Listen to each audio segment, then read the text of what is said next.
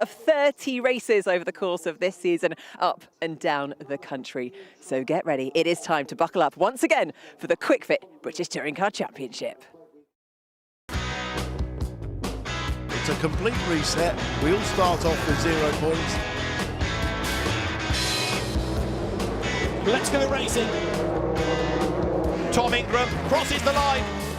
Battle is on for the race lead. Battle is on for the championship. He's had a great day as far as the championship's concerned. For the second time, the Kwik British Touring Car Championship is won by Tom Ingram. Win 45 for Ash Sutton. Sutton leads on a move. He's done it! Fantastic! It was a fine drive by Camish. Very much a spring in his step. Cookie's going to go by. Great move. Race win to Josh Cook. Mighty drive by Dan Rowbottom. Darryl De Leon leads the British Touring Car Championship race for the first time. Darryl De Leon wins. It's such a good feeling when you see that checkered flag. Charles Rainford, a first-time winner in the BTCC. Just unbelievable.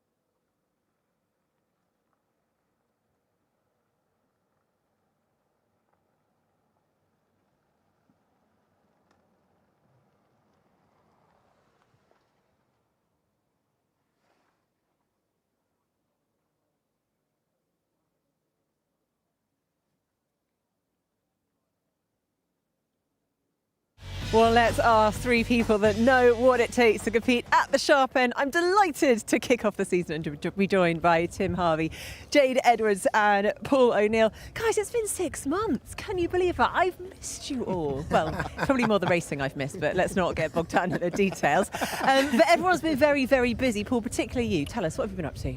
Yeah, standard stuff for me. In the winter, I've just got to do a bit of ice driving in Sweden, coaching people how to drive on the ice lakes, which is fantastic. And I started my own race team, like Jason Plato. Not as good as his, but I feel his pain, Nikki. But it's good. We'll see what happens with it. We look forward to following that. It's very exciting stuff. Jade, you've also been busy, and also just give us a bit of an insight into what the teams and drivers have been doing. You know, they don't all get to just swan off to the golf course in Portugal like Tim. They actually work quite hard, don't they? Sorry. Isn't that what you did? You've answered my question now. Nikki, you've come out punching the start of the season. I love it. Yeah, it's not a quiet time for the teams at all, or the drivers. The drivers will be preparing for the season, developing their car. We've seen, obviously, teams like Napa, both driver and car, have had an upgrade over the winter in terms of Ash Sutton, with a nice little extra bit on his head there. But yeah, so teams and cars and drivers are all working really, really hard, because you can't sit still. They might look the same, the liveries might be similar, but the cars are very different. There's constant development happening, so you can't just come out and expect to be the same pace as last year and win the same amount of races. You've got to keep evolving. What you mean is they've just been looking for money. Yes, lots of money is all they need. For 6 months. Quickly, Tim, though, let's talk about, because it is a very exciting new season. New runners, new riders, new racing format as well. What's got you particularly excited about these first rounds? Well, in answer to your question, I've spent 6 months learning the new rules. And he still doesn't know them. And no, I'm really excited about this year, and we'll review what happened yesterday in a little while, but it's already started off being fantastic. But there's a lot that's got me excited. You know, we've got 9 new cars on the grid. We've got 21 cars that are going to be covered by fractions of a second. The racing's going to be first class. We've got more boost involved this year. That should change the racing and give people further back more chance to move forward. It's going to hamper the championship leaders going into further races. There's a lot to be excited about. Lots to get into. Let's find out about the 21 drivers who make up the class of 2026. A quality blend of skill, experience, youth, and a very big name returning, looking to make a bit of a statement. Any ideas? Here's David Addison to take us through. Reigning champion Tom Ingram returns to defend his crown in the familiar colours of Team Vertu. The now two-time BTCC champion's incredible 2025 season has made him hungry for more. I feel like I'm a much more experienced driver, which I am, than the last time I came back to defend a title. Alongside him in the drivers and constructors winning team is Tom Chilton, series returnee Ricky Collard, plus the hugely popular Nicholas Hamilton, who makes an exciting career move. I see this as a huge opportunity to learn from these guys. And it's an opportunity that I've always wanted. I've just never been able to get the support and the funding to do it. The reigning teams champions, Napa Racing UK, has a 4-car lineup on track this season. Leading the pack is 4-time champion Ash Sutton. We always start with a blank piece of paper when it comes to round one, but my main focus so far has already been going to be Tom, because he's the guy that beat me last year. He'll be driving the all-new Saloon Ford Focus alongside teammates Dan Camish, Sam Osborne and debutant Lewis Selby. It was always a dream of mine to do touring cars. I never thought I would end up doing it. So to be asked earlier this year to race is something I can't wait to get started. Brand new team, Cataclean Plato Racing, will make its eagerly anticipated debut, led by 2-time champion and tin top legend Jason Plato. Looking to make a statement behind the wheel of the brand new Mercedes AMG A35 Saloons are proven race winners Adam Morgan and team co-owner Dan Rowbottom. Jason's back in BTCC with a team and it's fantastic, but I've been there from day one. We've worked very closely together, which has been good and bad. Following on from last year's devastating fire, it's a new season and new chapter for PowerMax Racing. Driving their new Audi S3 Saloon is Mikey Doble on board for a 4th season, flanked by new signings Dexter Patterson and Aidan Moffat. The touring car just comes alive when it's those lighter front-wheel drive cars, and you're just driving around smiling and thought, oh, maybe I do still love this after all. Chris Smiley returns to the grid with independent team champions Restart Racing. He's partnered by new signing James Dorlin, the talented driver who returns to the series full of ambition after a short but impressive debut season. I did the best I could with what I had at the time, and that half a year I did has helped to make sure I'm here this year. Joining Aaron Taylor-Smith in the blue and white colours of Laser Tools Racing with MB Motorsport is 3-time champion Gordon Shedden. When you look at the second half of the season, or certainly the last 4 rounds, I think we were the 3rd highest point scorer to the end of the season, but the early part obviously took a little bit of figuring out, but hopefully we've got those teething problems behind us and we can build on what was a really strong end to the year last year. And leading the charge at WSR are Charles Rainford and the Jack Sears Trophy winner Darryl De Leon. I had poles last year, I had a race win, I had a few podiums. To be honest, if I can be consistent and get rid of the silly mistakes, I'd like to think that I'm a title contender. So the 21-man grid is set with all the right ingredients for what should be an exhilarating ride this season. Thank you so much, David. I mean, wow, there is one major ingredient that we need to talk about. The return of Jason Plato in Cataclean Plato Racing. Tim, kick us off. I mean, this is going to really spice things up. Oh, yeah, you know, Jason's been a big character in the paddock for so long. He loves to play the pantomime villain, and people who follow BTCC love characters, and he's a big presence here. It is a different kettle of fish when you're running your own team. The stresses and strains are very different to being a driver, but he's going to be front and centre with everything that happens this year. He already is. And Jade, let's talk about the driver lineup that he's picked. You know, he's clearly set out his ambitions. You know, he is here to win. He's chosen 2 drivers with a proven track record, race winners. It's an exciting time. Absolutely, and you know, the Rowbottom is someone that is super determined to go and win this championship, as is Adam, and they've both proven themselves over the years, as you say, race winners, very successful. And when you're developing a car, you do want drivers like that have been around a long time and know what work goes into developing a good touring car. And so far, so good. They seem a happy camp. They're working very well together. They're doing things at very high level as best they can, and it seems to be working for them. And who else has caught your eye, Paul? It's not all about Plato Racing. No, it's not. And, you know, I am a big fan of what Jason's doing, and it's going to be great to see how they get on. But PowerMax Racing, for me, I think have been absolutely fantastic in the pre-season. I was up at Croft just as they all left, except for PowerMax, and I heard some amazing things about the speed. And they've turned up and they look good. I watched yesterday and the car looks good, so let's see what they've got. Lewis Selby's also come across from the Minis. Tell us a bit more about him. Yeah, Lewis Selby, multiple race winner in the Mini Challenge. Just spoke to him 10 minutes ago. He's enjoying himself. I think he's going to be a race winner. He's in a great car. The Ford Titanium will be a cracking car. He's got a great team around him. I told him, I know exactly how you feel. when my first year in British Touring Cars was with a fantastic team with fantastic teammates, and you have to perform. So he's going to do a great job, I'm sure. And also we've got Josh Cook back for a full season with Speedworks Carrera Racing, which is great news for him. Yeah, absolutely. I mean, he was with the team back in 2024, but I have to say that it's a completely different team in terms of their fire in their bellies back. They really want this. The car is developed well over the winter. He seems comfortable, and he's got that real title fight about him this season. He really wants it. I know many drivers out there do, they all do, but there's something different about him. He's sort of set his sights and he's going for it. And just quickly, Tim, as well, we've got West Surrey Racing, back with some young, really inspiring kind of rising stars in the paddock.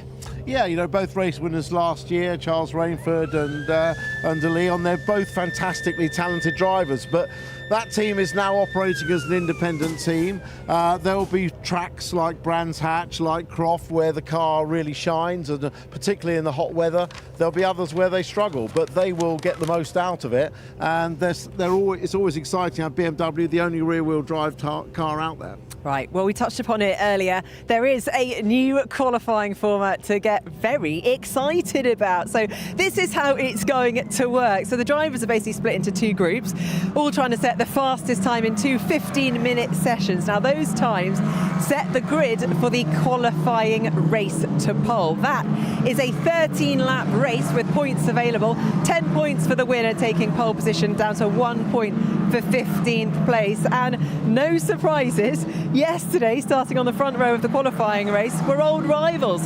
Tom Ingram in P1 and Ash Sutton behind him. And here is how it all unfolded. The race to pole at Donington. Rowbottom on the inside. Cook goes defensive in the red and white Toyota. Sutton to the outside of Ingram. On the outside line is Ingram. Rowbottom tries to buy into it on the inside, and at the same time defend from Camish. Ingram's back in the lead. Rowbottom to the outside line. Sutton loses it. Around he goes. He almost takes Camish with him. Disaster for Ash Sutton in the very opening race of the season. Ingram has got a 5-second penalty for a false start. He was over the grid marker box, and the 5-second penalty goes to Tom Ingram, and he's only 2/10 ahead. Not 2 seconds, 2/10, and he's got to pull out a margin of over 5. Well, you realise this makes Dan Rowbottom the effective leader of this pole race. Here's the battle for fourth. This is Doble on the inside of Chilton. Job done. Moffat and Camish absolutely side by side as they come down to the chicane. Terrific opportunist move by Shedden down the inside there. The gap was opened up and Camish has lost that place. Great drive, great wins by Shedden. Shedden and Camish, they are together side by side.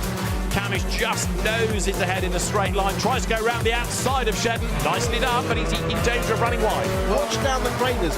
The Toyota is decidedly twitchy down that point. Camish gives him a lot of racing room, almost to the extent where he's going to get past, and he is going to get past round the outside by Dexter Paxton. Now the lead, bit of a touch. And the lead gap is up to 4.4 seconds. This is going to be close. This is Tom Ingram, who is absolutely flying, but is it going to be enough? Rowbottom still has to push and push and push as they come now up towards the timing line. Ingram goes through. We wait for Rowbottom to break the beam, and he has done it by 24 thousandths of a second. He inherits the win by 24 thousandths, so near and yet so far for Tom Ingram, who ends up second on corrected time. Did just enough. I knew Tom had the penalties, no point in pushing and trying to chase after him. I think he had more pace. Well, he did have more pace, so he did just enough. Start pole tomorrow. Well, an unbelievable start to the weekend for Cataclean Plato Racing there, with Dan Rowbottom taking a pole position. Tom Ingram there just missing out just behind him. Will be starting from the front row in P2. It was, of course, down in P15, James Dorlin, who took the final point, qualifying in 15th. And one name missing from those first two pages, Ash Sutton, who with that incident has qualified down at the back in P21. Let's take a look again.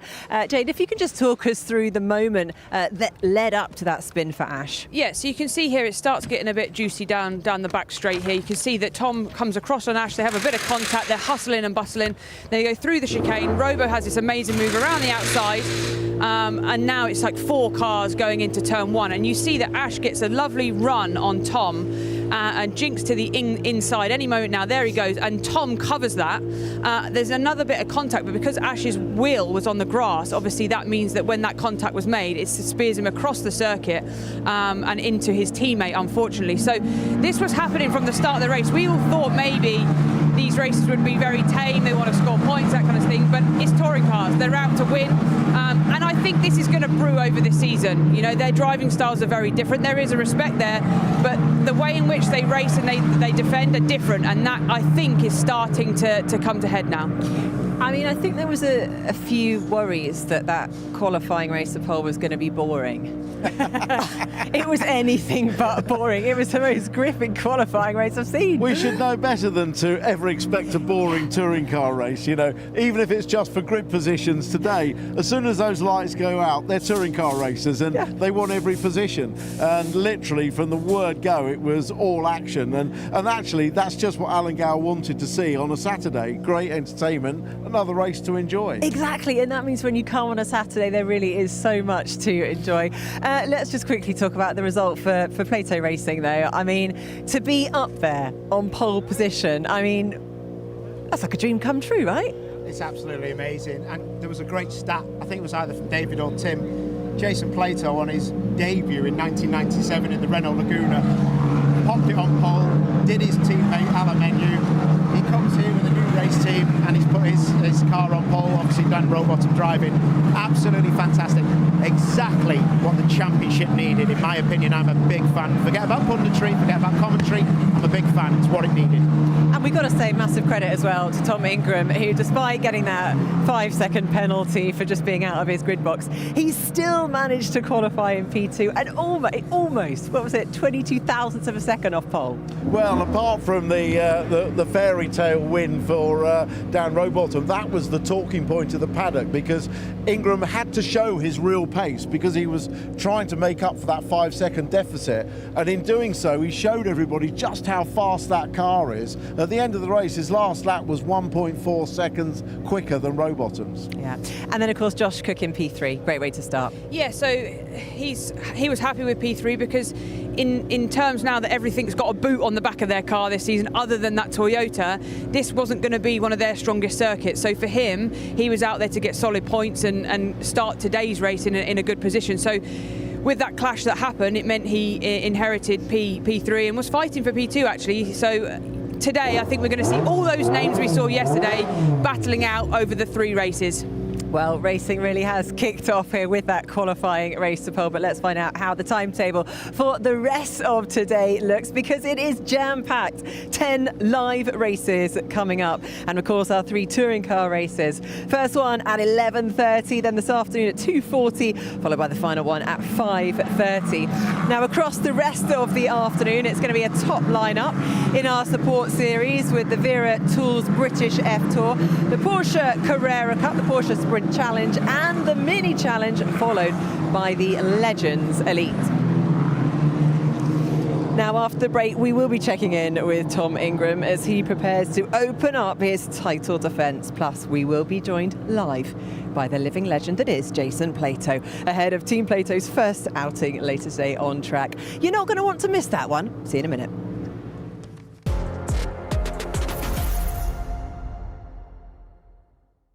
You are watching the Kwik Fit British Touring Car Championship. Don't go anywhere.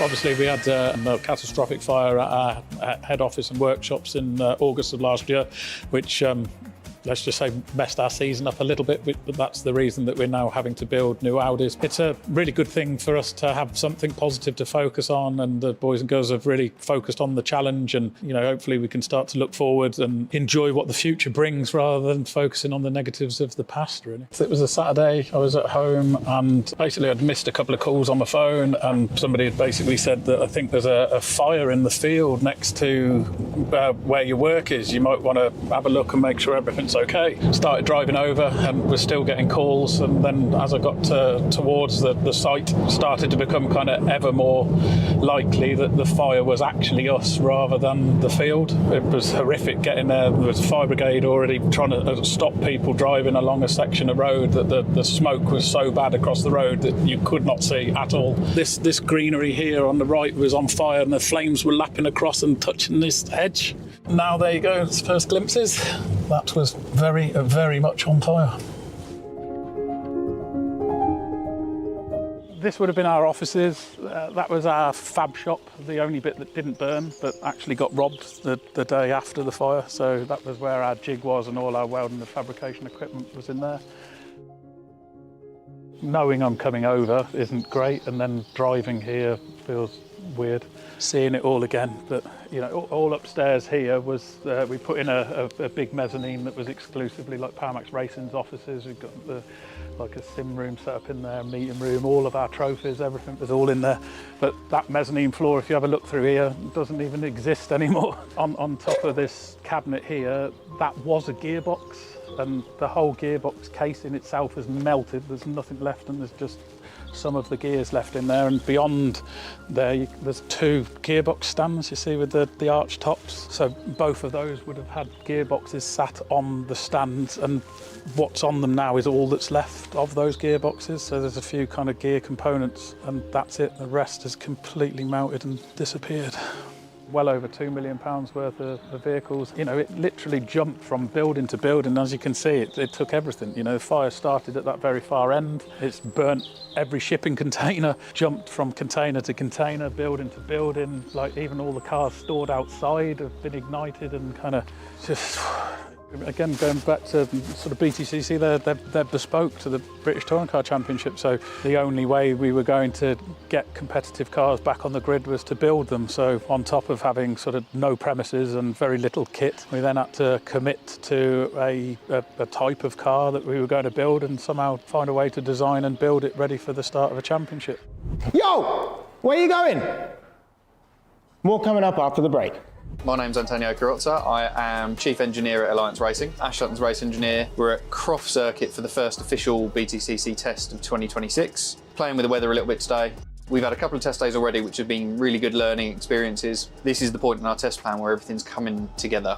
Busy off-season for us. We've changed the car. So yeah, we're now running the saloon. So fundamentally, it's 90% the same car as what we've been used to for the last few years. So nicely developed in that respect.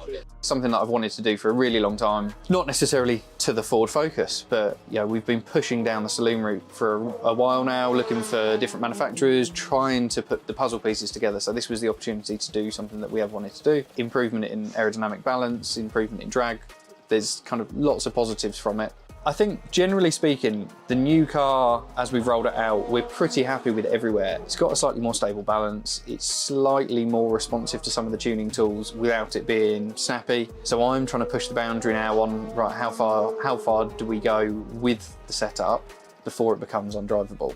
And usually, the fastest the car goes is that pinpoint just before it becomes undrivable. That's the fastest it'll go.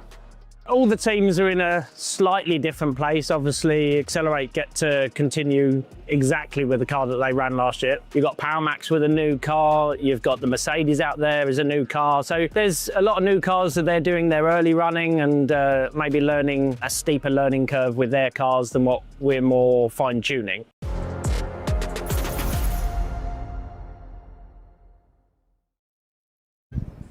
Who are you backing this season? I think it's very obvious I'm backing Napa this season. I'm grid girl for Ash Sutton, actually. No, I'm a big Team Virtue fan. I'm hoping that Tom Ingram does really well. It was a pleasure to meet him last year at Brands Hatch. Like a meet and greet session with the fans. He's such a lovely man, down to earth, and I wish him the best this year. Tom Ingram, because I like his car. I will be backing Aidan Moffat this year. I've been supporting him for quite a few years now. Well, I'm backing Tom Ingram this year.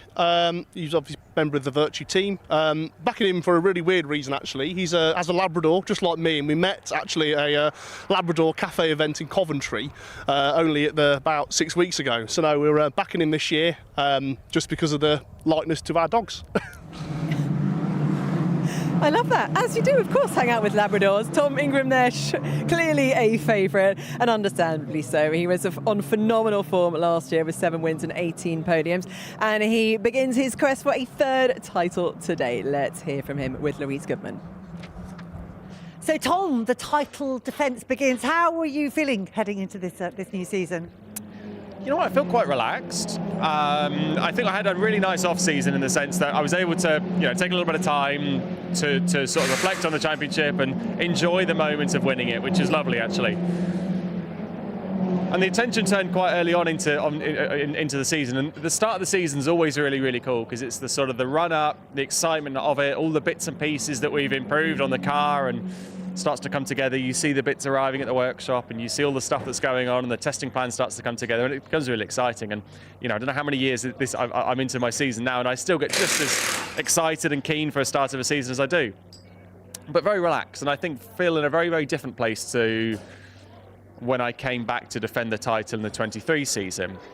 I feel better. I feel more comfortable with sort of the team around me, but also I think feel more confident in myself. I kind of an extra few years of experience makes a real big difference in this championship. So it's a car you knew, but as you say, you've been doing some work over the winter. How much quicker have you made it, and who do you think are going to be your chief rivals as we head into this weekend? Yeah, I think that the rivalry at this first round of the season is always very, very difficult to predict because certainly in qualifying trim and in race trim, certainly the first race, we're all using the same TTB. So actually, everyone's your championship rival, everyone's your rival, everyone's fast. And we saw that in qualifying. It was incredibly close yesterday. Obviously, we'll be looking at Napa, but we'll also be looking at the Plato team. We'll be looking at Speedworks. We'll be looking at BMW. We look at everybody, of course you do. You can never rule anybody out. But I think it'll probably be one of those things that, as we saw in qualifying yesterday, Ash and I will no doubt be close to each other at some stage over the course of the season. At this first race, we can't rule anyone out, but I think we're going to keep an eye on a few people, that's for sure. Can't wait to see how it unfolds. See you out there. Thank you very much. Lovely stuff. Thank you so much to Tom and Lou for that one. Ladies and gentlemen, he is here with us live. How does this feel, Jason Plato, to be on the other side? It's different, let me tell you that. It's great. We've had a fantastic opening weekend so far. It's stressful, beyond stressful. But when I watched that race back yesterday live, it's the first time I've ever enjoyed a race in that way, and I was all over the place because normally I'm in them, or I don't watch them because I'm not in them. Well, huge congratulations on that pole. I mean, what a great way to start. Tim, is it nice to have Jason back in the touring car paddock? Look, I didn't hear your question, sorry Nikki, but Jason, it was a fantastic day yesterday, a dream start. You've put all the hard work in over the winter, great synergy with RML and the build of the car, but there's a lot more work to do, and I'm sure you learned a lot from the race situation yesterday. Going into today, what have you had to choose? What are you working on? We're going to go with a soft tyre. We've got to try and capitalise on being on pole. We've got to try and win the race. Yeah. Win on a Sunday, sell on a Monday. I think is that the expression, something like that. I think you're selling the free space on the car, actually. Well, we're not full. Yeah. We've certainly got some white spaces left. Do you know what? We're here to learn today. We've done a couple of race runs in practice, in testing rather. But it's a race run in testing. It's very different to a race run for real. And Jason, I just want to quickly ask you, you've had plenty of success yourself as a driver. You live off of adrenaline. I saw you after that race yesterday. Obviously, you got that amazing image of you tuning. Can you just explain to us and everyone watching how that adrenaline rush felt in comparison to your own driver success that you've had? It's a completely different sort of buzz. I've said in my documentary this morning, emotion is the enemy of a driver. I think it is, and you learn to cut it out. So you don't have that release of, what happened yesterday. I mean, I've been told off by ITV already for my language, but it just flew out. It was the most amazing release of tension, pressure, all of those stuff. But you know, that's one of the most enjoyable races I've ever taken part in, ever. Yeah. Genuinely, I loved it. And Jason, question from me, just as all the cars come past, two great drivers, Adam and obviously Dan. Dan reminds me of you as a driver, feisty, gets in there, can do the business, wants to win, like Adam. But can you make them believe in a championship? Can you make him believe to be a champion? Well, I could never get myself to think that way, so I'll probably say no. Do you know what I mean? I won't have to wins all the time. You know, I see a little bit of Dan in you know, me and Dan and vice versa. I thought the move he tried to do around the outside of the chicane was audacious, a bit bonkers to be honest. He's a racer, and you know what? Let's not underestimate Adam as well. He's not quite as feisty as Dan, but he ain't far off him in terms of fightiness. But you know, they're two different characters. I'm expecting great things from both today, actually. Really great stuff.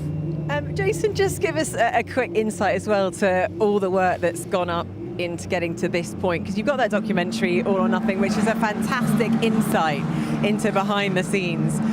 But just give us a bit of you know, what has the last 6 months, even, you know, it's been longer than 6 months, hasn't it, leading up until this point, the kind of the blood, sweat and tears that have gone into it so far? Well, you know, like I said this morning, we didn't have a bank account until August, mid-August last year. And we didn't have a clip, a washer, a tyre wrap, no nothing, no tools and nothing. We had an empty building. And I'd say for the first 3 months, we had no racing cars in there because they were being built and designed. So, you know, the level of intensity and pressure which everybody's put themselves under to get to, you know, this point has all happened in the space of probably 6 weeks. Wow. And it's been extraordinary. I mean, really has been extraordinary. It's maybe two months, but it's been extraordinary. And everybody, I'm really proud of you know, my team. They're all focused. They all want it. They're all loving being part of this. It's an awful word, but I'll use it. You know, this journey. Yeah, it's great. I mean, yesterday was truly one of the greatest days of my life. And you could see that emotion as well from Dan when he got the pole position. He almost was, you know, sort of slightly welling up with Louise in that interview. Again, you could just see how much it means, the work that's gone into it to get to this point. Oh, absolutely. It means so much for everybody. I mean, there was grown men yesterday with tears in their eyes. And I definitely got a wasp strike. We like that. Yeah. But to both eyes, I got a wasp strike. Yeah. But yeah, it's amazing, and long may it continue. I did say on my documentary I'd got some cans of, I think it's called Whoop-Ass, and I think we delivered one yesterday, and hopefully we'll pull the ring pull on a couple today. Lovely stuff. Just quickly, finally, ambitions for the season. Where are you going to finish? What will you be happy with? I'll be happy that we're competitive, but we're here for one reason. We're not here to come, you know, we're here to win. And, you know, second place in my book is first loser. Well, there we go. And Nikki, the just intention sorry, is there. Yeah. a quick one. Do it. Are you going to wear the radio like that? Right, let's go away from that. And on that note, Jason, it's great to have you. Good luck for the rest of the season. I'm sure we'll be catching up with you plenty more times. Let's go down to Lou with Power Max Racing. Thank you, Nikki. Yeah, I am with a man who knows all about putting together a race team and building cars, Adam Weaver from Power Max Racing. And let's talk about your new cars first of all, because your trusty old steed, as we know, met an untimely end. But you used that opportunity really to go with an all-new Audi for this season. 3 cars as well. Just tell us about that build process over the winter, because it's a big operation. Yeah, it's massive, but you can't go out and buy competitive BTCC cars from anywhere else. You have to build them. So, you know, we had a lot to overcome, and we decided then just to make our lives even more difficult and to design and build 3 brand new touring cars without any premises. It's been tough. Why the Audi? It's a great car. It looks fantastic. It's a marque that comes with a lot of prestige. Hopefully it helps us attract some sponsors to the team, and it's very aerodynamic. And you've gone up to a 3-car team this season as well, so you don't You don't like to take the easy route on these things, do you, Adam? Well, I did have 3 touring cars and I did lose 3 touring cars in the fire. We didn't always race 3 touring cars, but we wanted to build them, and we wanted something to be positive about, to work towards something that was worth achieving. So. And how's it going with your drivers? I mean, you've obviously retained Mikey Doble, who came so close to the Independence title last year. That's got to be his aim for this season again, isn't it? Yeah, we need to right that wrong. We need to at least allow Mikey to challenge for that again alongside our other 2 drivers, hopefully. We qualified effectively and finished 4th yesterday as a best finish with Mikey. Great result for a first time out in the car, and we're going out there to try and win race 3. And I see you've got a super... Actually, race 1. I want to win race 1. Sorry, I got that right. You've got a super fan here with you as well. Mark, you 2 are good friends, aren't you, Ad? Yeah, so Mark's probably more famous than BTCC himself, to be honest. I don't know how that happened, because I've known him for a very, very long time, so how he's become famous surprises me sometimes. Yeah, Mark McCann, who, those of you who don't watch YouTube, Mark, a racer himself, won multiple British and world titles, principally on the loose stuff though. Yeah, like I'm enjoying sort of like the new challenge doing that, but here massively supporting my friend Adam, and like I'm just like honoured to be a part of what he does and proud of what he does as well, to be, obviously, as everyone knows, what he's been through, and to see his fresh challenge and what he's managed to pull out is just amazing. I know you're a super fan. You were like dialing in for super qualifying yesterday. What are your thoughts on the team's chances? Well, Adam told me in the off season, as usual, he was going to win, and he, like, maybe today he's going to win. So like yesterday as well, seeing all what happened and the excitement, what a fantastic start to an amazing season, hopefully. What are your thoughts? Let's get out of the way of you're blocking your own cars here. What are your thoughts? Just give us a final word on race 1. I mean, Mikey starting way up that grid, isn't he? Mikey's starting 4th. That's a great qualifying position if we looked at it in kind of old money. We're going to try and win this race. See you out there. Back to you, Nikki. Thank you so much, Lou, and brilliant to hear from Power Max Racing. I mean, it's an exciting time for them after, what was so tough last year, but it's the reset button and a really exciting prospect, Tim. Yeah, I mean, Paul mentioned it, and I did in commentary yesterday. I feel a bit sorry for Power Max because they've sort of been overshadowed in the story by Plato Racing. But you've got to remember, these guys lost everything in their fire halfway through last year. They still took part in the rest of the year with the Cupras. Over the winter, they've built not 2, but 3 brand new Audis, and they've built them all in-house. And the cars are really good. So I'm so pleased for Power Max, and I can't give them enough praise for what they've done.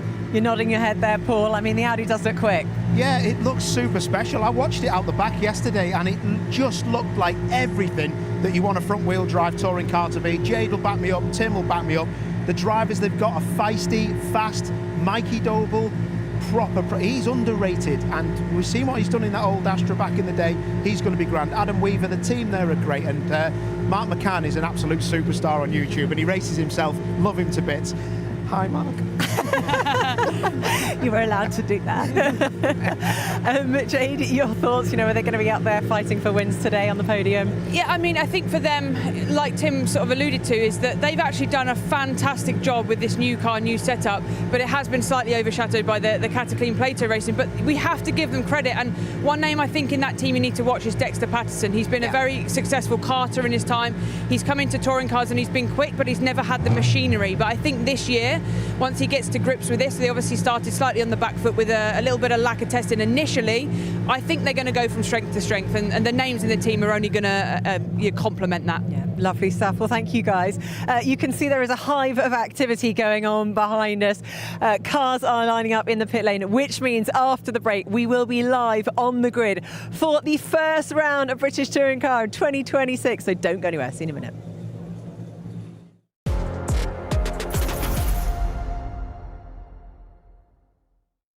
You are watching the Kwik Fit British Touring Car Championship. Don't go anywhere. Obviously, we had a catastrophic fire at our head office and workshops in August of last year, which let's just say, messed our season up a little bit, but that's the reason that we're now having to build new Audis. It's a really good thing for us to have something positive to focus on, and the boys and girls have really focused on the challenge, and hopefully we can start to look forward and enjoy what the future brings rather than focusing on the negatives of the past, really. It was a Saturday, I was at home, and basically I'd missed a couple of calls on my phone, and somebody had basically said that I think there's a fire in the field next to where your work is. You might want to have a look and make sure everything's okay. Started driving over and was still getting calls, and then as I got towards the site, started to become kind of ever more likely that the fire was actually us rather than the field. It was horrific getting there. There was a fire brigade already trying to stop people driving along a section of road, that the smoke was so bad across the road that you could not see at all. This greenery here on the right was on fire, and the flames were lapping across and touching this hedge. Now there you go, first glimpses. That was very, very much on fire. This would have been our offices. That was our fab shop, the only bit that didn't burn, but actually got robbed the day after the fire. So that was where our jig was, and all our welding and fabrication equipment was in there. Knowing I'm coming over isn't great, and then driving here feels weird.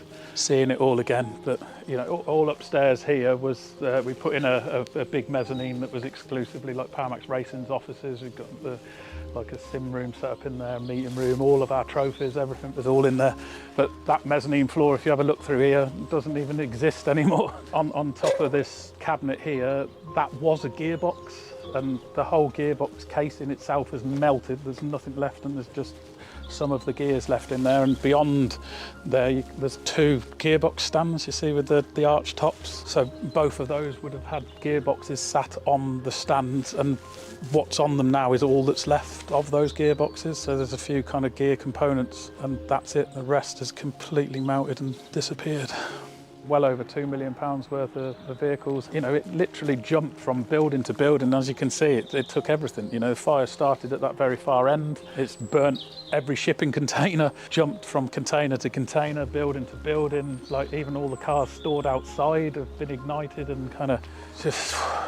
Again, going back to sort of BTCC, they're bespoke to the British Touring Car Championship, so the only way we were going to get competitive cars back on the grid was to build them. So on top of having sort of no premises and very little kit, we then had to commit to a type of car that we were going to build, and somehow find a way to design and build it ready for the start of a championship. Yo, where are you going? More coming up after the break. My name's Antonio Carrozza. I am Chief Engineer at Alliance Racing, Ash Sutton's race engineer. We're at Croft Circuit for the first official BTCC test of 2026. Playing with the weather a little bit today. We've had a couple of test days already, which have been really good learning experiences. This is the point in our test plan where everything's coming together. Busy off-season for us. We've changed the car. So yeah, we're now running the saloon. So fundamentally, it's 90% the same car as what we've been used to for the last few years. So nicely developed in that respect.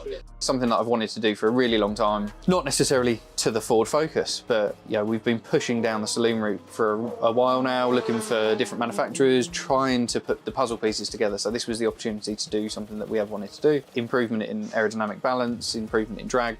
There's kind of lots of positives from it. I think, generally speaking, the new car, as we've rolled it out, we're pretty happy with everywhere. It's got a slightly more stable balance. It's slightly more responsive to some of the tuning tools without it being snappy. So I'm trying to push the boundary now on, right, how far do we go with the setup before it becomes undrivable? And usually, the fastest the car goes is that pinpoint just before it becomes undrivable. That's the fastest it'll go. All the teams are in a slightly different place. Obviously, Accelerate get to continue exactly with the car that they ran last year. You've got Powermax with a new car. You've got the Mercedes out there as a new car. So there's a lot of new cars that they're doing their early running, and maybe learning a steeper learning curve with their cars than what we're more fine-tuned.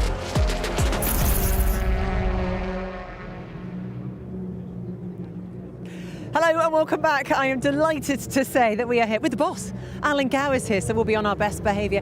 Alan, we're starting off the season, new teams, new drivers, but ultimately the most important thing is that we've got this new qualifying format that was stunning success yesterday. It was, and obviously I was a bit concerned about it because it could have gone either way. Yesterday it could have been a little bit follow the leader and a bit boring, and I was hoping it wasn't going to be, and it actually proved to be a fantastic race in itself. So it was a great success and a great way to kick off the year. Yeah, I think we were saying at the beginning, we were a bit worried that it might be a bit boring, and then we realised never underestimate the competitive nature of a touring car driver. Corner 1, lap 1 fixed that idea up, so no, it was a great success. Jade, you loved it as well, didn't you? Yeah, absolutely. You know me, I'm touring cars through and through, so I absolutely loved it. But I want to speak to you a little about these regulations. It's not just you that comes up with it and decides it. The teams have an active involvement of what changes over this championship, don't they? Of course they do, and actually the qualifying race was an idea of the teams. Normally we have a teams meeting at the end of the year, and I come up with my ideas, and they either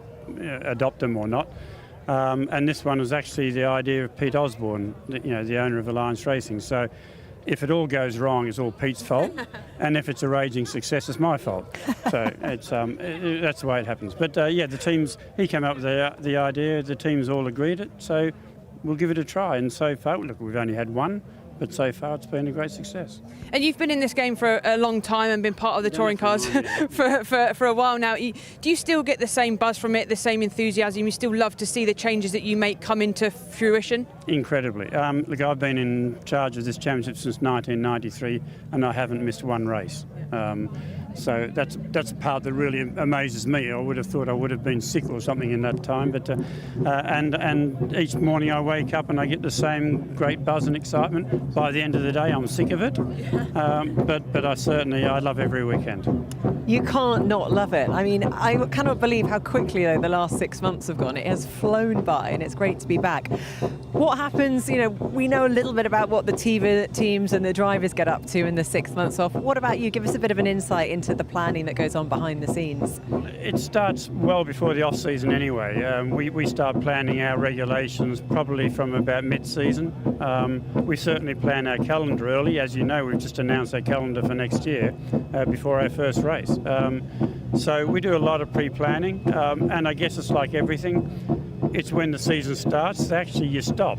You just run the season, and as soon as the season finishes, you're back onto the planning again. So there's actually no rest, and we're always thinking during the season what we can do to change things, what we can do to improve things, and we're very self-critical.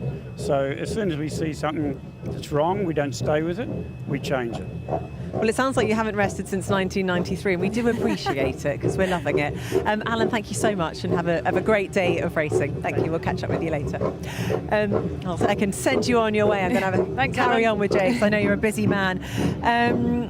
Jade, let's quickly talk. We are moments away before we'll be live on the grid in a minute with Lou, but what are your expectations for first race of the season? I expect Rowbottom to, quote David Addison, set off like a stabbed rat. They won the qualifying race yesterday, but in their eyes that won't be seen as a full race win, and that's what they'll want now. They're a new car though, so it'll be interesting to see how it uses its tyres over a race distance. We've also then got the names Ingram, Cook and Doble right behind him, who are maybe a little bit more dialed into exactly what their car's going to do. But we cannot forget Ashley Sutton at the back of the grid. We may not see him massively feature in this race. He'll move forward for sure, but he's got his sights set on race wins and getting back where he belongs, so we need to watch out for him. Excellent. Well, it is our favourite part of the day. It is Louise Goodman's Grid Walk. Let's go to Lou now. Thank you very much, Nikki. Hello, everybody. Welcome to our first grid walk of 2026, and I'm down on the grid with our pole sitter. What a dream start to the season for Cataclean Plato Racing yesterday. This man, Dan Rowbottom, lining up on the grid, but I think it's important to say, and I know, Dan, this is something you're very aware of, that 15-lap race yesterday was the most laps that this car has ever done, isn't it? So you're keen to manage expectations today. Yeah, I mean, we've done very small race runs in our test program because it was a small test program, and we're ultimately trying to get lap time, in the car. So we identified a few issues yesterday. The guys have been working on it all night, and we're hopefully going to use today as a bit of an extended test. But obviously, we are starting on pole. We want to maximise that, so the pressure's on. What a dream start for everybody, though. Now, there was a massive boost after a long, hard winter. Yeah, I mean, you know, it's for the guys and girls on the project. It's you know, it's been fantastic. All the partners, you know, Capital have been absolutely so loyal. We've had a few changes over the last few months, and they've stuck with it. And our new partners like Asus, Snap-on, Sicily Commercials, all these guys, what a way to start the year. Fantastic. Well, I can tell you a guy who didn't have such a good start to the year, and that is Ash Sutton, and I think Paul is down at the back of the grid with him now. Thanks, Lou. Yes, I am back of the grid with Ash Sutton. Ash is actually covering up a lot of things. I don't think he wants me to see some things he's got written on paper here. Anyway, Ash, not the best of starts yesterday. Car looks super quick. All sorted, though? Was it in the steward's office, that one with Tom Ingram? Yeah, I mean, firstly, thanks for taking the time to walk back here. I'm used to the back of the grid, mate. Yeah, I mean, yeah, not the best start at all, is it? Let's be honest, we're at the back of the grid for our Sunday, but we've got 3 races to get back there now, so it's not like what it used to be. If you had a bad race one, you only had 2. We've got essentially 3, but yeah, it all went up in the stewards. Just classed as a bit of a racing incident. We've both got a bit of a back of our hand slap, so it's British touring car racing, isn't it? Exactly that, mate. I don't think I've been this excited for a long time. The cars look quick. You look comfortable, which means to me you've got a fast car. You look like you know what you've got underneath you. Is that the case today? Just carve your way through 3 races sorted? Yeah, I want to do a lot of the progress now. We're in a really good place with the car. Obviously, we've not done a race run, essentially, so we've missed out on that. But yeah, based off the qualifying stuff, car's good. Based off winter testing, we're in a happy place. Top man, listen, all the very best. We'll be watching you, mate. Good luck. Back to you, Lou. Thank you very much. I've moved down to P3 on the grid with Josh Cook, who is back in a familiar seat, back in the Toyota Corolla that you really got to grips with this car towards the end of last season. In fact, you finished with a win, so it looks like you're kind of starting out in a good place this year. Yeah, you know, once we went into pre-season testing, we could really focus on sort of the areas that I was struggling with at the end of last year, although we were very competitive. So, you know, we've not tried to reinvent the wheel with it at all. We've just made minor improvements during testing. The team have done a great job with the installation underneath. M Sport have done some good developments on the powertrain. So I think it all plays into our hands to have a good car this year. You were quite surprised yesterday, though, weren't you? Because you're now the only hatchback left on the grid. So in theory, this car isn't brilliantly suited to a fast, high-speed circuit like Donington. Yeah, look, the Corolla's got some great strengths. You know, we're good at the short, nimble parts of the circuit. You know, the final chicane, the car's really good. It changes direction really well. But as with all cars, there's strengths and weaknesses. And this circuit sort of works with high speed, long wheelbase cars with stability at high speed. So we weren't really expecting this to be one of our strongest tracks. But, you know, I think we're pleasantly surprised with how the car is. It's you know, nice to drive. I think we're competitive lap time wise. We're looking after our tyres. So I think the most important thing for us today is to just score 3 solid point scores. 5 different cars in the top 5 on the grid. So the pace was close yesterday, but if you look at the lap times, that Tom Ingram just ahead of you, 4 tenths faster than everybody else in race trim. He's got to be the man to beat today, do you think? Yeah, of course. I mean, I think we really saw the legs that car had when Tom needed to eke out that 5-second gap. So I think if he didn't have that, we probably wouldn't have seen the true pace of the car. So yeah, they're going to be ones to beat, but you know, I'm quietly confident we're going to go to circuits that suit our car more, and I think we can take the championship fight to them this year. Good stuff. Right, I'm getting a tap on the back, which means it's time for us to go to a break, a quick break. Make sure you join us after it for the first race of 2026.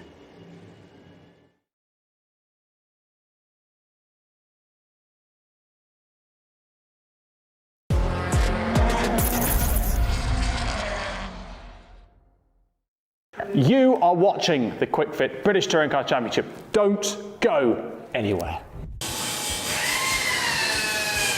Obviously, we had a catastrophic fire at our head office and workshops in August of last year, which let's just say messed our season up a little bit, but that's the reason that we're now having to build new Audis. It's a really good thing for us to have something positive to focus on, and the boys and girls have really focused on the challenge, and you know, hopefully we can start to look forward and enjoy what the future brings rather than focusing on the negatives of the past, really. So it was a Saturday, I was at home, and basically I'd missed a couple of calls on my phone, and somebody had basically said that I think there's a fire in the field next to where your work is. You might want to have a look and make sure everything's okay. Started driving over and was still getting calls, and then as I got towards the site, started to become kind of ever more likely that the fire was actually us rather than the field. It was horrific getting there. There was a fire brigade already trying to stop people driving along a section of road, that the smoke was so bad across the road that you could not see at all. This greenery here on the right was on fire, and the flames were lapping across and touching this edge. Now there you go, it's first glimpses. That was very much on fire. This would have been our offices. That was our fab shop, the only bit that didn't burn, but actually got robbed the day after the fire. So that was where our jig was, and all our welding and fabrication equipment was in there. Knowing I'm coming over isn't great, and then driving here feels weird. Seeing it all again, but you know, all upstairs here was we put in a big mezzanine that was exclusively like Powermax Racing's offices. We've got like a sim room set up in there, meeting room, all of our trophies, everything was all in there. But that mezzanine floor, if you have a look through here, doesn't even exist anymore. On top of this cabinet here, that was a gearbox, and the whole gearbox casing itself has melted. There's nothing left, and there's just some of the gears left in there, and beyond there there's two gearbox stands, you see, with the arch tops. So both of those would have had gearboxes sat on the stands, and what's on them now is all that's left of those gearboxes. So there's a few kind of gear components, and that's it. The rest has completely melted and disappeared. Well over £2 million worth of vehicles. You know, it literally jumped from building to building. As you can see, it took everything. You know, the fire started at that very far end. It's burnt every shipping container, jumped from container to container, building to building. Like even all the cars stored outside have been ignited, and kind of just...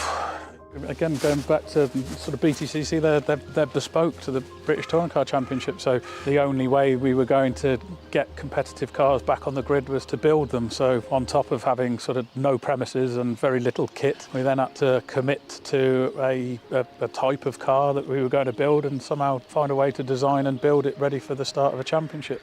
Yo, where are you going? More coming up after the break.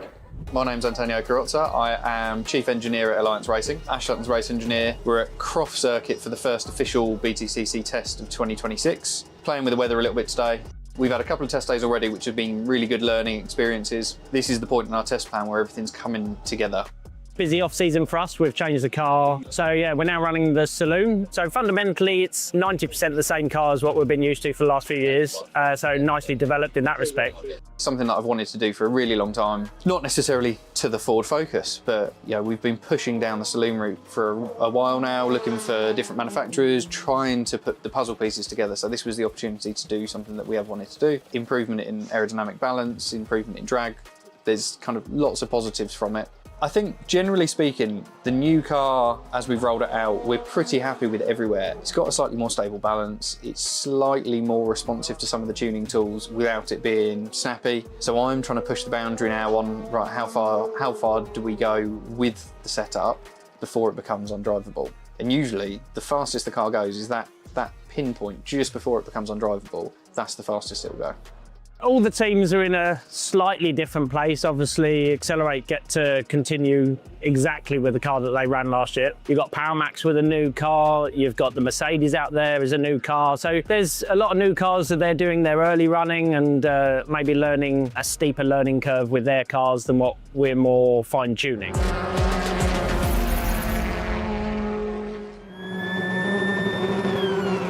So the stage is set, the crowds are ready. It's round one of the Kwik Fit British Touring Car Championship. So for the first time this season, it's a very warm welcome to our commentators, Tim Harvey and David Addison. I hope you guys are warmed up and ready to go. Sure are, Nikki. Thanks very much. Welcome along, everybody. It's time to go racing here at Donington. The first round of the Kwik Fit British Touring Car Championship. And Tim, another stunning season is in prospect. It is. I mean, if everyone had nice cream like that, we'd all be happy, wouldn't we? But yeah, really looking forward to this. 30 races ahead of us, and this first one should be a humdinger with 4 of the top 5 cars on the favoured faster soft tyre, but not including Tom Ingram, who starts on the medium tyre. And one of those drivers on the soft tyre is Charles Rainford. Let's check in with Charles before we go racing. Hello, Charles. Now, soft tyres on the BMW. You're going to be a weapon, aren't you? I hope to be in this one. You know what, we had a great time yesterday. The qualifying race really worked out well for us, actually. So you know what, we're here to score points. It's a long season. As Dickie said to me earlier from West Surrey Racing, that it's a long season. We've got 39 races to go. So you know what, I'm going to enjoy this one. I love this car on a soft tyre. And yeah, we'll see how it goes. But I think it's going to be an interesting race nonetheless. So what's the plan to do the hard work? Is it all off the start, or is it during the race you're going to gain the places? Well, I'm sure my competitors can certainly possibly hear me, so you know what, we'll find out, won't we? Charles, good luck. Thank you, thank you. So Charles Rainford in the WSR BMW, he's going to start 5th. He is on the soft tyre, along with Dan Rowbottom, Josh Cook and Mikey Doble. The grid, remember, is not based on the qualifying times, it's based on the finishing positions of the qualifying race, the new race to pole that we had yesterday. Ash Sutton didn't finish it, so he's going to be at the very back. Dan Rowbottom, who inherited the win on the time penalty for Tom Ingram, starts on pole position. This is how they line up for round 1. Dan Rowbottom for Cataclean, Plato Racing on pole position. Team Vertu's Tom Ingram lines up with him at the very front of the grid. Soft tyres for Rowbottom, the medium for Ingram. Soft tyres for Josh Cook, who goes from 3rd, and Mikey Doble, who starts 4th. 5th, Charles Rainford, another one on the softs, and then it is Tom Chilton. On the 4th row, Adam Morgan in the 2nd of the Mercedes. Aidan Moffat lines up with him. Then you've got Gordon Shedden's Toyota Corolla. Dexter Patterson's Audi is ahead of Aaron Taylor-Smith, Toyota. And Ricky Collard back in the championship. British GT champion, now at Team Vertu. Dan Camish, one to watch from 13th. Chris Smiley starts 14th ahead of James Dorlin, his new teammate. James returns to the championship.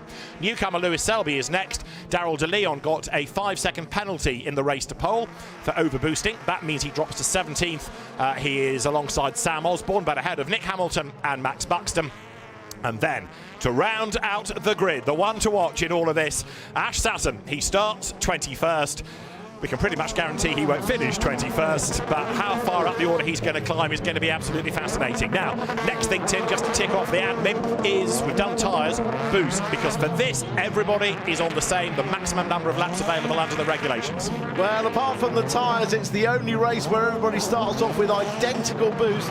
After this race, it'll be down to championship position. So, in a way, it's the most even of all the races, but that just goes to show which car and driver combinations have got the real speed, and it'll be fascinating to watch this man at the back in his new Ford Focus Titanium. Yeah, if you think that looks a bit different, it is. It's now the booted Focus. So, season 2026 is about to get underway. Round 1 of the Kwik Fit British Touring Car Championship from Donington Park.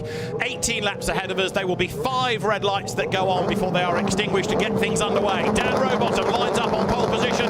5 lights on, lights out, it is blast off and a slow start. A stab rack to grab the advantage on the way down to Redgate, and Rowbottom is going backwards as Josh Cook comes up to take 2nd place. And look at Rainford, he's already through the pack, and Charles Rainford goes from 5th on the grid to 2nd-ish because he's run out wide on the inside. Josh Cook gets up the inside to try to go back ahead of him, but look, Ingram is away and gone already. He's in a league of his own. It's game on for 2nd place though. Cook is ahead of Rainford, and Rowbottom from pole is down in 4th. Well, it should be the soft tyre cars that get the best starts, but it was Rowbottom that just bogged right down. He had no speed off the line at all. I hope he hasn't got a clutch problem of some sort, but he really did bog down terribly. And as expected, Rainford in the BMW made a great start, but Ingram away with no pressure directly behind him. So Josh Cook 2nd, Rainford 3rd, Rowbottom is 4th, and Mikey Doble in the new Audi run by Powermax Racing is in 5th place, but Ingram's already over a 2nd to the good as Rainford defends Rowbottom, who is now trying to rebuild his race. He's up on the outside line, the Mercedes really quick in a straight line. Rowbottom goes ahead, coming into the chicane, round the outside as well, and that's Adam Morgan in the sister car, getting up on the inside of Tom Chilton. You're riding with Gordon Shedden as they cross the stripe for the first time. Ingram leads the way by 1.5 seconds already. Yeah, great first lap from Ingram, but what a lovely pass from Rowbottom. That was a man fired up. When you make a mistake off the line, you kick yourself inside the car, and he made up for it with a great round the outside pass into the chicane. It's just been a very good Scottish battle at Redgate involving Gordon Shedden and Aidan Moffat. Aidan's gone through, and there you can see Gordon Shedden's dropping back a little bit. Dexter Patterson now coming up to have a go at him, but behind is Dan Cameron. Camish up into 11th place, and Sutton at the end of the first lap was 13th from 21st on the grid. Well, great drive by Sutton. We're not surprised, of course, and on the first lap you got the most opportunity to make up places. And he is absolutely storming, as now he tries to have a go at Camish, who's crawling all over the back there of Gordon Shedden and Aaron Taylor-Smith, who gets a little bit crossed up then in the second of the Laser Tools Toyotas. Sutton mows the lawn on the inside, he gets past the Toyota, he gets past Camish, brilliant move, and Sutton is flying. Well, so Camish was into the back just slightly of Shedden, and then Sutton was into the back of his teammate, but he came through ahead. So through they come, Sutton ahead of Taylor-Smith. Then now, number 50 this year is ATS, Aaron Taylor-Smith, because it's 50 years of Laser Tools rather than his usual number 40. That's his kind of brand number. Now, the lead gap has come down. Remember, it was a second and a half. It's 8 tenths now. Josh Cook, fastest man on the circuit, and he is hunting down Tom Ingram, and he knows that he's going to have to defend that second place as well, because look, Rowbottom, he's crawling all over him, and Rainford is there as well. 3 for second now. Well, that was on board with Rainford, with Rowbottom down the Crater Curves. He was very nearly alongside Josh Cook, but had to back out of it at the pinch point at the apex. But yes, don't forget these guys are on the soft tyre. That's why they're just a little bit quicker than Ingram at the moment. But Ingram hasn't got to push his tyres too hard at the moment. He wants end of race pace. Daryl De Leon getting involved with Ricky Collard. Bit of hit and shoulder between the two. Daryl De Leon goes past. Ricky Collard may not take kindness to that, so he will try to fight back, no doubt. Now, quick word about these soft tyres. They're quicker, yes. Do they last 18 laps? They only last if you've got a very gentle setup on your car, and this being the first race, there's still a lot of guesswork involved, so some will get it right, some won't. Those with experience on the tyres, and that's really the BMWs, the others haven't had as much experience, so we'll see how they manage the rest of the race. So Gordon Shedden, you see, rounding Redgate, battling with Tom Chilton. Side by side they run. Chilton goes back ahead. This is for 8th and 9th, this squabble. We've had a driving standards flag for track limits for James Dorlin, as Shedden dives to the outside down to the old hairpin. Can he go all the way around the outside? Yes, he can. Fantastic move. That's brave. Yeah, a wobble from Chilton right on the apex gave the opportunity for Shedden to get around the outside. He was very sensible at the old hairpin and left a little bit of room on the apex. Good driving by both of them. Charles Rainford is flying as well now. He's done an absolute best in the first sector. Cook flying in the second sector. He is getting ever closer to Ingram. It was 8 tenths, then 7 tenths. It's going to be much, much reduced this time. Ingram, remember, on that harder tyre, the medium compound, being caught by that train for second, third and fourth. The soft shod cars have Cook, Rowbottom and Rainford. Mikey Doble is 5th in the Powermax Racing run out, and that's on the soft as well. Yeah, so you could almost throw a blanket over those front 4 anyway. Doble not far away. And Ash Sutton goes through 9th, and Ash Sutton's having a go for 8th on the outside of Gordon Shedden as they come down towards Redgate. Shedden with a puff of tyre smoke claims the place. Sutton tries to tighten the corner. There's a bit of a gap on the inside, but no, you don't, says Gordon Shedden. Yeah, Shedden knew what was going to happen there, the cut back from Sutton, so he just held it a little bit on the apex. Wow, that's taking a lot on the inside. Sutton throws it down the inside into the old hairpin, and they'll come out side by side. If they're level all the way up to McLean's, it should be Sutton that claims it, because he'll have the inside. The inside line for McLean's corner will translate now, and Sutton late on the brakes goes through, gains the place. That puts him up to 8th from 21st on the grid. Shedden's trying to fight back, but Sutton closes the door and defends on the run up towards Coppice.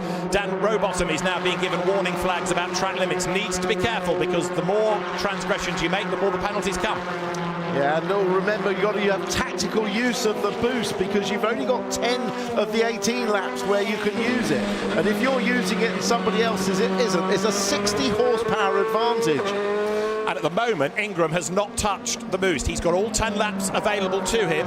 Cook's got 8 left. Rowbottom's only got 6. Yeah, I think Rowbottom used quite a lot at the start, didn't he, to recover a little bit from his poor start and gain some places. People tend to save them until later in the race, as Ingram is doing, but Rowbottom used some to recover. This is Rowbottom's view as he comes then now out of the old hairpin. Your third, this is Dan Rowbottom. Yeah, coming up the sweep. This is much more uphill than it looks on camera. You try and get around the left-hander flat out, straighten the steering so you can brake with even pressure across the front 2 tyres, cut that inside curve a little bit round McLean's. Then look how blind the turn is to Coppice. It's an absolutely blind turn, and then pick the apex up, the first one anyway, run wide on the second. Here you see it from the opposing angle, clip that first apex, or take as much of the inside as you can. And then you miss that second one as you come out onto the back straight. Now look at that difference. Camish there looked like he's definitely on the boost that lap. See the advantage he pulled out down the straight.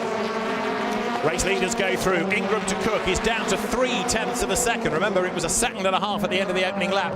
Ash Sutton, fastest lap of the race. Remember, we now think about bonus points for leading laps for the fastest lap as well that we didn't get in the race to pole, the RTP yesterday.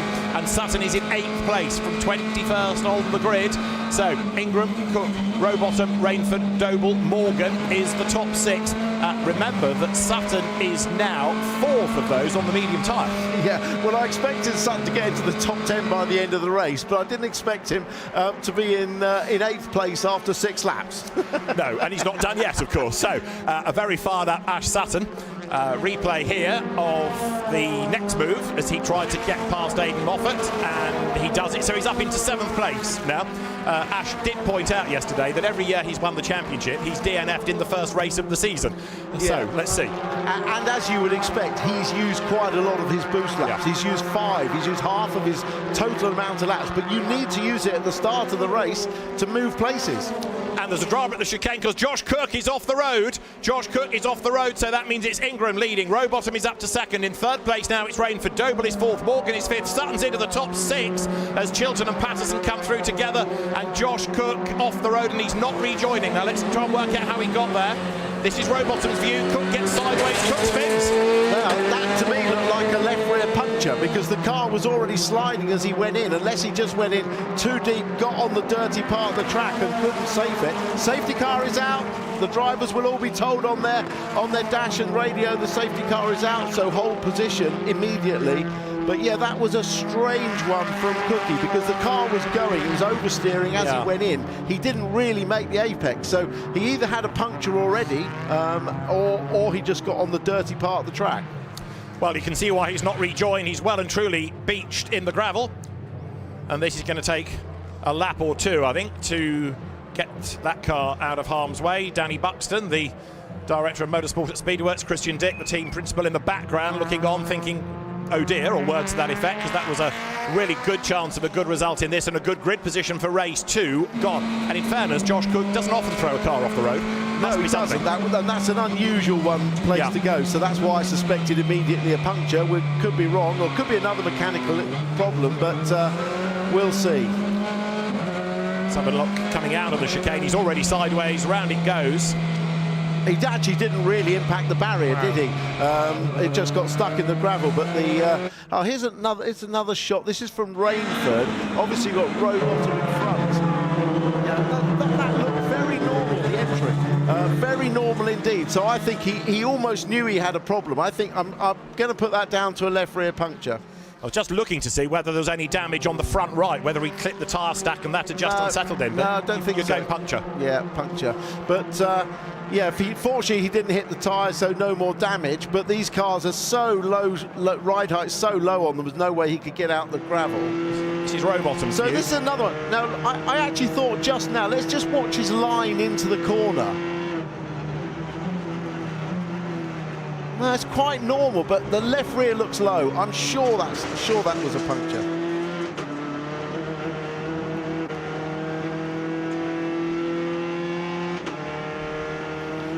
So we are under the safety car. And let's see whether we can drop in again on Charles Rainford while we're behind the safety car like this. Charles, that's been a pretty frantic first few laps. It's going all right, isn't it? Yeah, I tell you what, it's the car feels really good right now. So yeah, hopefully we can have a nice safety car restart here. Can't believe how fast Tom is on those mediums. So fair play to Team Vertu there, but Wera have given me a great car here. So we're biding our time a little bit there. Let's see what we can do in the second half now. You've also got quite a lot of boost left. Another 7 laps to play with. So keeping it to the end is going to be useful now, isn't it? Yeah, you know, I believe so. I had to use quite a bit at the start because we were all boosting it up. So I believe I've got a bit more than Rowbottom in front of me. So yeah, you know what? I'm not going to do anything silly because we all need points and points mean prizes. So yeah, we'll see where we go from there. And what does a safety car period like this do if you're on the softs? Is it good because it gives them a breather and you can look after them, or does it hurt because it makes it a longer number of laps? What's the benefit or the disadvantage? You know what? If you're a front-wheel drive car, I think you're loving it right now because I could feel the tyre crossover was just starting to happen and I was catching down quite easily. So yeah, I would have liked it to stay green, but you know, I think the degradation should still be there. I need this sun to come back out, warm the track up, and then we'll be golden. We'll see what we can do. Charles, good luck. Thank you. Doing my sun dance this time. Thank you. So Charles Rainford then, currently sitting in third place. We mentioned Ash Sutton had done the fastest lap of the race. Now, this is great news for Ash, of course. Everybody bunches up ahead of him. Ka-ching! Absolutely perfect. Just couldn't have been better. Do the overtaking in the first few laps, have a safety car close the pack out, pick off a few more into the second. We're going to have a view of Rowbottom on. Just listening to the revs, it bogged down for ages before it lit up. So really poor start from Rowbottom, but this is part of new car trials and tribulations. Good start by Rainford, but there you see Josh Cook getting back up the inside, making sure that he goes through. Rowbottom back onto his toes, so he was also able to get back past the BMW briefly, but then Rainford has the inside for the next part of the Craner curves and goes through. It's on board with Rainford. Now you'll get a rear-wheel drive version. There's Rowbottom. Look how fast Rainford closed on Cook. He had no option but to dive to the left. He had so much inertia and momentum off the line. He knows he's got cars on his inside here, so he can't quite take the ideal line. But yeah, rocket ship off the line. Confirmation that it was a left rear puncture for Josh Cook. So Tim, you were right, and the team's confirmed it. Josh Cook, left rear puncture. Where he got that from, we'll find out. But there is the sorry sight. There you can see the tyre off the rim, and Josh Cook's deflated chances of a podium in round one are confirmed. Well, he's either been very unlucky and run over something, or he's had a little minor rub with somebody in one of the early laps, or even just kissed a curb at the wrong angle. Yeah, putting myself in the seat of the car as I saw it go off, my initial reaction was puncture. There's Marvin Humphreys, team manager, obviously of Ingram, hoping to orchestrate another win. So let us see, because the safety car comes down to the chicane and we're going to go racing this time. And there are two go boards this year. There used to be one go board, there are two, 20 metres apart. The lead driver can go any time between those two boards, so it's up to him. You'll see the first one, actually probably not going to see it from our angle, but he's gone now. So Ingram, still with many more laps of boost available than Rowbottom has, leads us back into racing. We're up to 21 laps because of that safety car period, and Charles Rainford is on the attack, but he's also on the defensive. Mikey Doble is there. Adam Morgan now up into fifth place, but look, Sutton in the first of the Fords is the other man to watch as they plunge downhill. Ingram is trying to get away while Rowbottom defends from Rainford. Yeah, Ingram, good restart. Rainford forced into a slightly defensive move, but look, a great restart for Ingram. He's away already. He's been looking after his tyres all the way through. He's got 9 laps of boost left, so he's in a very strong position. Sutton's about to go fifth around the outside of Morgan at Schwartz Curve. The inside at McLean's, job done. Ash Sutton for the podium from 21st is a real possibility here. Let's see if he can do it as they head up the hill then. You've got Rowbottom just gapping Rainford. Now Mikey Doble looking very, very strong indeed. Doble in fourth, about to have a go for third place. Look, and he goes through, does he? Side by side, coming out of Coppice. Mikey Doble in the LKQ Euro car parts with PowerMax Racing Audi up to third. Remember, that's another brand new car. All the focus has been about the Mercedes of Catalin Plato Racing, but PowerMax have built 3 of them in-house on a limited budget, and they have gone so well this weekend. Doble up to third. The other cars, Moffat is 7th and Patterson is 10th, all 3 in the top 10. Yeah, absolutely fantastic. We gave a bit of a big up to PowerMax in our pre-show at the start of the programme, and they're delivering on the track. The car just looks right. There's something absolutely right about the look of the car. The size, the shape, everything. It looks like your ideal front-wheel drive car, and they are really putting that on show today. So fantastic. And Mikey Doble, as Paul O'Neill said, very underrated driver. Yeah. You have to go back to Knock Hill in 2019 for the last Audi win, when Jake Hill managed to do the victory in Scotland, and although that was in a different type of Audi, let us see what Mikey Doble can do over the course of the day, because he's getting stronger and stronger as the race goes on. There further back, Daryl De Leon trying to get past Tom Chilton, who's dropped back a little bit on the resumption of the race. Way out wide goes James Dorlin onto the grass coming out of Coppice, and towards the chicane the leaders will come then. So the battle here, look, is between the Toyota of Taylor Smith and the curb-hopping Team Vertu Hyundai as they come over the timing line. Ingram to Rowbottom, 1.4 seconds on the green flag. Sutton now up to 4th place across the line in front of Rainford as well, and closing rapidly on Mikey Doble and Dan Rowbottom. So Sutton charging, still with that quickest lap of the race from earlier on, which nets a point. There you've got Sam Osborne, race winner, getting himself back past James Dorlin. I think it might have been Chris Smiley on the grass, in fairness. And a final warning for track limits now going the way of Aidan Moffat. Ricky Collard coming slowly into the pits with a left front puncture. So 2 retirements and punctures both interesting. There the Team Vertu squad will go to work. Ingram meanwhile for Team Vertu leading the way. Rowbottom is being caught by Mikey Doble, who was 1,000th quicker in sector 1. And hunting him down as they go now once more down towards the chicane. So let's see what Doble can do about catching, and let's see whether Ash Sutton is able to catch the pair. Ash in sector 1 was fractionally faster, and so he was fractionally faster than Doble in sector 2 as well. So they're concertinaing certainly for 3rd and 4th. Yeah, lap time still very consistent. Ingram is able to lap in at 1 minute 8.7 as opposed to 1 minute 8.1 fastest. Coming out of the right-hander of Redgate corner. Dan Rowbottom then second, having won the race to pole yesterday. In seasons past, as you watch there, Dan Camish get himself up past Aidan Moffat for 7th place. In seasons past, the man that got pole for the first race would also get that Goodyear Wingfoot Award. That now is like a Driver of the Day award, which is down to the fans' choice at the end of race 3. So it's up to you this year. There's Ricky Collard joining in again from the pits. He's got a lap down, but the mileage is useful, and you never know if anybody else drops out. It will give him another grid position. This is Ingram. This is your race leader. 1.4 seconds was the margin at the start of the lap, and he is still fractionally faster in sectors than Rowbottom. Yeah, I'm not sure if the Team Vertu changed all 4 tyres on Ricky Collard's car, or just the one punctured one, but if they did, it's a very odd feeling when you drive out the pits on one cold tyre. Dan Rowbottom is on his final warning for track limit, so he's got to be careful here, otherwise there's going to be a penalty. That will get through to him from his engineer. Paul Ridgway, as you see Chilton and De Leon come through once more. This is the fight for 12th place as they go past the pits. So Ingram to Rowbottom is a 2.5 seconds. Doble is 7/10 back. Sutton 4th is 9/10 back. And they're diving into Redgate corner up the inside of Dan Camish, of Sam Osborne, I should say, goes Tom Chilton. Chilton trying to rebuild his race, but Osborne is the one that's actually making good progress.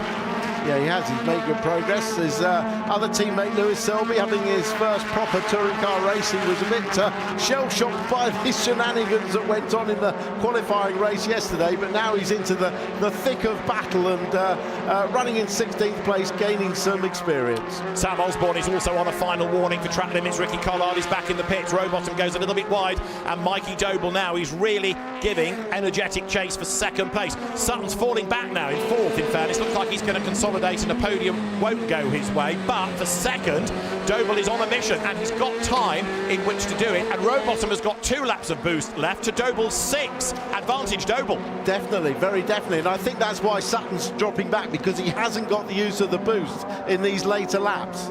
Yeah, Sutton's only got 3 more laps, and we've got 5 laps of the race to go, so when he gets to that 3-lap tipping point, then he's going to be okay to use them. But Rowbottom now will have to go defensive. That further protects Ingram's advantage. 2 seconds, Tom is up the road. Yeah, he's doing very comfortably indeed. Remember, he's still on that medium tyre. The next 2 cars are both on the soft, then Sutton the next one on the medium. But this is going pretty much as we expected it to do, with the pace of that Hyundai under Tom Ingram, engineered of course by Spencer Aldridge. They know exactly how to set this car up for the race distance. Spencer busy looking after GT3 cars at Paul Ricard last week, a race in which Ash Sutton was driving a BMW, and you see Dan Rowbottom's new for this year, Mercedes A35 come out of Coppice.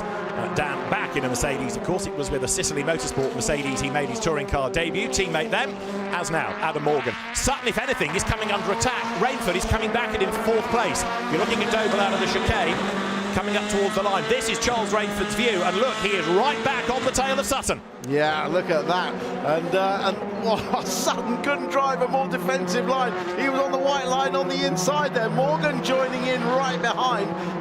It's such a struggle with the 20 seconds of boost that you have now to use it over a car that doesn't have it. It's a massive amount of boost, and through goes Rainford. Sutton is unable to defend that with no boost available to him. Yeah, Sutton has got 3 laps left. Rainford has got 3 laps left. Charles Rainford goes back ahead. Morgan 6th in the second of the Cataclean Plato Racing Mercedes, and he's having a go at that Napa Racing UK Ford of Ash Sutton now. This, though, is for second, and Rowbottom has got the Audi out of the Power Max Racing stable of Mikey Doble, breathing down his neck. Doble has chipped and chipped and chipped away, and there he is now, ready to challenge. Well, Rowbottom has no boost left at all, no more laps, and Doble, this is like candy from a baby for Doble, and he has got 3 more laps of boost after this one. He's going to pull away. Great drive by Doble. And so, in the first championship race of the season, it looks as though the Audi may take second spot. Mikey Doble goes through, really impressive drive, really sensible drive as well. That letting the race come to him. Further back, Sutton versus Rainford versus Morgan versus the Camish Focus. Morgan up the inside of Charles Rainford, so the Morganator is going to go through, is he? Adam Morgan squeezes up the inside. He's going to be on the inside for Hollywood, and that's where he gets the job done. This is Rainford's view, and it's a Mercedes ahead. Yeah, and as I said, Rowbottom hasn't got any boost left, but Rainford does. So again, Rowbottom's going to be really fighting them off. Sutton has still got 2 laps of boost available. Dan Camish has got 3 laps of boost available, so he's not given up yet in his quest to gain another place, which is more points, which is also a better grid position for race 2, remember, based on the results of this one. So Tom Ingram is looking as though pole is going to go his way. The bonus point for the fastest lap to Sutton, the lap leading point Tom Ingram, and we are currently on lap 19 out of 21 as the leaders come through the chicane again. Tom Ingram gave us a taste of the pace of the Hyundai at Team Vertu yesterday, and it's translated into great race pace again today. So Ingram has just gone by, on to lap 20, 2 to go. Doble is 1.8 seconds back, and they've got 2 laps of boost each. Ingram can afford to just now measure this gap, can't he, and bring it home. Yeah, absolutely. He's led every lap, and as usual, a lot of people leaving their boost right to the last minute, and then that cancels each other out if they're all on it at the same time. But Rowbottom, as you say, without any laps available, should be secure in third because he's 1.7 seconds ahead of Sutton. So Ash will miss out on the podium, but 21st to 4th, that's not a bad effort. No, great effort indeed. This is looking back from Rainford car at Camish, who was side by side at the start of the Craner curves, but couldn't quite get it done. He's got Aidan Moffat in the second of the Power Maxed Audis right behind him there. So Aidan Moffat, who, like Rowbottom, was being warned about track limit abuses earlier on, still battling. Dexter Patterson in the third Audi, still in the top 10. So I think Adam Weaver's team will be absolutely over the moon about this debut. Yeah, and rightly so. Yeah, great performance by all 3 drivers. So Tom Ingram is about to start the last lap of this opening round of the Kwik Fit British Touring Car Championship. He has gone over the timing line, a second and a half to the good. Doble is behind him in second place. Rowbottom is hanging on to third, although Sutton has used the boost and he's pretty much halved that gap. Rowbottom to Sutton is 7/10. It's come down markedly. I don't think Ash is quite going to get there in time, though. No, but it was late race that Plato Racing were worried about the degradation on the tyres, and you're seeing it absolutely there. Sutton is closing right down on Rowbottom.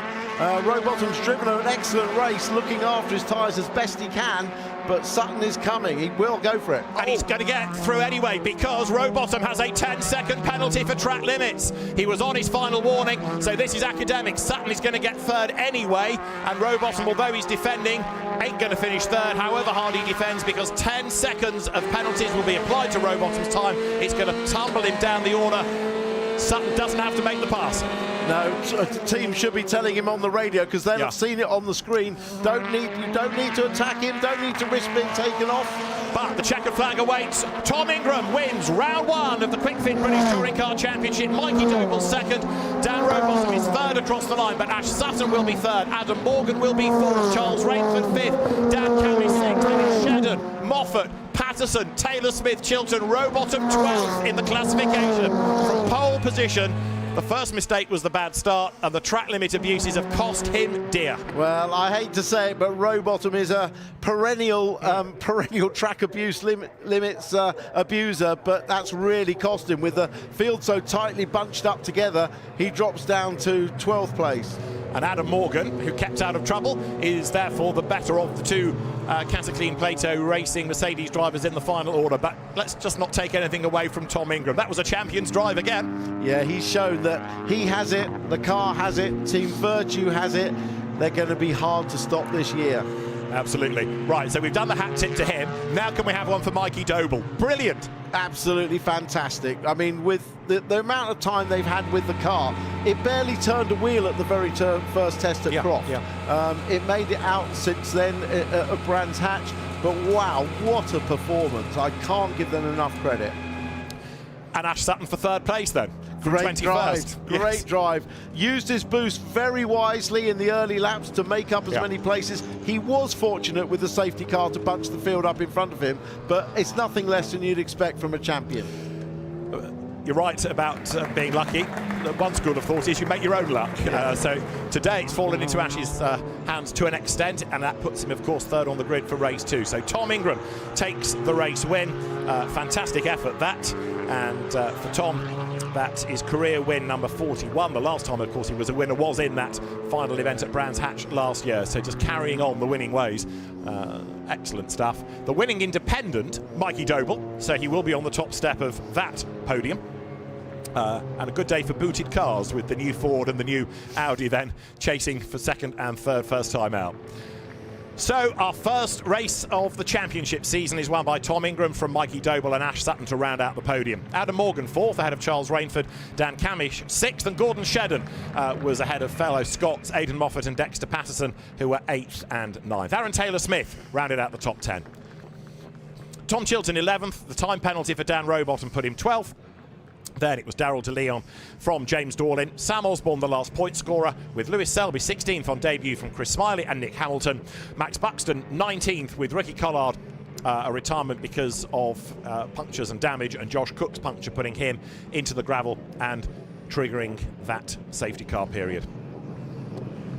So the technical checks, the next part of the process for Team Vertu, for Tom Ingram. The TOCA officials check the ride height, check the weight of the car, and then release that back into the Parc Fermé area.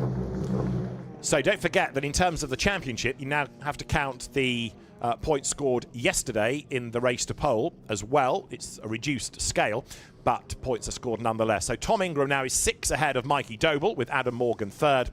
Charles Rainford 4th ahead of Ash Sutton. The overnight championship leader, Dan Rowbottom, is 6th. Then it's Gordon Shedden, with Dan Camish 8th, Aidan Moffat 9th, and Dexter Patterson rounds out the top 10. So Tom Ingram makes his way now down to the first placed board. Well done for Tom Ingram. As I say, it's career win 41. And in a moment or two, once he's gone through his processes in the car, he'll clamber out, and no doubt it will be a very happy Tom. Really frustrated about the penalty yesterday, although we've been talking about the fact that yesterday Dan Rowbottom inherited the win. It was only by 24 thousandths of a second, so Tom Ingram very nearly secured the win. There's a bit of concern about the ride height, I understand, for Mikey Doble, so we may not have the end of the story yet. So Tom Ingram out of the car, a very happy man indeed, and we'll come back to the story about Mikey Doble and indeed hear from our race winner Tom Ingram after the break.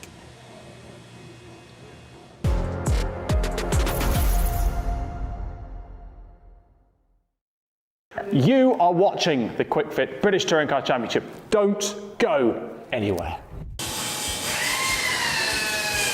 Obviously, we had a catastrophic fire at our head office and workshops in August of last year, which let's just say, messed our season up a little bit, but that's the reason that we're now having to build new Audis. It's a really good thing for us to have something positive to focus on, and the boys and girls have really focused on the challenge, and hopefully we can start to look forward and enjoy what the future brings rather than focusing on the negatives of the past, really. So it was a Saturday, I was at home, and basically I'd missed a couple of calls on my phone, and somebody had basically said that I think there's a fire in the field next to where your work is. You might want to have a look and make sure everything's okay. Started driving over and was still getting calls, and then as I got towards the site, started to become kind of ever more likely that the fire was actually us rather than the field. It was horrific getting there. There was fire brigade already trying to stop people driving along a section of road, that the smoke was so bad across the road that you could not see at all. This greenery here on the right was on fire, and the flames were lapping across and touching this hedge. Now there you go, it's first glimpses. That was very, very much on fire. This would have been our offices. That was our fab shop, the only bit that didn't burn, but actually got robbed the day after the fire. So that was where our jig was, and all our welding and fabrication equipment was in there. Knowing I'm coming over isn't great, and then driving here feels weird. Seeing it all again, but all upstairs here was we put in a big mezzanine that was exclusively like Powermax Racing's offices. We've got like a sim room set up in there, meeting room, all of our trophies, everything was all in there. But that mezzanine floor, if you have a look through here, doesn't even exist anymore. On top of this cabinet here, that was a gearbox, and the whole gearbox casing itself has melted. There's nothing left, and there's just some of the gears left in there, and beyond there there's two gearbox stands, you see, with the arch tops. So both of those would have had gearboxes sat on the stands, and what's on them now is all that's left of those gearboxes. So there's a few kind of gear components, and that's it. The rest has completely melted and disappeared. Well over £2 million worth of vehicles. It literally jumped from building to building. As you can see, it took everything. The fire started at that very far end. It's burnt every shipping container, jumped from container to container, building to building. Like even all the cars stored outside have been ignited, and kind of just... Again, going back to sort of BTCC, they're bespoke to the British Touring Car Championship, so the only way we were going to get competitive cars back on the grid was to build them. So on top of having sort of no premises and very little kit, we then had to commit to a type of car that we were going to build, and somehow find a way to design and build it ready for the start of a championship. Yo, where you going? More coming up after the break. My name's Antonio Carrozza. I am Chief Engineer at Alliance Racing, Ash Sutton's race engineer. We're at Croft Circuit for the first official BTCC test of 2026. Playing with the weather a little bit today. We've had a couple of test days already, which have been really good learning experiences. This is the point in our test plan where everything's coming together. Busy off-season for us. We've changed the car. So yeah, we're now running the saloon. So fundamentally, it's 90% the same car as what we've been used to for the last few years. So nicely developed in that respect. Something that I've wanted to do for a really long time. Not necessarily to the Ford Focus, but we've been pushing down the saloon route for a while now, looking for different manufacturers, trying to put the puzzle pieces together. So this was the opportunity to do something that we have wanted to do. Improvement in aerodynamic balance, improvement in drag. There's kind of lots of positives from it. I think, generally speaking, the new car, as we've rolled it out, we're pretty happy with it everywhere. It's got a slightly more stable balance. It's slightly more responsive to some of the tuning tools without it being snappy. So I'm trying to push the boundary now on, right, how far do we go with the setup before it becomes undrivable? And usually, the fastest the car goes is that pinpoint just before it becomes undrivable. That's the fastest it'll go. All the teams are in a slightly different place. Obviously, Accelerate get to continue exactly with the car that they ran last year. You've got Powermax with a new car. You've got the Mercedes out there as a new car. So there's a lot of new cars that they're doing their early running, and maybe learning a steeper learning curve with their cars than what we're more fine-tuning. Cataclean Plato Racing kicked off their campaign with Dan Rowbottom on pole for race one, but it wasn't long before Ingram took the lead. Further down the order, it was lap 8 that saw Josh Cook suffer a puncture, abruptly ending his race. Great recovery drive for Ash Sutton, using his boost to carve his way up from the back, ultimately finishing in P7. Ingram's pace gave him a comfortable lead to claim the first win of the season. And after fighting wheel to wheel, Doble versus Rowbottom for runner-up. Rowbottom was given a 10-second penalty for track limits. So it was Ingram for the win. Doble and Ash Sutton promoted to P3 to round out the podium. Here's Louise with the winners.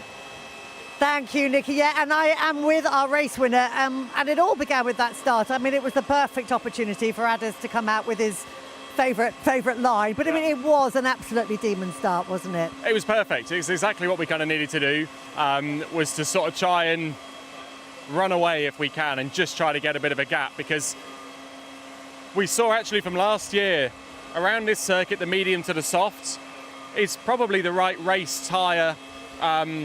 You know, from left to right, it's better than when we go like a soft to hard tyre, because it means there's still a race happening. So you can use some tactics for it as well. Ultimately, I think the soft tyre is better over a handful of laps, but over a race distance, I think a medium tyre is. So you get these, you know, peaks and troughs. And whilst we had a good bit of boost in the car as well with the TTB, it made sense to obviously try to utilise that where we could. So executed just as we kind of wanted it to go, really, from the start. So very, very pleased. A great way to kick off the season. An important knowledge gained by the sounds of it for the next two races that we're going to have today. Yeah, massively so. We'll have the medium tyre again for this next race, and then the soft tyre for the last one. So as will will Mikey, as will Ash as well. So that'll be an interesting dynamic in this next race. Obviously, Ash had an amazing comeback to get right the way through, as expected. It's going to be a bit of a spicy one, I'm sure, in this next one. Did you look at your mirrors at any point in that race and think, what is he doing there? Referring to Ash?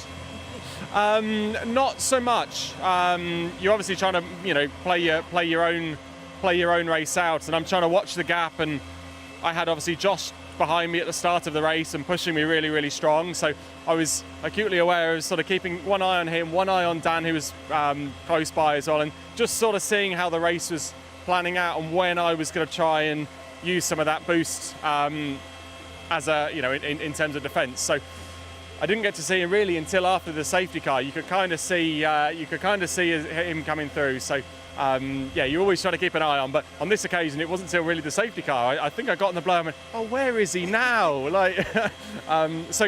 From our side, as Team Vertu, great start. Really, really happy. We'll see what goes on with this next race. And massive congratulations to Mikey and Power Max. For the first race in the new car, it's a great achievement. So congratulations to them. 100%, and a good thing for you to say. Let's bring in Mike at this point. Well done on the win. I mean, Tom had a well-managed race, but what a fantastic race for you as well. And as Tom's just said, first podium for this brand new car. That's a big moment, isn't it? Absolutely. I don't think we could have asked for much more. The car was just phenomenal in that race. It just came alive as a race car. I love touring cars. This is just fantastic. This car is just something else to drive, and we're nowhere near getting the most out of it. There is a lot more to come from this car, let me tell you. So massive congratulations to everyone at the team. Great for the team, great for the new partners and LKQ Euro Car Parts. Just a mega way to start the year. There were a few nervous moments, I have to say. I was standing with your team and there was a slight question mark over whether the roller was going underneath the car at the end. Happy to say that was all fine in the end, but your management of that race, the timing of using the boost was absolutely spot on. Did you just see that coming towards you? Yeah, of course I did, yeah. I kind of looked around where I was on the grid and I expected the BMW to get by me at the start because of the way they start. So I thought, well, I'm the last of the soft runners as such. I'll be able to outpace those behind and just manage the boost and just let the race play out a little bit. Also, the soft tyre really goes off around here, so I was trying to manage the tyre during the race and just not try and kill it, and just let them come to me and use the boost when I still had it left. So what are your thoughts looking ahead to race 2? Obviously you're going to be on the medium tyre this time around. How's that going to impact things? Well, the medium tyre looked pretty good out there. You see Ash come from the back and Tom win the race there on the medium, so I think the soft tyres will have a bit of an advantage beginning to middle of the race, but then I think the medium tyres do come back. So if you've got a good car underneath you, I think it don't matter what you're on. You've definitely got that. Well done. Congratulations on the podium. And let's bring in the man who, Ash, what a race. I mean, back of the grid to a podium finish. That's going some. That's pretty awesome, wasn't it? I hope everyone enjoyed it as much as I did in the car. It was wicked. So, yeah, I mean, we laugh and we joke. We kind of set our little targets of where we want to get to before the race. I got told we need to be P12 by the end of lap 1. I thought that was quite ambitious. I don't know if we quite made that. But then overall, it was, we wanted to try and get inside the top 5, ideally. That was my target. So to come away with a P3 was mega. But yeah, the car was awesome. Napa Racing UK gave me something very special then. You didn't. You were P13 at the end of that one, but not bad. Only one place off. As you say, though, you know, a seriously fast car, given where you're going to be starting this time around, we're really going to have a proper race on our hands, aren't we?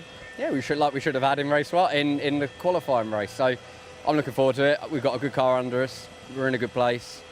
Yeah, got a bit more TTB in the next one. Let's see what we can do. Good stuff. We will see you out there. See you in a bit, Ash. Coming up next, we're going to have some Porsche action, but let's go over to David Addison to tell us a bit about that. Lou, thanks very much. Yeah, Porsches are next. Before we get to that, final touring car thought. Now we've heard from the drivers. There's an awful lot to unpack from that, but some very good drives in that top 3. Yeah, and big relief from everyone, I think, that Mikey Doble passed the ride height test, because there was little suspicion about that. And sometimes with a brand new car, you're not quite sure how it plays out over a race distance in terms of ride height altering and settling. So I'm glad they've got that out the book, and Mikey looks so pumped up to have that car underneath him. And as he said, lots more to come. But now we turn our attention to the first Porsche Carrera Cup race of the year.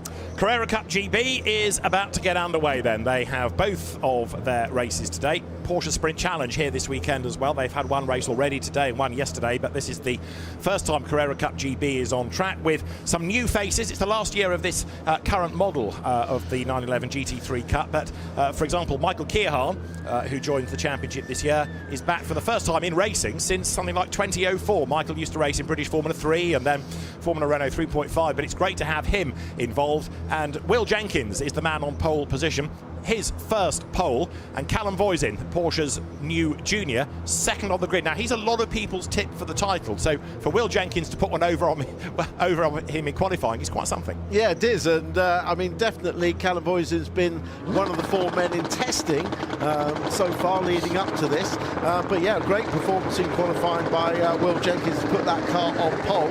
He's got the 2-century single-seater comforts behind him, though, in Callum Voisin, the Porsche Junior, and Isaac Phelps as well, another single-seater graduate to Porsche Carrera Cup, right behind him, teammates at Century.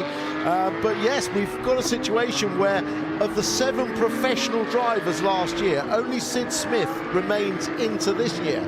So that just shows how good these newcomers are. Here's your grid for round 1. Will Jenkins will start on pole position for the first round of the championship. Callum Voisin joining him at the front ahead of another newcomer, Isaac Phelps, and then Sid Smith is going to start 4th, a race winner last year. Jack Sherwood new to the championship on the 3rd row, and the returning Max Coates will be 6th. Stephen Jelly is back, and so too Ollie Jackson. The 2 touring car drivers of seasons past are on row 4. Then Jacob Toft up from Sprint Challenge. Jonathan Moore also up from Sprint Challenge on row 5. Oliver Meadows is another former Sprint Challenge driver, and Archie Clark, Ginetta champion and the grandson of rallying legend Roger Clark, comes next ahead of Michael Keohane, Henry Dawes and Carl Cavers to round out the grid. Another point to touch on is that we have Pro and we have Pro-Am and we have Am and we have a Masters class as well this season, as the cars now come up through Coppice Corner. So, Will Jenkins versus Callum Voisin, but Sid Smith, with all of the experience gains of the last 2 seasons, he should be a man in the hunt as well. Well, very much so. As I said, he's the only pro remaining from last year's top 7 pros. So he's got all the experience under his belt. Late returnee to the championship only this week was Max Coates. Great to see Max back out again into the championship. So we've got 15 cars in this very tightly packed grid. I have to also give credit to Will Jenkins for his pole time. It was half a second quicker than Will Martin's pole time last year. And bearing in mind these are exactly the same cars at the end of their generation, at the end of their life. That shows how quick they're going. Max Coates. Yeah, he's had a tough winter trying to put the budget together. He could do with a bit more, but it's great that he's back on the grid. Croft Circuit's business development manager, but it's going to be good to have Max back into the championship. That's Carl Cavers, who's going to start at the rear of the grid. Carl, who came from Sprint Challenge through Ferraris into British GT, but he likes Carrera Cup, so he's back for another season. He's been a GT3 and GT4 racer over recent years, but he will start then as part of that AM class battle. So we are ready to go as the cars then are set for our first 24-lap race. The black and green colours are those of Will Jenkins. Red lights go out. It is blast off and a slow start made by Isaac Phelps. The first time he's raced a Porsche. Lots of wheel spin. Phelps from third on the grid has gone backwards, but Jenkins leads the way. The green and white livery is that of Sid Smith, and he tries the outside line against Callum Voisin at Redgate. Sid Smith on the attack, on the curb, and almost onto the gravel as well, but he got away with that as they plunge downhill for the first time. Will Jenkins leads. Yeah, there's a real art to getting these cars off the line, and Isaac Phelps or Jack Sherwood locked up. He's got the car slowed down, but there's a little bit of contact there with Sid Smith. He's off wide, loses the splitter, so action straight away on the beginning of this race. And Smith tumbles down the field. Everybody streams past him there as he was trying not to fight the car and just let it rejoin, and two more off at McLean's. One of those is Michael Keohane, who's in the tyre barrier. And Toby Trice is the other one. Or Jacob Toft. Sorry, Jacob Toft, yeah. So Jacob Toft tries to rejoin. Yeah. And that could well be a safety car to get Michael Keohane's car out of harm's way. That's Jacob Toft's then. First time out in Carrera Cup. In the real world, he's a regular in Carrera Cup GB Esports, but not in this championship hitherto. So, Jacob Toft's not a great first lap. Michael Keohane, not a great return to racing, but a really good first lap from Will Jenkins as he leads from Callum Voisin.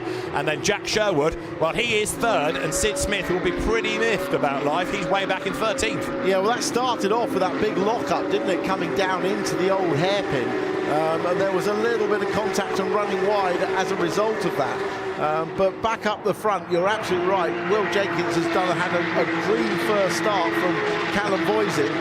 Isaac Phelps is really trying to recover from that bad start. He's down in 7th place. And actually, are we going to have a safety car? We have got a safety car out now.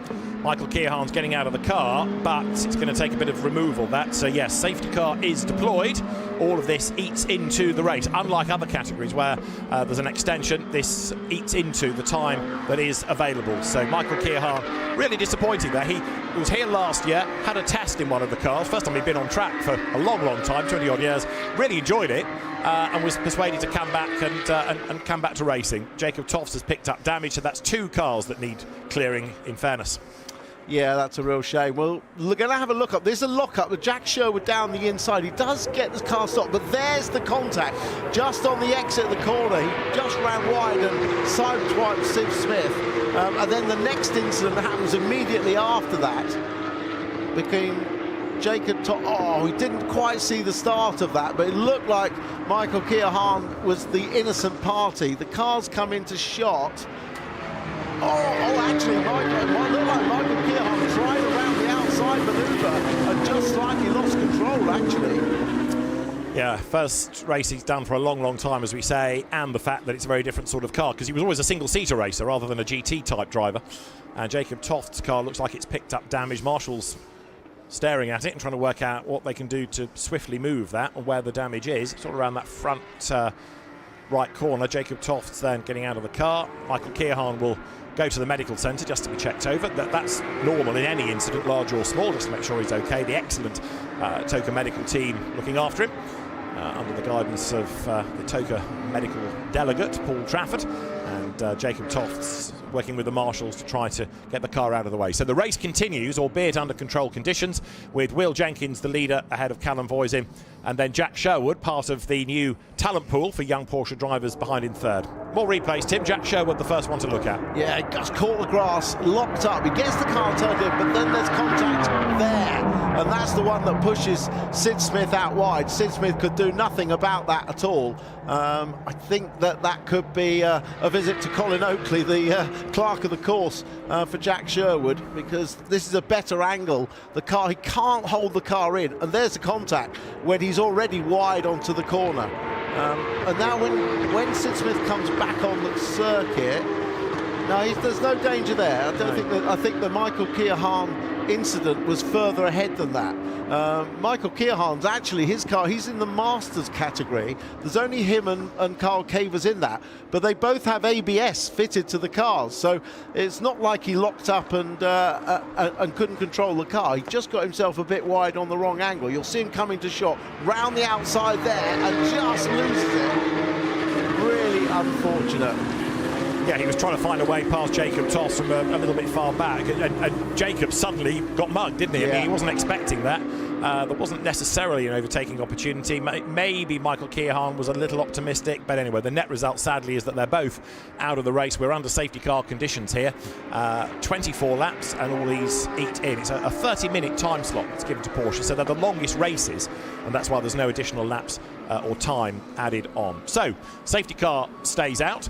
Pro being led by Will Jenkins, Pro-Am by Ollie Jackson, and Carl Cavers is your survivor in the Masters class now from Henry Dawes behind him. Yes, we have the interesting prospect of Ollie Jackson and Stephen Jelly, both former BTCC race winners, running in the Pro-Am category. That's how old they are now. They're demoted to Pro-Ams, but they're running neck and neck in 5th and 6th, so there's a good little battle there. There's Paul Sid-Smith with a radiator full of grass and no front splitter. It'd be worth him coming into the pits and getting that cleared out now, because they're still under safety car. I was about to ask you whether it's going to be worth doing that, and why I wonder the team hasn't called him in. Sid Smith for the Graves Motorsport team this year, staying out. But yeah, it's only going to get hotter, isn't it? Yeah, actually, a lot of it seemed to have disappeared just in that. Oh, is he coming in now? That looks like he's heading for the pits. He is, yeah. Yeah. So the team have decided, or maybe he has also noticed just how much work there is still being done. He's not going to lose any places. He's not going to lose much time. He'll be able to get back onto the tail of the queue. So it's worth this to protect the car. Yeah, there's no sort of maximum speed actually under the safety car for him to catch up. He can catch up as long as he's careful around the area of the incident. Yes, the loose term that race directors offer you around the globe is motorway speeds. They're looking at fitting a new splitter as well, though. That just actually fits on. It clips on at the front. There's usually a couple of screws either side. And as long as he doesn't fall off the lead lap, then it's all fine, because as we've been saying, he has got time on his side while we're under safety car conditions like that. Keeping him on the lead lap is crucial. They're just rotating those front wheels so the brake discs don't get heat soaked from one place. So as soon as the work is done, they'll drop the car down, send him back out. Pit lane remains open. It's not like an endurance race where it's closed while safety car conditions prevail. So good work that by the team to get everything fitted, and they will just release him in time as the leaders come down towards the chicane. But now he could do with another lap or two of safety car to catch up. Well, he needs at least one more lap, and I hadn't seen the safety car lights go out, and they were already halfway down the back straight. So I'm assuming they won't go green, but I'm usually wrong. No, the safety car is still out, and in actual fact, that safety car being enjoyed by Scott Stringfellow is the latest Porsche GT3 992.2 version. So he'll be enjoying that, Will Scott, as on a mission to catch up goes Sid Smith. Yes, if his lap times go purple now, it's quite interesting. You're not meant to be doing lap records. Anyway, the recovery vehicle has sorted out Michael Keohane. Now we just need to get Jacob Toft's car out of the way. So 2 cars to remove. Real shame that it's not the biggest of grids for Carrera Cup. But it's a shame that we've lost a couple early on. But we're looking forward to this really tight battle between Will Jenkins, Callum Voisin and Jack Sherwood. You might remember that Jack's father, Justin, was a regular in Porsches a few seasons back. He was a regular AM champion. He won the 911 GT3 Challenge for the older models, which ran for a season or two, and then came to race in Carrera Cup and sort of fell away, partly because he didn't have much class opposition, but also because he was concentrating on, I was going to say running, but probably funding, Jack's single-seater career, which took him as far as GB4, GB3 level last year, but now a career switch. I did suggest to Justin that he probably needed to come back out as well now and show Jack how it's done, and he said, I'm too old, can't be doing that. But you never know. As you say, you've got this Masters class now, so it'd be good to have Justin back on track. This is the reason for the safety car still being out on track. Jacob Toft's car needing to be moved. The roof mounting grab handles, as it were, will accommodate that lifting gear, and the get the car moved as quick as Sid Smith charges on under that yellow flag. Yeah, it would appear we only have one snatch vehicle that's having to do each car one at a time, rather than just tow the car out the way, which would also be an option. Unless there's damaged suspension on that front right corner where the contact came with Michael Keohane, and they don't want to do any more damage. And anyway, all of this being coordinated by race control. They will be told by the marshals what they can and can't see, can and can't do with the car. And it's better to do that, I guess, than risk any further damage, isn't it? True, absolutely. There's Ollie Jackson. You talked about Ollie earlier, double touring car race winner, but he's been a regular over the years, in and out of Carrera Cup. It's a happy place for him. Yeah, he just loves these cars, and who doesn't? They're great cars. New car to come next year, again, if you like, the 0.2 version of this 992 Carrera Cup, which has got ABS, traction control, bigger brakes, slightly different aero. It's a lovely bit of kit, and I'm sure a lot of drivers will be looking to continue next year. There's Carl Cavers. He's now the only remaining master category driver in this race. Apart from Henry Dawes, who has switched classes from Pro-Am to Masters. Oh, okay. So Henry Dawes is shown as being in the Masters class now, second spot, so a late change going into this. So, yeah, Carl Cavers and then Henry Dawes together. So we do have a battle, in fact, and the lights are still on atop the safety car.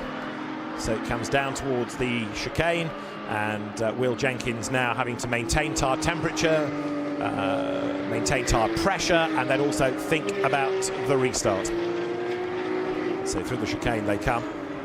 Will Jenkins, the race leader, and Sid Smith still charging along from the back, but he has now pretty much caught the crocodile. So when we go racing, anything that Sid can do is going to be a place game. But you score points in your class, it's the pro opposition he needs to get up with, and he's got quite a few Masters cars to get through. His next target really is 10th placed Archie Clark. Yeah, Archie Clark, as you said, grandson of the great rally driver Roger Clark. And in fact, he has Roger Clark's emblem on the side of the car. It looks absolutely wonderful. Son of Ollie Clark. Yeah. I should point out, Roger was no mean feat in racing. He did quite a lot of saloon car racing, European Touring Car Championship races as well. Roger was a BRDC member. Safety car in this time, and the fastest lap of the race has been done under the safety car by Sid Smith. So he has done it. It's a purple lap. Well, let's just look the other way, shall we? The car's going up through Schwantz Curve, but we will go back racing this time. Yeah, in fairness to him, they'd only done one racing lap. Very, very slow comparison. And it was a 1:22 was the lap time, bearing in mind they qualified at 1:04. So I think I could forgive Sid for setting the fastest lap. It wasn't that fast anyway. No, he didn't. Right, here they come. Will Jenkins then bunches them all up, weaving around, and remember, he controls the start from here on in, but once he accelerates, he's got to keep on accelerating. You can't go and slow because of all the mayhem it would create behind him. It's a very dangerous situation. So Will Jenkins then in the black and green colours, the largely white car is Callum Voisin, the orange and black livery Jack Sherwood. We're ready to go racing as they come out of the chicane. Then this will be the start of lap number 9. We're back green, away they go again. Carl Cavers a little bit wide out on the chicane, but Jenkins leads down to Redgate once more in second spot. Callum Voisin, who thinks about a move, but he's not quite close enough. Callum Voisin is also doing the Italian Carrera Cup this year, so he's got a very full programme of races, albeit the Italian Championship does use the newer car I talked about just now, so he's got a swap between an ABS car and a non-ABS car here in the UK. Sid Smith has got past Henry Dawes, now he has a look to get past Carl Cavers. It's not Carl's fight, but it's quite handy to have a car between himself and his class opposition, so it's worth Carl Cavers defending, which is rather bad news for Sid Smith as he tries to recover. Callum Voisin's just dropped back a little bit, hasn't he, on this restart lap. Will Jenkins looking really strong up front. Yeah, looking very confident at this point of the race. Still quite a long way to go though. As you say, these are half-hour races, so there's still quite a long way to go. Some 16 minutes left on the clock. And at some point we're going to have to look at that decision, whether we're looking at the clock or the number of laps to go. We've got 16 laps and 16 minutes, and a lap is longer than a minute, so it's probably going to end up being time rather than laps. So through they go, and we've got 16 minutes on the clock. We start lap 10 into Redgate. Lead gap is 0.4 of a second, and Jenkins has just done the fastest lap of the race. He's now in the 65s. Yeah, going along very nicely indeed. Car's sweeping down in in 5th gear, just snatching 6th gear, but that top speed at the bottom of the Carrera curve, just there before you brake, it's actually quicker than at the top of down the straight into the final chicane. So the cars then now go up through that left-hander of Schwartz curve, heading towards McLean's, and as they do so, now Sid Smith crawling all over the back of Carl Cavers. Nose to tail they run. Yeah, a little lock-up from Sid Smith there as well. That cost him a bit of time. Look how he's dropped back, just controlling the car and getting it into the corner after that lock-up. Lost him a bit of time, and Henry Dawes is now right back on him. The cars now then coming up through the approach of the chicane. Sid Smith should be able to go through. He does so, gets ahead of Dawes, or stays ahead of Dawes. The gap there coming down a little bit further up the road in the next battle, but the leaders have gone by with half a second still between Jenkins and Voisin. Sherwood remaining 3rd. Max Coates, by the way, is 4th. Ollie Jackson 5th, and leading Pro-Am 88 is Oliver Meadows 9th, and 4th in Pro-Am, and he's got Archie Clark behind him. And Archie Clark has learnt the Carrera Cup likes flashing to put your opponent off. He's obviously been watching some Carrera Cup and Super Cup races where they flash their lights all the time, and he's using it to try and put Ollie Meadows off. So the cars here accelerate their way on up through the left of Schwantz curve. Now we start to get the driving standards flags for track limit offences, and it is Jonathan Moore in 8th place who is the first driver to get one. More lights flashing. Just trying to set up through McLean's and Coppice. A good run onto the back straight for Ollie Clark.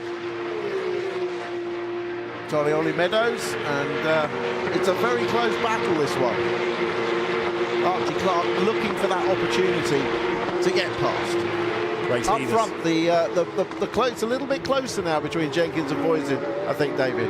It is a little bit, 0.452. Voisin last time doing the fastest lap of the race, as there, Sid Smith finding himself having to protect position from Henry Dawes rather than getting away.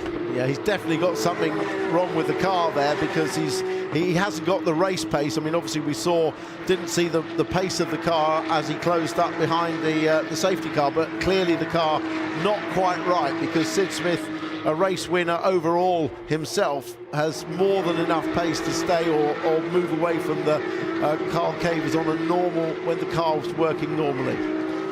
So we're currently on lap 12, and this is now Jack Sherwood under attack from Max Coates. I think he's had a moment, and that means that he's fallen away from Voisin, and it's been reeled in by Coates, Jackson, Jalley. There's quite a queue now forming up for 3rd place. Yeah, definitely. The first two are away, and this is the battle for the final podium position. Over the line once more.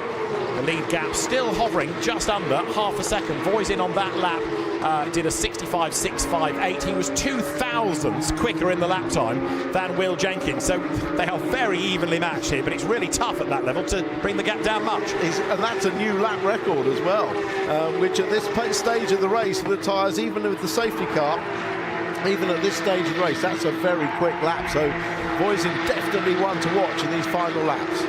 So 12 minutes to go. Yeah, through they turn again. Lap 13, 12 minutes. And the race leaders further up the road, just a little bit nearer to one another as Voisin pushes on. In the first sector, though, he'd lost out seemingly, so let's see what that middle sector is. Looks like they might be closer. And for 3rd, Max Coates now is all over the back of Jack Sherwood, and this is where Max can use his experience of a 911 GT3 Cup car. Yeah, no opportunity for a cut back there. Jack Sherwood had that door firmly shut, didn't he? And right behind, look at that, we've got Ollie Jackson looking for an opportunity. Over the timing line they come. Race leaders, the gap is down, just under 4 tenths now. And Jack Sherwood, who's being looked at for track limits as well, hangs on a 3rd as they come into Redgate. In 4th it's Coates, the yellow car rather 5th is Ollie Jackson. So out of Redgate, down through the Craners, and Will Jenkins still leading the way, but Callum Voisin edging closer. There they are, look. It's almost one giant 8-wheel Porsche in the lead. They're that close. Yeah, big black line left by the yellow car. Ollie Jackson coming down the Craner curves in the right rear. That gives incentive to Isaac Phelps right behind him in the other Century Motorsport car. who had that poor start and is fighting his way back. Is indeed, and as far as Pro-Am is concerned, it's still Ollie Jackson and Isaac Phelps, having got himself past Stephen Jelly, means there's a pro car between the top two in Pro-Am. Here are the leaders again, down to the chicane. Remember, Voisin has done the fastest lap of the race, so we know he's got good speed, but Jenkins took pole and Jenkins leads, and he's about to finish lap number 15, and Sherwood is still having to defend, but he succeeds in defending there. Look from Max Coates. Yeah, but that's what's keeping this bunch close together, the defensive line by Jack Sherwood. Leaders through again then as they head to the right-hander of Redgate Corner. There is Jack Sherwood, and the margin that he had was .229. Jackson is still there in 5th place. The lead gap .355 last time, but down through the Craners, maybe Will Jenkins just stretching it, but we're only talking hundreds, if that. Yeah, tiny amounts, tiny amounts. This is the run now up towards Schwartz Curve once more, and Jack Sherwood, you can tell by A, the mistake, and B, by having to defend how much time he's lost. About 4 seconds now to Callum Voisin. That takes the pressure off Callum and in turn enables him to think about the lead gap to Jenkins. 10 more minutes on the clock. Some great looking liveries on these cars this year. Jack Sherwood very wide there coming on. Has he lost a little speed onto the straight? Let's get back and see. No opportunity for Max Coates to mount an attack into the final chicane. Through they can then out of the chicane now. Ollie Jackson still hanging on to 5th place. Isaac Phelps, first race in a Porsche, going nicely. Learning about Carrera Cup GB all the time as Max Coates is still on the attack on the outside. Max is in pro, Sherwood's in pro. So it's not only a battle for 3rd overall, it's also for points in class. Tighter line by Coates coming out of the corner, and that is the battle between Jackson and Phelps, and Isaac Phelps should go through for 5th place there. Yes, he does. Good exit from Redgate, up the inside, and through he goes. The leaders come out of the old hairpin, so Ollie Jackson now makes that run up towards Schwartz Curve, the climb to McLean's, the steeper climb to Coppice. We work lap 16 then, 9 laps, 9 minutes to go.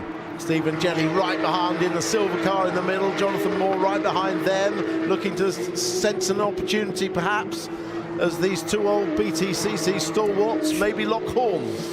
This is the exit we saw further back. Look, Isaac Phelps up the inside of Ollie Jackson.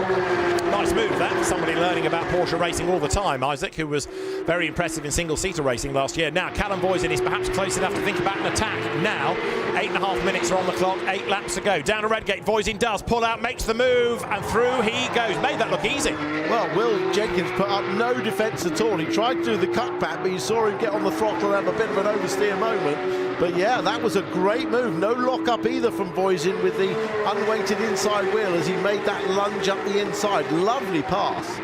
So Callum Voisin hits the front and straight away starts to break clear. He's already about 2 lengths, maybe 3 gone up the road. So Callum Voisin, who spent the winter racing in the Asian Le Mans Series in an LMP3 style prototype, now adapting to Porsches. Carl Cavers goes through. He's under attack for his Masters class lead. Here's the move again. Yeah, just watch the wheel. Look at that lock. He had a lot of lock on there to control that slide. He was never going to get that cut back with that moment, but well controlled, even if he did lose the place. Jack Sherwood still mounting his defence from Max Coates. So down they come into the chicane. Coates in turn being caught by Phelps, and if those two start battling, a bit of damage on the front of Max Coates' car, notice, but if they start battling, it'll take the pressure off Sherwood. So Coates to the outside, there goes some of the bodywork. Well, that was actually on that lap as we watched them come through the chicane. He caught the tyres on the right.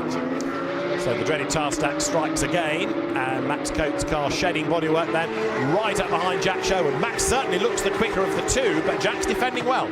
Well, we've seen this lap after lap, actually, haven't we? But now we've got Isaac Phelps behind the two of them, who's passed Ollie Jackson we saw earlier and caught these two very quickly. So maybe Isaac will be the one to watch out of these three. Maybe he can break this stalemate. A little bit more bodywork has just flown off Max Coates' car, so it's all gone now. There's nothing hanging off the side of it, making it look dangerous in any way. So for lap 18, they come now through Coppice, back onto the power, and this is the run now onto the chicane once again. And this lap, I would offer you that Jack Sherwood has just edged away by 2 lengths. Yeah, definitely. Yeah, he's good round that part of the track, isn't he? Max Coates also being told about track limits coming through the chicane. So out of the right-left flick they come. That's Ollie Jackson going very wide in the background with 6 laps, 6 minutes to go. So through they go. Jackson and Jelly together for 6th and also together for the lead of Pro-Am as they go by. Yeah, Jackson had to defend there. Jelly's gone wide. Does this give an opportunity perhaps? Not yet, it doesn't. Jackson stays ahead. Jelly being monstered by Jonathan Moore in the green and white car. Jonathan Moore is another of the drivers new to the championship. He was the Club Sport Pro champion in Sprint Challenge last year, so the Porsche pyramid continues to work, promoting him to the next level up, which is Carrera Cup GB. And we've had the change look in the Masters class, so Henry Dawes is now ahead of Carl Cavers. Yeah, lots of graduates from the Sprint Challenge into Carrera Cup, the pyramid of ascendancy working well, and obviously a lot of former juniors. This is the pass. Henry Dawes cleanly up the inside as they go around Hollywood and down into the Craners. And Carl Cavers thinks discretion the better part of valour. I'll let you have that left-hander. There's another race still to come later on in the day, so battle will no doubt continue as the race leaders have gone across the timing line once more. Voisin is getting away now. He's already 1.4 seconds to the good.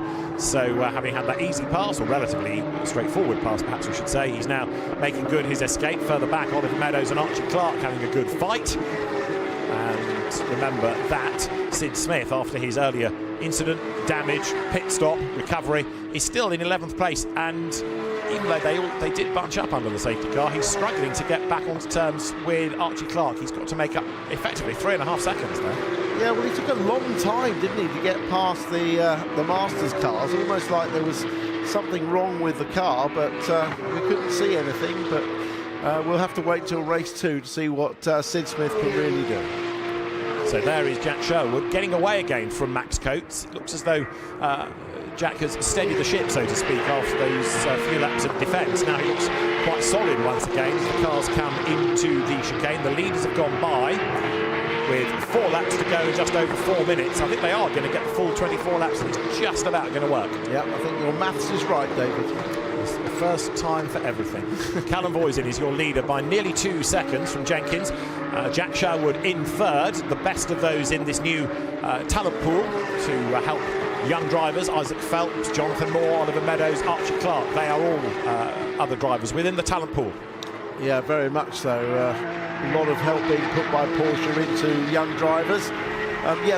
Just a note on Callum Voisin. His last lap was nearly half a second quicker than Will Jenkins, so he's got great late race pace, and this bodes very well for his ability to look after the tyres and control the race.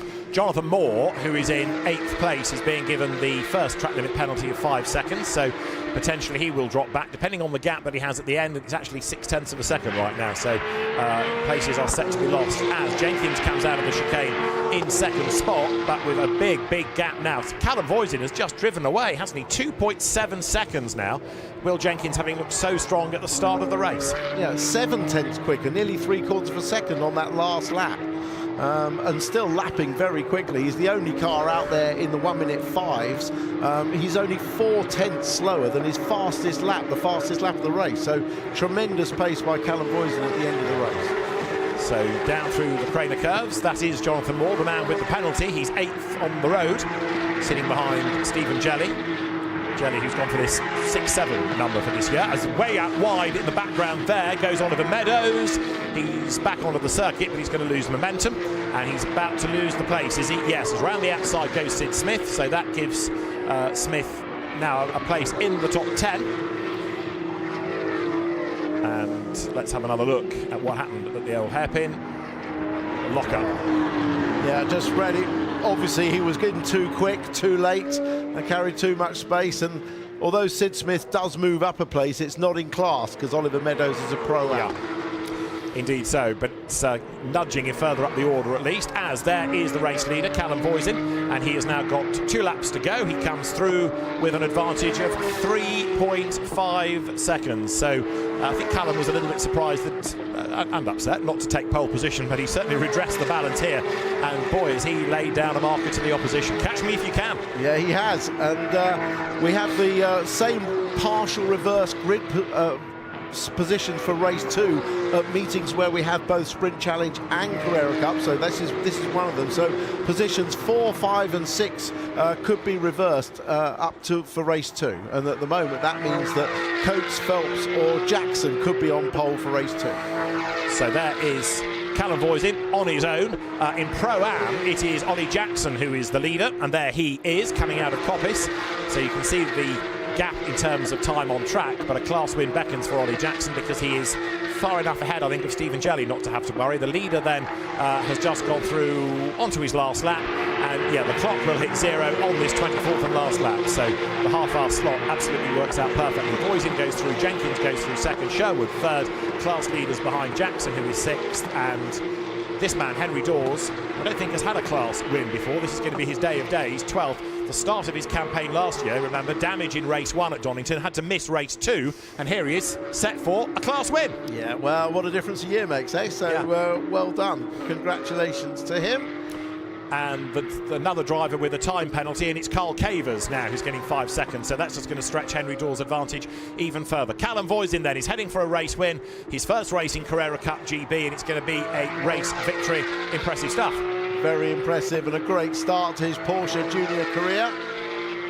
He's made that big decision to move away from single-seaters and move into a career potentially in GTs, and this is a perfect way to start. It is indeed then, as he makes that run through the chicane up towards the checkered flag.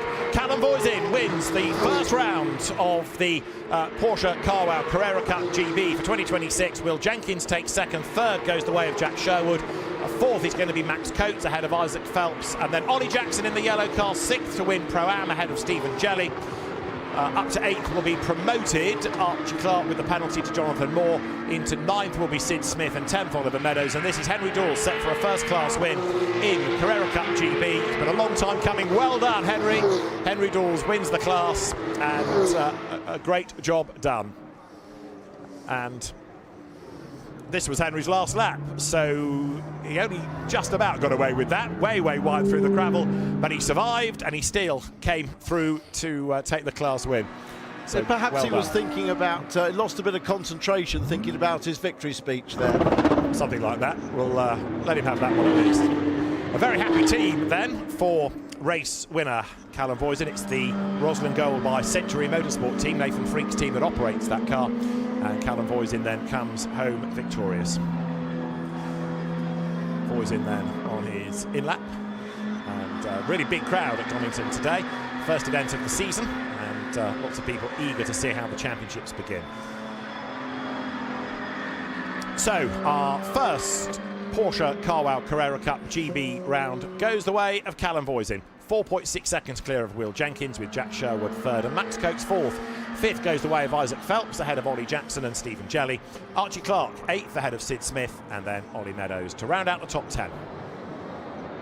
11th Jonathan Moore with a penalty for track limits. Henry Dawes wins his class, Carl Cavers behind him 13th, and we lost Jacob Tofts and Michael Keohane, both new to Carrera Cup GB and both out on lap 1.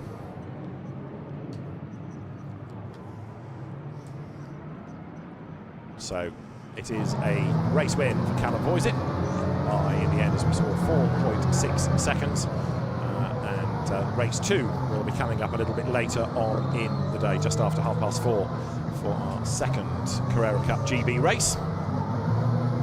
Marshall's applauding everybody's efforts as they come down the pit lane, including Henry Dawes, as I say, class winner for the first time. Sid Smith will be somewhat miffed about that contact down at the old hairpin, but we'll see what he can do in the second race a little bit later on in the day. So Callum Voisin will in a moment jump clear of the car, a very happy man, and as he gets out of the car, race winner Callum Voisin steps from the car, first time winner in Carrera Cup GB. Will Jenkins goes to congratulate him. So as far as the championship is concerned, it is going to be, of course, largely race positions that dictate that, with any bonus points. And so Callum Voisin has a 1-point advantage over Will Jenkins, and Jack Sherwood is third, Max Coates fourth, Isaac Phelps fifth. Stephen Jelly is the leader of Pro-Am, ahead of Ollie Jackson and then Ollie Meadows. And in the Masters class, with Henry Dawes taking the category win, the battle between him and Carl Cavers is set to be a really tight one, I think, this season.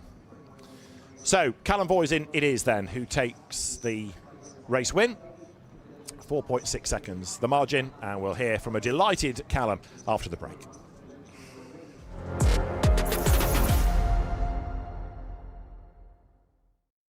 You are watching the Kwik Fit British Touring Car Championship. Don't go anywhere. Obviously, we had a catastrophic fire at our head office and workshops in August of last year, which let's just say messed our season up a little bit, but that's the reason that we're now having to build new Audis. It's a really good thing for us to have something positive to focus on, and the boys and girls have really focused on the challenge, and hopefully we can start to look forward and enjoy what the future brings rather than focusing on the negatives of the past, really. So it was a Saturday, I was at home, and basically I'd missed a couple of calls on my phone, and somebody had basically said that I think there's a fire in the field next to where your work is. You might want to have a look and make sure everything's okay. Started driving over and was still getting calls, and then as I got towards the site, started to become kind of ever more likely that the fire was actually us rather than the field. It was horrific getting there. There was fire brigade already trying to stop people driving along a section of road, that the smoke was so bad across the road that you could not see at all. This greenery here on the right was on fire, and the flames were lapping across and touching this hedge. Now there you go, it's first glimpses. That was very, very much on fire. This would have been our offices. That was our fab shop, the only bit that didn't burn, but actually got robbed the day after the fire. So that was where our jig was, and all our welding and fabrication equipment was in there. Knowing I'm coming over isn't great, and then driving here feels weird. Seeing it all again, but all upstairs here was we put in a big mezzanine that was exclusively like Powermax Racing's offices. We've got like a sim room set up in there, meeting room, all of our trophies, everything was all in there. But that mezzanine floor, if you have a look through here, doesn't even exist anymore. On top of this cabinet here, that was a gearbox, and the whole gearbox casing itself has melted. There's nothing left, and there's just some of the gears left in there, and beyond there there's two gearbox stands, you see, with the arch tops. So both of those would have had gearboxes sat on the stands, and what's on them now is all that's left of those gearboxes. So there's a few kind of gear components, and that's it. The rest has completely melted and disappeared. Well over £2 million worth of vehicles. It literally jumped from building to building. As you can see, it took everything. The fire started at that very far end. It's burnt every shipping container, jumped from container to container, building to building. Like even all the cars stored outside have been ignited, and kind of just...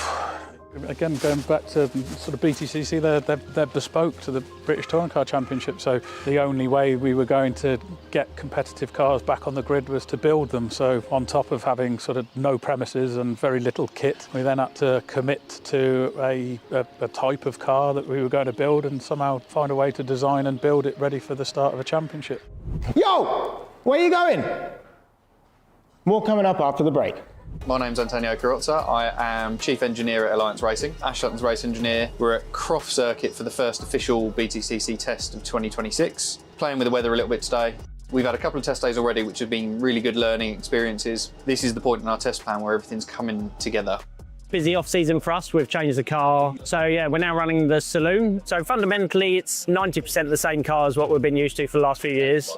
So nicely developed in that respect. Something that I've wanted to do for a really long time. Not necessarily to the Ford Focus, but we've been pushing down the saloon route for a while now, looking for different manufacturers, trying to put the puzzle pieces together. So this was the opportunity to do something that we have wanted to do. Improvement in aerodynamic balance, improvement in drag. There's kind of lots of positives from it. I think, generally speaking, the new car, as we've rolled it out, we're pretty happy with everywhere. It's got a slightly more stable balance. It's slightly more responsive to some of the tuning tools without it being snappy. So I'm trying to push the boundary now on, right, how far do we go with the setup before it becomes undrivable? And usually, the fastest the car goes is that pinpoint just before it becomes undrivable. That's the fastest it will go. All the teams are in a slightly different place. Obviously, Accelerate get to continue exactly with the car that they ran last year. You've got PowerMax with a new car, you've got the Mercedes out there as a new car. So there's a lot of new cars that they're doing their early running and maybe learning a steeper learning curve with their cars than what we're more fine-tuning.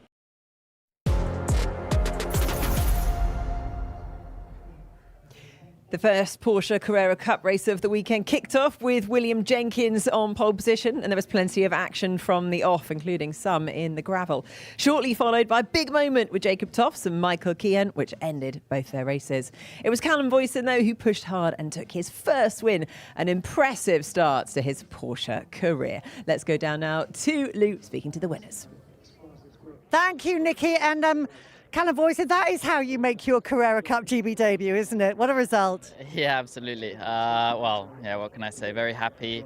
A little bit frustrated after yesterday, but yeah, to bounce back like this today is, well, it's the best way really to start my, Carrera Cup career and debut, and no, I'm super happy. It wasn't easy, obviously. I was in P2 for most of the race, or at least the first half, but I know the car felt very good. We had, very minimal deg, and yeah, managed to keep it clean until the end. I mean, you also got a good pedigree, a stellar career in single-seaters. You've just moved over from FIF3, but this is a very different beast, isn't it? How difficult or easy has it been to get to learn a car like the Porsche? Yeah, absolutely. It's not been easy. It's a completely different car in terms of the technique of how you extract the lap time. There's a lot more weights, a lot more, weight distribution and whatnot.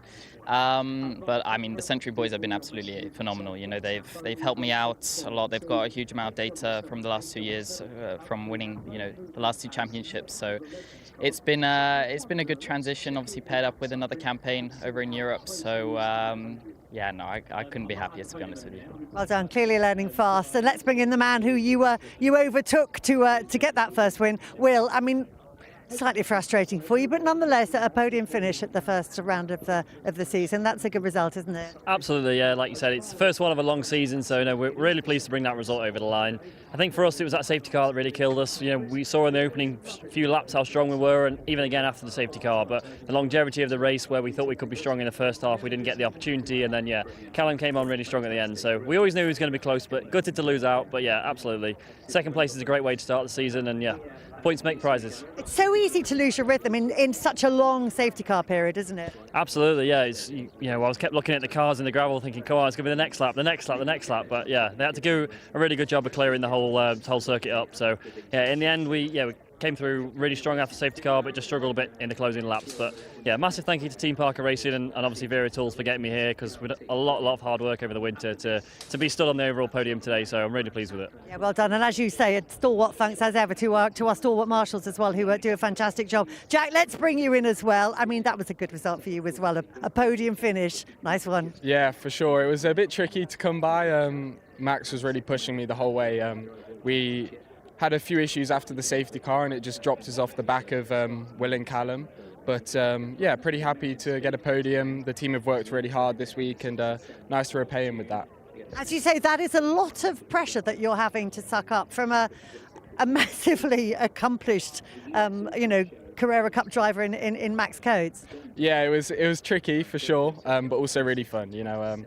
We all come here to race, and it was probably one of the best ones I've had in a while. So nice to have a good battle with Max, and glad to come out on top. We obviously know your dad has been racing these cars for a long time. Has he tried to give you any tips, or are you not interested in hearing them from him? No, he does. He does. That face says you're not interested in hearing them. Yeah, I think it's the same as with any kid and dad. I always think I know better, which I obviously don't. But no, he's been really helpful with the transition, and yeah, we've just enjoyed kind of going on this journey into Porsches, and hopefully it'll be a very successful one. It's looking like it's been a very smooth transition so far, starting off with the podium. So well done to you. Congratulations. I'll let you go off and get your first trophy of the year. And meanwhile, we're going to head back to some track action. I think the legends are heading out there now. So let's go over to Richard John Neal for that.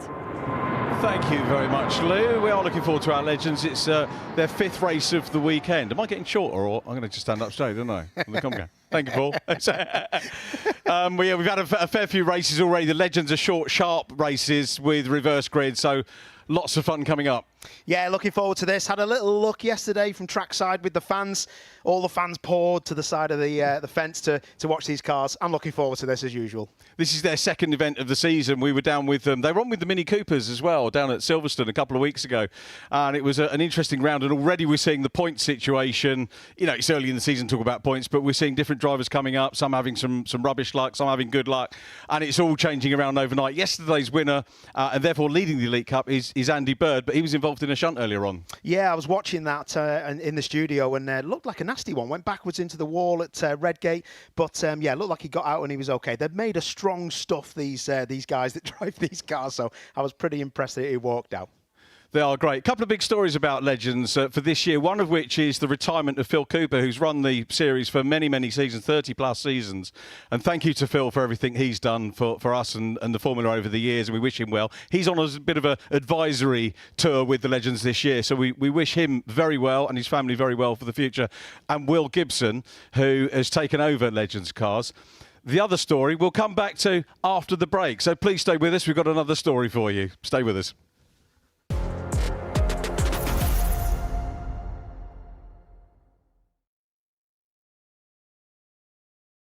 You are watching the Kwik Fit British Touring Car Championship. Don't go anywhere.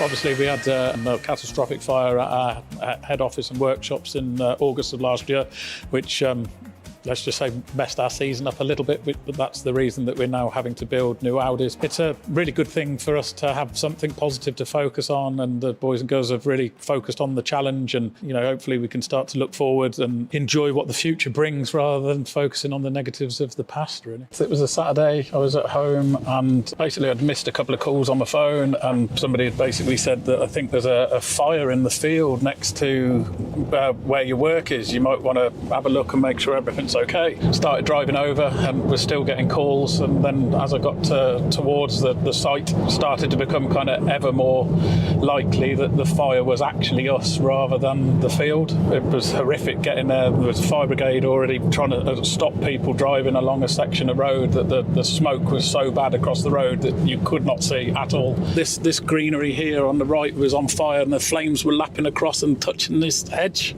Now there you go, it's first glimpses. That was very, very much on fire. This would have been our offices. That was our fab shop, the only bit that didn't burn, but actually got robbed the day after the fire. So that was where our jig was, and all our welding and fabrication equipment was in there. Knowing I'm coming over isn't great, and then driving here feels weird. Seeing it all again, but you know, all upstairs here was we put in a big mezzanine that was exclusively like Powermax Racing's offices. We've got like a sim room set up in there, a meeting room, all of our trophies, everything was all in there. But that mezzanine floor, if you have a look through here, doesn't even exist anymore. On top of this cabinet here, that was a gearbox, and the whole gearbox casing itself has melted. There's nothing left, and there's just some of the gears left in there, and beyond there there's two gearbox stands, you see, with the arch tops. So both of those would have had gearboxes sat on the stands, and what's on them now is all that's left of those gearboxes. So there's a few kind of gear components, and that's it. The rest has completely melted and disappeared. Well over £2 million worth of vehicles. You know, it literally jumped from building to building. As you can see, it took everything. You know, the fire started at that very far end. It's burnt every shipping container, jumped from container to container, building to building. Like even all the cars stored outside have been ignited, and kind of just... Again, going back to sort of BTCC, they're bespoke to the British Touring Car Championship, so the only way we were going to get competitive cars back on the grid was to build them. So on top of having sort of no premises and very little kit, we then had to commit to a type of car that we were going to build, and somehow find a way to design and build it ready for the start of a championship. Yo, where are you going? More coming up after the break. My name's Antonio Carrozza. I am Chief Engineer at Alliance Racing, Ash Sutton's race engineer. We're at Croft Circuit for the first official BTCC test of 2026. Playing with the weather a little bit today. We've had a couple of test days already, which have been really good learning experiences. This is the point in our test plan where everything's coming together. Busy off-season for us. We've changed the car. So yeah, we're now running the saloon. So fundamentally, it's 90% the same car as what we've been used to for the last few years. So nicely developed in that respect. Something that I've wanted to do for a really long time. Not necessarily to the Ford Focus, but yeah, we've been pushing down the saloon route for a while now, looking for different manufacturers, trying to put the puzzle pieces together. So this was the opportunity to do something that we have wanted to do. Improvement in aerodynamic balance, improvement in drag. There's kind of lots of positives from it. I think, generally speaking, the new car, as we've rolled it out, we're pretty happy with everywhere. It's got a slightly more stable balance. It's slightly more responsive to some of the tuning tools without it being snappy. So I'm trying to push the boundary now on, right, how far do we go with the setup before it becomes undrivable? And usually, the fastest the car goes is that pinpoint just before it becomes undrivable. That's the fastest it'll go. All the teams are in a slightly different place. Obviously, Accelerate get to continue exactly with the car that they ran last year. You've got PowerMax with a new car. You've got the Mercedes out there as a new car. So there's a lot of new cars that they're doing their early running and maybe learning a steeper learning curve with their cars.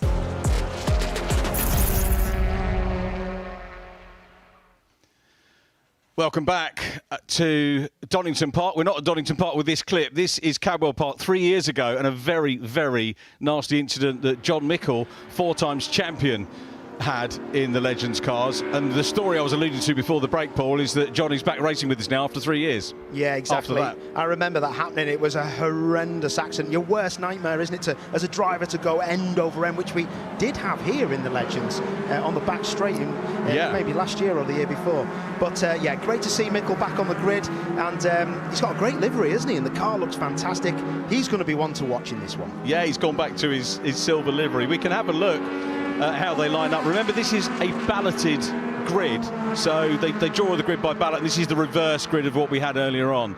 Pole position, Tyler Reid, who won the race earlier on, the defending champion. Chris Needham, who led the championship coming into this weekend, next up. Then it's Luke Simmons and Dan Pooley, Ollie Schlupp and Aaron Cook on the third row. Mike Schlupp is next up from Ross Marshall, then Mark Reed, Graham Butler on row 5, Peter Barrable and David Bonser on the 6th row of the grid, and they are followed by Matt Knight, Ben Mahoney, then it's Marcus Pett and Nick Price. Nathan Williams, newcomer this year to Legends, Andy Bird is alongside him, assuming he's repaired, and then John Mickle, who we just saw in that incident, and Mark Ridout, who is next up. So a good... We've actually got the Legends 2-seater ahead of the pace car doing some laps, which is, I think, giving sort of prize drives to, or passenger rides to people in the 2-seater. We haven't managed to... We've grabbed a quick view of it as they came out of Parc Fermé. But ready for a reverse grid race. This should be an absolute cracker. This morning's one was Tyler Reid started at the back and took the win, and this time he's at the front. But as I say, he has got the championship leader from round 1 of the overall national series alongside him. So it should be a cracker. Yeah, it should be a good one. They're all lining up now behind that safety car, trying to get some heat into these tyres. A little bit of weaving. They will stop this weaving. The lights have gone out. They're going to get through the chicane. They'll all line up. I'm really looking forward to this. Tyler Reid has been exceptional, as you would expect. The rest of them will want to hunt him down. They will. Many drivers on 3 wins in the campaign so far. Tyler is one of those. Chris Needham has had 3 wins. Aaron Cook, newcomer to the championship this year in 96, the black, white and pink trim car there on the 3rd row, has had 3 wins as well. He is the most impressive newcomer I've seen in Legends for many, many seasons, Aaron Cook. Lights go out and we're about to go. Legends cars racing here in the opening weekend of their 3-weekend Elite Cup, and it's the opening 2nd weekend of 7 national championship rounds. But Tyler Reid will lead them across the line. They're all in good order. These cars are allowed to bump draft. Peter Barrable in blue to the left of shot breaks rank. So too does Ollie Schlupp in the orange and blue number 9. Luke Simmons in the yellow and black car having a look as well. But as they go through, it's Tyler Reid who leads them away. Chris Needham, the best beard in the business, the fastest beard in the business in P2, and they're already bump drafting with each other. Boogity boogity. They're on their way, mate. They're on the way. Tyler Reid getting that job done, getting it all sorted. 2 and 3 abreast, but all looking nice. You're going to see some bumper usage, which is a bit frowned upon, but it gets the job done about getting those cars pushed through the air and as far up as they can. There's a lot going on. This is going to be brutal.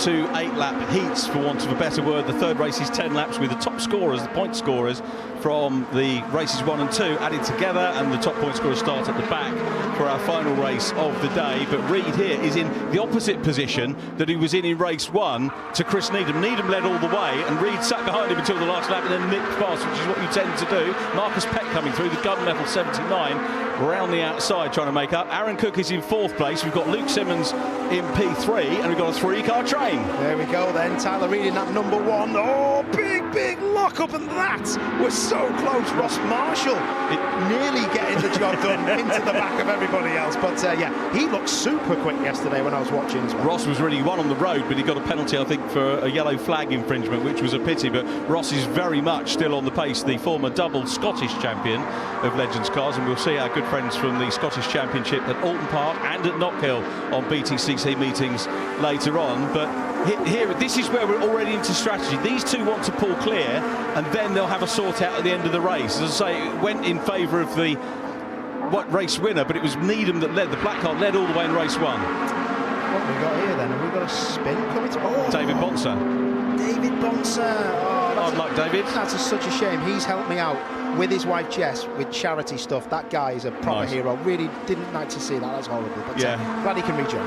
Now look at this, Tyler. Is this tactics that Tyler has let Chris Needham through? Because we're in the repeat of what happened in race 1. Needham did all the hard work in race 1, led all the way, and then Tyler just went, thank you very much, on the last lap and pinned through. These guys know what they're doing, and you can see the rear waving around in the back of these cars. The motorbike engine in these cars is fantastic, and I can't go in the pit lane when these are on because everyone offers me a go of the car, and that is proper motorsport. Yeah, they're lovely people, they really are, whether you're in the national paddock or the Scottish paddock. There's Daniel Pooley, busy chasing Peter Barrable at the moment. Let's have a replay of Ollie Schlupp about to put a move here on, I think, Daniel Pooley.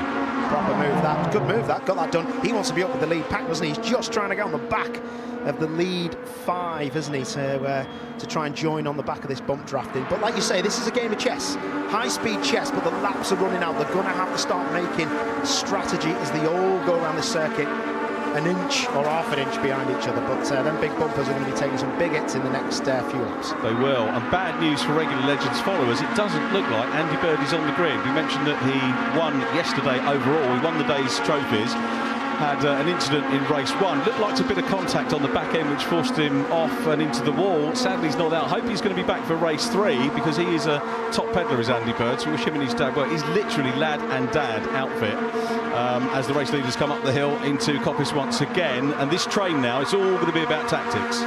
Definitely, and you can see there's 4 and then there's 5, and look at Ollie Schlupp there in that number 9, the orange front.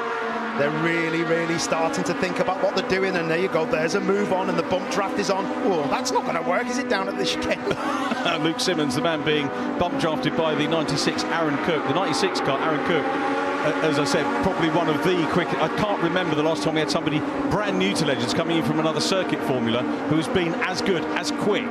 And that's the point I was trying to make. And he's coming down the inside. He's already got 3 wins in his first season. He only did 1 meeting last year, and he's up into 3rd. Absolutely brilliant. That is. Actually got the steering straightened and got the power down. And yeah, the lads behind have got no answer. But look at that, into the bumper. Luke Simmons just giving him a little nudge. That's not to say, hello, I'm here. That's to say, let's crack on together. Let's make some friends down the Cranes at 110 mile an hour. Yeah, not for me, thank you very much. But these guys do deliver week in, week out. Marcus Peck trying to close up. Marcus Peck's got fastest lap, the gunmetal 79 in 7th place, trying to close down Ollie Schlupp. Here we come with his quartet, with a little bit of formation flying behind. Ross Marshall ahead of Ollie Schlupp, who grabbed the lap record, 3 fastest laps at Silverstone 2 weeks ago. They improved the lap. It'd been a few years since they'd been to Silverstone, Paul, but the lap record was improved by nearly 2 seconds. These cars are getting faster and faster. On a serious note, you know, you probably need to peg that in a little bit now. Yeah, it's getting quicker, isn't it? You know, you see that in NASCAR, and the cars are getting very quick, and at the end of the day, these things are pretty safe, and the seats in them are amazing. But you're dead right, they're a small car. It's actually quite shocking when you see them come past you in the pit lane, how close they are to the whole body of the car. But we've seen some big accidents, just like we did after the break, and these are very safe cars. But like you say, the speed is creeping up, and the drivers are getting faster. They are a safe car, I can't emphasise that enough. As we look at Tyler Reid, busy putting the pressure on Chris Needham. So Needham again, the man from Altrincham, doing all the work. He was really in two minds about whether to race this year and turned up at Silverstone just to have a bit of a play, and then wound it up with 3 race wins, which was mega. And he actually had engine problems as well. I thought, well, goodness me, when he gets sorted out, he's going to be quick. But he's come here with everything sorted, but not done as well, which is a little bit of a shame for him. He's had an unlucky weekend so far. You do have them, don't you? As you just need a lot of points on offer, isn't there, for these races? So it's vital to finish. Yeah, absolutely right. Top 4 in every race will probably get you a championship, but that's not really what the drivers can get. As Reid thinks about having a look here, he maybe wants to push Needham away from Aaron Cook. Tyler knows that Aaron and Chris Needham are going to be, pretty serious championship contenders. That's already manifesting itself in the points that we've seen. Are we going to see Aaron Cook's keen to maybe get up one place? Here he comes, makes the move, pulls out of the slipstream, and he's going to have Luke Simmons with him as well in the 25. Oh, he's got the lead instead. Never mind second, Richard John Neal. I have the lead. Thank you very much. Chris Needham's just gone, yep, that was good, mate, and he's just given him a little fire up the backside. So this is now going down to Redgate. This is starting to get now to the people are getting to the front, and they're thinking, well, I can't pull away, so I've just got to make this jigsaw work. So watch the 96 come out. Cook thinks, well, I'll go for what? And you know what, I'll go for 2. Why not? And like you were saying, this kid, he's the real deal. He is, yeah. He's had quite a lot of experience in different categories, and now he's back to 3rd. He's actually rubbish. He's one of the worst drivers I've ever seen. No, that's just the bump drafting. That's the nature. Talking of bump drafting and bumping, Ollie Schlupp there in that number 9, bouncing across. Yeah, he's... So he gets a little sideways, doesn't he, off the corner. Chris Needham says, well, listen, mate, I think I'll have that place back. The other 2 come through as well, and sometimes you just have to give it up, but he's got a car quick enough to win this, and so have the other 58 people in it. He's a bit like that, isn't it, as they come up into Coppice once again, and some Super Legends action. I say 5th race of the weekend for them. And again, Needham probably doesn't want to be out front. He'll want to know he's got the pace to be there, but from the proverbial 200 mile an hour, well, not 200, 120 mile an hour game of chess that they're going, here comes Ollie Schlupp down the inside of Simmons. Sussex man passes Surrey man, and indeed nips past Aaron Cook as well. So the K-Seal car, the number 9, orange and blue, is there. Definitely Ollie Schlupp is fancied for the championship as well. How many times have we seen this from Ollie Schlupp in that number 9? He's always there and thereabouts. Is he going to go for a move that he was forced into? He was forced into it, Richie. He was forced into the lead, and look at that. But Chris Needham is going to get the switch back. This is not what you want. It's side by side down the corners. They don't want this. They want to just play chess. He's going to have to lift out of it. Oh, that's a brilliant move, but look at that. Tyler Reid keeps his nose in, and now we're getting down to the business end of this race. We are indeed. This is, I mean, you just can't call this. It is very, very definitely like a lottery. I mean, they have a lottery to get their grid positions in this racing. And I apologise to the guys at the back, but this is absolutely frantic up front that we haven't managed to have a chat or look at a feature of the guys at the back of the grid, but that will maybe come a little bit later on. We'll see.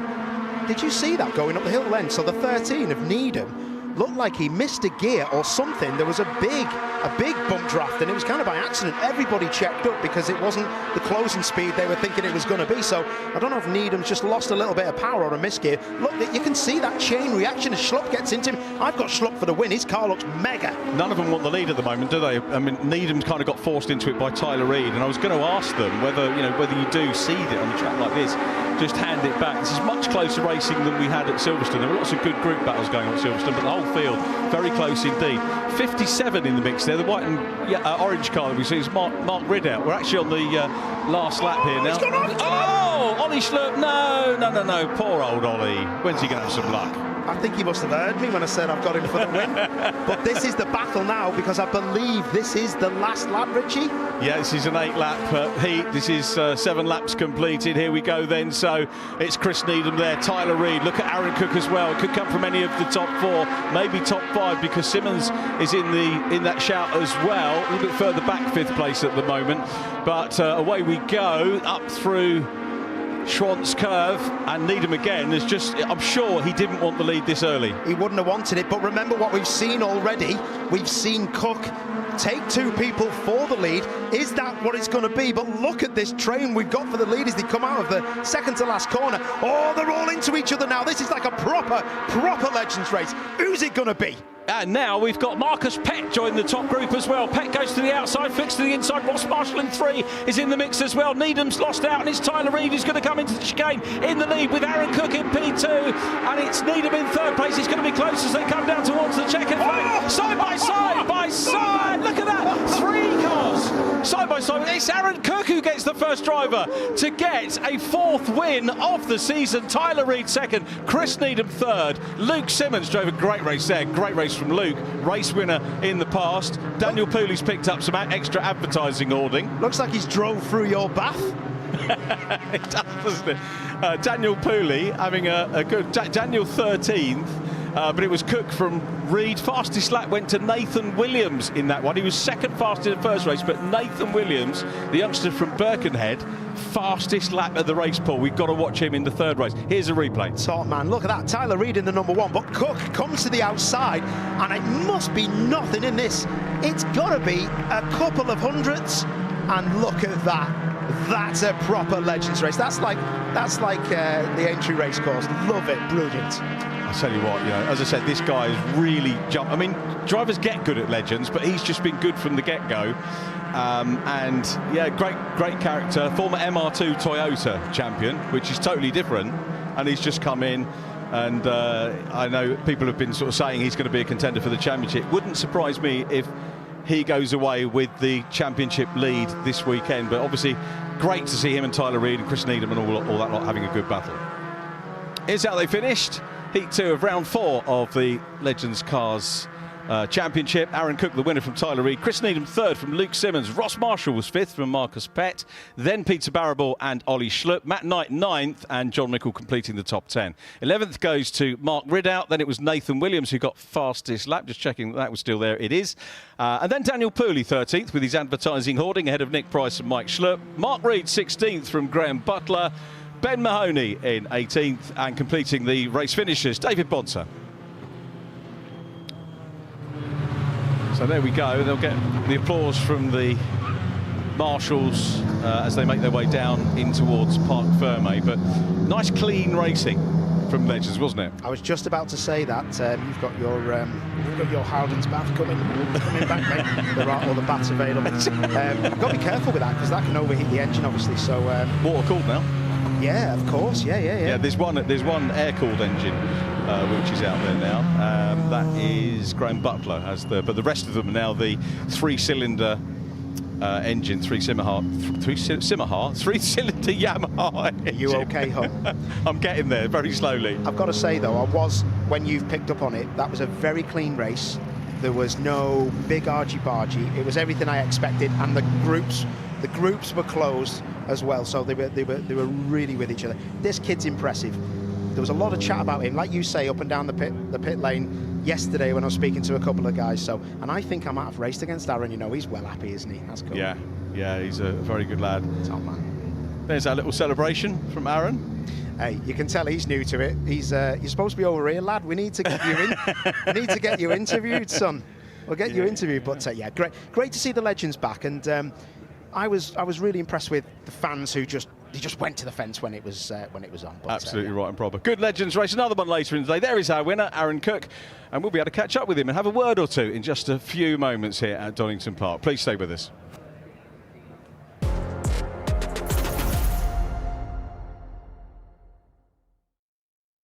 You are watching the Kwik Fit British Touring Car Championship. Don't go anywhere. Obviously, we had a catastrophic fire at our head office and workshops in August of last year, which let's just say messed our season up a little bit, but that's the reason that we're now having to build new Audis. It's a really good thing for us to have something positive to focus on, and the boys and girls have really focused on the challenge, and hopefully we can start to look forward and enjoy what the future brings rather than focusing on the negatives of the past, really. It was a Saturday, I was at home, and basically I'd missed a couple of calls on my phone, and somebody had basically said that I think there's a fire in the field next to where your work is. You might want to have a look and make sure everything's that's okay. Started driving over and was still getting calls, and then as I got towards the site, started to become kind of ever more likely that the fire was actually us rather than the field. It was horrific getting there. There was a fire brigade already trying to stop people driving along a section of road, that the smoke was so bad across the road that you could not see at all. This greenery here on the right was on fire, and the flames were lapping across and touching this hedge. Now there you go, it's first glimpses. That was very, very much on fire. This would have been our offices. That was our fab shop, the only bit that didn't burn, but actually got robbed the day after the fire. So that was where our jig was, and all our welding and fabrication equipment was in there. Knowing I'm coming over isn't great, and then driving here feels weird. Seeing it all again, but you know, all upstairs here was we put in a big mezzanine that was exclusively like Powermax Racing's offices. We've got like a sim room set up in there, a meeting room, all of our trophies, everything was all in there.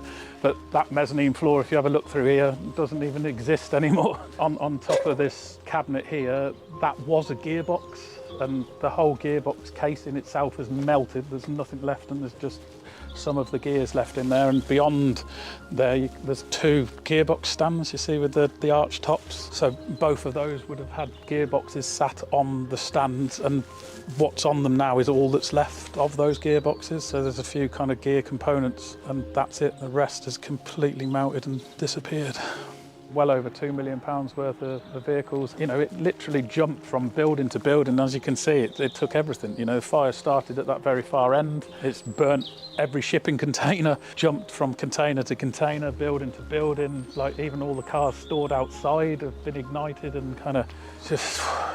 Again, going back to sort of BTCC, they're bespoke to the British Touring Car Championship, so the only way we were going to get competitive cars back on the grid was to build them. So on top of having sort of no premises and very little kit, we then had to commit to a type of car that we were going to build, and somehow find a way to design and build it ready for the start of a championship.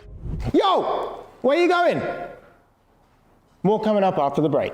My name's Antonio Carrozza. I am Chief Engineer at Alliance Racing, Ash Sutton's race engineer. We're at Croft Circuit for the first official BTCC test of 2026. Playing with the weather a little bit today. We've had a couple of test days already, which have been really good learning experiences. This is the point in our test plan where everything's coming together. Busy off-season for us. We've changed the car. So yeah, we're now running the saloon. So fundamentally, it's 90% the same car as what we've been used to for the last few years. So nicely developed in that respect. Something that I've wanted to do for a really long time. Not necessarily to the Ford focus, but yeah, we've been pushing down the saloon route for a while now, looking for different manufacturers, trying to put the puzzle pieces together. So this was the opportunity to do something that we have wanted to do. Improvement in aerodynamic balance, improvement in drag. There's kind of lots of positives from it. I think, generally speaking, the new car, as we've rolled it out, we're pretty happy with everywhere. It's got a slightly more stable balance. It's slightly more responsive to some of the tuning tools without it being snappy. So I'm trying to push the boundary now on, right, how far do we go with the setup before it becomes undrivable? And usually, the fastest the car goes is that pinpoint just before it becomes undrivable. That's the fastest it'll go. All the teams are in a slightly different place. Obviously, Accelerate get to continue exactly with the car that they ran last year. You've got Powermax with a new car. You've got the Mercedes out there as a new car. So there's a lot of new cars that they're doing their early running, and maybe learning a steeper learning curve with their cars than what we're more fine-tuning.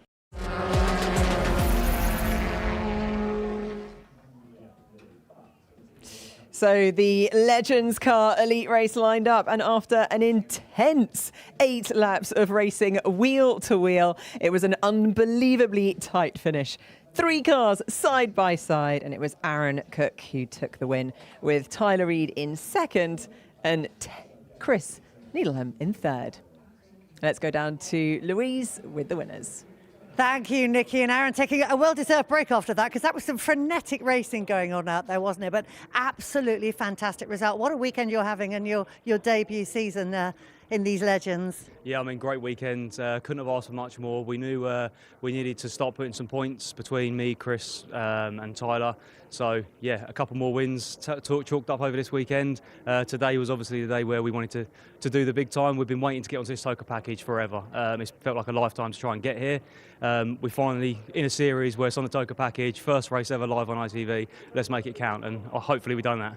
Just tell us a bit about that struggle, because it's not your first rodeo in terms of racing, but as you say, you've been working really, really hard to pull together budgets, which is difficult for everybody, but it's a big move for you to get into this category, isn't it? Yeah, I mean, it's huge. We've been looking at this sort of racing for a long time. We've always wanted to get onto that TOCA package. British touring cars, obviously, the aim, but it's very difficult to get there. So we've gathered enough budget. I was also saying massive thanks to Pertec and stuff getting the help to get me here today. But yeah, we're here. We've got the win on the first race we've ever done live on ITV. We can't ask for much more. Having fun as well. Oh, great fun. Yeah, I mean, there's people all over watching this. So I just want to say thanks to everyone that's got us here. Friends, family, you know, I've got people at home watching, so yeah, great. Just shout out to all them, my mates, mum, dad. We've got little Isla at home, Gabby over there, Jack, Tamika, they're all like, everyone helps. Yeah, there's a whole gang, I have to tell you. There's been massive cheers been going up for Aaron. So let's bring in Tyler, who brought it home in second place. I mean, that was just some classic Legends racing, wasn't it? You're all rocking those bucket hats, can I just say? Yeah, amazing race, really close. I was hoping me and Chris would sort of get away, just the two of us, and sort of have it out between us two on the last lap. But yeah, I mean, the toe's just massive round here, so it weren't quite the case. But yeah, I mean, I'm not sure if it was second or third yet, but yeah, happy with the finish, and it's good points again. There is a real art to racing these cars, isn't it? Yeah, it's like a fast game of chess, not really racing a car. You have to obviously be quick at driving, but as long as you can get in the toe, then you can pretty much just get towed along.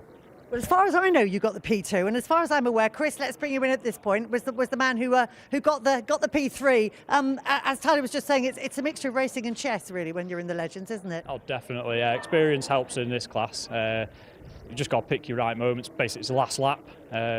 At the moment, I'm putting myself in the wrong place on the last lap, the last two races, but we'll see if we can change that for race 3. Yeah. So lessons learned. As you say, we've got another race coming up later today. Where are you starting that one, and where are you hoping to finish that one? Daft question, the last bit, but well, we've had a good day. I think was that a second and a third, so we'll be near the back for the start of the last race. So we'll see if we can come through like we did in race 1, and try and get one step better and try and beat these two. Good stuff. We look forward to seeing you out there later. Right now, though, we have got some breaking news on British touring cars. So let's go straight over to Nikki for that. Thank you very much, Louise. Yes, we do indeed, don't we, Tim? So unfortunately, in the first race this morning that Tom Ingram did take the win, he's actually been disqualified for misuse of boost. Now, ultimately, that obviously drops him down to P21, effectively, at the end of that race. Also, Adam Morgan, misuse of boost, but not to quite the same extent. So he dropped, he got 5-second grid penalty. So he has dropped from P7 to P10. We can take a look at the final results then from the earlier race. What are the consequences of that going to be, Tim? It's a disaster for Tom Ingram because obviously he loses the points for the win. He has to start race 2 from the very back of the field. But unlike Ash Sutton in race 1, he has the penalty that he would have had from winning race 1. So he'll start race 2, Tom Ingram, with only 1 lap of boost to use, as opposed to the maximum of 10. So it's a double whammy for him and a real problem technically for the team to overcome, because the engine is spiking and over boosting. It actually did it twice during the race, once just before the safety car, but during the safety car he was able to repay the amount of over boost he'd had, but then it happened again at the end of the race. Really, really frustrating. I mean, is this that sort of teething problems at the start of the season? I mean, something like that shouldn't necessarily be happening. Not really, because it's the same car engine combination that they ran last year. The engine built by Swindon. I have spoken to the scrutineers, and there is some suggestion that the inlet system that they're running creates a ram air effect, and if you're running in clean air, which Tom Ingram was at the very front, it's magnified, and that could be causing it. But it's actually quite a difficult thing to control.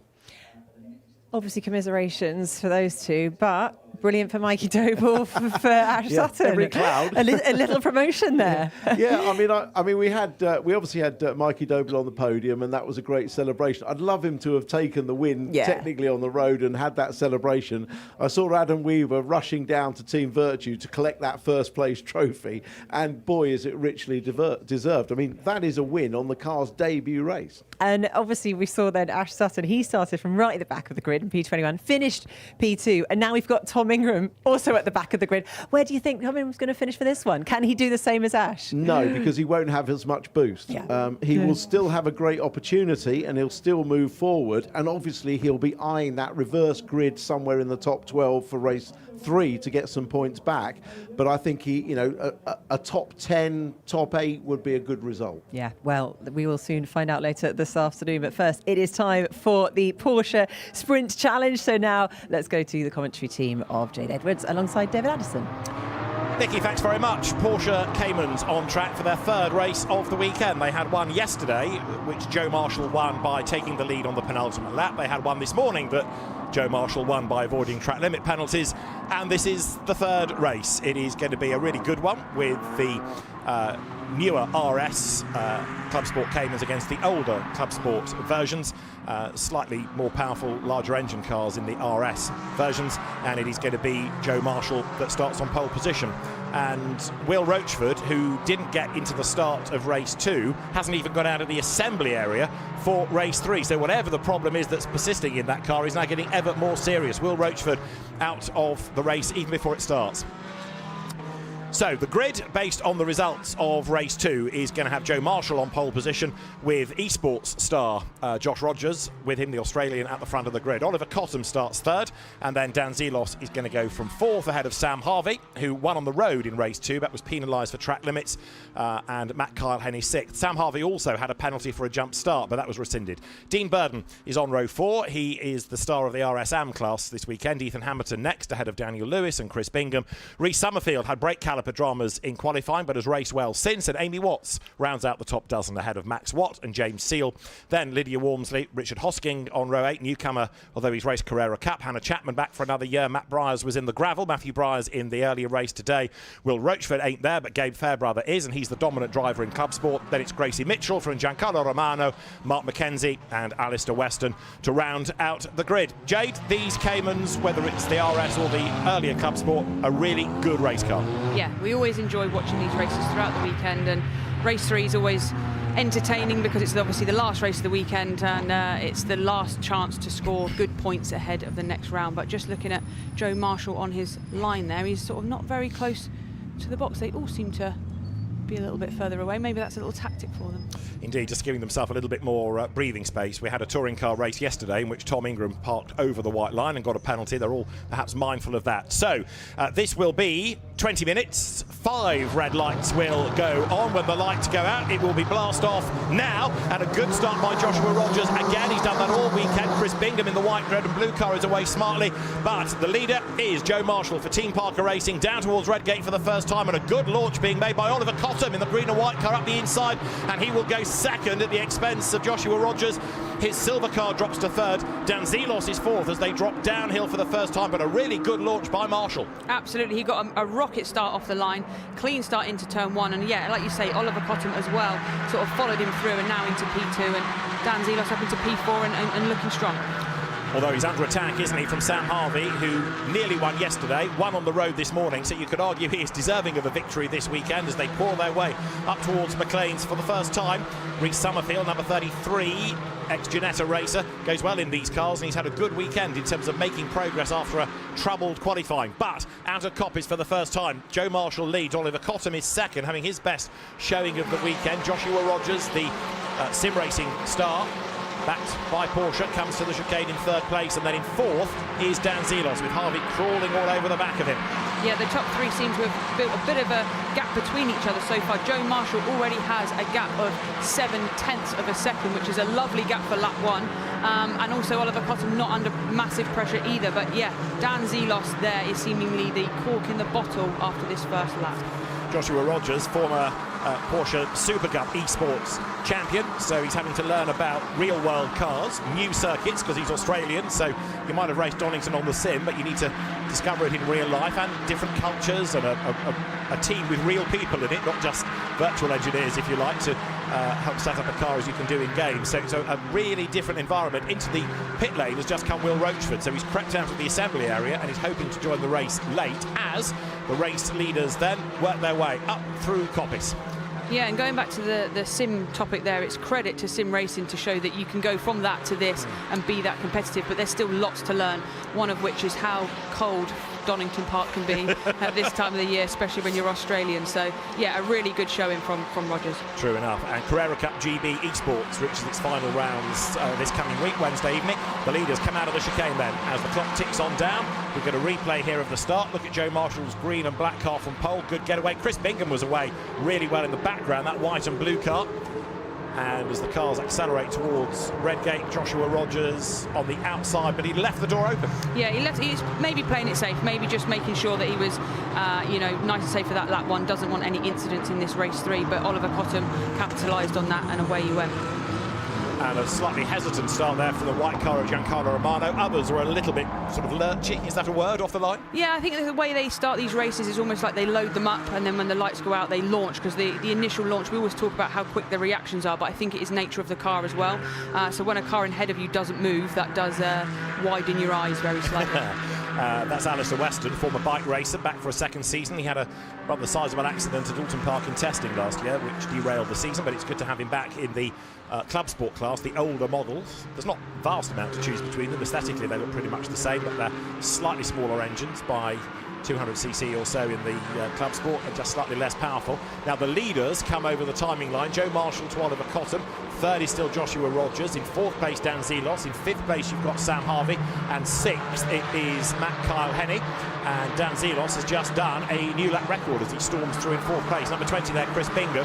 Now we understand he's being looked at for possibly a false start, because then he was away well, and the race officials think maybe it was too good. A little bit too well off the start. He could also be out of position as well. Oh, we've got a car off in the gravel there. That's number 76, Matthew Bryars. So he's obviously had an incident trying to get out the gravel. Rear-wheel driving gravel's never easy, but he's given it a go. But it looks like it might be game over, which could bring out the safety car. And I'm afraid he was in the gravel at the old hairpin in race 2 and brought out a safety car, and that looked like Redgate to me, and he's off the road again. And Chris Bingham does have a 5-second penalty for a full start, so bang to rights, so race control. Yeah, they've taken a look at that, and they've obviously seen an obvious jump start there. So yeah, 5-second penalty. Frustrating, but one of those things. Indeed, but the last thing he needs is a safety car, and that's what we're going to get. The reason he doesn't want one is because it'll bunch everybody up. That's Ethan Hamilton getting ahead of Matt Kyle Henney, coming into the chicane for 6th place. I reckon he got there just before the yellows, but race control will check. There's the safety car, just in the nick of time, gets out on track, and it will scoop up the race leader. 15 minutes are on the clock, but yeah, as far as Chris Bingham is concerned, he needs to pull out 5 seconds to preserve the place he's in, and now look how many cars are going to be on his tail. Yeah, absolutely. And with this being, although it's got classes within it, it's seemingly a one-make sort of championship, it is tougher to build that gap. So he's just seemingly lost it by himself there on the exit of the first corner, having to spin into the gravel. And stuck. Unfortunately, that's exactly what gravel's meant to do, is keep you there. So safety car for us. Indeed, so it does its job. It's frustrating because it interrupts the race, but better that than a car skating off. When Donington reopened in 1977, the late Tom Wheatcroft, the owner of the circuit, was the first person to put sand traps in. He was very proud of his beautifully manicured lawns, was Tom, and sand traps were put in. And yeah, on a wet day, you had no chance of getting out of one of those. Do you remember that day fondly? Or? I do. I was in my pram. Yes. If you close the door behind you on your way out, Joe, that'd be great. Up towards Coppice they come, and the race leader, Joe Marshall, ahead of Oliver Cottam, with in 3rd place Joshua Rogers, and then Dan Zelos, new lap record, he's there in 4th place. And Dan, a late addition to the entry, he's come back a little bit more confident this year. Last year was tough for him. Yeah, I was going to say he was a very, very late entry. He was almost not racing at all this year, brought a late deal to the table, and this for him is a dream start to the season. He's much more competitive than he was last year. He seemed to take a little while to find his feet in this championship and this car. Obviously very successful in the few touring car races he did prior to that, and everything else he's done prior. But this is more like the Dan we know, Yeah. much more competitive, and he probably didn't expect it. It might be a case of, because he didn't think he was racing, he's a bit more relaxed, less to prove, and just getting on with it. But yeah, this is it's good to see from him. One of the things he cited last year as the relative lack of pace, or the problem he had to overcome, was that he spent so many years driving front-wheel drive cars, and now he's into rear-wheel drive. Now, is that a real muscle memory difficulty, or if you're a star, should you be able to jump from one to the other? I think there is an element of which you should be able to jump from one to the other. However, I will say, if you've only driven one style for your entire career and then jump into the opposite style later on, there is going to be a buffering time where you're getting used to it. It's not the lap time as such, it's your natural reflex reaction. So when the car moves, when it oversteers, when it understeers, it's what your feet do in conjunction of what the powertrain is. So there is a little bit of leeway there for Dan to get used to it, but it's nice to see him now obviously showing what he truly can do now that he's got to grips with the car. Now, that white and blue car you're looking at is that of Chris Bingham. Now, that's the driver that has got this false start penalty in that sort of pseudo-works colour scheme of years past, the early 80s Group C livery that Works Porsche's had. Now, have a look. Right-hand side as you look, 5th car back in the queue. White and blue is the livery. Oh, yes, definitely. It was on the move, wasn't it? Yeah, when you look down the grid from the further away shot, it just looked like he's got a great start, but there it's clear. Just one of those things, it's just full of adrenaline, you're anxious to get going, and it just sometimes catches you out. So, clock ticks on down here. 12 minutes and we're still not yet under green. But, of course, problem 1, penalty. Problem 2, everybody is bunched up. Problem 3, the longer this runs, the fewer racing laps he has in which to open the gap. Yeah, it's happened at quite possibly the worst time for him. But unfortunately, that's the price you pay. He'll think about what he's done, he'll realise his mistake, and almost having a harsher penalty in this form means he'll probably be less likely to ever do it in the future. But it's happened to the best of us, and one of those things. But yeah, it's not what he needs. He wants the safety car to go in as soon as possible, the track to go green, so he can try and build that deficit as best he can. What does a driver do in a safety car situation like this? Are you constantly thinking about the restart, looking at the dials, the gauge? What goes through your mind? Yeah, it's a case of making sure that you're obviously this early on in the race, you want to make sure obviously there's heat in the tyres. You're checking your dash if you've got, these cars don't necessarily, but in the racing I've done, if you've got comms to the pit lane, you're often checking dials, making sure temperature's okay, getting some information of what's happened in the race. You might ask where your rivals were, but these guys will just be checking their own internal stuff, having a little think, maybe thinking about the restart. You have to get close to the car ahead before the restart. I guarantee everyone in the pit lane, your dad, your family, your friends, your team, always have a judgment of a race restart. But I can assure you it's not always as easy as it looks to try and time it perfectly. But yeah, there's a few things going on, but it's nice chilled moments. Once you're in the leaders section here, he'll be thinking about this restart now. So safety car in this lap, and it looks like he's gone already and built a brilliant gap. So Joe Marshall gets us back racing just about at the halfway point as he goes through with Oliver Cotton having his best ever showing in Porsche Sprint Challenge in second place, third generation racer, and Joshua Rogers there, the Australian in the silver car, looks at the inside, couldn't find a way through. Zelos is fourth, Harvey fifth, with a bit of a wobble coming out there of Redgate. Absolutely, that was a monster safety car restart there, getting a gap of 5/10 already, which is absolutely brilliant. But yeah, a little move from Rogers, just put Oliver Cotton off a little bit, and now we've got Dan Zelos trying to get himself onto that podium. So Joe Marshall tries to pull away, make it 3 out of 3, which would be the dream start to the weekend.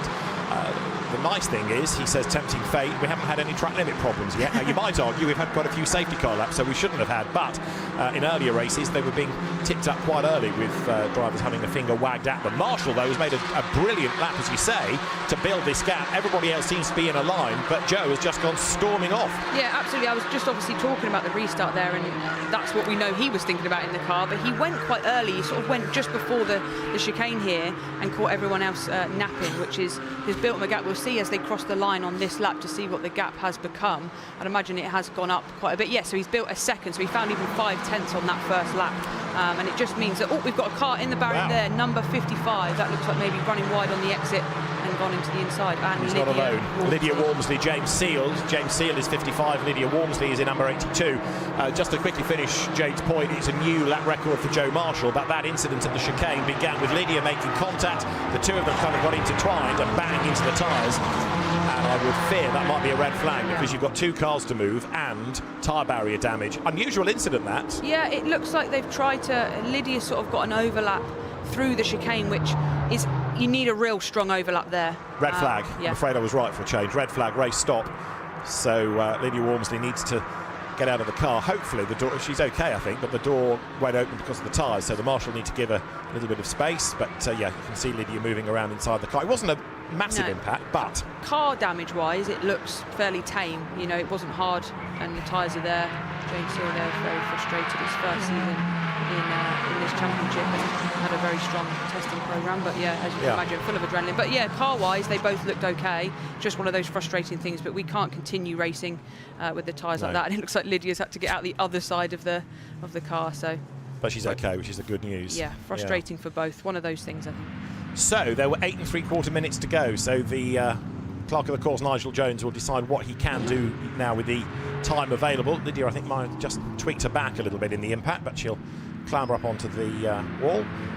We'll get the incident sorted out, and as for a restart, well, after the break, we'll have some news. Join us in a few minutes.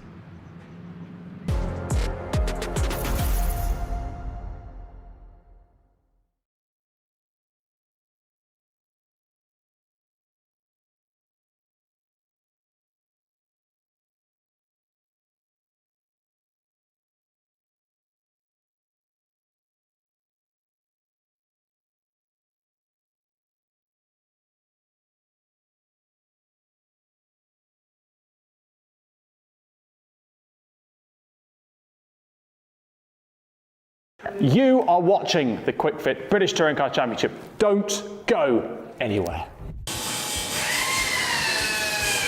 Obviously, we had a catastrophic fire at our head office and workshops in August of last year, which let's just say messed our season up a little bit, but that's the reason that we're now having to build new Audis. It's a really good thing for us to have something positive to focus on, and the boys and girls have really focused on the challenge, and you know, hopefully we can start to look forward and enjoy what the future brings rather than focusing on the negatives of the past, really. It was a Saturday, I was at home, and basically I'd missed a couple of calls on my phone, and somebody had basically said that I think there's a fire in the field next to where your work is. You might want to have a look and make sure everything's okay. Started driving over and was still getting calls, and then as I got towards the site, started to become kind of ever more likely that the fire was actually us rather than the field. It was horrific getting there. There was a fire brigade already trying to stop people driving along a section of road, that the smoke was so bad across the road that you could not see at all. This greenery here on the right was on fire, and the flames were lapping across and touching this hedge.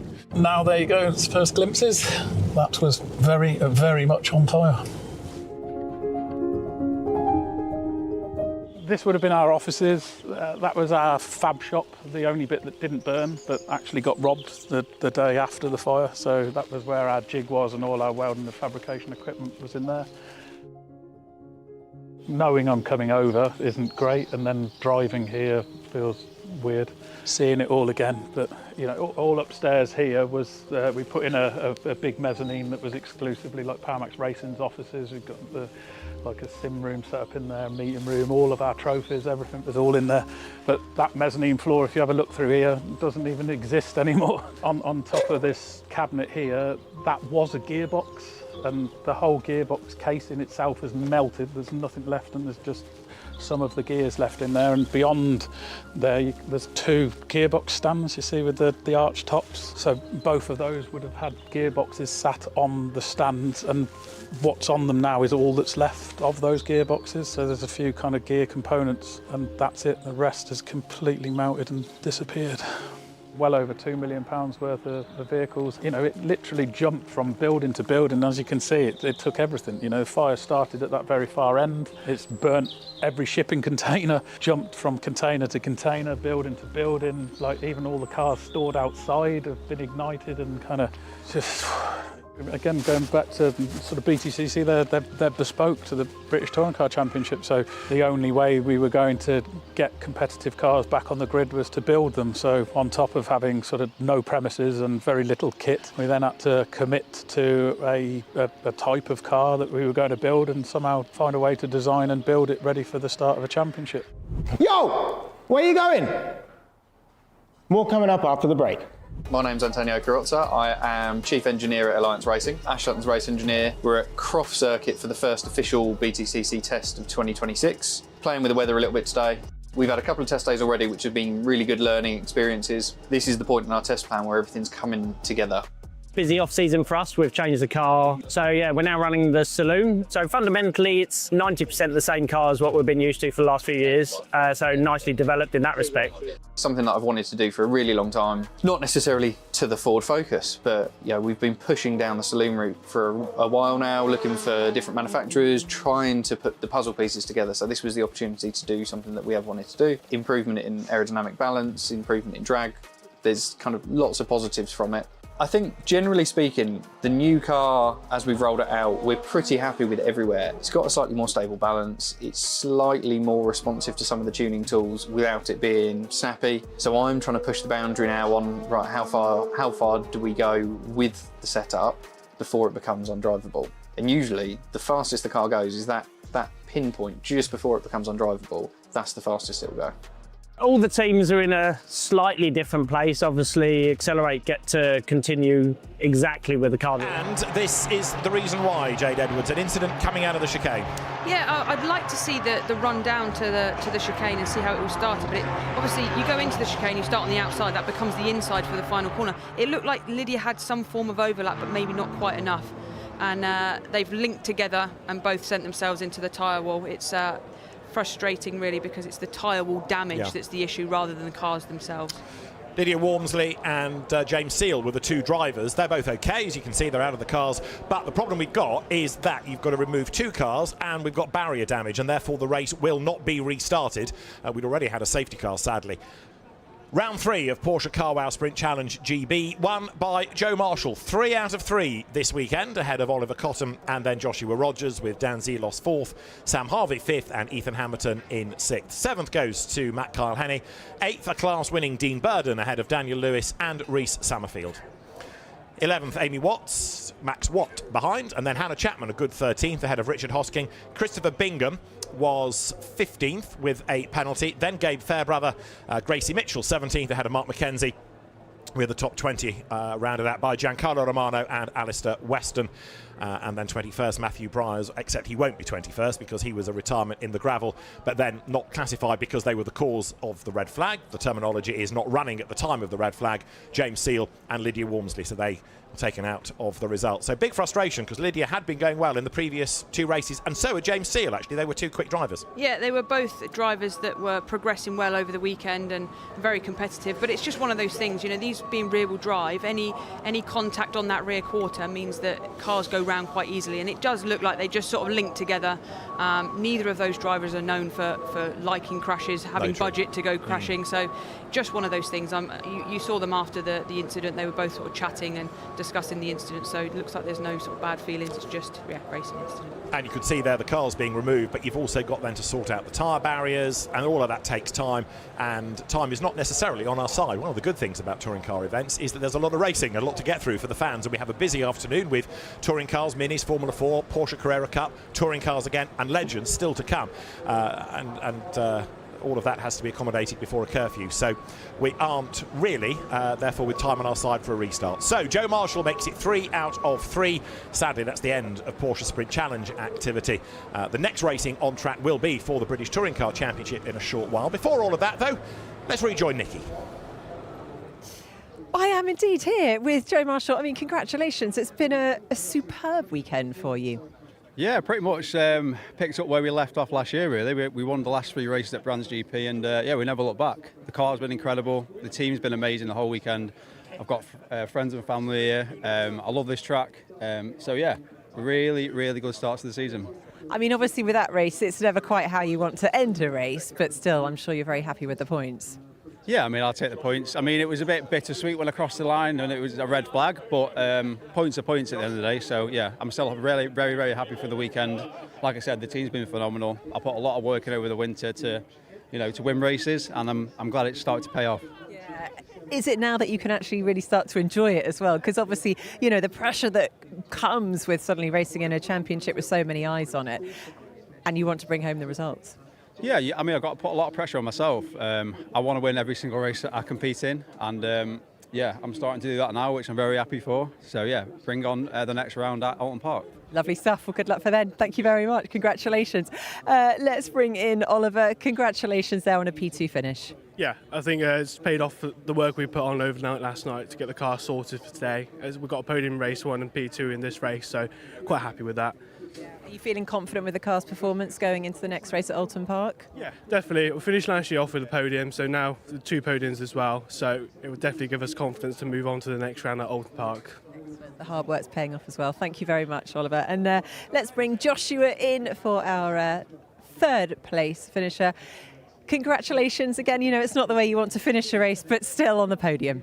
Yeah, no, honestly, a fantastic weekend for me. To be on the podium all 3 races in my first weekend racing cars is something I can be very proud of. We've come a long way in such a short amount of time. So, yeah, I'm looking forward to the rest of the season, but no, fantastic weekend of racing. So how would you summarise the weekend then? It's hard to find the words, really. Like, it's finally starting to sink in, really, like what's happening and what we're doing here with Porsche. So, yeah, it's... I'm just ecstatic, honestly. And also, it's been a fantastic weekend for the team. Joe's won all 3 races. I've been on the podium each time. So, yeah, strong points all. Lots to celebrate. Thank you very much. We'll see you in Alton Park. Cheers.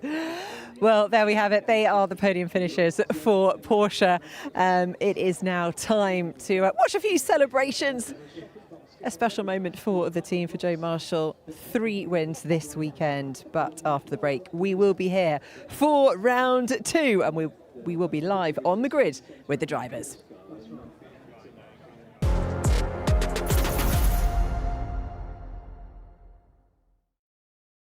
You are watching the Kwik Fit British Touring Car Championship. Don't go anywhere. Obviously, we had a catastrophic fire at our head office and workshops in August of last year, which let's just say messed our season up a little bit, but that's the reason that we're now having to build new Audis. It's a really good thing for us to have something positive to focus on, and the boys and girls have really focused on the challenge, and you know, hopefully we can start to look forward and enjoy what the future brings rather than focusing on the negatives of the past, really. So it was a Saturday, I was at home, and basically I'd missed a couple of calls on my phone, and somebody had basically said that I think there's a fire in the field next to where your work is. You might want to have a look and make sure everything's okay. Started driving over and was still getting calls, and then as I got towards the site, started to become kind of ever more likely that the fire was actually us rather than the field. It was horrific getting there. There was fire brigade already trying to stop people driving along a section of road, that the smoke was so bad across the road that you could not see at all. This greenery here on the right was on fire, and the flames were lapping across and touching this hedge. Now there you go, it's first glimpses. That was very, very much on fire.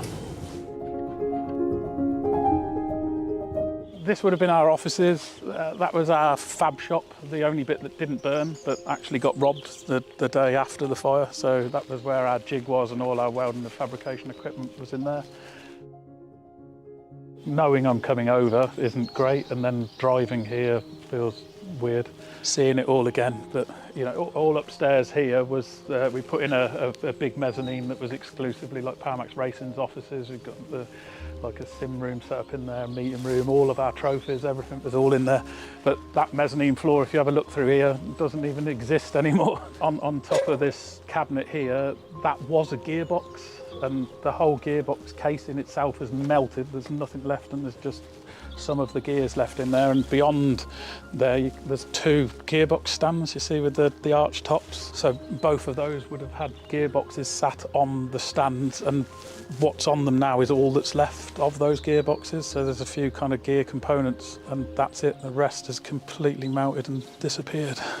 Well over £2 million worth of vehicles. You know, it literally jumped from building to building. As you can see, it took everything. You know, the fire started at that very far end. It's burnt every shipping container, jumped from container to container, building to building. Like even all the cars stored outside have been ignited, and kind of just...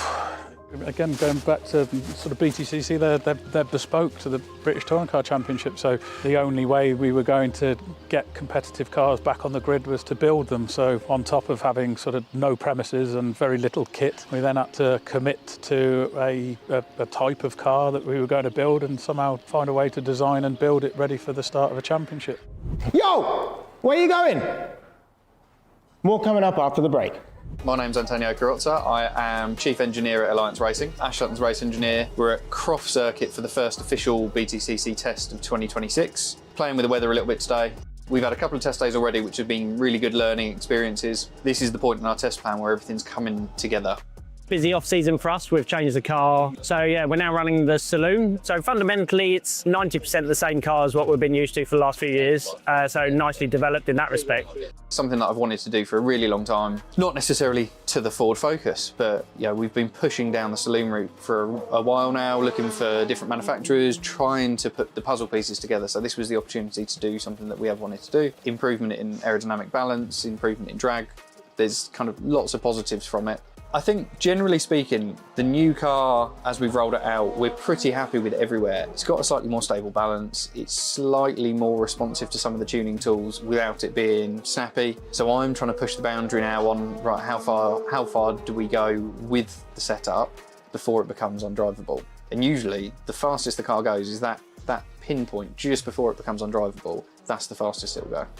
All the teams are in a slightly different place. Obviously, Accelerate get to continue exactly with the car that they ran last year. You've got PowerMax with a new car, you've got the Mercedes out there as a new car. So there's a lot of new cars that they're doing their early running and maybe learning a steeper learning curve with their cars than what we're more.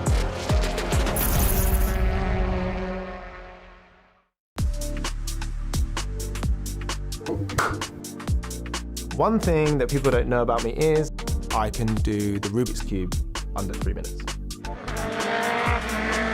My first car was an old school Mercedes A-Class. My racing idol is Lewis Hamilton. No surprises on that one. A track that isn't on the calendar that I'd like to race at is Spa.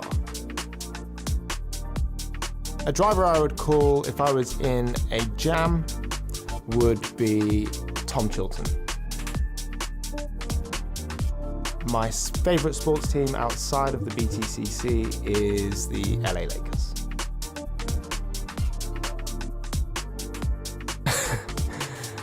The driver that is most likely to pick up the tab in the BTCC is me.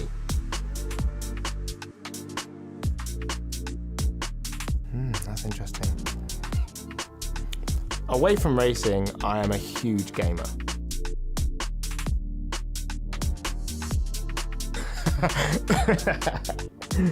My guilty pleasure is Married at First Sight.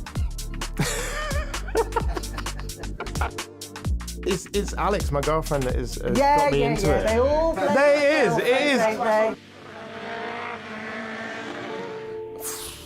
My biggest rival is Mikey Doble. My ambition for 2026 is to bring home the Jack Sears Trophy for one round.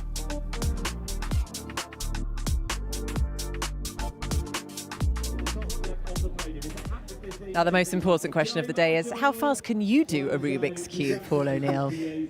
I can't even drive a car fast, so do you know what? I've never tried a Rubik's Cube because I'm... There's a reason for that, me neither. You have to be clever to do that, mate, but what a character, character he is. Well, I had a chat with Nick, actually, because he was basically saying that he went away and he studied the manual of how to do a Rubik's Cube. It took him a week, and then he did it, and he practiced, and he practiced, and he practiced, and he's got it down to under 3 minutes. But I'm going to challenge him. I want to see this in action. So, Brands Hatch, I'm bringing my Rubik's Cube. Be a nice little feature, wouldn't it? And 3 days later, Nicky's still doing her Rubik's Cube. But what an opportunity for Nick Hamilton to move into Team Vertu. He's alongside some of the best drivers, defending champion. Yeah. Tom Ingram, Tom Chilton, Ricky Collard. They don't need any introduction. I think the nice thing is he's in a good car now, and I think he's gelling with the team. I know quite a few of the people in that infrastructure of that team. Nicholas is one of the nicest people, forget racing, it's one of the nicest people I think I've ever met. He's a straight shooter. What he does for people disadvantaged, people with disabilities, I think is absolutely phenomenal. The lad is proper. I get a bit emotional about this because the guy, I can't believe he can drive a car because of what I've seen from him over the years. And I think a lot of people still on the internet do say some of the most bizarre things, and I don't want to go down that road again, but I've had some big falling outs with people on the internet, which I shouldn't do, because I guarantee I'll give them 10 years to learn how to drive a touring car. They will never be as fast as him. No. Me and Tim Harvey were saying it'd take us probably a couple of days to get anywhere near his pace. Yeah. He's honestly, it's a feat. It is really special. Also, his unwavering determination and motivation is incredible. He was saying that it was actually Tom Chilton that gave him the call to say, do you want to, come and join us at Team Vertu? But of course, yes, there's a spot, but you've got to bring the sponsorship, you've got to bring the money, you've got to bring the cash. So he had to go out, work tirelessly hard to do that part to secure himself the position. And then, of course, he's in a completely different car. He's got to set it up for his disability, which again, I think both him and the team have found a real challenge, but they've worked really, really hard. And now he's content with the car. Yeah, absolutely. And, I know, like I say, I know the infrastructure in that team. So I know a few of that, the people who are high up, they've got nothing but praise for him. They did a little test out of the way of everybody at one of the circuits in Norfolk, and they were so impressed with him. And the person I spoke to isn't a liar. And he told me how it was, and he went, super impressed. He was really on it. You're only going to see him get better and better and better in that car. It is a good car. He's not been in, no disrespect to any of the other teams, he's never been in a really top-of-the-line championship-winning, race-winning car. And he's a competitor, and I love that. And he works so hard to get his money. It's too easy to say, oh, it's his brother. I've had it with my sister from the Spice Girls. Too easy to say that. You work hard. It's how much you want to do it. He wants to do it. Yeah. Love him to bits. Yeah, it's all his own work and his own money. And what's also interesting is that his favourite show is the same as yours, Married at First Sight. Oh, my word. Quickly, I got asked to do that in the pandemic. And because I'm self-employed, I didn't have any money and I nearly went on it. But I just don't, So the opportunity could be there. Yeah, I just stayed away from it. Anyway, that's another feature. Yes, that is. Brilliant. Speaking of features, we do actually have a lovely sit-down interview on the internet. Check it out on YouTube with Nick Hamilton, and he goes into the details of everything he does. And he did say a lovely moment, actually, I've got to say. He was talking about the fact that, he works so hard with the racing, but he also works really hard as a motivational speaker, inspiring people around the world, including, of course, those with disabilities. But he also said at the end, he's like, I just love my life. It's perfect. I've got the perfect balance. I love what I do. It's so good because we're so privileged to go racing cars full stop. Anyone you talk to, it's a privilege. Not many get to do it. And he's exactly right. Exactly. Well, we do wish him well, and hope he gets a bit of silverware this season. Right. Now, we did mention that breaking news earlier. Tom Ingram disqualified from round one for a misuse of the power boost. Let's hear from him now, get his thoughts. Tom, the worst news coming out after race one. And I guess frustratingly for you, it's nothing you've done wrong. It's just an issue with the car that, you weren't even aware of during the race. So it's a technicality. It's a new regulation for this year that is supposed to protect anything from effectively overboosting, producing too much. Now, the system is a sort of a self-feeding circle that it should get anything that goes over, it gives back. Anything that goes over, it gives back. We've had a glitch in ours, fine on all the other cars. And for some reason on ours, it has decided to not work as it should do. So no performance gain. It's a technicality within the regulation. So yeah, whilst it's not performance gain, unfortunately, it falls outside the regulations, which means that's me out. So frustrating. I'm old enough and ugly enough to deal with it. We just got to try and see if we can recover something out of race 2 and race 3 now. The second kick in the whatnots is that I have to start from Castle Donington with my first place TTB restriction. So I'll have a lap, 2, whatever it is, not a lot of laps. And starting in Castle Donington to sort of try and recover something. So it's a bit of a double kick in the whatnots, which is a shame. It's tough to take, but it is what it is. I'll put a smile on and I will try my best to come through and try and get something out of it. I know it's going to be tough with no TTB, given that everyone around me will have a full deployment, so I know it's going to be tough. I'm not expecting too much, but I will try my very best to try and recover something and try to put us in the mix for race day. I've no doubt Spence and your mechanics will be crawling all over the car, but how confident are you that they can resolve it for race 2, or will you just have to suck it and see what happens? Well, we'll see in the next race if it works better or not. As I say, there's nothing that it's doing from a performance perspective. It's literally a number that it generates to say effectively yes or no. We can't test it. There's no way of testing it until you're on circuit. I've every trust in Team Vertu. I've every trust in Swindon. We're trying our best to resolve the issue. Only an issue on my car. The other 3 are absolutely no dramas at all. I believe the restart car is absolutely no drama at all. So, yeah, unfortunately one of those, but I've every trust in my amazing team that I'm sure we'll get it sorted. Bad luck. Thank you. Well, all things considered, he's in reasonably good spirits there, Paul. I mean, it's a real challenge for him to be fighting from the back, and obviously without the boost. I mean, realistically, what do you think he can do? Realistically, without the boost, I think he'll be aiming for, at the very least, top 10. I think he's got to look then for top 6, because I've never known such a topsy-turvy start to a year from yesterday to where we are now. But he'll be setting his sights on top 6. You know, his team will be very much like what Ash Sutton was saying. We have a time to look at and where we need to be over so many laps. They'll be all in hand. They've got a fast car, remember, but the boost is the big thing. So let's take a look at how the grid lines up. So we've obviously got Mikey Doble, who's promoted to pole position. Sutton and Rainford behind, so they'll be on the mediums. What do you think tyre strategy? You've got Camish behind, Shed and then Moffat. Which way are they going to go? Is this the opportunity to race on the softs? Yeah, it's the opportunity. The top 3 obviously have to stay on the hardest tyre that's available. I think that looking at Camish, Shed and Moffat, Patterson as well, 4, 5 and 6 and 7, who's going to use that soft tyre? Because whoever wins this race will probably be on a soft tyre with a good allocation of boost. It's going to be interesting. I thought Morgan was the man who would have capitalised, but he's obviously had a problem as well. So, yeah, this is going to be a really interesting one. This is the first time we've seen it mixed up with allocations of boost different. So let's see what happens. We can hear them in the background and they'll all be getting revved up and ready to go. Quick word on Josh Cook. Bit of a tough start to the day.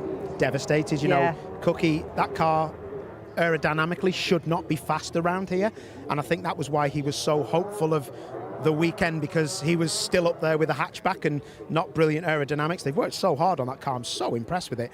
I haven't spoken to him yet, but I've spoken to people around him, and also Mickey Butler from Goodyear, who said it was a puncher. It's one of those things, but it wasn't the tyre's fault. Something has been run over, and that's the way it is. Watch out for Cookie. He'll be back. He'll be back. A redemption race for him, hopefully. Well, let's go down to Louise, who's speaking to him now. Josh, clearly frustration in race 1. I mean, we could see that you had a puncture kind of going into the chicane. Any idea where you picked it up?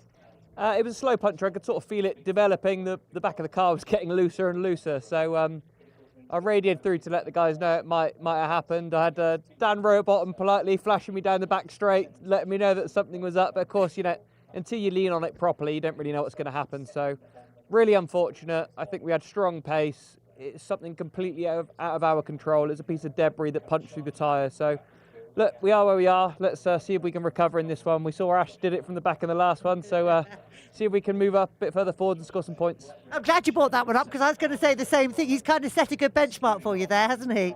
Yeah, he did a good job. But look, we've got to just control the factors that we can. We've got to just keep working hard, try and score as many points as we can. That's the main thing. Good luck. Oh, well, great to hear from Josh Cook there. Let's talk through that moment, that big... it wasn't too much of a big crash, but it was a crash that ended his race. Yeah, you can see there, this is, especially from this onboard here with Rowbottom, when that car starts to load up into the chicane, that left rear does a big percentage of the work. Josh probably didn't know he had any problem until he hit the brakes. The car loaded on the front, and then as he's turned the steering wheel right, the left rear takes a lot of the lateral load, and as soon as the tyre folds over the rim, it's game over. It is literally like pulling the handbrake on your road car, and that is you gone. He's very, very fortunate it happened there and not down the Craners, because if it had happened down the Craners, he'd have been in big trouble. Yeah. Well, fingers crossed. Yes, it's also a bit of a redemption race for him. Let's talk about Donington, because, you know, this is just such an epic track, isn't it? It's a proper racer's circuit. What's your favourite part? Out of this lot at the minute, do you know, I'd love to be in the PMR car, which would be amazing. Also, this is on board with Plato's team, and even that car to me looks great. What I did notice, especially with the Rowbottom car, when it was on that soft tyre trying to get that win in the first race, the one thing I did notice was you could tell they'd not done big amount of laps on the soft tyre, because it was wearing the fronts quite a lot, and I think he ended up with that track limits problem because the tyre just ran out, and that's a difficult one for engineers because you're basically learning on the job. It's a big test session. Jason said that, but if you get the chance, you try and win. But I'm really looking forward to this. But if you were to say what car you're going to jump in, what's it going to be? I'd love a go at that PMR car. It looks mega. Well, go on, have a word, get yourself in there. Too old. Never too old, never say that. And then I suppose race predictions, you know, if you were to predict the podium, well, where would you be? Well, look at these onboards here. This is Tom Ingram looking at the grid and who's on what tyres. And actually, while we're here, I don't know if I've actually had a message. Here we go. So I'm just looking at my phone, so I'm sorry to if we do come back in vision, I'm looking at my phone. So soft tyres are Daryl DeLeon, Ricky Collard, Aidan Moffat, Gordon Shedden. Very, very interesting. So Shedden in 5th and Moffat in 6th. Well, there you go, all 5 and 6. Well, all eyes for me on Moffat. Moffat will be well up for this. If he can get his toe down with the soft tyre on, we're game on. Watch out for fireworks, because him and Shedden, they're both Scottish, but they don't really get on that well, especially today. I've noticed a couple of wing mirrors going missing as we've gone through race 1. There you go. There's the soft tyre. That's on Shedden's car, I believe. And that is the tyre I think to be on, and the Toyota looks good. So yeah, this is going to be interesting, but definitely look out for Moffat. He's the man. Love it. Well, we'll catch up after the grid and find out, and after the race, and see if those predictions are right. Right, let's go to Lou for the grid walk. Thank you, Nikki. Yep, down on the grid at the pole sitter, who at the end of that last race was not expecting to be on pole, but obviously Mikey Doble inheriting victory. First victory for the Audi in its first debut weekend. That was fantastic news, I guess, for you. I mean, not so good for Tom, but you'll take them how they come, won't you? Yeah, no, exactly. I mean, I would have liked to have won on the road, but I'll take a win. I mean, that's fantastic to win in the car's first race in the championship, just to reward everyone for their hard work. I'm just over the moon with it. You know, you don't get to have that opportunity again to give it its first race and win it and everything, so that's amazing. Well, you've got the medium tyres on this time round. What chance to win on the road? Yeah, it's going to be a little bit more tricky this race, obviously, with the lack of boost as well, and you've got some guys with more boost and better tyres behind us. But, you know, Tom still looked pretty quick there on the medium tyre in race 1, so hopefully we can just run our race and have a good finish. Have you made any changes to the car between the two races? Just a few minor tweaks, but didn't need to do anything drastic. Obviously, we're fast and it looked after the tyres well, so more of the same. Good stuff. Fingers firmly crossed for you. Right, I'm going to go back now, I think, and grab a word with Charles Rainford. Let's go over and have a chat with Charles Rainford over here. I can see Dick Bennett has got his nose in the car at the moment. So Charles also obviously benefiting from a move up the grid. No surprise to see Dick leaning in with a clipboard. He loves his facts and figures. Let me ask you, what was Dick showing to you there? Yeah, we're just talking about tyres. As always, everyone's talking of tyres, just what cars behind are on soft tyres. He's really good to me like that. So he's pointed out, no doubt, that you've got Gordon Shedden right behind you on the soft tyres then? Yeah, that's not scary, is it? I couldn't think of anything worse. What you need, though, is another demon start like you pulled out in race 1. Yeah, certainly. If we can achieve something like that, it is only going to help our race. So, yeah, it's going to be ice forward, and then we'll see what happens with the front-wheel drive with the soft tyre. I think the track temp is slightly cooler than this morning, so that's going to help them a little bit. But we've done a few bits to the car, and hopefully it's a nice improvement. Good stuff. Have a good one. I'm going to go and grab a very quick word with that man, Gordon Shedden. The car closest to the front of the grid running on that soft tyre. We saw in the hands of Josh Cook earlier on the pace in this car. So Gordon, soft car's on, quick tyre. How racy are you feeling for this one? Yeah, so a little bit of an unexpected jump back up the grid to gain 2 positions. So you know, we're starting on the starting on the soft tyre. Looks like you know, nobody in front of us, so we're going to try and use that to our advantage. So certainly looked in the first race, the soft tyre gave good performance, so hopefully that translates for us into this race. Okay, good stuff. Well, best of luck to Gordon and everybody else. I think we are going to head off for a quick break now, and when we come back, we'll be getting underway with our second race of the day. Let's see how this one pans out.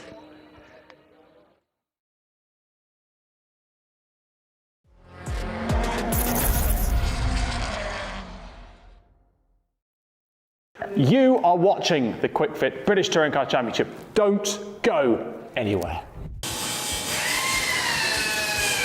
Obviously, we had a catastrophic fire at our head office and workshops in August of last year, which let's just say messed our season up a little bit, but that's the reason that we're now having to build new Audis. It's a really good thing for us to have something positive to focus on, and the boys and girls have really focused on the challenge, and you know, hopefully we can start to look forward and enjoy what the future brings rather than focusing on the negatives of the past, really. It was a Saturday, I was at home, and basically I'd missed a couple of calls on my phone, and somebody had basically said that I think there's a fire in the field next to where your work is. You might want to have a look and make sure everything's okay. Started driving over and was still getting calls, and then as I got towards the site, started to become kind of ever more likely that the fire was actually us rather than the field. It was horrific getting there. There was a fire brigade already trying to stop people driving along a section of road, that the smoke was so bad across the road that you could not see at all. This greenery here on the right was on fire, and the flames were lapping across and touching this hedge. Now there you go, first glimpses. That was very, very much on fire. This would have been our offices. That was our fab shop, the only bit that didn't burn, but actually got robbed the day after the fire. So that was where our jig was, and all our welding and fabrication equipment was in there. Knowing I'm coming over isn't great, and then driving here feels weird. Seeing it all again, but you know, all upstairs here was we put in a big mezzanine that was exclusively like Powermax Racing's offices. We've got like a sim room set up in there, a meeting room, all of our trophies, everything was all in there. But that mezzanine floor, if you have a look through here, doesn't even exist anymore. On top of this cabinet here, that was a gearbox, and the whole gearbox casing itself has melted. There's nothing left, and there's just some of the gears left in there, and beyond there there's 2 gearbox stands, you see, with the arch tops. So both of those would have had gearboxes sat on the stands, and what's on them now is all that's left of those gearboxes. So there's a few kind of gear components, and that's it. The rest has completely melted and disappeared. Well over £2 million worth of vehicles. You know, it literally jumped from building to building. As you can see, it took everything. You know, the fire started at that very far end. It's burnt every shipping container, jumped from container to container, building to building. Like even all the cars stored outside have been ignited, and kind of just... Again, going back to sort of BTCC, they're bespoke to the British Touring Car Championship, so the only way we were going to get competitive cars back on the grid was to build them. So on top of having sort of no premises and very little kit, we then had to commit to a type of car that we were going to build, and somehow find a way to design and build it ready for the start of a championship. Yo, where are you going? More coming up after the break. My name's Antonio Carrozza. I am Chief Engineer at Alliance Racing, Ash Sutton's race engineer. We're at Croft Circuit for the first official BTCC test of 2026. Playing with the weather a little bit today. We've had a couple of test days already, which have been really good learning experiences. This is the point in our test plan where everything's coming together. Busy off-season for us, we've changed the car. So yeah, we're now running the saloon. So fundamentally, it's 90% the same car as what we've been used to for the last few years. So nicely developed in that respect. Something that I've wanted to do for a really long time. Not necessarily to the Ford focus, but yeah, we've been pushing down the saloon route for a while now, looking for different manufacturers, trying to put the puzzle pieces together. So this was the opportunity to do something that we have wanted to do. Improvement in aerodynamic balance, improvement in drag. There's kind of lots of positives from it.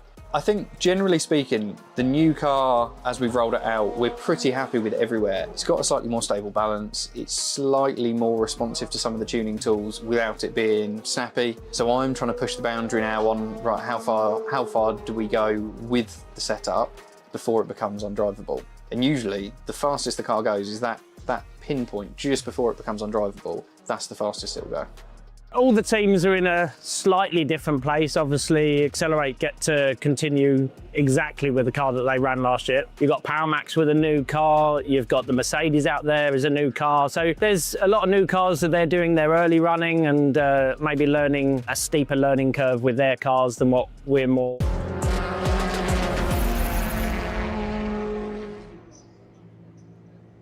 Welcome back to Donington as we get set for race 2 of the day for the Kwik Fit British Touring Car Championship. It is round 2 of the 2026 season and a big crowd at Donington. It's a fairly chilly day. When the sun's out it's all right, but it's got a bit cloudy of late. However, still lots of good race action to come and touring cars are on track. Mikey Doble on pole position. His race engineer Charlie Broughton closes the door. Charlie was beside herself after that first victory, and quite rightly so. To get 3 cars in the top 7, it was quite an achievement for PowerMax Racing. Well done all. Tom Ingram then crossed the line first, excluded for overboosting. He starts at the back. It's going to be a big task ahead of him, this, but it's going to be fascinating to see, Tim, how he gets on. Well, we love a race at the front and a race at the back. We enjoyed Sutton's race from the back. This is Ingram's view with 20 cars in front of him. But the biggest point that's already been made a couple of times is the fact he'll only have 1 lap of the extra TTB boost, and that will make his racing very difficult. You carry the penalty, as it were, as you cross the line, so that's why he's on that. Just 1. Mikey Doble, the winner, will get 2 laps. The green flag is shown. Everybody accelerates away then down to Redgate. Chance to get some warmth into the Goodyear rubber. The Goodyear Wingfoot Award that used to be for the pole position winner this year is a sort of Driver of the Day award offered to the drivers, but voted for by fans. So get your thinking caps on. There are some amazing drivers thus far, and that's only after 1 race as well. The cars then go through Redgate onto the top of the Craner Curves, and they will start to make their way down the hill. You can see there the 2 Mercedes of Cataclean Plato Racing further back. Dan Rowbottom starting 11th and Adam Morgan 10th on the grid after his 5-second penalty from earlier on in the day. There is Dan Rowbottom's car. Let's see, it might be clear. We can try and have a word with Dan. Dan, not a great first race. Track limit's one thing. What happened off the line though? Hi guys. Yeah, no, it's a terrible first race to be honest. Off the line we had a clutch issue. We've got a load of air in the system. We don't know where from. So I had a little bit of creep, so I had to go back into the clutch, and then when the start started, the clutch didn't release. So unfortunate. One of the positives that you're taking out of the weekend so far, because pace looks good. Yeah, car looks great. I mean, positives are we're here. Car looks fantastic. You know, we've got a lot of work to do, but we knew that would be the case. This is more of an extended test program for us this weekend, and let's see what happens. But you know, we've got all the ingredients to make something really special. Dan, good luck for race 2. Thank you. So Dan Rowbottom then, as I say, 11th on the grid for Cataclean Plato Racing, winner of that first ever race to pole yesterday. The grid for round 2 has Mikey Doble on pole position and Ash Sutton lining up with him. Remember, 2nd in the end in race 1 from 21st on the grid. Charles Rainford starts 3rd and Dan Camish is 4th, ahead of Gordon Shedden and Aidan Moffat, and those are the first 2 on the soft tyre. Dexter Patterson goes from 7th alongside Aaron Taylor-Smith, ahead of Tom Chilton and then Adam Morgan. Dan Rowbottom 11th, Darrell DeLeon 12th, he's on the softs ahead of James Dorlin and Sam Osborne. Lewis Selby 15th ahead of Chris Smiley. Then Nick Hamilton, Max Buxton, Ricky Collard 19th on the softs, and then Josh Cook 20th, Tom Ingram 21st. Definitely 2 drivers to watch.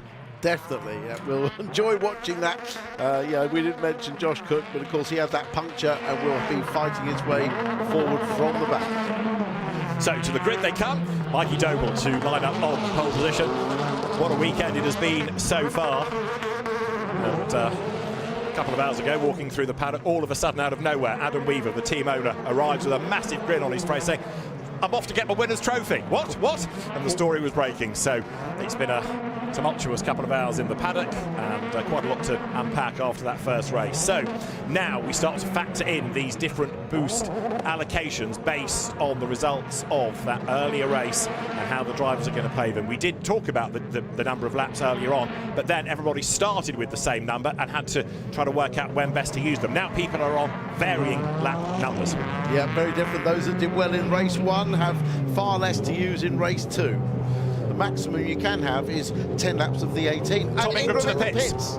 Tom Ingram down the pit lane. Now this is clearly, he knew there was a problem because he'd managed to overtake a couple, but Tom Ingram trying to get to the pit lane. So in he comes, and Tom Ingram to the pits. We'll try to get to the bottom of it as we are set to go racing. It's round 2 of the championship. 5 red lights will go on. We're racing, and who makes the best start? It's going to be Charles Rainford, I suspect, in the BMW, who storms away. Good getaway by Chilton. Good getaway also by Adam Morgan as they go down towards Redgate for the first time.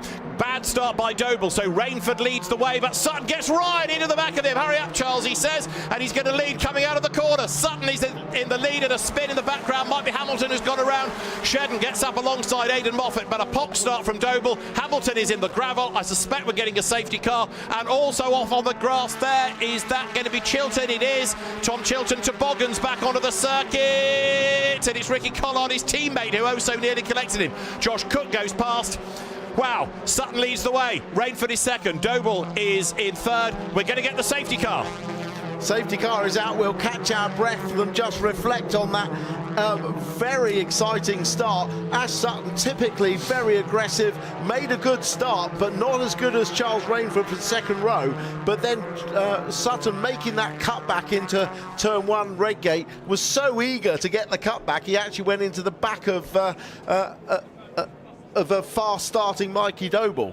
And there is a very disappointed Tom Ingram. Quick word with Spencer Aldridge, who's put his head inside the car. He's about to drop off the lead lap here, and that is effectively game over for Tom. He might be able to get back out and maybe, if other people retire, get into the top 15 for a solitary point, but big problems for Ingram. What do we read into this?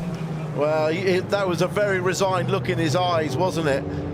He comes in the pit lane. They're not expecting him. It was actually one of the officials, I think, was just standing in the way, but his eyes just nodding and, okay, we are where we are. Nothing we can do. That's very resigned. But he's not yet jumped out of the car, so are they going to try to cure the problem and at least do an installation lap to see if it's cured? Max Buxton's in the pit lane as well, incidentally. Max Buxton's Toyota. Wonder whether he got caught up with Hamilton. So watch the start. Watch Rainford on the left from the second row. Gets a great start between Mikey Doble and Sutton. Sutton made the best front-wheel drive start but couldn't match it. Sutton already has gone to the outside. He's going to spear back to the inside to get a cutback, but he's so quick. He actually makes a bit of contact with Rainford on the apex, but he still manages to get through with enough momentum before they get to Hollywood and the Crane of Curves. Further back, this was Chilton we saw going off on the right, didn't we? Just got squeezed out. That's always a nightmare scenario because you can't stop the car and you know you're going to spear back onto the track, but fortunately manages to avoid his teammate in Ricky Collard. Yeah, he just lost the rear a little bit and that sent him wide, didn't it? It did. And the pack goes past. He's back on the tarmac now, just avoided by other Hyundais. And the other drama was Nicholas Hamilton at Redgate. This is Rainford. Listen to the revs. Perfect match of grip, clutch and revs. And away he goes. He's got that start absolutely mastered, hasn't he, Charles Rainford? And then wait for a little bang. Oh, just you heard it. I mean, Charles was very slow on the apex. He was trying to, I think, block out that undercut. And that made him actually slow off the corner. And then that's the run down through the Crane of Curves. Behind, you've got Chilton's drama. Max Buxton's trying to rejoin. You can see at pit exit, but we are behind the safety car. Nicholas Hamilton is okay as he walks away from the car. That in turn is being pulled out of the gravel, and we understand it's an alternator drama for Tom Ingram. So alternator problems for Tom Ingram. Marshall's quickly sort out the trackside furniture. There is Max Buxton being given the all clear to now join the race. Right, let's try and find out more about all this. Louise has news from the pits. Yeah, I've come down to grab a word with Tom. Tom, we're hearing alternator. Your day is just going from bad to worse, isn't it? I reckon if the safety car stays out, we might be able to catch up. Do you reckon? I hope so, for your sake. I mean, was it obvious right from the outset as soon as you took off? Yeah, I lost power steering was going. All my screens and everything was starting to turn themselves off. So it was never going to fix itself. Unfortunately, some problems fix themselves, other problems don't fix themselves. Alternators don't tend to fix themselves. So yeah, one of those. So what are you doing? Changing the alternator and then trying to get out for a little bit of a test session? Well, we need to see if we're still cheating like we were in the first race as well. Yeah, we need to see what's going on. Yeah. Just feels like it's one of those days that we've obviously had an issue in the first race outside of our control that doesn't affect anything but excludes us. And then we have an alternator failure. I nearly managed to run someone over down pit lane when they jumped out in front of me as well. So feels like one of those days. Bad luck, mate. Fingers crossed for you. Let's go back to our commentators. Lou, thanks, but we also need you, I'm afraid, Louise, to go to the Dan Rowbottom garage. We've just seen Dan pit. He's out of the car. He's walked off to the truck. He is not happy, as you can imagine. Something has happened not only to Ingram, but also to Dan Rowbottom. So you've got two drivers whose weekends are unravelling around them. Dan Rowbottom talked about that clutch issue off the line in race 1, but he has done only one racing lap. He pitted at the end of lap 2, so Rowbottom in big strife as well. Yeah, the one to look for, though, remaining from the back is Josh Cook. He managed to move up to 14th just on that first lap, so he has made good progress. And there is Dan Rowbottom's Mercedes being worked upon. That's Nick Hamilton's Hyundai getting itself now away from the gravel trap. That'll be put into the paddock and then the road will be clear. So fingers crossed, we ought to be able to go racing very soon indeed. Race order, a safety car is in this lap, by the way. Race order, Ash Sutton is your leader, Charles Rainford is second, Mikey Doble third, Dan Camish fourth, Gordon Shedden fifth, Aidan Moffat sixth. Remember, yesterday we were getting excited about Ash being in the gravel. He'd be at the back for race 1 and dreadful start to his weekend. And here we are on lap 4 of race 2 and he's already in the lead of the second race. Well, my favourite expression for BTCC is expect the unexpected. Well, we've had it happen to both our championship favourites, haven't we, in the space of two races. And Dan Rowbottom, who led the championship overnight, ended up 6th after the amended result of race 1. So anyway, it is all a shuffling. Right, we'll get to Rowbottom news as soon as we can, but we're about to go racing. And it is Ash Sutton who will lead them into the chicane. Race distance would have been 18 laps, will extend because of the safety car, and Ash Sutton leaves it late before he pulls the pin now as they come up towards the timing line. We go racing again, and Sutton leads from Rainford second, Doble third, the safety car's helped him.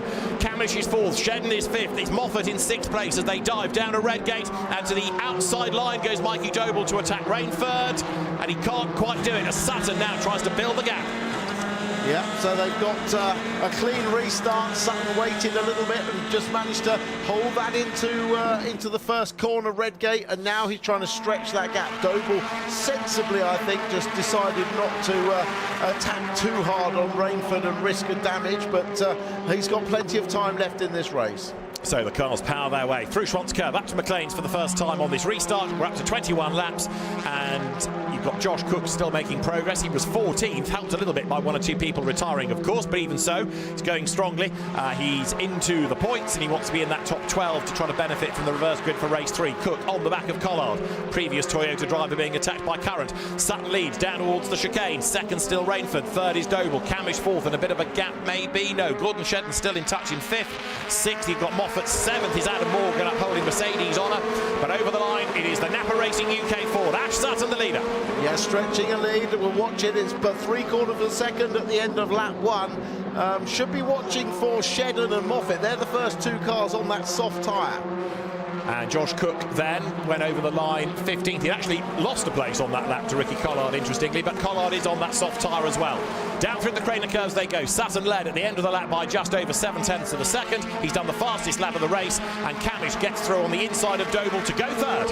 Yeah, good move. Always a brave move on the approach to the old hairpin. You're carrying a lot of speed down the Craners, and it's never easy. Shedden is close behind as well, but this is the view. And Gordon Shedden now has to go defensive because Aidan Moffat is right there behind him. The 2 Scots, they were going at it in race 1, they're going at it in race 2 as well. Then you've got Adam Morgan behind them. He's quietly and solidly getting on with the job, Adam. He's had a really strong weekend, although he did get that penalty. Not his fault, it was the overboost drama in race 1. Out of the chicane comes Ash Sutton, and he looks like he's getting away. Head heads up towards the timing line. Second spot, Rainford. Third, Doble. Camish. Then Shedden. And behind him, you were looking back a moment ago at Aidan Moffat's car as they come through. Leading independent is Rainford. And this is Gordon Shedden's view of Dan Camish having a go. Look how close, tighter line Shedden, Camish takes on the way in to fling him out onto the inside. Very nicely set up. So Camish goes ahead of Doble. Moffat's trying to get ahead of Gordon Shedden. They lean on one another. Shedden is sideways. Can he hang on to it at the old hairpin? So far, so good. That was the save of the day as he gets out of the corner. Doesn't lose track position. And right there behind him is Aidan Moffat and Mikey Doble. The two of them battling long and hard. Now, is Doble purely losing out because of boost, or has he got a problem? Because don't forget, he's only got 2 laps, but that's been a quick car all day, but certainly he's dropping away. Yeah, well, he hasn't used any of his boost yet, so he could be a sitting duck, but wow, that was a squeaky moment for Gordon Shedden. 125 miles an hour approximately when he's got a rear end contact, and he's trying to slow the car down and turn it into the old hole. So over the line goes Ash Sutton. Second across the line, Rainford. The gap up to a 2.5 seconds. Camish is third, and Adam Morgan's having a go now to try to get past Mikey Doble as they dive down towards Redgate. Morgan on the inside. The door is just about open for him, and Adam Morgan is going to be through, I think, because the road comes to him. He's on the inside line for Hollywood. Then they'll go down through the crane and curves. Daryl De Leon almost pushing Adam Morgan along. Morgan gets round the Audi. De Leon as well, and here comes Dexter Patterson to have a go at his teammate. Doble's dropping like a stone. Into the old hairpin. There's 4 cars nearly abreast, and it's this. Doble really is dropping. Now, whether he's just not using his boost or he's got a problem, I don't know, but the pace is not there in that Audi, is it? No, it's like he has got a problem because on natural pace, there's not much left anymore. Chris Smiley is now coming out to have a go. Chris having a much stronger race than he did earlier on in the day, which is good news for Restart Racing, last year's independent championship winning team. So they've paired off a little bit over those last couple of laps. We're on lap 8 currently out of the 21 as they come down towards the chicane once more. Shedden and Moffat battling. Morgan and De Leon battling. Dexter Patterson looking better than ever in the British Touring Car Championship. Part of that is the machinery, but he's getting better and better as a driver all the time. Is Dexter. Good to have him on the grid once more. He goes through 8th. Aaron Taylor-Smith is in the mix for 9th. What about Josh Cook? He's 13th over the line. Doble defending there from Smiley now at Redgate. Smiley tries to get up the inside. Look behind them. That's Josh Cook on the attack. Getting back alongside Ricky Collard. You're a brave man to go around the outside of Ricky, but Josh knows that if he's on the outside there, he's got the inside for this corner, the old hairpin, and he's done it. Yeah, smoothly through. That's Morgan versus De Leon, and Adam Morgan was ahead at the start of the lap. We'll see whether he stays ahead as you look at the battle going on between Gordon Shedden and Aidan Moffat. Good to have Aidan running so strongly as well. Those Audis have clearly flown under the radar in the winter testing, but here they've delivered, and Morgan actually drops back. That's Dexter Patterson ahead of him. Guess what? He's in an Audi. Yeah, Dexter Patterson, all 3 Audis going well again. I can see Bob Moffat hanging over the pit wall late to stand. But not only have they got, Powermatic's got obviously 3 great cars, they've got 3 great drivers. Yeah, absolutely right. And we're seeing the best ever out of Dexter Patterson, I think it's fair to say, as the leader, Ash Sutton, remember him, goes by 1.6 seconds ahead of Charles Rainford. Dan Camish still runs 3rd, Gordon Shedden 4th, and on that little inset picture you're looking back from Flash's Toyota, the Laser Tools racing with MB Motorsport car. De Leon then up to 6th, 7th is Patterson, so Morgan down to 8th. Yeah, down to 8th, but still in the fight. One slightly quirky thing about this, Josh Cook's progress is not as stellar as you might have expected. Good battle goes on there between Smiley and Doble, but Josh Cook mired in 13th place, and he's not getting through the traffic. No, in spite of them sort of queuing up amongst themselves in front. You'd have thought it, but this is the penalty of no boost. It really is. Well, Josh Cook has still 7 laps of boost available to him, so he's got it on his side to use. Maybe he's saving it until late in the race, but the danger of that is, as you can see here, gaps are opening up ahead of him, and it is Ash Sutton leading the way. Dan Camish 3rd. Now, we've not really focused on Dan very much, but in his usual fashion, he's quick, he's up there, he's banking points. So Napa Racing UK with a 1-3 at the moment. Charles Rainford sandwiched between them, and Camish might make it a Napa 1-2 yet. Look, Sutton builds the lead, but Dan Cam crawling all over the back of Rainford. Yeah, usually if there's any bad luck going, it goes Camish's way, doesn't it? But so far he's just kept under the radar, but kept at the front. and hopefully the bad luck fairy has stayed at home. So Dan Camish then comes through the old hairpin. He's been the runner-up in the championship in the past. He's been a race winner, of course. Donington tends to be his bad luck circuit. Remember a damaged car, remember the fire. But this weekend, he says looking for wood to touch. He's going nicely. Teammate Sam Osborne goes wide. Chris Smiley goes ahead of him, coming out of the old hairpin. And there you've got Doble versus Collard. So Mikey Doble is about to drop to 11th place. It's not been a good race. We'll wait to hear from Powermax what the issues were with Doble's car in this race, but he's not putting up a fight, which tells me in his mind he knows he's got a problem. Yeah. There's no point in fighting a losing cause. So the race leader, Ash Sutton, is currently coming to complete lap number 11. He's done the fastest lap of the race, so remember, he's on for a win potentially. Fastest lap, bonus point. Lap leader, bonus point. Ka-ching, ka-ching, ka-ching. Good for the championship, even at this early stage. Yeah, you wouldn't have predicted that, would you, after the qualifying race yesterday? Right. Yeah, that race to pole was not a happy affair for Ash. Meanwhile, there's more Napa dramas as Sam Osborne has a go at Lewis Selby, who's raced well thus far this weekend in his first outing in the championship. And right there behind them is the recovering Tom Chilton. Selby racing hard and trying to stay ahead of Sam Osborne. Look, as they come down through the Carrera curves up from the mini challenge, Lewis Selby. Osborne's got the line for the corner. He's got the place, but goes a little wide maybe. Yeah, Lewis Selby just wanting to pick up as much experience as he can in this first meeting, and repassing Osborne there on the exit up the hill through Starkey's and into McLean's. He said the racing and the cars are very different to what he's been used to in the mini challenge or mini JCWs. I suspect that's not a scoop. That's really an understatement, I think. Yes, yes. Chilton gets underneath Osborne. Yeah, racing more competitive than elsewhere. Hold the 9th page, yes. I think it was more to do with it. He thought minis was cut and thrust until he got into a touring car race and realised that Argy-bargy was on level 10. Tom Chilton through to pass Sam Osborne. That's up the inside of the chicane. Leaders are on to lap 13. 9 laps to go then now. Race order. Sutton from Rainford. Camish 3rd. Then Shedden, Moffat and Darryl DeLeon up to 6th. 7th is Dexter Patterson. Morgan 8th. Taylor Smith 9th. Collard 10th. Behind that there's Doble, Cook, Smiley, Selby, Chilton. That's how they started the lap to round out the scorers. But yeah, Josh Cook's still 12th, and I think he'll be frustrated, to say the least, with that. Yeah, I think he will. He hasn't made as much. I mean, he has used a bit more boost because he's on 5 laps now. Remember, he started with 10. So he's used half of them, but not made as much progress as perhaps he would have liked. That is Charles Rainford, still 2nd, and Dan Camish close, but actually not for the moment at least, being able to make a move. And Dan's got more available laps of boost. He's got 4 to the 2 of Charles Rainford. Well, that's I've been watching it. Unfortunately, you have to watch the boost graphic very carefully. And in the last couple of laps, Rainford used it to pull away from Camish, but that's going to come back to Camish, as you say, because he's got more laps. And this battle that you're looking at is between Restart and Napa. James Dorlin back in the championship, 132, gets up the inside of Sam Osborne's Ford. We saw good things from James last year. Good to have him back on the grid, and he's just gained 16th place. Right, Lewis Selby, meanwhile, is still under attack from Tom Chilton. And as they dive down towards Redgate, there is a final track limit warning for Ricky Collard. Selby fends off Chilton as they come out of Redgate, down through the Carrera curves. Lead gap 1.8 seconds, which is Sutton to Rainford. And then Rainford to Camish, 2nd to 37/10 of a second as we work lap number 14 here. Round 2 of the Kwik Fit British Touring Car Championship from Donington Park.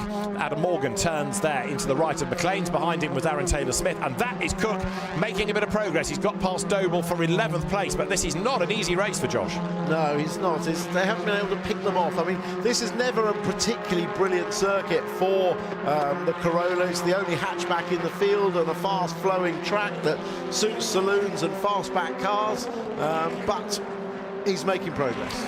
There's one Toyota 4th, there's another 9th, so, and this doesn't really mirror the pace that Josh showed early on in race 1. And the same is true of Mikey Doble as well, so you've got 2 perhaps hobbled cars there battling amongst themselves now, as we see the fight between Charles Rainford and Dan Camish dropping down the hill.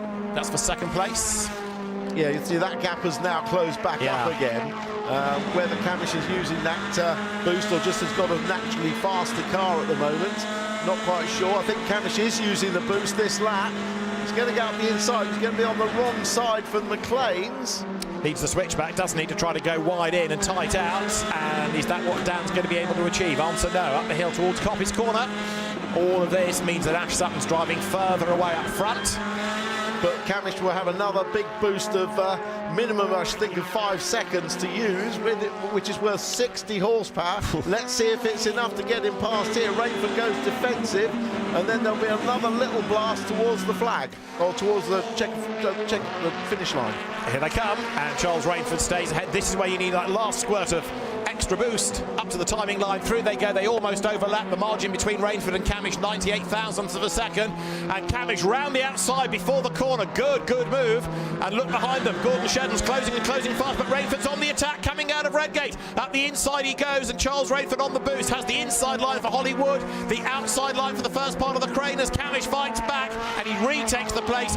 Great racing between the two, but look behind them. Shedden is almost there. Yeah, that was really good racing. It was a great defence put up by Rainford, and then great attack back again on Camish. That battling between them has allowed the soft tyre, Shedden, the quickest of the soft tyres. He's got Shedden, Moffat, Gleon. They're all on softs in 4th, 5th and 6th place to catch him up. Here they come to Coppice then. So new second place driver Dan Camish. Can Charles Rainford manage to keep the car third to the end with the pressure being applied from Gordon Shedden? Not that far behind is Aidan Moffat. Then Darrell De Leon in 6th. And while all that's been going on, don't forget Rainford, of course, is an independent driver this year, leading that category.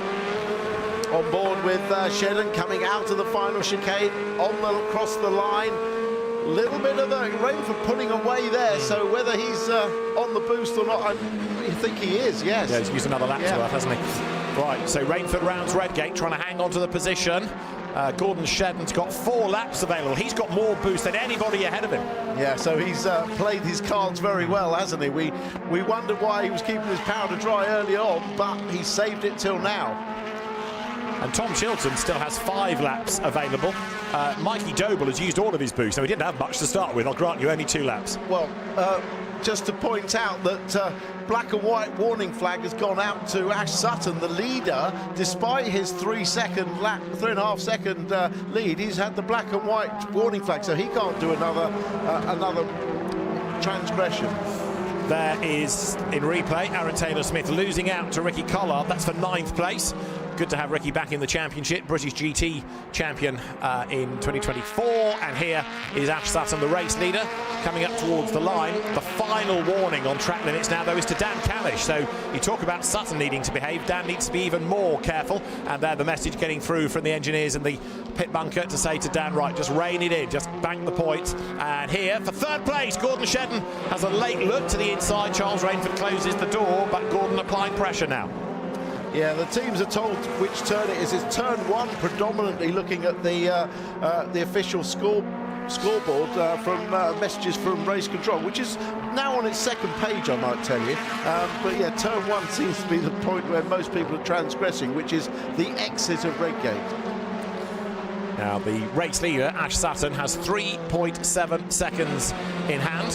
What was it Tony Carosa, his engineer, told us a few years ago, that if there was a situation he didn't want Ash in, he'd just say safe or something like that. That would be the word to use to calm him down. And that's sort of hovering about now for track limits, because a black and white flag is a warning. After that is a final warning, and then there's a penalty. So Ash hasn't quite got to that level yet, but Tony Carosa does not want him to get there, as you see Shedden and Rainford arguing over 3rd, with Moffat catching back up and De Leon in the mix as well. Yeah, oh, big exit from Shedden, cut across the inside of the curb. Is it going to be enough? Has he got boost? Is he using it? So Rainford goes defensive. Here comes Moffat, really looking feisty, but Shedden goes around the outside, and that gives him 3rd. Down to 4th drops Charles Rainford. Aidan Moffat right there as well, coming out of the corner on the inside line. This is a rejuvenated Aidan Moffat, isn't it? The drive is back in him. It's the thrill of a good car. Yeah. It's the thrill of a good car. Brings out the best in a driver. Through he goes on the inside line. Moffat goes through, and De Leon going to get past Rainford as well. Darrell De Leon, BRDC Superstar, the young driver talent program. He goes through. You saw the boost light on there, so he gets ahead of Charles Rainford, who is almost at the end of his boost allocation. And the net result of that is he has dropped back to 6th place. It just shows how effective this boost is. I mean, it really is a push-to-pass button, isn't it? It is indeed, but the strategy is when you use it. And of course, these differing levels. So the better you do, the less boost you get, whether it's from championship into race 1 or results from race 2 into race 3. And on what we've had so far, race 3 is going to be absolutely sensational, isn't it? It's a cracker, isn't it? Out of the chicane, they all come. Ash Sutton goes through with 2 laps to go now. And the next driver to look for is Josh Cook, looking for a way past his near teammate Aaron Taylor-Smith. They've all run out of the same stable at Speedworks Motorsport, one under the Speedworks Corolla Racing banner, the other out of the Laser Tools with MB Motorsport stable. Aaron Taylor-Smith on the inside, a guy that works so hard for his racing, and Josh Cook, still underrated by some. Class act, looks at the inside, tries to prise open the door, and he should be able to go through as they get to the top of the Carrera curves. Josh Cook into the top 10, but this has been a slog for him, and he's not done yet. He's not secured the place. Not yet, but he has now, as long as he gets a good exit for the old hairpin and doesn't lose time. Aaron Taylor-Smith is coming back at him, but I don't think he'll have quite enough on the run up to McLean's. And one more lap to run at the end of this then. So Josh Cook, it's been a tough day for him. Gordon Shedden then into the top 3, and he is not done yet as he tries to close a little bit more on Dan Camish. So Sutton, Camish, Shedden the top 3, all with 2 laps of boost remaining. So that sort of balances it with 1 lap to go. Here's Ash Sutton over the line. How quickly things change in the Kwik Fit British Touring Car Championship. Over the line he goes. Yes, I'm not sure he probably predicted this when he started at the back this morning, or certainly when he was in the gravel after the qualifying race yesterday. But it's a perfect haul of points, the win, the fastest lap and the leader lap. Absolutely, it is just the perfect race. And just to make it better, other people he's up against in the championship, Dan Rowbottom doesn't score, Tom Ingram doesn't score. So it's a good haul for him. And then there's an even bigger gap because some of those other rivals, those quick guys, aren't finishing, aren't scoring. But race 3 is going to be intriguing. And the first win for the new shape Ford Focus Titanium. So a first yesterday for a Mercedes A35, the first earlier on for the Audi, a first for the Ford. What other firsts can we have later on? Oh, goodness me. Well, that's all the new cars covered anyway. Yes, we need somebody to have their first win. Here they come then, down for the last time to the chicane, headed by Ash Sutton, and he is going to be a race winner. He is going to be a race winner for the 48th time in his career, and he flicks out of the chicane. Checker flag at the ready. It's a win in round 2 for Ash Sutton. The Ford Focus Titanium crosses the line to win at Donington. Dan Camish 2nd, Gordon Shedden 3rd. 4th goes to Aidan Moffat, Darrell DeLeon 5th, Charles Rainford 6th, and then Dexter Patterson will be a fighting 7th. Ricky Collard set for 8th. 9th goes the way of Adam Morgan. Josh Cook 10th, ahead of Aaron Taylor-Smith, Chris Smiley, Tom Chilton, Mikey Doble 14th. Lewis Selby is in the points 15th at the end of a really good race, and a very happy Tony Carrozza celebrates with the rest of the team. That's Tony facing you. And that's the man he looks after. Ash Sutton then takes the win. There'll be a very happy Pete Osborne as well, the man behind Alliance Racing, the team that operates Napa Racing UK. It was a big decision last year to do something different. Well, it's paid off. Fastest lap leader point, race win for Ash Sutton. Well done, and it's interesting that they've toyed with several different other cars to make, but the rule change from TOCA, which allowed you to use any car sold anywhere in the world by the manufacturer, even if it's not sold in the UK, allowed them to adapt their Focus hatchbacks into the Focus saloons. And all of that done in consultation with engineers, drivers, and it's been a successful decision. Round 2 of the Kwik Fit British Touring Car Championship won by Ash Sutton, Dan Camish, his teammate, his runner-up, and Gordon Shedden 3rd ahead of Aidan Moffat, Darrell DeLeon and Charles Rainford. Shedden coming home victorious in the independent contest in the end. Outside the top 6, Dexter Patterson was 7th, Ricky Collard up to 8th ahead of Adam Morgan, and Josh Cook 10th from the back of the grid. Aaron Taylor-Smith 11th ahead of Chris Smiley, then Tom Chilton, and Mikey Doble struggling 14th, having won race 1. Lewis Selby, the last point scorer, ahead of Sam Osborne and James Dorlin. Max Buxton was a retirement, so too was Dan Rowbottom. We lost Nick Hamilton into the gravel, and Tom Ingram never got into the race with alternator dramas. So that has certainly turned championship positions upside down, and it means that Ash Sutton and Dan Camish are the top 2. 8 points between them. Charles Rainford's 3rd ahead of Gordon Shedden, Mikey Doble 5th ahead of Aidan Moffat, and Dexter Patterson with Adam Morgan, Aaron Taylor-Smith and Darrell DeLeon rounding out the top 10.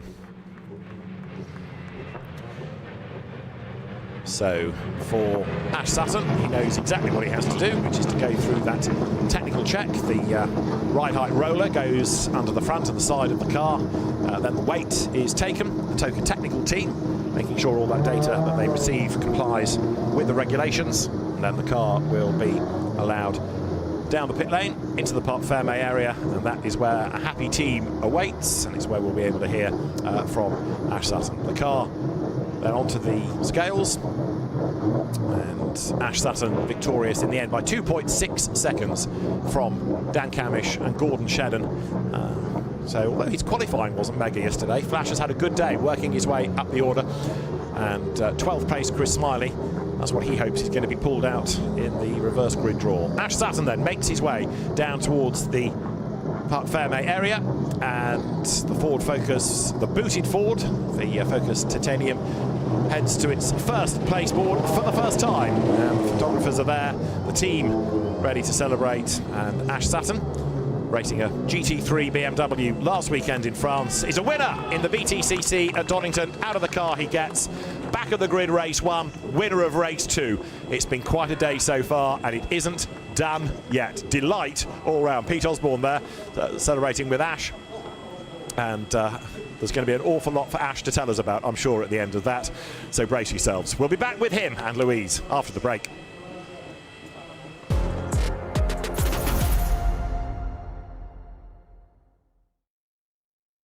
You're watching the Kwik Fit British Touring Car Championship. We'll be right back. So I'm Alex Watts, Managing Director here at Laser Tools Racing with MB Motorsport. We're here today in Shoreditch in London at the bike shed, not for a bike launch, but for our car launch for the new chapter with 2 new Toyota Corollas. 3, 2, 1.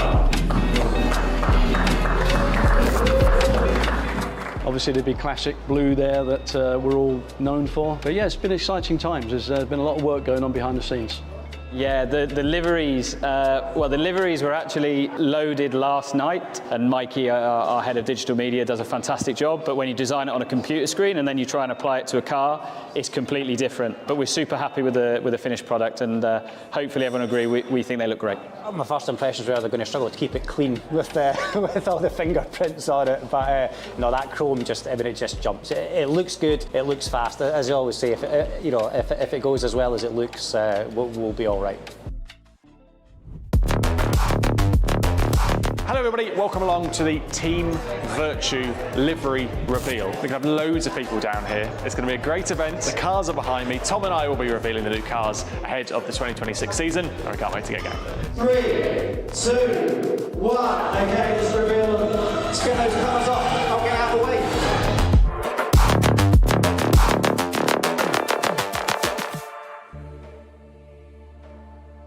To a fan, they'll be like, it looks like your car's the same, but underneath the bodywork, we've done a lot of work. You know, every year we develop. We can't not develop the cars because every single team is. Obviously, it looks like more have than others, but that doesn't mean we haven't. So reliability is quite important to us rather than necessarily making dramatic changes. It's sort of incremental changes, because we want it to be that whatever we do, we go forward rather than making a change that's too dramatic and then we end up going backwards. For us, with a known, with the improvements that we've made, with the tweaks and everything else like that, it puts us in really good stead. But how's that going to play out? We don't really know. We've all got to sort of learn these new tactics that are going to get thrown at us, and we're going to have to learn on the job.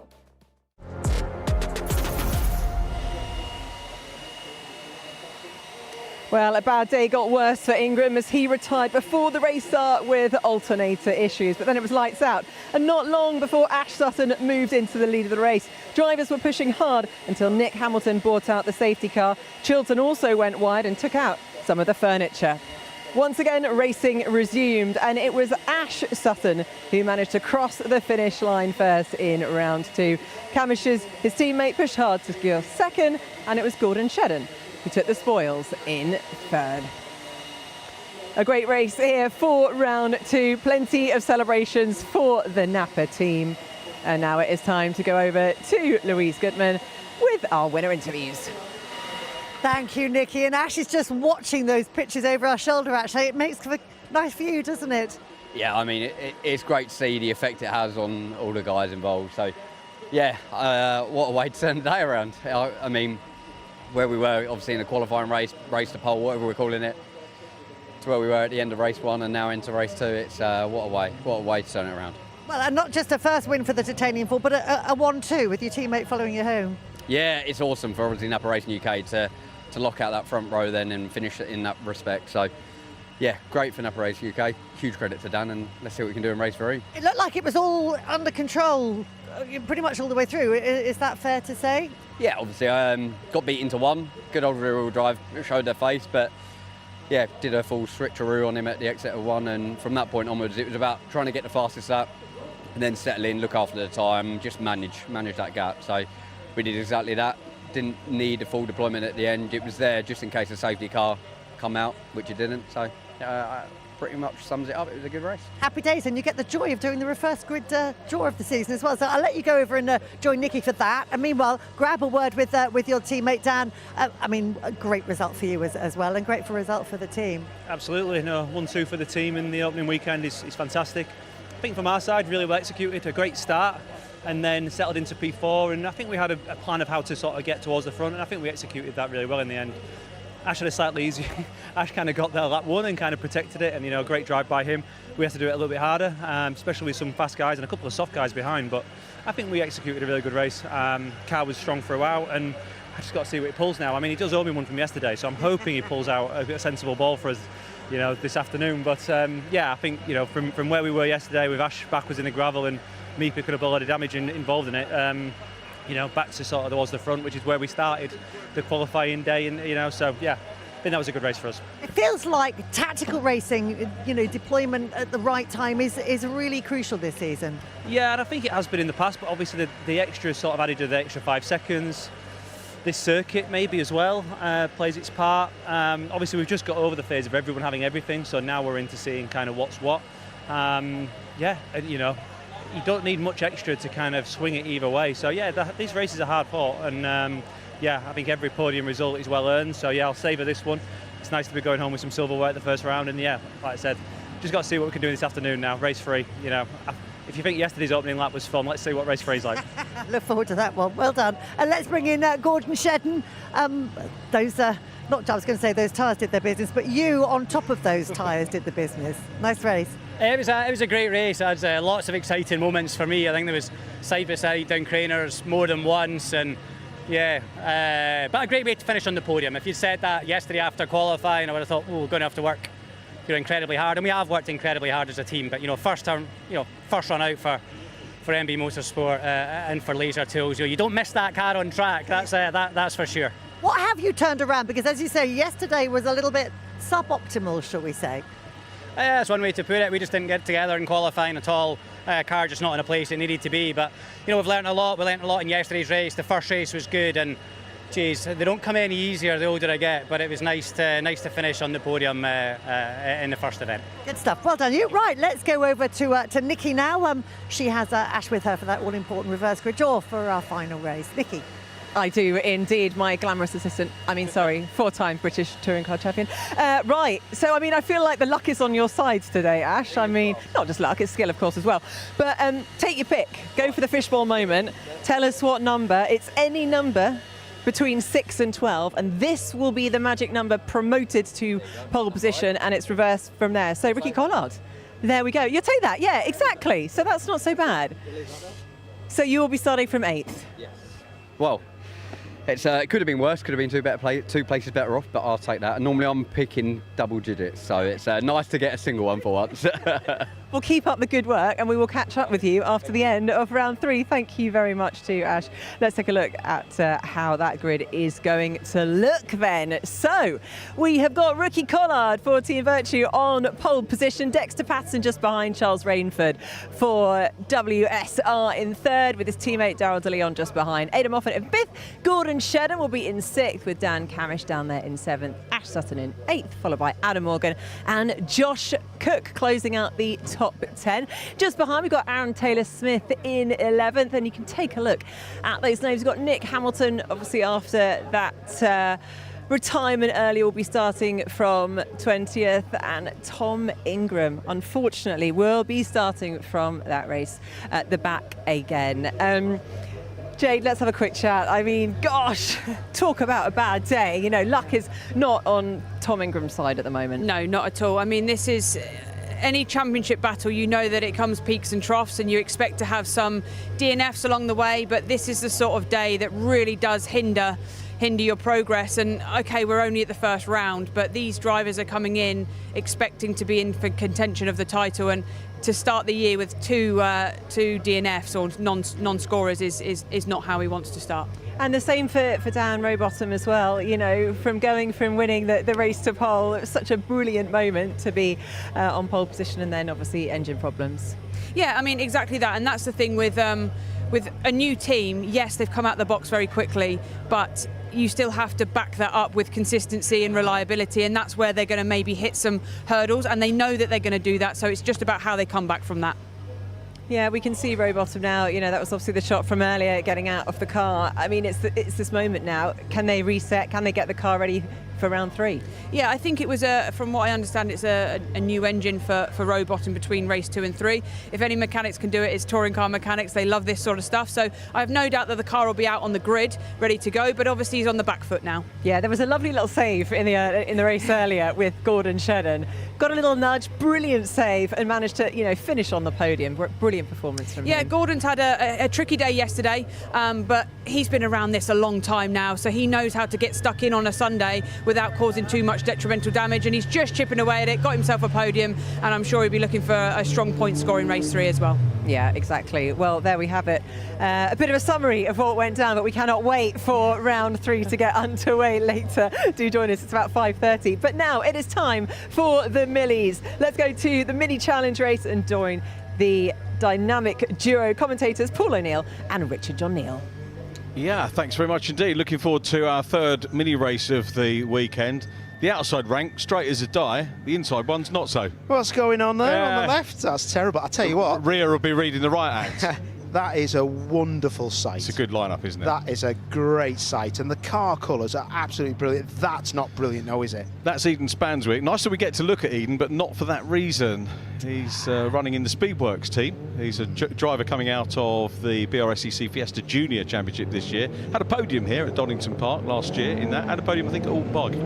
Memory serves correctly. It's great to have Speedworks here. They're in the Fiesta Juniors as well. I mean, they're really expanding their wings this year. Yeah, and that's a good thing because, you know, it gives these youngsters a chance to show what they can do in the championships, but also show what they can do in the touring car team as well, or show the touring car team what they can do. So Nick Beaumont, a good mate of mine there, was just looking under the bonnet. So hopefully they get that fixed. But these cars, I am so impressed with what the organisers have done with this championship. They have absolutely nailed it. They really have indeed. We've got a new look. We'll talk about that a little bit more once we go on, but let's take a look how they line up. Pole position to reigning champion Tom Ovenden, Olivier Algieri alongside with Harry Hickton and Josh Porter on row 2. Behind them is Harry Campy with Sam Gornall for Pro Alloys Racing, a new team for him this year. Nathan Edwards and Max Edmondson on row 4, and then it's Alex Solly and Charlie Hand. Ned Anthony lines up on row 6 with Joe Tanner, the returning Joe Tanner. Good to see him here. Cameron Richardson on row 7 with Semel Sieper, followed by Owen Hillman and Max Bird. Archie Johnson on row 9 with Anthony Sullivan. Next up, Chase Fernandez, followed by Will Crooks. We've got to grade out Alex Brandon for some reason, possibly mechanical failure. Brent Bowie next from Alfie Garford, the first of the sport runners. Murray Richardson next up, and then Chris McKenzie. And Eden Spanswick won't be on the back of the grid, but as we've seen, he is in pit lane. As you say, Paul, really good effort by Ria Beauchamp and the team putting together everything really well. Had a nice, strong, I was going to say media day, it was kind of banded media day, but basically a test day up at Croft, which we went to meet some of the new drivers. We met the Cooper drivers as well as all the JCW cohort for this year.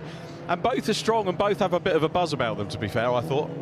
Yeah, I've heard a lot of good things with the championship before I come into it. Speaking to a couple of the touring car teams actually, and they were talking about their own grid, but they were saying how well the grid had assembled for Mini Challenge, which I thought was quite interesting because they're obviously casting an eye over the new up-and-coming kids, and I've never seen the grid look so colourful but also so clean and so good. Looks really, really good. I think colourful because Pro Alloys have got 5 cars now, haven't they? All right, Rich.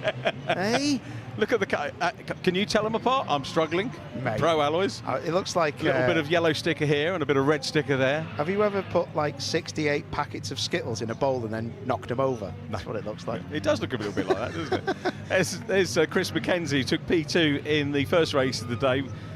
Max Richardson ahead of him in one of the two Vera Tools cars, and Alfie Garford in the first of the Vera Tools cars. There is the lead sport category, or 4 of the sport categories, as the lighting sequence is very nearly complete. Tom Ivenden looking to make it a treble here this weekend, and it's a double pole. Great start by Olivier Algieri, who tries to draw level with him from the outside. He is right of shot, but slots in front of Harry Hickton, who then goes to the outside as they come down to Redgate for the first time. Josh Porter's in 4th, side by side for second place at the moment. Hickton backs out of that. He sees Porter coming up as well. Watch the plethora of pro alloy cars in amongst the others in the chasing pack, all through safety so far. Yeah, looks like it, doesn't it? We just got to get through this little pinch point at the apex of Craner Curves, and a little bit of a twitch from one of the cars. I think that might be Gornall in the Pro Alloys car, but yeah, safely through. You can now breathe.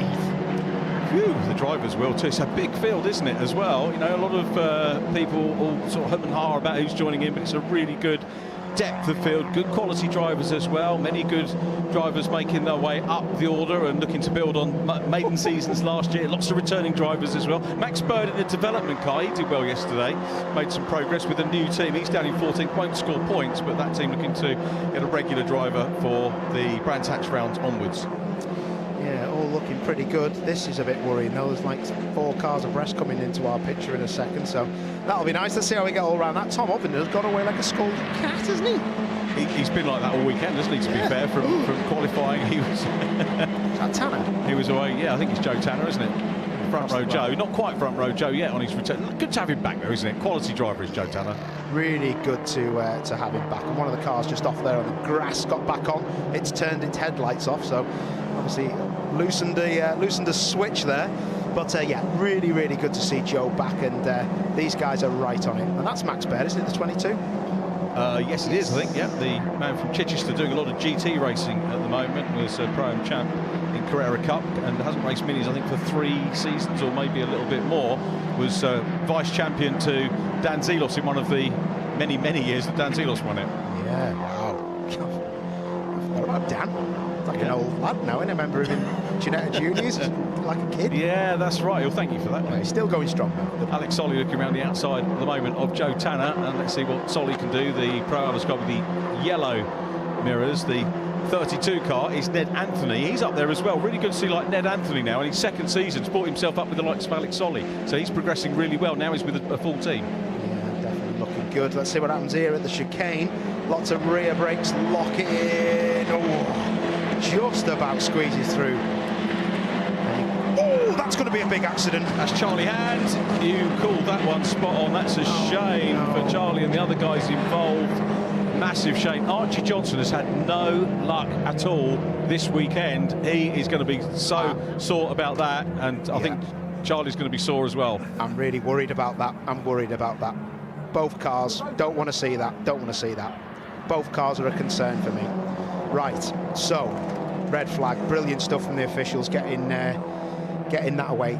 That was as soon as I seen that car going away from the grass, it was a big hit. So concern for both those drivers.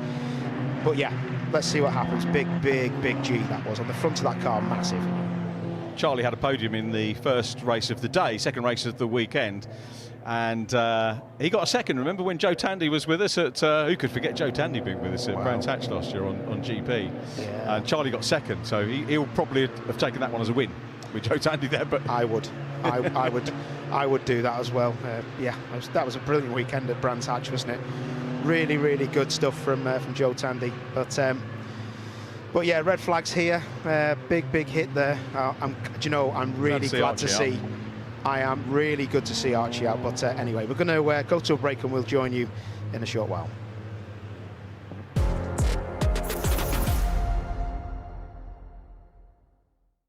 You're watching the Kwik Fit British Touring Car Championship. We'll be right back.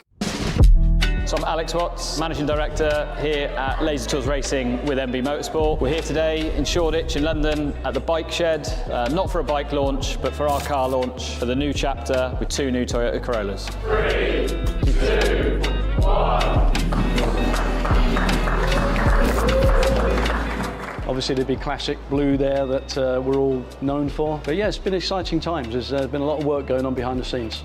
Yeah, the liveries, well, the liveries were actually loaded last night, and Mikey, our head of digital media, does a fantastic job, but when you design it on a computer screen and then you try and apply it to a car, it's completely different. But we're super happy with the finished product, and hopefully everyone agree, we think they look great.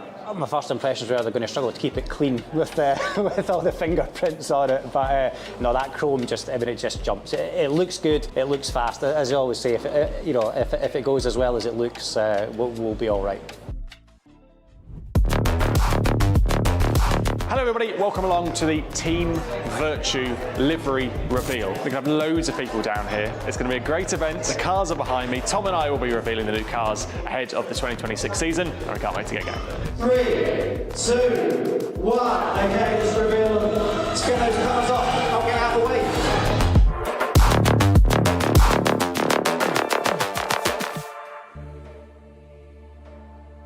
To a fan, they'll be like, it looks like your car's the same, but underneath the bodywork, we've done a lot of work.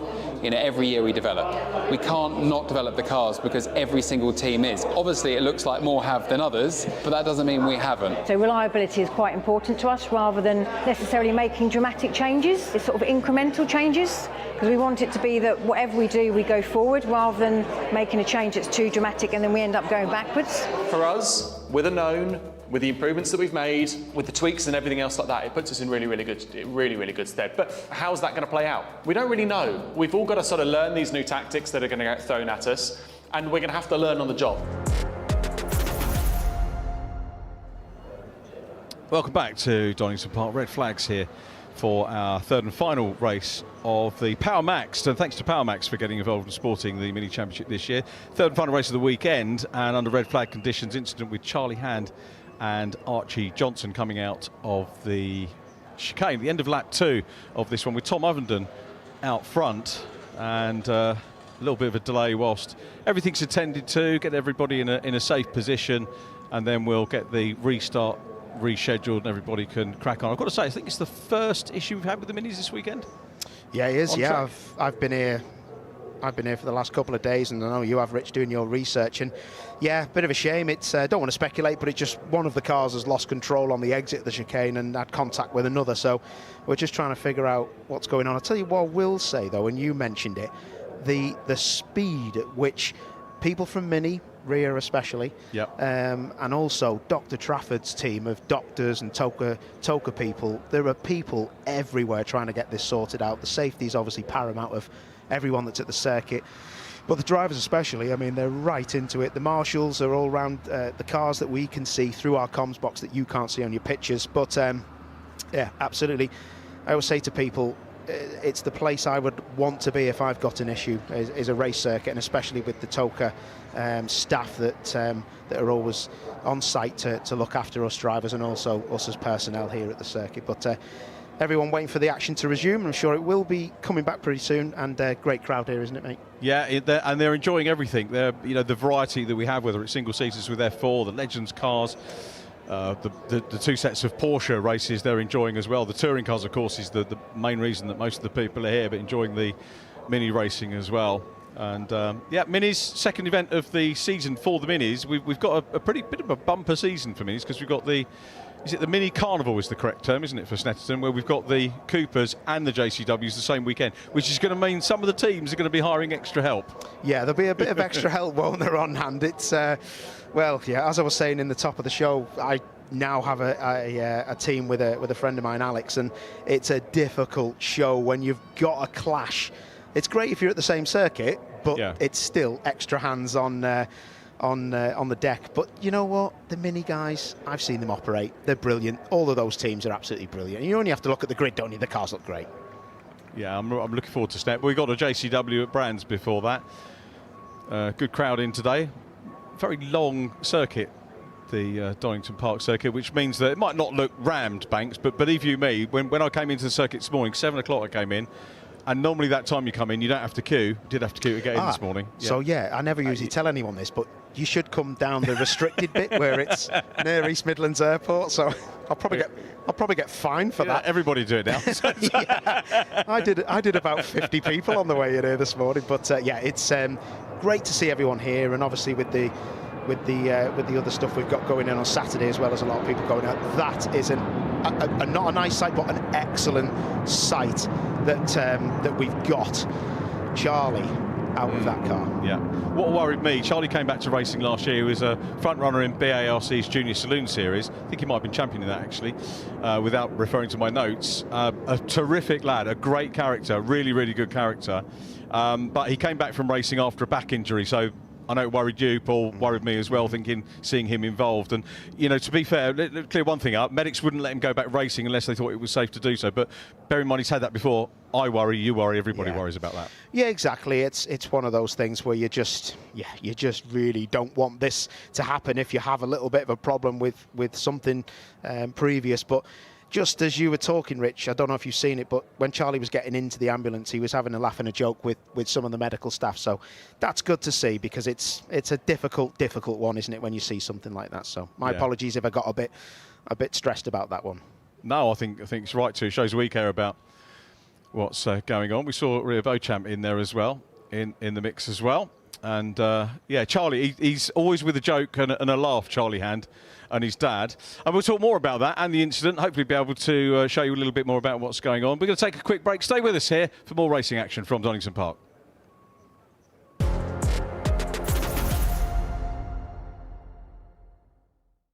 You're watching the Kwik Fit British Touring Car Championship. We'll be right back. So I'm Alex Watts, Managing Director here at Laser Tools Racing with MB Motorsport. We're here today in Shoreditch in London at the bike shed, not for a bike launch, but for our car launch for the new chapter with 2 new Toyota Corollas. 3, 2, 1. Obviously the big classic blue there that we're all known for. But yeah, it's been exciting times. There's been a lot of work going on behind the scenes. Yeah, the liveries, well, the liveries were actually loaded last night, and Mikey, our head of digital media, does a fantastic job. But when you design it on a computer screen and then you try and apply it to a car, it's completely different. But we're super happy with the finished product, and hopefully everyone agree. We think they look great. My first impressions were they're going to struggle to keep it clean with with all the fingerprints on it. But no, that chrome just jumps. It looks good. It looks fast. As I always say, if it goes as well as it looks, we'll be all right. Hello everybody, welcome along to the Team Vertu livery reveal. We're going to have loads of people down here. It's going to be a great event. The cars are behind me. Tom and I will be revealing the new cars ahead of the 2026 season, and we can't wait to get going. 3, 2, 1. Okay, just reveal them. Let's get those cars off. I'll get out of the way.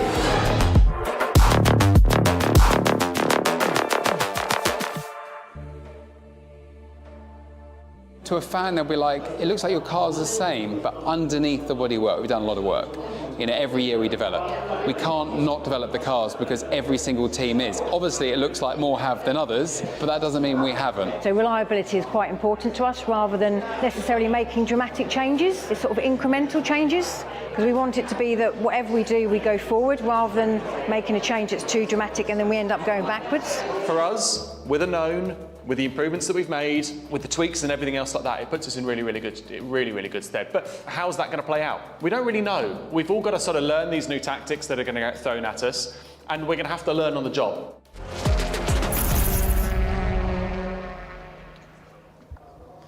Welcome back to Donington Park. Under red flag conditions here with an incident we saw involving Charlie Hand and Archie Johnson in the number 10 car, both graduates of junior racing. Here's what happened. Yeah, you see Charlie Hand there the brake lights flashing, trying to get the car to go in a straight line, and then bang, Alfie straight into his right front. And it was, we didn't see it live properly because we just seen the car go.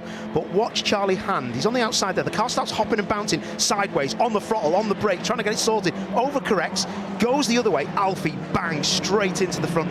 But look, no brake lights on Alfie's car. Knocked out for me. Horrendous, absolutely horrendous, massive accident. Look, straight into it. Then I thought, where's he come from? Then you can see Alfie's car just keeps going. It's just because he's, in my opinion, he must have been knocked out. It's one of the biggest impacts I've seen for a while. And if you don't know, you can see this. So Charlie, he's a passenger now. The car flicks one way, and he's just so unfortunate that Alfie gets in there and he's hit him so hard. And the car, honestly, goes 400 metres down the track that you don't see. But just so everyone's clear at home, because it's not nice to see that, we have had a discussion about showing that, but sometimes it's a difficult one to show. But I think you should see what can happen for a red flag situation. The two guys are, as we are aware, they're okay. They're in the ambulance and they're being looked at. So I hope they don't mind us showing it. But it was discussed, and I'll put my hand up and say I think people should see that at home to see why there's been a red flag. Yeah, absolutely right. And I was about to make the point, Archie in particular has had no luck at all this weekend. He's moving up from the JCW Sport, and I thought, great, we're going to see what he can do moving up the categories now. And he's just had no luck at all. And Charlie Hand as well. So many drivers on the grid need a helping hand. If anyone wants to get involved with racing, those two youngsters would be a great start. Talk to anyone on the grid, they'd be delighted to help. Yeah, definitely. Yeah, Archie, at the end of the day, they're both fast kids, and you can see here he's straight out the car. That's that's Archie, isn't it? Yeah. And that's head in hands shock, but also and that's Charlie Hand, head in hands, because he knows the budget will have took a massive, massive hit. But you can see, just to confirm, that those guys have been taken away. And but yeah, it's just such a shame.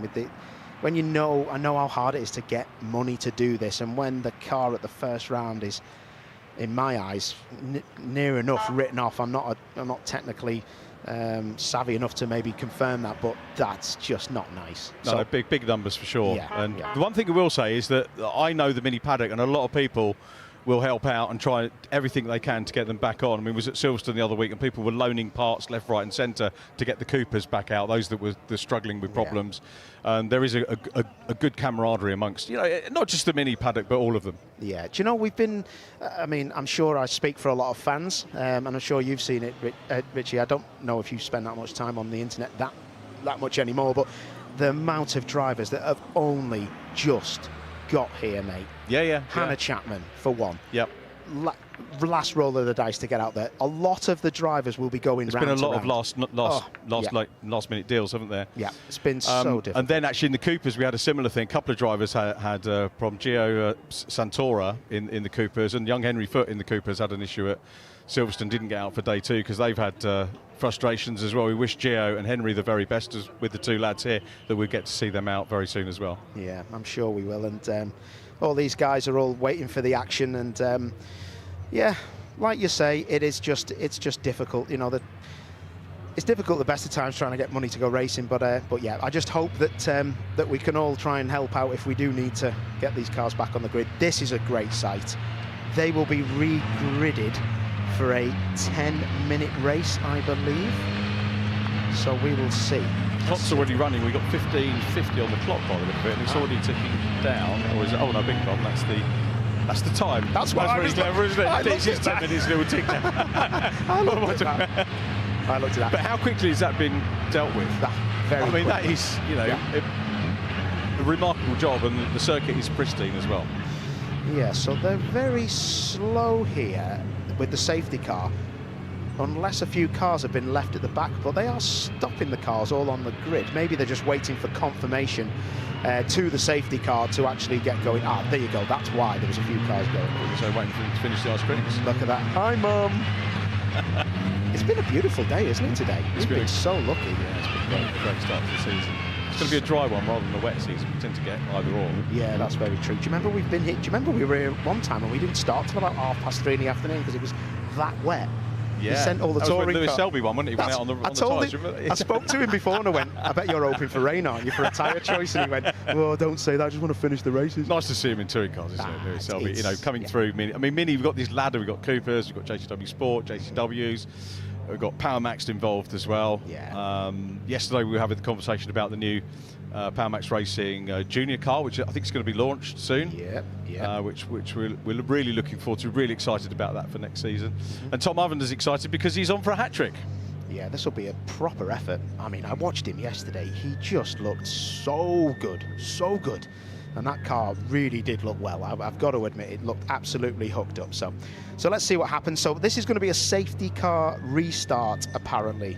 So that is pretty. That's a pretty good decision in my eyes, because when you do these race starts, there's always something that can happen, and yeah, it's never any good. So safety car goes away. It's got his lights on.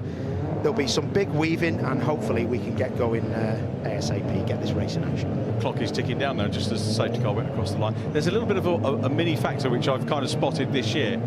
Obviously, Tom Ovenden won the championship last year, and I was going to say, all due respect to Jamie Osborne, wishing him the very, very best of luck in his recovery. You know, Tom, he didn't luck into it, but he took the opportunity that was there. Tom Ovenden has come back this year, having won that, looking even stronger. We knew he was a strong driver anyway, because he'd won in Coopers. Talking of Coopers, another driver who looks even stronger this year is Alex Keens. Now, ITV viewers wouldn't have seen Alex wrap the championship up, because that was the end of year last year, November at Brands Hatch. He won it. He's come back this year, and he looks even stronger as well. I mean, these are kids that we've got to be watching and trying to somehow shoehorn into touring cars, because the ladder needs to be going towards touring cars if you're driving in these series. Both brilliant. Keens, an absolute legend of a driver, and also Ovenden is just flying along. He just looks like he's gained another 15% speed. It does look like that, doesn't it? It's just crazy, crazy. This will be some feat if he does this today. I think so, yeah. Hat-trick will be a little marker, won't it, for everybody to see. I was a little bit disappointed for Alex Keens, because I was hoping he might come into sport, but do you know what? That first round at Silverstone was superb, and we'll see him in 4 rounds we've got this year of Coopers, which I'm really excited about. That's good. Watch out for that. The viewers always love that, don't they? Look at that. It's our heat haze. What's going on? Wow. So, it's Ovenden. Olivier Algieri, who of course everyone will know from the Coopers last year as well. He's in P2. Harry Hickton had that monumental write-off at Brands Hatch, and literally since Brands Hatch the end of last year, they have been rebuilding that car. But we're getting ready to race here again at Donington Park. A very quick recovery. Well done, officials, marshals, medics, the whole team for doing a super job. And now for Tom Ovenden for getting a good restart. Ovenden leads Algieri, Hickton, Sam Gornall with us now in JCWs. Nathan Edwards is back in 5th. Then it's Max Edmondson, who's looked a little bit off colour so far this weekend, but still in the points. Joe Tanner 7th. Alex Solly is 8th, the top 10, completed by Josh Porter and Ned Anthony. This looks like a Legends race here. Nathan Edwards straight in the back of that Pro Alloys car, giving him a little push down the hill. But that's a move on, isn't it? Good effort. That's Tanner down the inside of Harry Hickton. Yeah, blimey, that's good to see, isn't it? Hickton and Tanner having a little bit of a dice, and you know, Joe looks like he's getting back up to speed as we get Edwards coming under a little bit of pressure here from Max Edmondson. Max is always going to go for it, isn't he? Yeah, he ain't going to mess around here, is he? Bit of a flapping side of the car there, isn't there, on Nathan Edwards? He's had a little bit of contact, or it might not even be contact, but job done by Max Edmondson. He'll be happy with that, because that car doesn't look super quick to me. I expected a lot more from Max. Yeah, there is Cam Richardson. That's not going to help, is it? Knocking that splitter off. No, it isn't. As I say, really good field again for these cars, and again, quite a few late deals, as Paul mentioned, but deals nonetheless which are good. Alfred Garford still, I think, leading the sport category. But Ovenden, what's the lead off this first flyer? It is 1.5 seconds. Harry Hickton here, side by side with Solly. He's going to lose out to Solly in the second of the Pro Alloys cars. The yellow mirrors goes wide. Hickton holds on. He's still got an overlap, though. You'll be pulling for 5th gear down here. This is going to be interesting. Who is going to be the bravest? And I've got to say, Hickton there kept his foot in, but they're still side by side. Solly up the hill. Who's got the drag? Because they'll get a side draft. Solly looks like he's just got it, but no, he comes around the outside of him again. Hickton will get this job done. He won't go side by side around the cleans, will he? I think they're still side by side. Yeah, superb stuff. Come on, lad. And giving each other space and room at the moment. This is great stuff from these. I'm trying to recall whether we saw this in the Coopers as well. There's still side. Solly's going to try and get the run here out of Coppice. Is he going to get the momentum? They're a little way down the points at the moment, but who cares? This is a great. Are they going to smash mirrors? We saw Hickton's mirror go off in race 1 this morning.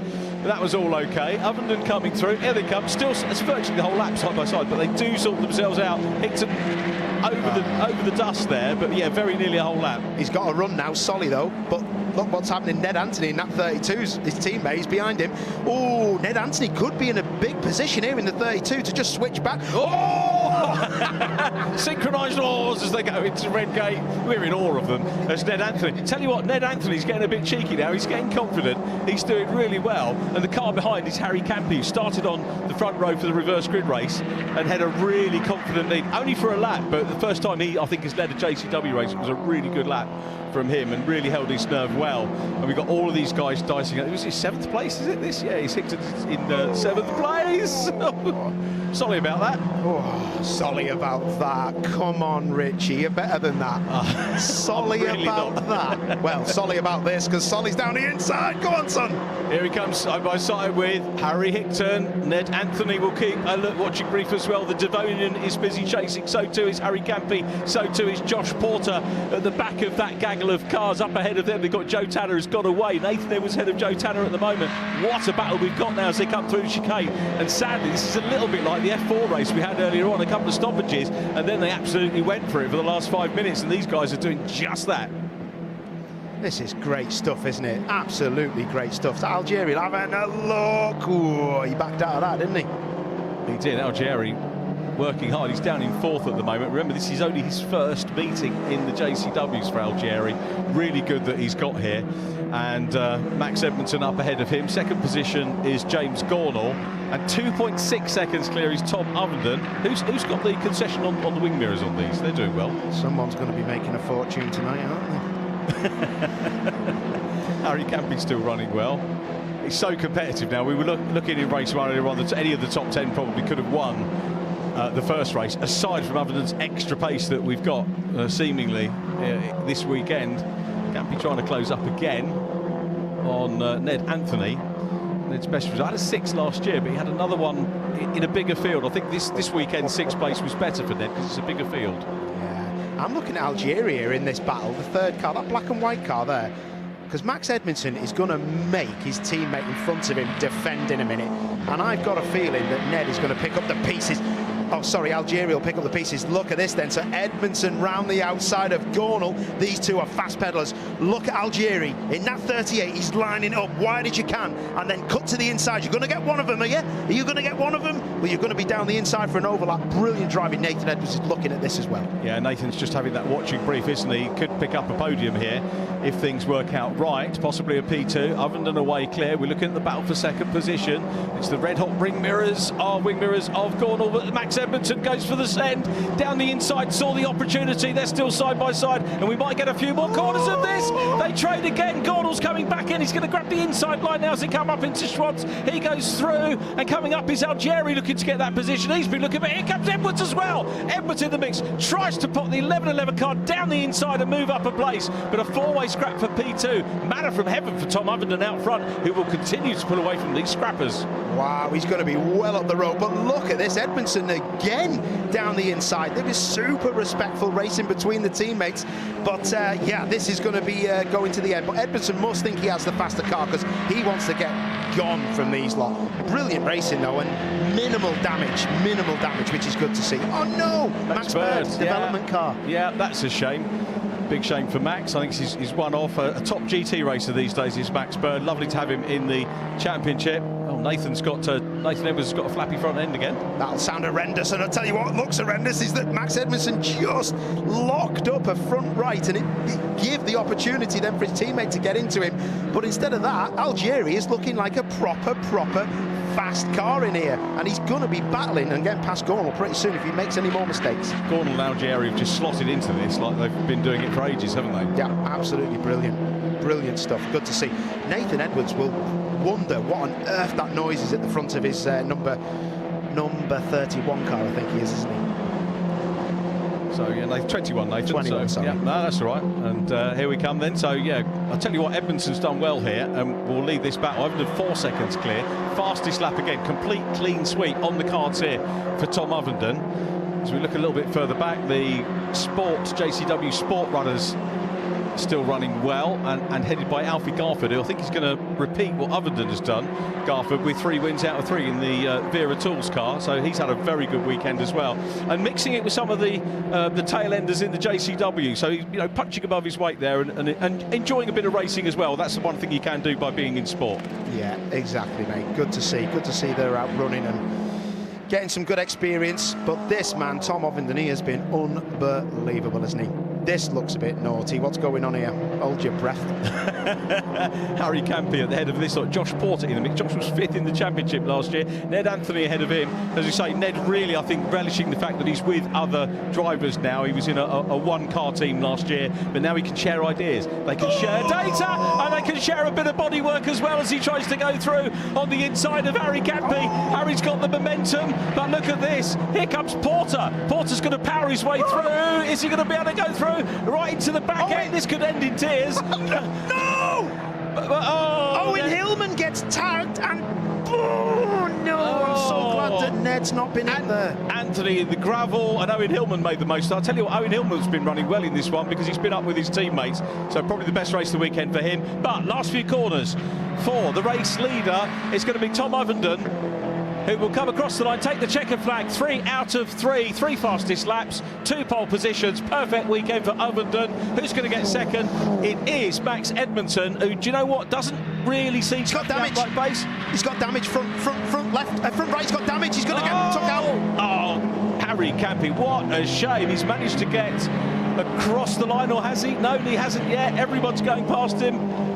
That is a big, big shame. I think that's Ned, isn't it, getting out of his stricken car, Ned Anthony.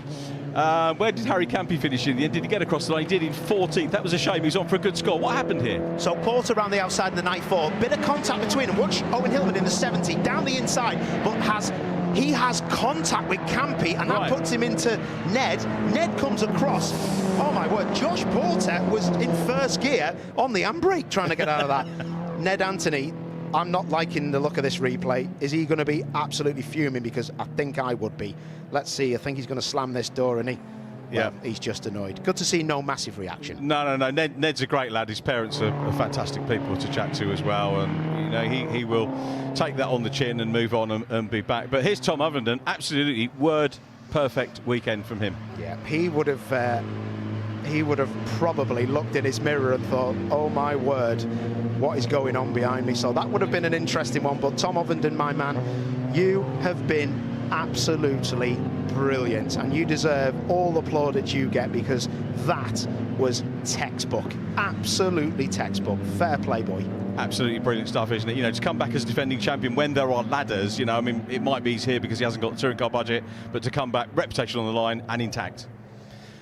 So here's how they finished. Perfect weekend for Tom Ovenden. Will he be able to do the same at Brands Hatch in 3 weeks? Well, make sure you join us to find out. Max Edmondson second from Sam Gornall. Sam, the top rookie on that occasion, so it's 2-1 to him in terms of rookie wins over Olivier Algieri. Nathan Edwards in 5th. Joe Tanner with a good 6th position and wins the Director's Trophy. Alex Solly 7th from Owen Hillman. And then Harry Hickton 9th from Semel Sieper, completing our top 10.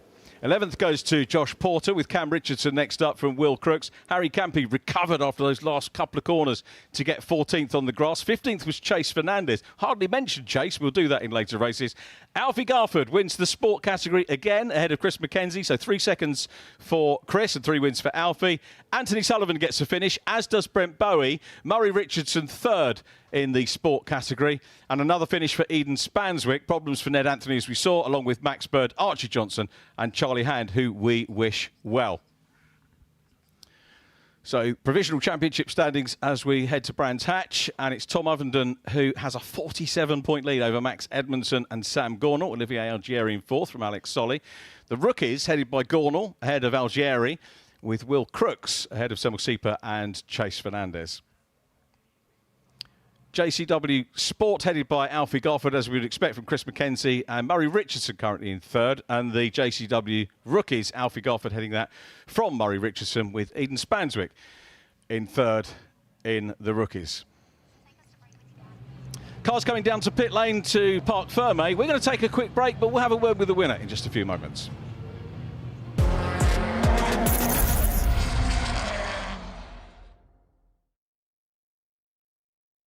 You're watching the Kwik Fit British Touring Car Championship. We'll be right back.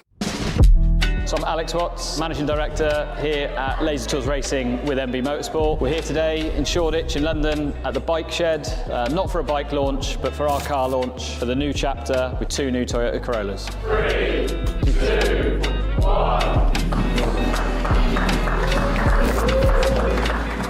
obviously the big classic blue there that we're all known for. But yeah, it's been exciting times. There's been a lot of work going on behind the scenes. Yeah, the liveries, well, the liveries were actually loaded last night, and Mikey, our head of digital media, does a fantastic job, but when you design it on a computer screen and then you try and apply it to a car, it's completely different. But we're super happy with the finished product, and hopefully everyone agree, we think they look great. My first impressions were they're going to struggle to keep it clean with with all the fingerprints on it, but no, that chrome just, I mean, it just jumps. It looks good, it looks fast. As I always say, if it goes as well as it looks, we'll be all right.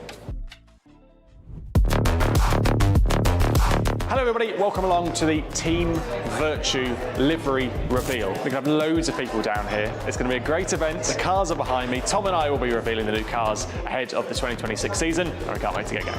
3, 2, 1. Okay, just reveal them. Let's get those cars off. I'll get out of the way.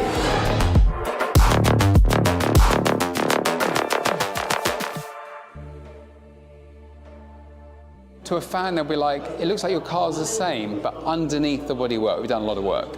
Every year we develop. We can't not develop the cars because every single team is. Obviously, it looks like more have than others, but that doesn't mean we haven't. So reliability is quite important to us, rather than necessarily making dramatic changes. It's sort of incremental changes, because we want it to be that whatever we do, we go forward, rather than making a change that's too dramatic and then we end up going backwards. For us, with a known, with the improvements that we've made, with the tweaks and everything else like that, it puts us in really good stead. But how's that going to play out? We don't really know. We've all got to sort of learn these new tactics that are going to get thrown at us, and we're going to have to learn on the job. In the final mini challenge race of the day, it was Tom Ovenden who took another win for the Accelerate team with a nice 4-second gap ahead of the rest. That means that he extends his lead in the championship by 47 points. It is now time to go down to Lou with the winners. Thank you, Nicky. And what a weekend it's been for this man. You have absolutely bossed it. Thank you. Yeah, I can't believe it.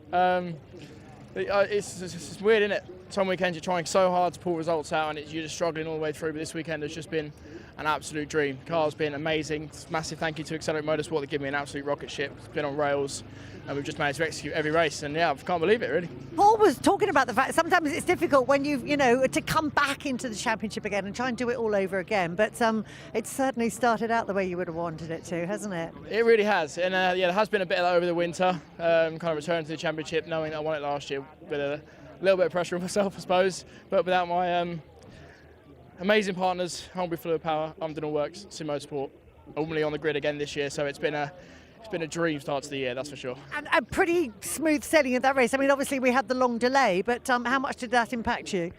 Not much. I was fairly relaxed. Obviously, I'm glad to hear over my radio that everyone was okay. Yeah. I heard it was a bit of a nasty one, so really glad that's the case. But no, I just knew the pace would take me away again. I just had to get my restart right, and I did that, so really pleased. Good stuff, well done. And let's bring in Max Edmondson, who's brought a somewhat battered car home, but I mean, there was some good racing and clearly a bit of rubbing going on in that one as well. Yeah, obviously the red flag, I don't know what happened there, but I hope everyone's okay. I've never had a good start on one of these, and that was genuinely my best ever start, because I've never ever gained a position off the start line, and I gained 2, so I knew it was on for a good race, and obviously then I got halted for the red flag. And I was kind of hoping that we didn't have to do a standing start again, and luckily my prayers worked. Well, I mean, you were 4 wide at one point, trying to, 4 of you battling for that P2. How much fun was that? Was it as much fun as it looked? Scared. I was very scared. Oh, really? Well, it depends where it was, obviously, because some corners, obviously, the right-hand side mirror doesn't have as much adjustment as you want it to have. So if someone's on your far right-hand side, you can't fully see them. But yeah, it felt like a Ginetta Junior. I've never driven one, but I felt like a Ginetta Junior race.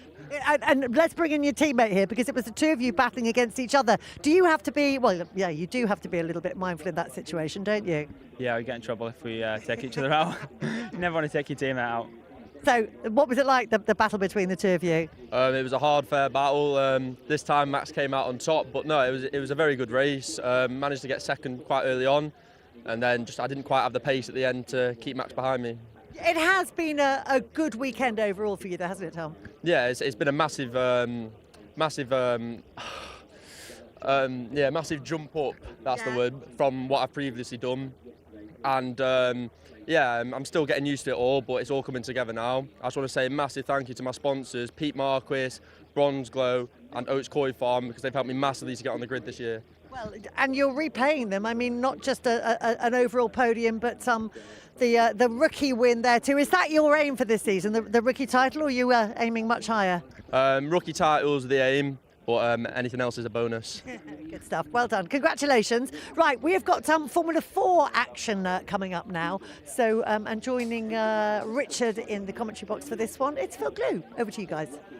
Thanks very much, Lou. Yeah, we've been excited with the racing, obviously streaming on Saturdays now as well. We get to see all 3 races, which really engages us more. I mean, we're engaged watching it, but when you get to work on it as well, it's been a mega first weekend, hasn't it? Unbelievable, yeah. Having a grid like we've had, which with 31 cars, is amazing for British F4, the biggest we've ever had. And it's been close racing. We've obviously had a few incidents, but we're going to have with that many cars on the grid. So let's see if Langendonk on pole can end up doing it again. Yeah, 2 Rodin wins out of 2 for them. What are your predictions? Well, he's on pole, isn't he? So, you know, I think so. We could get a third one. I think it's looking that way. Unless Palmer can do something in second, he's with High Tech, and he's obviously qualified well alongside Jarrett Clark and Ethan Jeff Hall. Jeff Hall, I think, has been a bit unlucky this weekend. I predict that he's going to be a bit more feisty in this race. He obviously got pushed a little bit wide coming out of Coppice in race 2. He didn't get the result that he deserved in race 1, although that might change back again depending on what happens with these track limit issues. You say about, you know, feisty, and what as a driver coach, what is he going to be told to do? Is he going to be told to get his elbows out, or is he going to be told to chill a bit, let it come to you a little bit? Well, after the weekend he's had so far, I think probably get some points, because he's not got as many points as he should have done, especially with the speed that he's had. So probably get some points, but at the same time, we all know Jeff Hall, he's a world karting champion. He ended up winning Ginetta Juniors a couple of years ago. He won some racing F4 last year. He's a racer, he's a pure racer. So I think we're going to see him getting up there, but it just depends whether he can get past Clark and Palmer and get to Langendonk in time before Langendonk starts getting down the road like he did in race 1. Yeah, I think that's a good shout. We knew that there was quality in the grid, but you know, the way the points have stacked up already in the 2 race results, a lot of surprises for me. It's really good to see. I mean, Palmer, second in the championship, he's 40 points down on Van Langendonk, but now we've kind of got a championship battle, haven't we, now, between the 2 guys on the front row. But Van Langendonk, who's been very cool, very collected in his interview, and I love the way he calls Donington Donny. Yeah, exactly. Hey, Donny. He is very good in his interviews, and yeah, I've enjoyed working with him and talking to him at the media day. Yeah, it was good to meet all the drivers there, and yeah, we've definitely got some professionals in the making and some superstars in the making. So let's see what they can all do in this final race. Yeah, really excited for this one. 3rd race of the weekend, and this is the one where we had this is what qualifying was about, the 3rd race of the weekend for all of our viewers on ITV. The 2nd fastest time gave us the 1st race yesterday. Here's how they line up then for the 3rd race of the season. Dries Van Langendonk on pole, Theo Palmer alongside Jarrett Clark on row 2 with Ethan Jeff Hall. Joseph Smith on row 3 with George Proudfoot-Nolder. Then it's Cash Felber and Lewis Werrell. Hani Sadiq is on row 5 with Ethan Carney, Scott Kin-Lindblom and Ethan Lennon completing the 6th row of the grid. Next we see the pairing of Cole Hewitson and Alfie Slater. Ella Lloyd back with us for a couple of races this season. Adam Al-Azari next to her. Jabba Al-Sabah and Vegard Clementson ahead of Mate Kovahidze and Roman Felber. Then it's Kit Bolofsky and Henry Mercier, followed by Kira Battig and Cameron Nelson on row 12. 13th row, Tommy Harfield with our onboard camera, Jackson Wolney next to him, Timo Jungling and Peter Oyarovsky. Then it's Sun Anju and Daniela Sutton on row 15, and Leon Headfors completing our grid. Apologies to Oyarovsky. Well, you do a better job than me than trying to say it. We called him Orzechowski last year, and then the F4 gave us a nice video where he says it, and I'm still trying to get my head around that. But Oyarovsky. Let's just go with Peter. But yeah, let's see what Harfield can do in this race, shall we? We've got the onboard with him once again. He's had an amazing running in the first 2 races. Here we are with him on board now. He's 5th in the championship. He qualified, was it 24th or 25th? And he's come through to 10th and 11th. It's amazing. So we do need to keep an eye on him on the onboard a bit more in this race, because he's obviously pulling off some mega moves. I can't remember what I need to go away and look at last year's qualifying, but I think he's struck me, I think, last year as being more of a racer. He did some good moves last year, and we'll be hoping for him to deliver much of the same this year. Lines up alongside Cameron, but we're going to go back to the front here. The lighting sequence is ready to go, and away we go. Langendonk gets away very well indeed. Bad starters there, but Langendonk did an amazing job. Was the slowest one, wasn't he? Yeah, it looked like it. The Virtuos have come together. Proudfoot Naldo has been wiped out by Clark, his teammate, so not good from Virtuosi at all. Now, the question is, will that be a safety car? Possibly not. I think the cars are mobile. He's got going again. That's good news. Look how busy this is coming down. Oh, no, big contact, big contact. That's Harfield, our onboard camera. Oh, it's going to go over. No, he's all right, he's all good. Thankfully, he is okay. That's our onboard gone for the main race, which is a little bit of a pity for Tommy Harfield. And that underlines, you know, he's fifth in the championship, but really disappointing weekend for him because he wanted to be up the front. That's Jackson Woldy going all over the grass in the Fat Racing XL car. They're going to need a safety car here just to get everyone calmed down again, and sometimes you get this mad momentum going on with races, and that needs to be sorted. Yeah, with this many cars though, it's tricky. I mean, there's so many mad in the drivers, just sometimes that energy is there, and we've got to absolutely pull that back. Absolutely, we can see here. I think that's one of the roading cars of either Lennon or Slater having a good battle there. Safety car is out. There's quite a bit of damage on some of these cars. You can see some front wing damage. Not surprising at all. Oh, this safety car's come out a bit late. Come on, get on with it. Say it how it is, Phil. Yeah, always. Yeah, Langendonk has done a good job there, just to back him up enough so that the safety car could get out. No idea why that was so late, but here we go. This everyone's safe. Yeah, I'm not sure what happened going down Craners. Obviously, that's one of them. That's one of the incidents. Clementson has, I think, he was sandwiched in the middle of a couple of cars. That must have been the Harfield incident, which obviously, as you can see, that's Harfield's car there with suspension damage. And the suspension damage is what's almost caused the car to roll there. I'm pleased it didn't, obviously. And it was a bit of a scary moment. I'm sure it was for him as it was for us watching. Hope he hasn't damaged their camera. Yeah.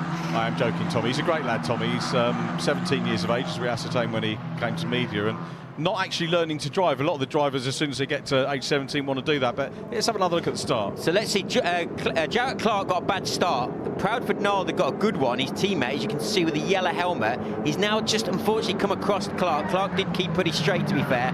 They've made contact. And let's see what happens further down the hill here. Coming out of turn one, there's a lot of argy-bargy. There's a lot of cars abreast there. 4 or 5 cars abreast. Harfield's trying to go down the middle, and then that's when we had the incident. Now we'll see exactly what happened now with our onboard camera. Again, he made an amazing start, didn't he? Got past Batik straight away.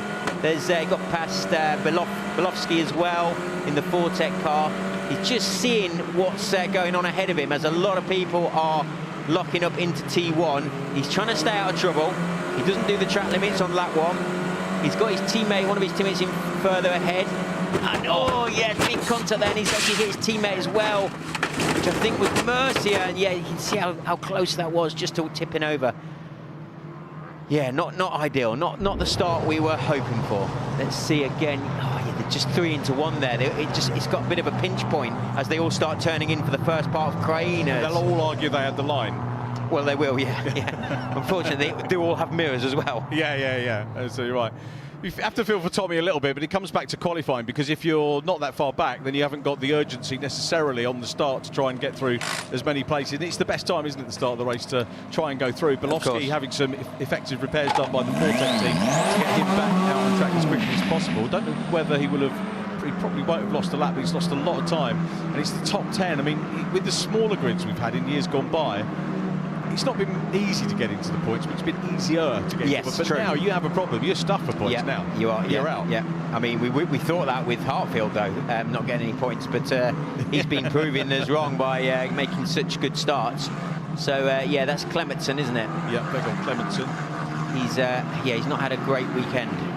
So there's quite a bit of damage there. You can see the suspension is bent, the steering arm is bent, no front wing. So the guys at Argentia are trying to push it down the pit lane, but you can see it's not playing ball. It's a fair way back, isn't it, as well? I think they're fairly deep in the paddock, so they've got a fair old amount of pushing to do. Let's go back to So Youngling, is it, in the JHR car? Well, Well's got the front wing damage, so he's going to come in. Again, they should be able to get this done very quickly. The JHR guys will have practiced this, getting this front wing on, and he won't lose a lap then. So we've had 4 now. 4 cars having pit stops and got back out on the lead lap. And this car got P2 in the partially reversed grid race. Yep. So first race was 30th, second race was 2nd, and now he's going to be, you know, lower end of the 20s in this one again. So swings around. That's speedy. That is quick. Was quick, wasn't it? Yep, yep. Well done to the JHR guys. So they've only just got down out of turn 1, so he should catch them up very easily. So as you can see, the marshals here working hard, making sure they clear this car safely. Yeah, there's a bit of damage to that car, unfortunately, so the CDR guys are going to have to work hard before the next round, I think, which is at Brands. Brands Indy, that's going to be fun, isn't it, with 31 cars? Qualifying's going to be... God. How crucial is the timing going to be on qualifying to get out at the right time, find space? That's not a lottery, but it's going to be some serious thought going into when people go out. A lot of championships with big grids, they split qualifying now. They put half and half, 15 minutes each. I don't think we've got the time for that, though. No, maybe not, but it's something to think about if grids are going to stay this high. And to keep everybody safe, maybe, as well. Yeah, well, this is it. Yeah. It's they do it in Monaco in F3. They split the grids. They even do it in Monza, which is a much bigger circuit, just to sort of stop all the slipstreaming. But yeah, this championship on smaller circuits is new to all of us. It is, yeah. With this sort of grid, have these numbers. It is great. It's a great problem to have. That's what we're looking to say. Van Langendonk, we know, won't be a slouch behind the safety car, because I think he's been in this scenario before. And a large crowd. I was asked over the lunch break as to who I thought was going to be a star of tomorrow, and I said, well, you know, what can you do but say the youngster that's on pole position for this in the McLaren colours has delivered 100% so far this weekend. Yeah, sure, certainly has. He went from 12th to 4th in race 2. Yep. With that, and that was with 3 safety cars on a red flag. So imagine what he'd have done if there wasn't that amount of safety cars. You know, he was definitely going to be getting on the podium. But yeah, 4th place is very good, great points. And yeah, it's let's see what happens after race 1. The situation that we've got with the track limits everyone was complaining about it because a lot of people got track limits. Now we aren't sure whether there was an issue with the track limits because there were so many penalties. Because in race 2, and yes, there was less racing laps in race 2, but there was hardly any track limits. Now here we go. Safety car lights are out. Yeah, here we go. Good to see Theo Palmer in P2 as well. This is going to be interesting to see what Palmer does, see what Van Langendonk does at the start. Joseph Smith in 3rd. Ethan Jeff Hall, my apologies to him, called his starting correctly. But it's Joseph Clark in 5th. And then Cash Felber, who's been having a reasonably strong weekend as well in the white and red Fortec car with the green mirrors. But it's Van Langendonk now, just looking for the right moment to go. As they come down. He has gone, hasn't he? Jeff Hall has been caught napping there in 4th. Or is that? Yeah, Jeff Hall is 4th. Yeah.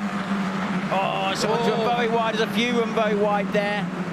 Smokescreen for everybody coming through, which is a little bit worrying. So 1 and 2 get away. We've got a challenge on. They said Jeff Hall was slow, but he's caught up. Yeah, he has. I think Clark ran a little bit wide there, coming through. Smith actually is all over the back of, isn't it? Oh, Felber! Cash Felber's run wide there, gone off. And now that's going to be another, if he can just gently try and pull away without lights up the rears. Tease it out, doesn't he, of the gravel. I'm not sure he'll have been in that situation too often. Possibly another safety car, but Van Langendonk and Palmer getting away very well indeed. And we thought Ethan Jeff Hall hadn't done so well there, but it looks like he came out of that pretty well. Yeah, I think he has in the end, hasn't he? Yeah, I think it was Clark that ran wide coming out of the last corner. That's Bradford Nolde who managed to get going again. He's made up some places, even though he got turned around going into T1 on the first lap. It'll be good to see Alfie Slater getting a result as well. He's in 12th at the minute. He's had a terrible weekend so far, but yeah, let's hope he can get some points in the final race. So we can. We saw Daniela Sutton having a decent race. We're 23rd at the moment with Oriofsky, a teammate who was there as well. That's Cole Ewanson and Lennon. Mr. Whippy, and Batic goes through. Yeah, Carney going through as well in the Fortec white and red car as well. But look at this jostling film. I mean, this is F4 this year. It certainly is. I mean, this is amazing racing. Obviously, there's going to be people running wide going through turn 1 because we have got 2, 3 abreast there. We don't want any more incidents going down Craners, and they've all got into single file once again. We were talking about Alfie Slater. He's getting right in the mix there. So he's probably moved up a couple of places in the Bayliss and Harding car. But let's just see what happened here. We didn't quite see, you can see all the smoke in the background, or the dust in the background, but that's even Jeff Hall trying to go on the outside of Smith, is it? Yeah, it's Joseph Smith in 3rd place. We didn't quite see how Cash Felber went out. He did get the car at the gravel. Good. That's so good job. No more safety cars. Someone further back there just running wide in one of the JHR cars going through Coppice, but let's see, is that Al-Azhari there? It is, yeah, the number 3 on the inside of 44, Matej Kovahidze. And those two having a good race of it at the moment, and they're just on the bubble of the points. They're 2 or 3 places away from getting into the top 10, which is where the points are. It's where the gold is in this championship. Felber running wide there. That's Roman Felber. Yeah, he's just run a little bit wide coming out of the last corner. You got Slater down the inside there. Ethan Carney, yes, Slater past Ethan Carney, and Carney goes off onto the gravel. The Fortec car, I've seen a couple of Fortec cars in the gravel. To be fair to them, they both got it out and will race on. Yeah, you've just got to realise when to give it up. If someone's down you inside, there's not a lot of point in trying to stick it around the outside, because there's only one way that car that's gone down the inside is going, and that's to the exit of the corner. So good stuff going on in this race. Still Van Langendonk out front from Palmer, a little bit further back. As we look at Jabba Al-Sabah, we saw that's a good move. Smith, isn't it? Yeah, that's a good move from Jeff Hall there. Jeff Hall, he read that well. He decided to. It looks like that. He's not done it though. I thought he'd managed to get down the inside. Great bit of driving from Smith. He ran a little bit wide. Jeff Hall managed to get down the inside, but they've got some speed in that Bertrossi car. It's running well. Scott King Lindblom, as they dice, will close in. He's in 5th position at the moment. He's gone from the outside and he's thrown the dummy down the inside. Great move from Slater. He's fully past him there, and that's when Carney should have just rolled out of it a little bit, because that was Slater's corner. Yeah, he's lost more time, hasn't he? From big lock up there. That's one of the. Is that JHR? There's a bit of damage there. Ella Lloyd, was it a McLaren livery? It looked like an orange livery. I wonder if that was Ella. That was, yes. So Sadiq was the one that obviously lost his nose as he went down the inside. I'm not sure who he clipped though. 3rd and 4th. This is a great battle, isn't it, between Joseph Smith, who can really, for the moment, forget about trying to close down on Theo Palmer. It really is about these two. Yep. And he's defending from Ethan Jeffrell. Goes out wide here. He's going to go for the cutback and try and gain a little bit more momentum and chase up the inside line, which he's trying to do now. There might be more momentum on the outside for Joseph Smith, but Ethan Jeffrell has got the line. Can he do it with an out-braking manoeuvre as they come down into the chicane? Yes, he does. Cool stuff. Yeah, that was what he was trying to do in the lap before, as Smith has a big slide coming out of the last corner, which is allowing Lindblom to get a run. He should be able to run past him there, but that means Smith has got the inside line. Lindblom, is he going to try and send it around the outside? No, he's not. Jarrett Clark's closing up on them as well, so Jarrett recovering from his earlier issues, and that's what it's about, isn't it? You know, if you have an issue, just get your head down, crack on. He's been a bit of a star this weekend for me, Jarrett Clark. Yeah, he certainly has. In fact, all the Bertrossi cars have been stars. They've been so fast, all qualifying inside the top 6. So great job from the team. But yeah, Clark qualifying on the front row. He's been a star so far this weekend. So here we go, very nearly towards the second half of this race. Ethan Jeff Hall in P2 and Theo Palmer with the fastest lap of the race. So potential bonus point on for Theo Palmer. Still actually not that far behind the race leader, so we could still have a little bit of a battle. It's only half a second between first and second place. We flick back. There is Dries van Langendonk in the McLaren livery with Theo Palmer closing in. Now Palmer moved over from the XL team for last year, and we were asked yesterday, what's going to be a surprise? Well, it's a pleasant surprise seeing Theo Palmer right at the front. It certainly is, yeah. He definitely showed some good pace last year, but he's really is going for it in this one, isn't he? He's chasing Langendonk down. He's obviously got the fastest lap of the race. As we see the 2 XL cars here running side by side as they go through T1, and again, you've just got to make sure you realise when to give it up. That's that Hewitson? Yeah, and Al-Sabah. Yeah. Hewitson was having none of that, was he? No. Hewitson was obviously with them last year. Al-Sabah has joined XL for this season, and he's giving it a good go, isn't he? He is. Cole was saying it's one thing might have been better for him was to have another driver with experience. He's got 3 rookies with him. but he's now the sort of team leader and everyone's looking to him and he's giving him their experience, but he'll maybe get some experience off the others and share knowledge over the course of the season. But at the moment, he's the old head in the... Yeah, absolutely, yeah. And they are closing up though, isn't it, for the lead? It certainly is. It's looking good, isn't it? With Theo Palmer, he keeps setting the fastest lap after fastest lap, and he did it again. He's done another 5.2, but that's with a slipstream as well. Is he going to go for a move? Yes, he is. Down the inside, Langendock! Wow, I was not expecting that. I was actually expecting contact for the pair of them, but Palmer has really tried to avoid hitting Langendock there.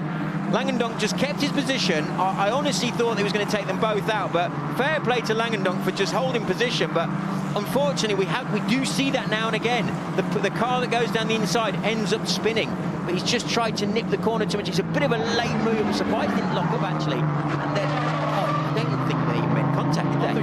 Yeah. That was that's a real shame for Palmer because he has been showing some real. He's almost passed him there. Again, I've just missed if they actually made contact, but. Yeah, with that sort of pace that Palmer's been showing, he probably should have waited a bit longer, and now he's stuck, and now the safety car's out again. That was real shame. That was nearly our camera car, wasn't it? So either way, we'd have had that camera car in the gravel as well as Tommy Harfield, or instead of. Yeah. Shame for Theo. And when I said it was a surprise seeing him doing well, and one of the reasons being we didn't get, for varying reasons, we didn't get the pre-season testing times.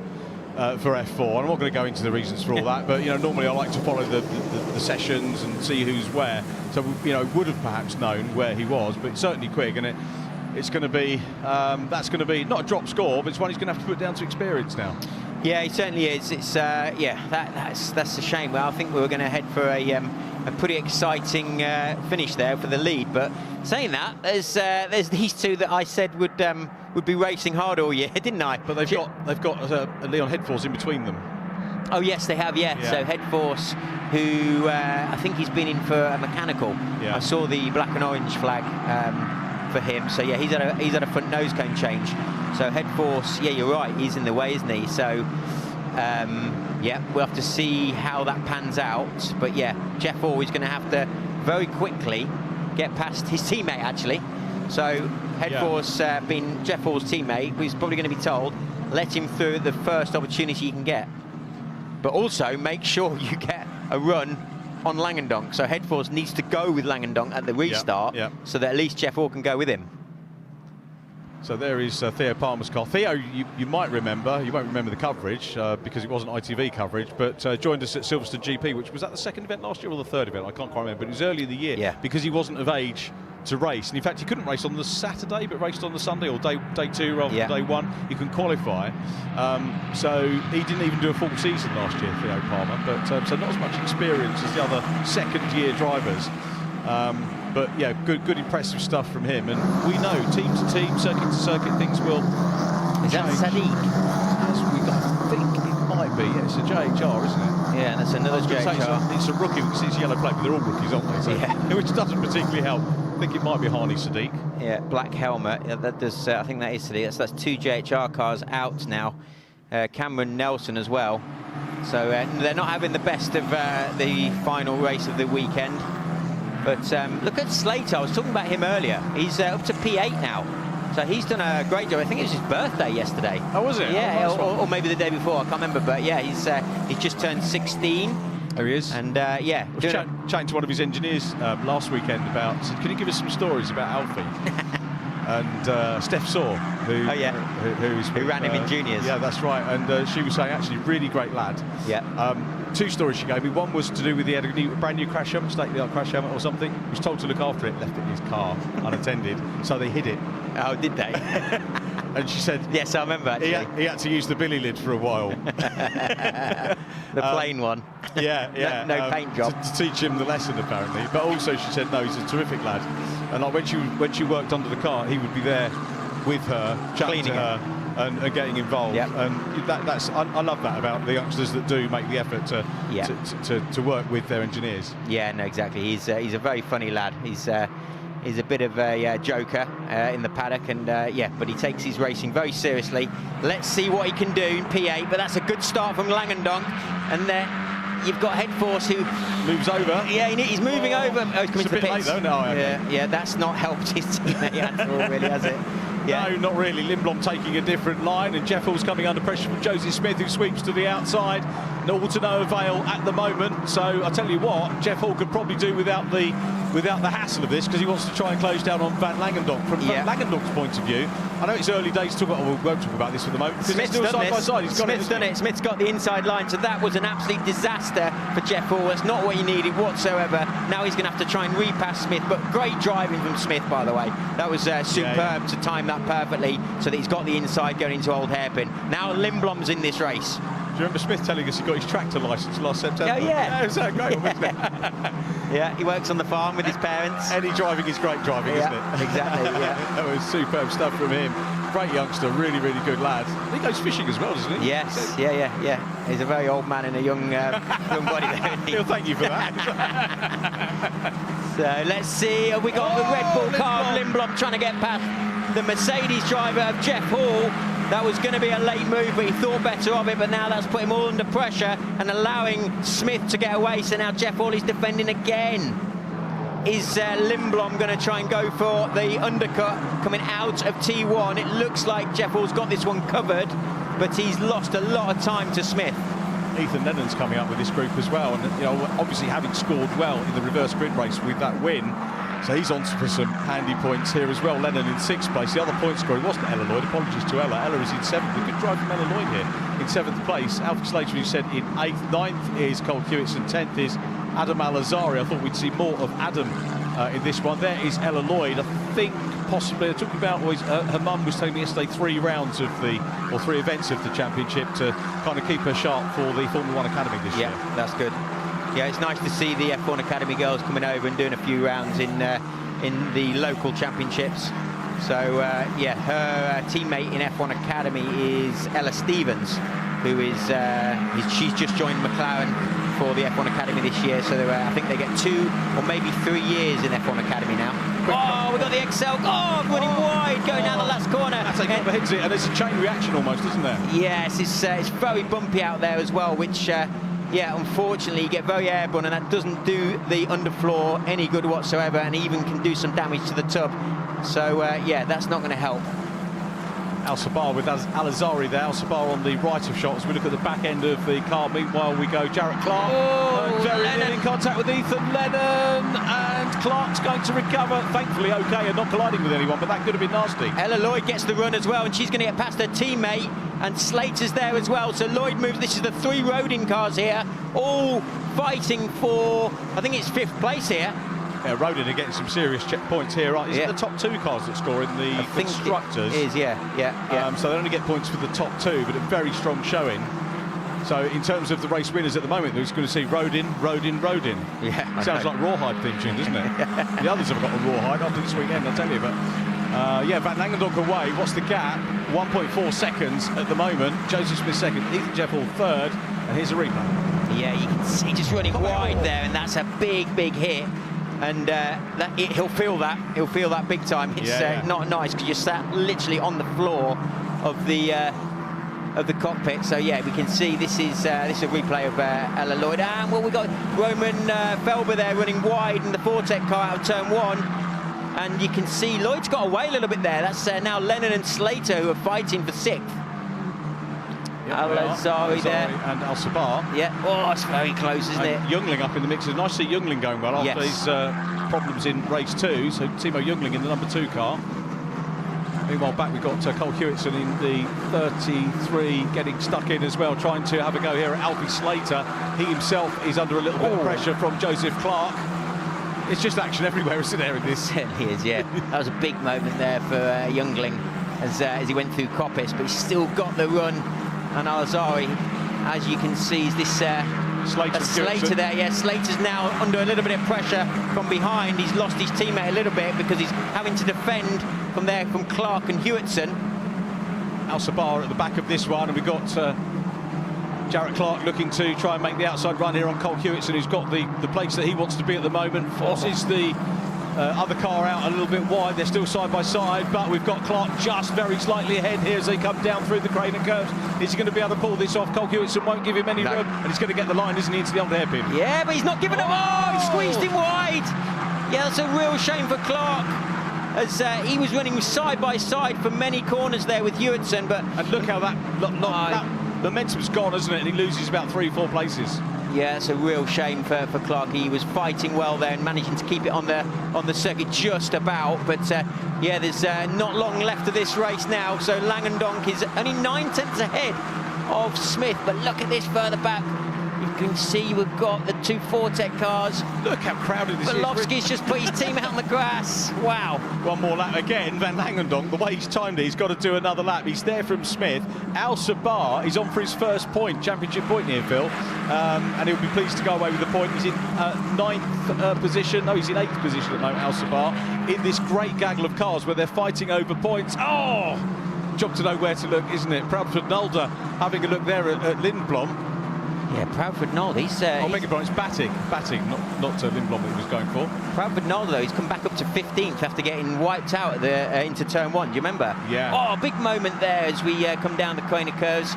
Belovski is trying to get down the inside, but just doesn't quite have the momentum. Oh, and we run wide going through Old Hairpin. Now we're going to be 3 abreast as we come up to McLean's. Who's going to get... Belovski's still got the inside line. Yeah, Copperheadsy on the outside after his big wobble earlier on. We've got Ethan Carney in the mix as well. That's Mercier that's just gone round the outside, and here we are, Langendonk once again. Van Langendonk will take the checkered flag and makes it 2 wins out of 3. The 2 fastest off the front races are won by the Belgian. Joseph Smith second, Ethan Jeff Hall, decent points on the board for third. Scotkin Lindblom is in 4th place. Ella Lloyd in 5th. Great drive from Ella from where she started. Ella Lloyd then 5th place. 6th place goes to Ethan Lennon. Alfie Slater in 7th. Jabba Al Sabah, first points of the season for him. I think most of the drivers in the championship are going to come away with points, either from being in top 10, but most of them for places gained in race 2, and they're legitimate points. Well, what a race that was, all the way through the field. Yeah. And this is the most amazing thing, is we're looking at 31 cars on the grid who are all battling for whatever position it is, and it's just incredible to have these sort of battles. They're so passionate about trying to get in that position, aren't they? They are. It's the key thing for me, I said earlier on, you know, as we change circuits, sometimes the team's fortunes change, and I'm excited to see what's going to happen on the different tracks as we go up and down the country over the course of the season. It's going to be fascinating to watch. Let's take a look at the positions. Round 3 of the Vera Tools F4 British Championship at Donington Park, and it's a double this weekend for Dries van Langendonk, who wins by 7 tenths of a second from Joseph Smith. Argenti Motorsport are next with Ethan Jeff Hall, and 4 different teams in the top 4 places with Scotkin Lindblom in P4. Ella Lloyd is the second Rodin car home. She takes 5th from Ethan Lennon and their other teammate, Alfie Slater. Jabba Al Sabah for XL is next. Cole Hewitson 9th, Adam Alazari in 10th. Ethan Carney 11th, ahead of Timo Jungling. Chiara Battig from George Proudfoot Nolde. Lewis Werrell 15th from Kit Belovski. Matti Copperheadsy is next from Henry Mercier, and then Roman Felber and Cash Felber, the twins finishing together. Piotr Oriovski in 21st from Jarrett Clark and Jackson Walney. Sun Anju in 24th from Daniela Sutton. Leon Headforce, we saw a lap down, and issues throughout the race for Theo Palmer. Hani Sadiq, Cameron Nelson, Vegard Clementson, and finally Tommy Harfield, our camera car in the early stages of the race. So hard lines for Tommy. Championship standings as we head to Brands Hatch. Well, unsurprisingly, Dries van Langendonk, the championship leader, from Joseph Smith now in 2nd. Theo Palmer 3rd. Then it is Jarrett Clark from Scotkin Lindblom, Ethan Jeff Hall and Ethan Lennon. Tommy Harfield 8th, Rob Lewis Werrell and Cash Felber. The Rookie Championship, again, the overall championship leader at the head of that with Dries van Langendonk. Jabba Al Sabah 2nd from Matti Copperheadsy. Then Leon Headforce and Lewis Werrell. Piotr Oriovski in 6th from Timo Jungling. Jackson Walney, Cameron Nelson, and Sun Anju is in 10th place. So that's our championship positions and results up to date. Cars going down to Parc Fermé. We're going to take a quick break, but a word with the winners in just a few moments. Please stay with us.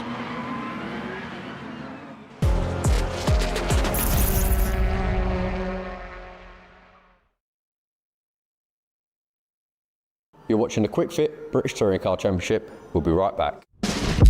So I'm Alex Watts, Managing Director here at Laser Tools Racing with MB Motorsport. We're here today in Shoreditch in London at the bike shed, not for a bike launch, but for our car launch for the new chapter with 2 new Toyota Corollas. 3, 2, 1. Obviously the big classic blue there that we're all known for. But yeah, it's been exciting times. There's been a lot of work going on behind the scenes. Yeah, the liveries, the liveries were actually loaded last night, and Mikey, our head of digital media, does a fantastic job, but when you design it on a computer screen and then you try and apply it to a car, it's completely different. But we're super happy with the finished product, and hopefully everyone agree, we think they look great. My first impressions were they're going to struggle to keep it clean with with all the fingerprints on it, but no, that chrome it just jumps. It looks good, it looks fast. As I always say, if it goes as well as it looks, we'll be all right. Hello everybody, welcome along to the Team Vertu livery reveal. We're going to have loads of people down here. It's going to be a great event. The cars are behind me. Tom and I will be revealing the new cars ahead of the 2026 season, and I can't wait to get going. 3, 2, 1. Okay, just reveal them. Let's get those cars off. I'll get out of the way.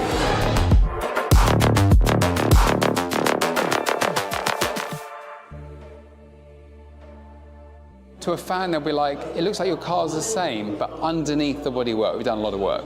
Every year we develop. We can't not develop the cars because every single team is. Obviously, it looks like more have than others, but that doesn't mean we haven't. So reliability is quite important to us rather than necessarily making dramatic changes. It's sort of incremental changes, because we want it to be that whatever we do, we go forward rather than making a change that's too dramatic and then we end up going backwards. For us, with a known, with the improvements that we've made, with the tweaks and everything else like that, it puts us in really good stead. But how's that going to play out? We don't really know. We've all got to sort of learn these new tactics that are going to get thrown at us, and we're going to have to learn. In the final Vera Tools F4 British Championship race of the day, it was bumper to bumper from the off, with plenty of action, including contact, including offs, and there was spin after spin. It really was a very busy race. But after it all, it was Dries van Langendonk who took the spoils, his second win of the weekend for Rodin, giving him a 25 points gap at the top of the championship. Congratulations to him and the team. Now it's time to head down to Louise Goodman with our winners. Thank you, Nikki. Yeah, down here with Teresa. We've been having a few chats this weekend. You've had a good one, haven't you? Yeah, good weekend overall. Couldn't really have done more than this. Yeah, good car all weekend and great pace all weekend. This one struggled a little bit. Didn't quite have the pace for some reason. We'll look into that, but yeah, came close, but still managed to hang on towards the end. There was a lot to manage in that race, wasn't there? I mean, with the two safety cars, your restarts were great, but still a lot going on. Yeah, I mean, it wasn't an easy race. There was a lot of safety cars and sort of had to time my restarts right. And yeah, just a difficult race in general, but yeah, good race after all and came away with the win. Theo Palmer was really pushing you hard before that second safety car. Well, it was difficult for us to see. Was there any touch, or did he just kind of lock up and... Yeah, from my point of view, he just went in a bit hard and locked up into my side pod. There was a touch for sure. My right side pod isn't in great shape, but yeah, in my opinion, it was just a bit too far back, and yeah, can happen. Well, listen, let's not take anything away from your results. It's been a fantastic weekend. Well done. Let's bring in Joseph, our second place finisher. You had some good battles going on then, didn't you? Yeah.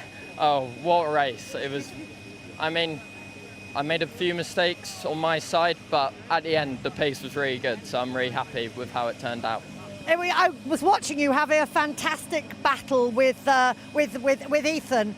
Just talk us through that move as you kind of went to go towards the Crane of Curves, because it was a great move.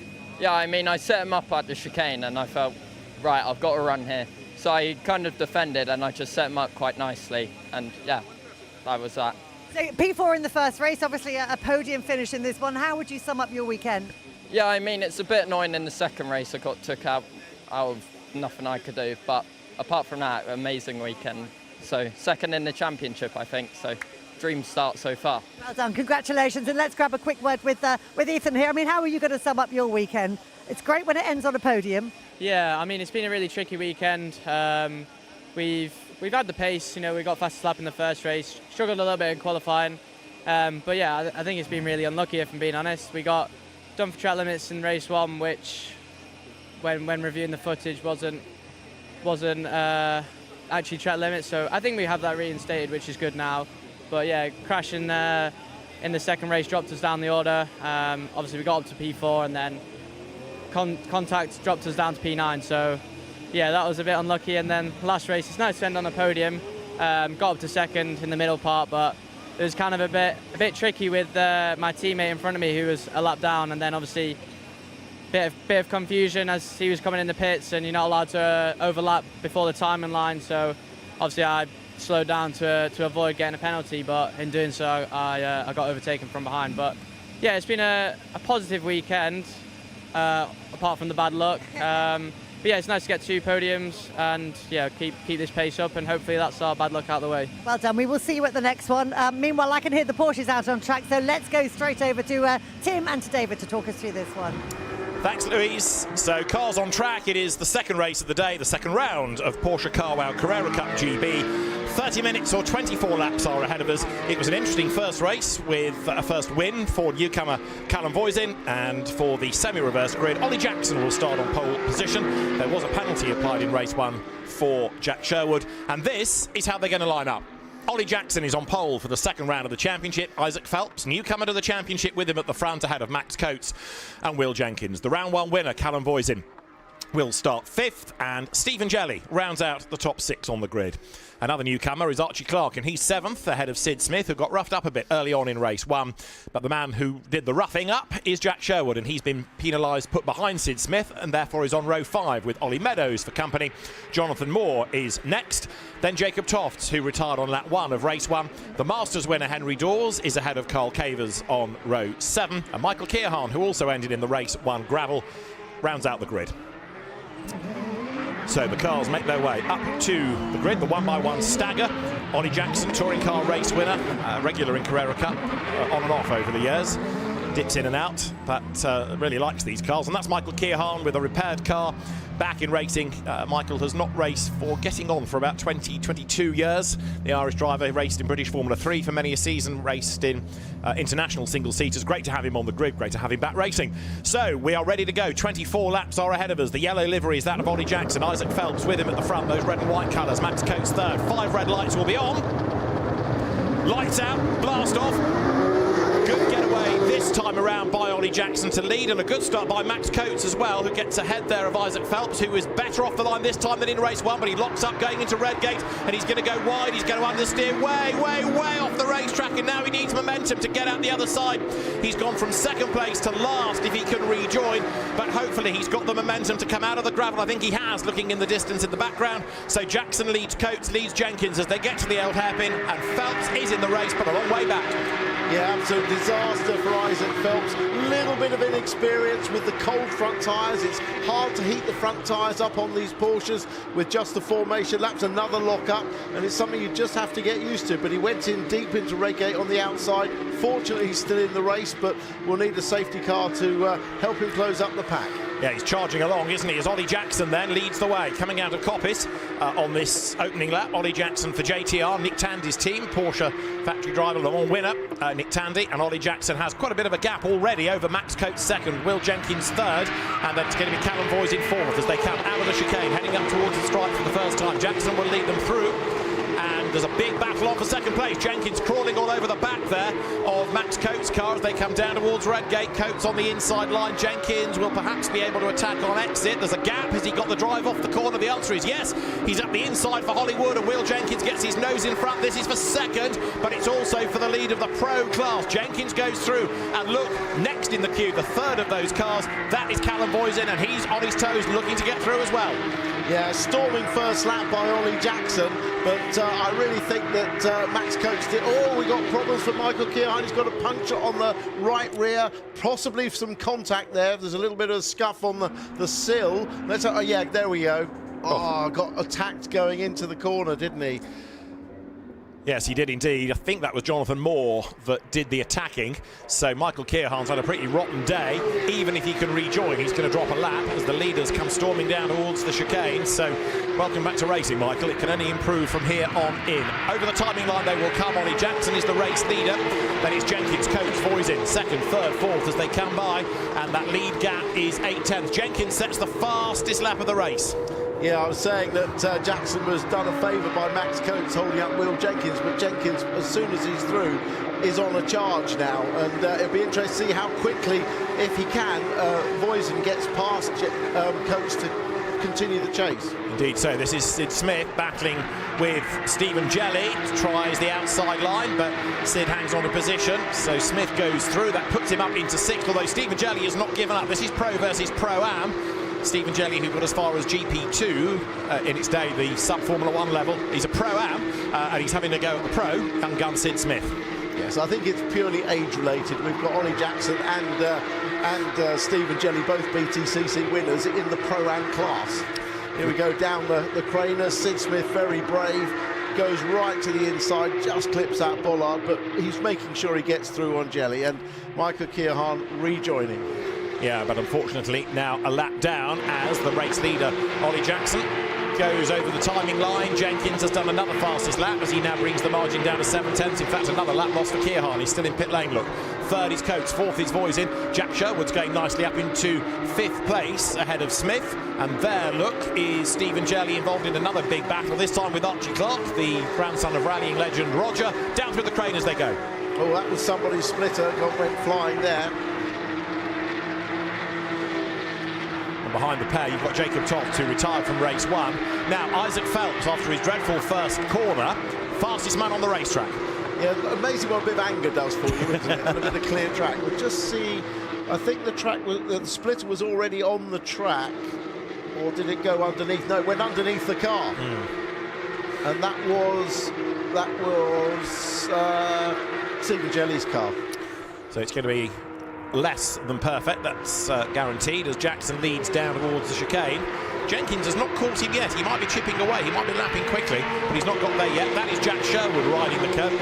I know he had that drama in race 1 with Sid Smith, but Jack's pace has been good all weekend, and he looks like he's been driving these cars for more than just one event. Yeah, definitely. He's chip off the old block, shall we say. Absolutely. Carrying on the Sherwood tradition of strong Porsche Carrera Cup drives. Ginetta Juniors back in 2021, Jack Sherwood raced. Ever since, it's been single-seater, so a very different type of car from that. Lots of debris on the road down at the old hairpin as you look at Max Coates, then the driver from Scorton near Croft Circuit up in North Yorkshire, and behind him it is Callum Voisin as the cars again get up towards McLean's. But Jackson's advantage is still hovering around this 7/10 of the second mark, and Jenkins can't get close enough to attack. No, they're all finding their rhythm now. In fact, it was Max Coates that set the fastest lap on that last lap. So there's a little bit of performance differential in how the guys pressure the tyres, and the higher the pressure you have, the quicker the car comes in at the start of the race. The lower the pressure, the better it comes in later in the race, although there are minimum tyre pressures set by Michelin, so you can't go below that level, and there are onboard monitors for that at all times. So the race leaders are now starting lap 6. It is a 24-lap race, and the longer you get into the race, the more we are in danger of talking about track limit penalties, because warnings are coming up now. Not huge numbers, which is good to know, but there are 1 or 2. But the longer the race, the more possibilities there are to transgress. Ollie Jackson leads then. Will Jenkins is 2nd, but still a class leader. And now Max Coates has done the fastest lap of the race. And Callum Voisin, the race 1 winner, 4th, but actually not really staying on the back of Coates. No, but in the first race, his car came in really good about the halfway mark. So maybe they've got the similar setup, because at the end of the race 1, he was absolutely flying. He was destroying them. So maybe he's just waiting for the car to come to him a little bit. Biding his time. Also, what they've done with tyres over the course of the weekend will play a part too out of their allocation. So Jackson still leads, but he's being able to conserve this gap, isn't he, over Jenkins? But 24 laps around Donington's nearly 2-mile lap is a relatively long race. They come out of the chicane, and Ollie Jackson will come through ahead of Will Jenkins. The gap between them is 0.594 of a second. Voisin now does the fastest lap of the race. Yeah, so Ollie Jackson running with JTR, Nick Tandy's team. He was here as well this weekend. And clearly the Manjaro diet that Ollie Jackson's been on is doing him a power of good. The advantage just under 0.6 of a second. Other class leaders, well, Ollie Jackson is pro, Am Jenkins pro, and in the Masters, Henry Dawes, having had his first ever win earlier on in Carrera Cup in class, not only is leading again, but you'll see in a moment is behind that car of Jacob Toft's there. Look, in the red and blue colours is Henry Dawes, going like we've never seen him go before. Yeah, he had a great first race, and he's really getting stuck in here, isn't it? He's about to have an attack mounted against him by Isaac Phelps, but that's a pro versus a Masters class entry, so he can kind of afford to let him go. Doesn't want to get involved in a battle that might cost him a finish. No, he's be better off letting him go, but losing as little time as possible. That was a good way to let him pass, actually. Henry Dawes, as you'll see from the livery, well, you may have guessed from the livery, has a well-known pizza franchise up in Scotland, carrying the colours, as he heads then now up towards the timing line, over which has gone Ollie Jackson, 0.6 clear of Will Jenkins. But now you've got 2.3 seconds covering the top 5 in the race. Yeah, it's very close, isn't it? That's Carl Cavers in the multicoloured car fending off Oliver Meadows as they drop into Redgate, nose to tail. Carl Cavers second in the Masters category, Meadows fourth in Pro-Am. And then behind the pair you've got Jonathan Moore, who was involved in that skirmish early on with Michael Keohane, and I think may well have picked up a little bit of damage as the legacy of that, as you see there. Sid Smith going through with Archie Clark, Ginetta champion last year, crawling all over the back of him. Archie learning fast about these cars. Yeah, Archie's really showed some promise in testing already so far. He's got a handle on these cars very quickly indeed, and carrying the colours of his famous grandfather Roger on the side of the car. Indeed so. Roger was no mean racer himself when he was tempted into saloon car racing. So down they come then towards the chicane, bit of flapping bodywork you see on the front of Sid Smith's car. His father was a pretty handy GT racer as well, going back not that many years. There, a little bit of a lock-up from Oliver Meadows as he comes through the chicane, heads over the timing line. One of the sons of the Mercedes Formula One sporting director, Ron Meadows, and down towards Redgate, Oliver now goes. Michael, his elder brother, of course, a previous Carrera Cup GB champion. Well, Archie Clark is really keeping Sid Smith honest here, isn't he? Latched on to the back of him, and he can learn a good few things from Sid Smith here, because Sid Smith is the only one of the sort of 7 pros from last year that remains in the championship. That's right, as they come now up towards McLean's, but Smith can't get away, so busy defending. His pace is being compromised as they work lap 9 here, heading up towards Coppice. Another look from Clark to the inside, no way through, slots back in behind Smith.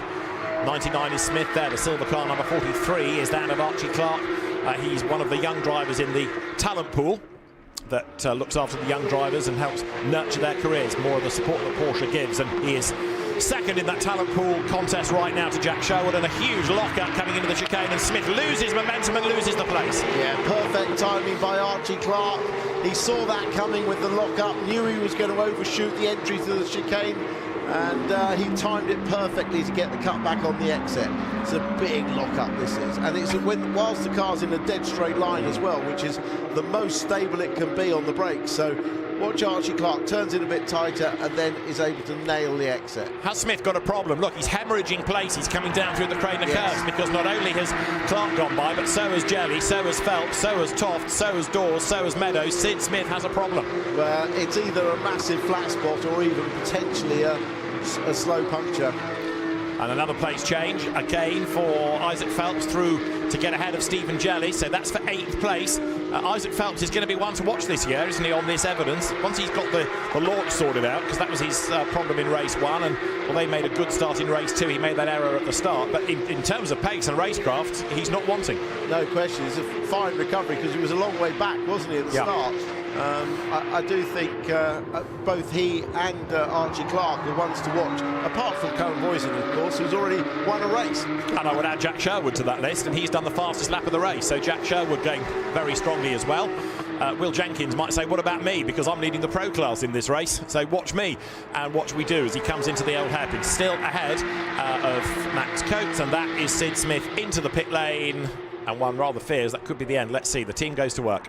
Yeah, there's damage already on that right front. He's hit the tyre stack, look, and you can see the black mark, but there's also some bodywork missing. So maybe there was some suspension damage, and that's what caused the lock-up, because the car was in a dead straight line. It's unusual to lock up that much. I think he's got a suspension problem. Now, looking at the race leaders, I hate to say that Tim is right, but he may be right. Not to be incorrect this time. Let's leave it at that, because Callum Voisin is closing. You said the car comes alive in the second half of the race, and we're getting to that halfway point. And look, he's back at the races, isn't he? He's back on the tail of Coates. Yeah, he is. But a fine performance by Ollie Jackson here. Remember, the next quickest Pro-Am driver is Stephen Jelly in 8th place, and it's amazing what a sniff of a win on the road does for a driver to bring out the absolute best in it.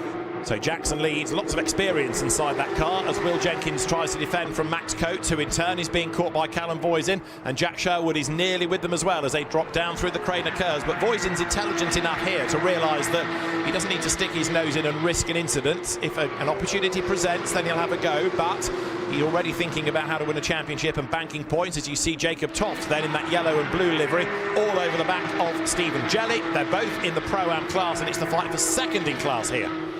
Yeah, Jacob Toft's unfortunately involved in that incident with Michael Keohane in race 1, just here at McLean's, that pitched him out of the race, so he wants to make good this one. Well, Jelly's being very defensive. That's going to really slow them all down. They're going to bunch up even closer, coming round McLean's own coppice onto the back straight. And whatever Henry Dawes has had for lunch, I want some, because like I say, this is the best we've ever seen out of Henry. He's driving better, he looks more confident. Look, he's getting stuck into the battle, having had that class win early on in the day, as now Coates goes to the outside of Jenkins, tries to find a way around him, he can't do so. And the more they squabble, the more it helps Jackson, who's now 11/10ths up the road. Yeah, as long as Ollie Jackson can really maintain his focus, maintain his rhythm, this lot fighting behind him is going to really help him stretch that lead and not stress his tyres too much. Sherwood's closing on Voisin, who's dropped back a couple of lengths from Max Coates. Max has worked really hard over the winter to try to get the budget together. He could do with more. Racing drivers could always do with more budget, but Max delighted to be on the grid and hoping that he can attract a few more sponsors. And he's going the right way about it with a really good run here in both races. Yeah, performance like this is what will get it done now. I don't think Isaac will get round the outside of Stephen Jelly, but Stephen Jelly is driving a tremendously defensive race. Jacob Toft is the one on the attack on the outside line. Look, as they go round Coppice, and he's not going to do it there either. Henry Dawes nearly in a position where he can have a go at Toft, who now switches sides and goes to the inside line. Isaac Phelps, in the meantime, recovering after his lap 1 dramas, is up into 7th place. Into the chicane comes this battle pack, and Jelly hangs onto the place. Well, it must have been pizza that Henry Dawes obviously had, and it must have been a very sort of spicy pepperoni pizza, I'm thinking. But it's worked wonders for him, as I say, going better than ever. It's been his day of days in Carrera Cup GB. So Henry Dawes winning that Masters class earlier on in the day, came out of Ginetta Racing into Carrera Cup, and up towards now the right of McLean's corner they pour. The leader, Ollie Jackson. The gap's come down a fraction, 9/10ths of a second, and that's partly because Voisin's just dropped off the back of him a bit. It's suddenly changed on this lap. Look at the gap that Jenkins has got over Coates. That has freed up Jenkins, hasn't it, to chase after rather than defending. Suddenly opened up on that lap. So that means that Voisin closes on Coates because Coates falls back into his clutches, as it were, releasing Jenkins. So now we'll see what Will can do about the race leader. Jack Sherwood in 5th place is being given a driving standards flag for track limits at the chicane. Over the line they go, and now Voisin, with a bit of debris flying, is on the attack then as he comes up to have a go at Coates. Into the corner they go. You're looking at Sherwood, but the battle is ahead, and it's still Coates just ahead as they come out on the corner. I'm not sure what that debris was. Was it Max Coates' splitter? Might have been. Has Max Coates' splitter gone underneath the front of the car? It looks like it has, and that's why he suddenly dropped off his pace from Jenkins. And there's been a shuffle here. Look, Toft and Dawes have both got ahead of Jelly. Pizza and jelly, there you go. Down through the Craner curves they go. That's Tim's ideal lunch. And Jacob Toft carving his way through to the front of that battle pack, going really nicely. Yeah, it's been a really good recovery drive by Isaac Phelps as well. So Jacob Toft then in the blue and yellow colours, getting away from this group. Isaac Phelps, as I say, 7th, and his next target is Archie Clark. There is Coates with Voisin behind him. Sherwood playing catch-up. Now Callum Voisin on the attack. Pulls out early, sort of telegraphs that move a little bit, and he's not going to get the inside, but Sherwood attacks on the outside, and there's a rub between them. Yeah, and in fact, the splitter is still on Max Coates' car. Now we've got the sunlight on it. You can see it's still there, clearly. Flash of the lights from Jack Sherwood. He wasn't very happy about that, I don't think. No, and he's still flashing the lights all the way down towards Redgate, so, yes. decidedly not impressed by that is Jack. But don't forget, he's the one also with a driving standards flag for track limit offences from earlier on that's hanging over him. Down through the crane as they go. Meanwhile, Ollie Jackson's advantage, 9/10 of a second. Will Jenkins chasing, but he's not catching as yet. And then for third and fourth and fifth, Coates, Voisin, Sherwood in this rather elasticated situation. Gaps widening and shrinking. Yeah, so there's quite a big gap now between Jenkins and Coates, isn't it? 3 seconds. Yeah, so Coates on the defensive. That's meaning he's driving the slower lines, enabling Will Jenkins to get away. Sid Smith, by the way, after his dramas early on, has rejoined the race, but he's a lap down, but hoping he can salvage some points out of this as Coates, Voisin, Sherwood come down towards the chicane. Voisin pulls out, pulls back in again. So Max Coates hangs on to third in the race and second in class. Well, if Voisin's going to mount a charge, he needs to do it soon because we're running out of laps. Are we going to see a dive here? We're going to see a dive? Yes, we are. Teed that up nicely. Hasn't locked up. Now, don't run wide. Max Coates is coming back on the inside. It'll be side by side round Hollywood and then into the Craners. Who will be the bravest round the left-hand side? It's their side. Oh, Max Coates just ran wide, and that gave it to Voisin, but there was a touch with Jack Sherwood, which has put him wide. Fortunately, no one quite close behind him, and he'll stay on. But that was a nasty little moment for Jack Sherwood. It was, yeah, as Max Coates then just ran a little bit wide. Into the pits, by the way, has come Stephen Jelly with problems. So all of that now means that finally Voisin is through. He is up into third place, second in pro, so more points. This is the lead situation. It's still Ollie Jackson ahead. In second place, it is Jenkins. Now let's have a look at this again. You see Coates on the inside at Hollywood. The inside for the first part of the Craner curves goes the way of Callum Voisin. So through he goes, and then as Coates comes across the racetrack, just rubs against Sherwood, but that's enough to send him way, way wide. He did a good job to hang on to that. Yeah, he did. I was Jelly getting the new splitter. In fairness, there was nothing that Max Coates did wrong there. He wasn't swerving across the road. He was literally just coming back online. There's damage there from what looks like the chicane tyre rack. So I think that was just an unfortunate situation for Jack Sherwood.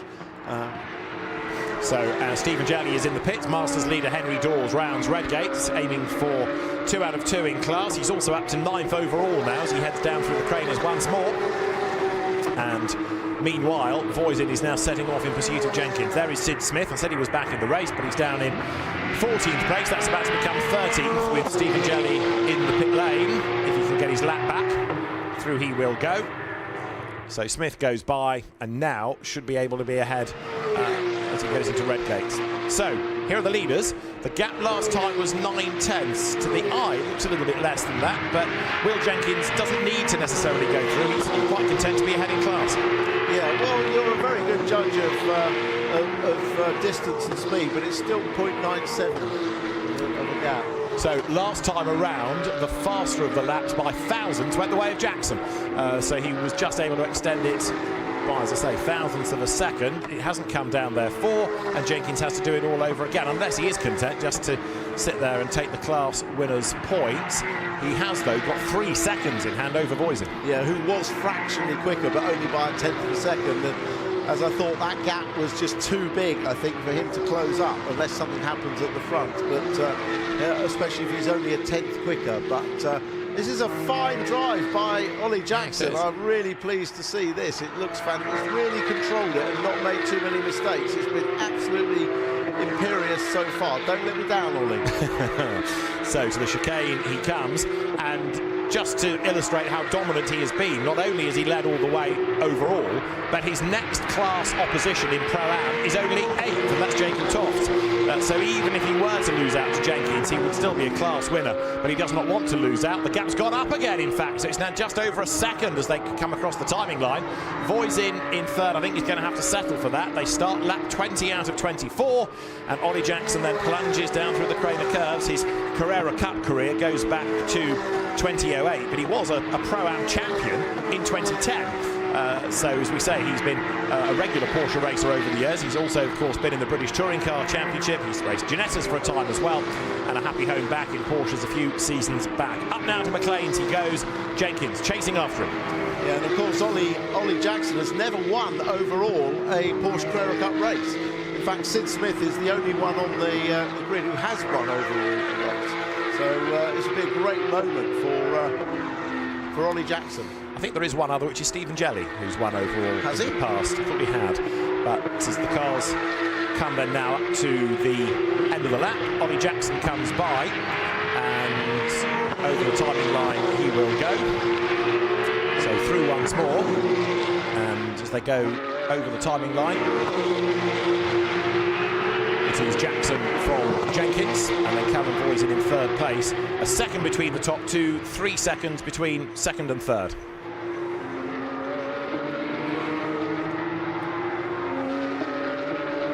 So out of Redgate corner goes Archie Clark. Isaac Phelps up behind him. So he's done a good job here of chipping away the 2 seconds or so that he had to Clark, and he might be in a position to attack before the end of the race. Yeah, but not with little mistakes like that. But that was shades of Harry King, wasn't it? Yeah. Gosh. Flinging the car around, but it has been a great drive. Fearless Phelps, that he had his gravelly moment at the start, another big scare there. Meanwhile, this is the battle for fourth place now. Max Coates versus Jack Sherwood. Well, this is a recovering Jack Sherwood. Remember, he's quite fired up, isn't he? That was the slide and the subsequent running wide there for Isaac Phelps. But yeah, Jack Sherwood fired up because a little touch dropped him back from Max Coates earlier on. He'll want to get back in front of him, possibly down before the end of the race. Oh, we know he's not afraid to use the headlights to try to distract a driver. Down they come into Redgate. So we have now got 3 laps to go. We've just started lap 22 out of the 24. Down through the Craner curves they go once again. Ollie Jackson still leading by north of a second from Will Jenkins in second place. Callum Voisin for third. And Jack Sherwood's going to have a go on the inside line. Coates gives him room, but he's on the outside. He's just got his nose in front coming off the corner.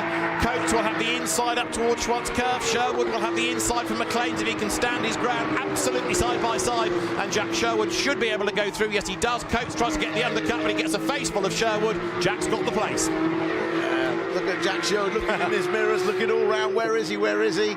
But he's got the position, and that puts him up to fourth place. There was that little bit of contact as Coates got into the back of him, not deliberately, but Jack Sherwood defending strongly as they drop to the chicane. Then there's going to be 2 to go at the end of this. Ollie Jackson has just gone by. The margin is 11 tenths as a class-leading Jenkins pursues him. Here's the moment again.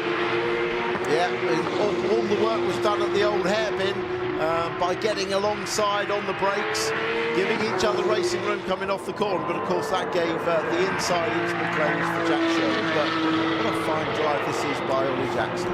It is indeed from pole position. It's going to be a second-class win of the day, but more importantly for him, an overall win as well. So he powers his way up now towards the right of McLean's.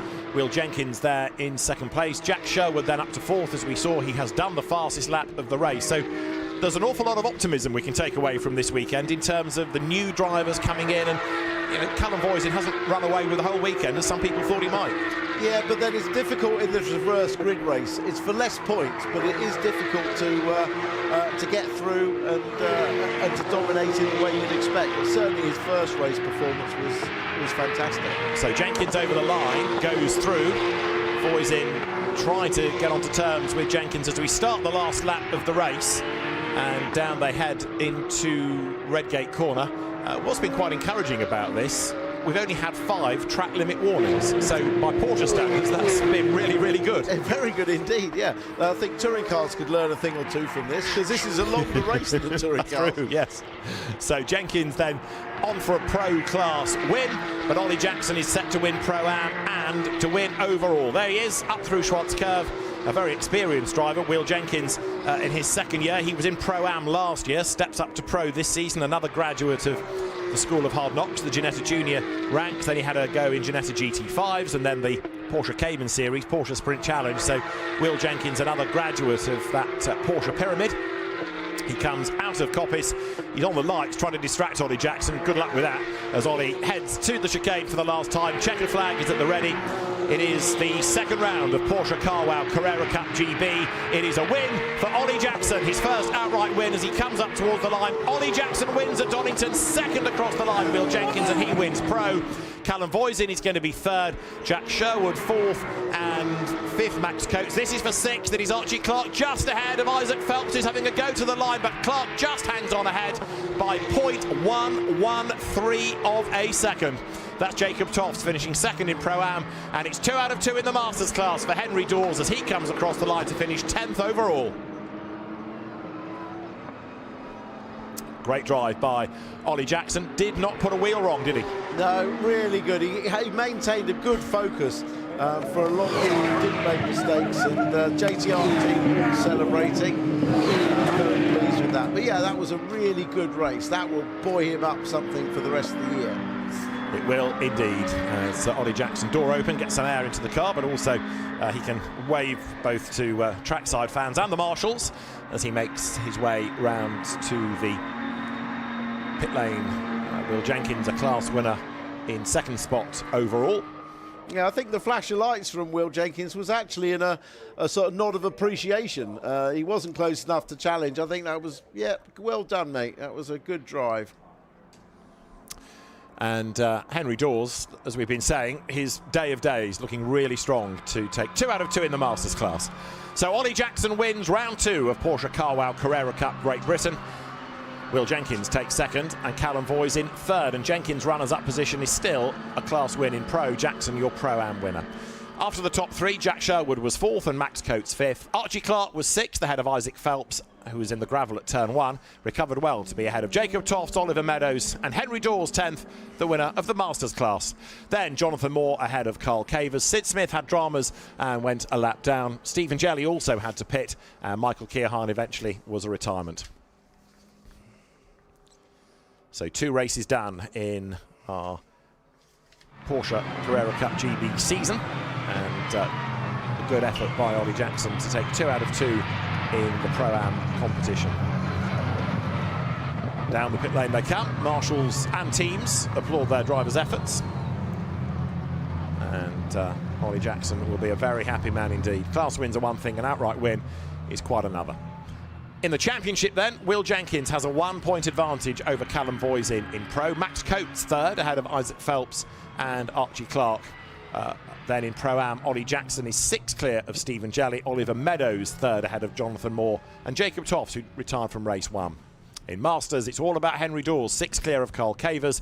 And in the talent pool, Isaac Phelps, 4 clear of Archie Clark. In third is Jack Sherwood. So a really good start to the Porsche Carrera Cup GB season. Some hard luck stories. There's one, Sid Smith. Some good news stories as well. Ollie Jackson taking a first outright win. And there is Will Jenkins coming into Parc Fermé alongside the rest of the field arriving into Parc Fermé. A very happy Ollie Jackson is a race winner at Donington, and he can tell us all about it after the break.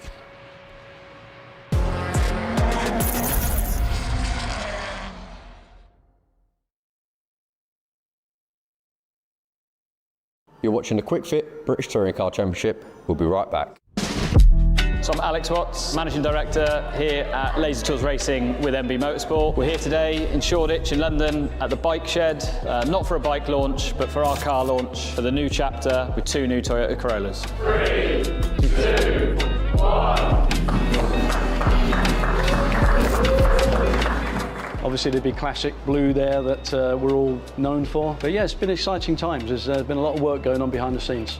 Yeah, the liveries, well, the liveries were actually loaded last night, and Mikey, our head of digital media, does a fantastic job, but when you design it on a computer screen and then you try and apply it to a car, it's completely different. But we're super happy with the finished product, and hopefully everyone agree we think they look great.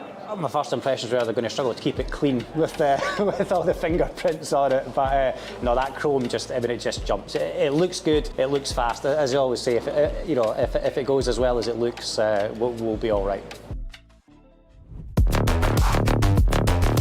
Hello everybody, welcome along to the Team Vertu livery reveal. We're going to have loads of people down here. It's going to be a great event. The cars are behind me. Tom and I will be revealing the new cars ahead of the 2026 season, and I can't wait to get going. 3, 2, 1. Okay, just reveal them. Let's get those cars off. I'll get out of the way.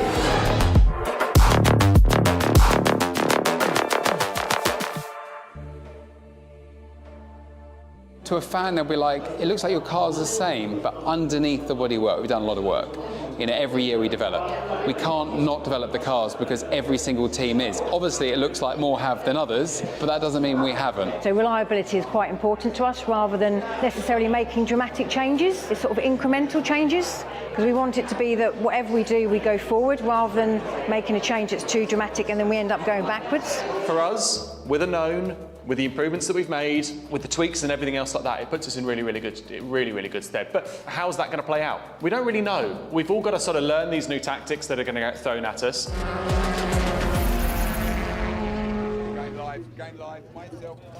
Well, in the final Porsche Carrera Cup race, it was a hugely dominant display. A lights to flag finish for Ollie Jackson, the overall winner, his first outright win. But the competition, Will Jenkins, didn't make it easy for him, and it was a brilliant moment shared between the two drivers after the race. And I am delighted to say that joining me now, we have our race winner. Where's Callum? I saw you get out of the car. The fans cheered you on, your team cheered you on. What a special moment. Yeah, I mean, I didn't even know I was on pole until I sat in the car just now. And yeah, so I wasn't expecting to come here and this to happen today. It's amazing. Team have done a fantastic job. The car was absolutely perfect in that race. And yeah, just what a day. Will Jenkins didn't make it easy for you, though. No, I said to him, wherever I did, he was still there, that same gap away, just waiting for me to drop it. So no, he was looming, and everyone else could see everybody else disappearing off behind, but he was still there. But yeah, no, fair play. It was a nice, clean race, and I'm grateful it wasn't closer. But yeah. Well, huge congratulations. Will, let's bring you in, because you didn't let up. You really did apply the pressure full on, but congratulations on the P2. Yeah, thank you very much. Absolutely. Reverse grid race, starting from fourth, we'll take that. It was a great result. We got a good start off the line, managed to make a good move on Max. We knew we were going to be a bit weaker towards the end, but yeah, kept Ollie humble. And yeah, firstly, congratulations to him. He did a great job. You know, he was quick all the way through and he didn't put a foot wrong, really. So yeah, followed him home and I'll take that. Yeah, and a pro class win as well. Exactly, we'll win the class. Yeah, lovely stuff. Well, huge congratulations. And let's bring in Callum Boyce, and he's back on the podium again. Yeah, no, it was a good race. A little bit more people to overtake this time. A little bit more argy-bargy, I guess, as usual in a reverse grid race. But no, it was good. Our pace was decent. Probably not as good as race one, but you know, we'll do some homework and we'll be back for Brands Indy. Lovely stuff. Thank you very much. Huge congratulations. Right, I'm going to find... Oh, there she is. Come on, Jade. Come and join us. So that wraps up the Porsche Carrera Cup. Let's look forward, shall we? Because we still have one final race of the weekend, the British Touring Cars for round 3. And I just want to reflect on how some of the teams are doing at the moment, because there have been some real highs and real lows as well. Should we talk about the highs? I mean, Napa Racing at the moment seem to be on flying form. Yeah, it's been a weekend of two very different days. You know, Napa yesterday had Ash ended up in the gravel and contact on the way to the gravel with his own teammate, which obviously then Dan Camish finished a lot further back. So they came in today thinking, right, we've got to make up ground, and have subsequently had a fantastic day of racing, whereas Vertu have had the opposite. You know, a really strong day yesterday, very happy, and then they've just not had any results. You know, Ingram has had 2 non-scores, and that's almost unheard of in this sort of level of championship when you're trying to win the overall thing. It's not what you want, but also the whole team hasn't really been there or thereabouts. But the only saving grace we've got now is obviously Ricky Collard starting on pole for reverse grid. Exactly. This is exciting, isn't it? This is the opportunity to kind of shine and to, you know, bring home some well-deserved points for the team. Yeah, I mean, Ricky got the deal done very late in the year, so he's done pretty much no pre-season testing. I think he jumped in the car on media day. Ricky's a very quick driver, deserving of his place, but he's so feisty. He is one of those drivers that when you think of race 3 pole, you think you don't want Ricky on pole if you're P2, 3 or 4, because it's going to be really tricky to get past him, and he's going to want to prove a point. He's very competitive, and I think we're going to get this classic touring car race 3, because the grid today, we could not judge what was going to happen next, and I think this is going to continue into this race. He's going to want to make his return to the grid. One to remember, that is for sure. Now don't go anywhere, because after the break we will be back with round 3 of British Touring Car. We cannot wait.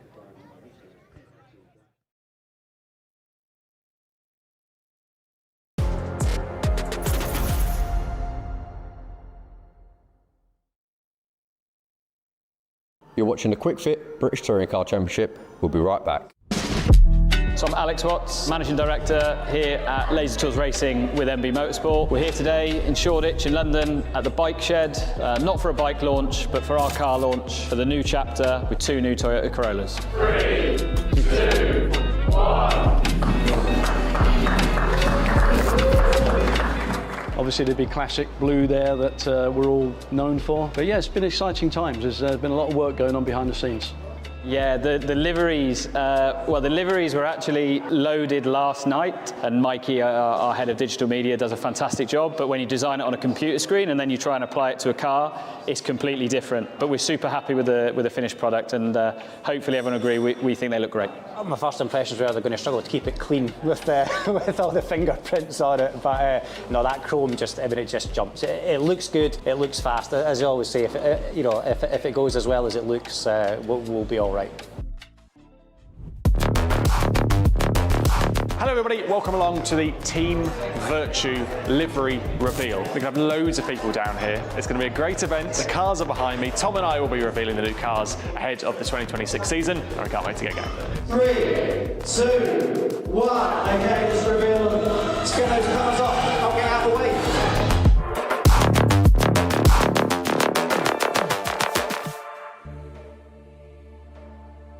To a fan, they'll be like, it looks like your car's the same, but underneath the bodywork, we've done a lot of work. Every year we develop. We can't not develop the cars because every single team is. Obviously, it looks like more have than others, but that doesn't mean we haven't. So reliability is quite important to us, rather than necessarily making dramatic changes. It's sort of incremental changes, because we want it to be that whatever we do, we go forward, rather than making a change that's too dramatic and then we end up going backwards. For us, with a known, with the improvements that we've made, with the tweaks and everything else like that, it puts us in really good stead. But how's that going to play out? We don't really know. We've all got to sort of learn these new tactics that are going to get thrown at us, and we're going to have to learn on the job.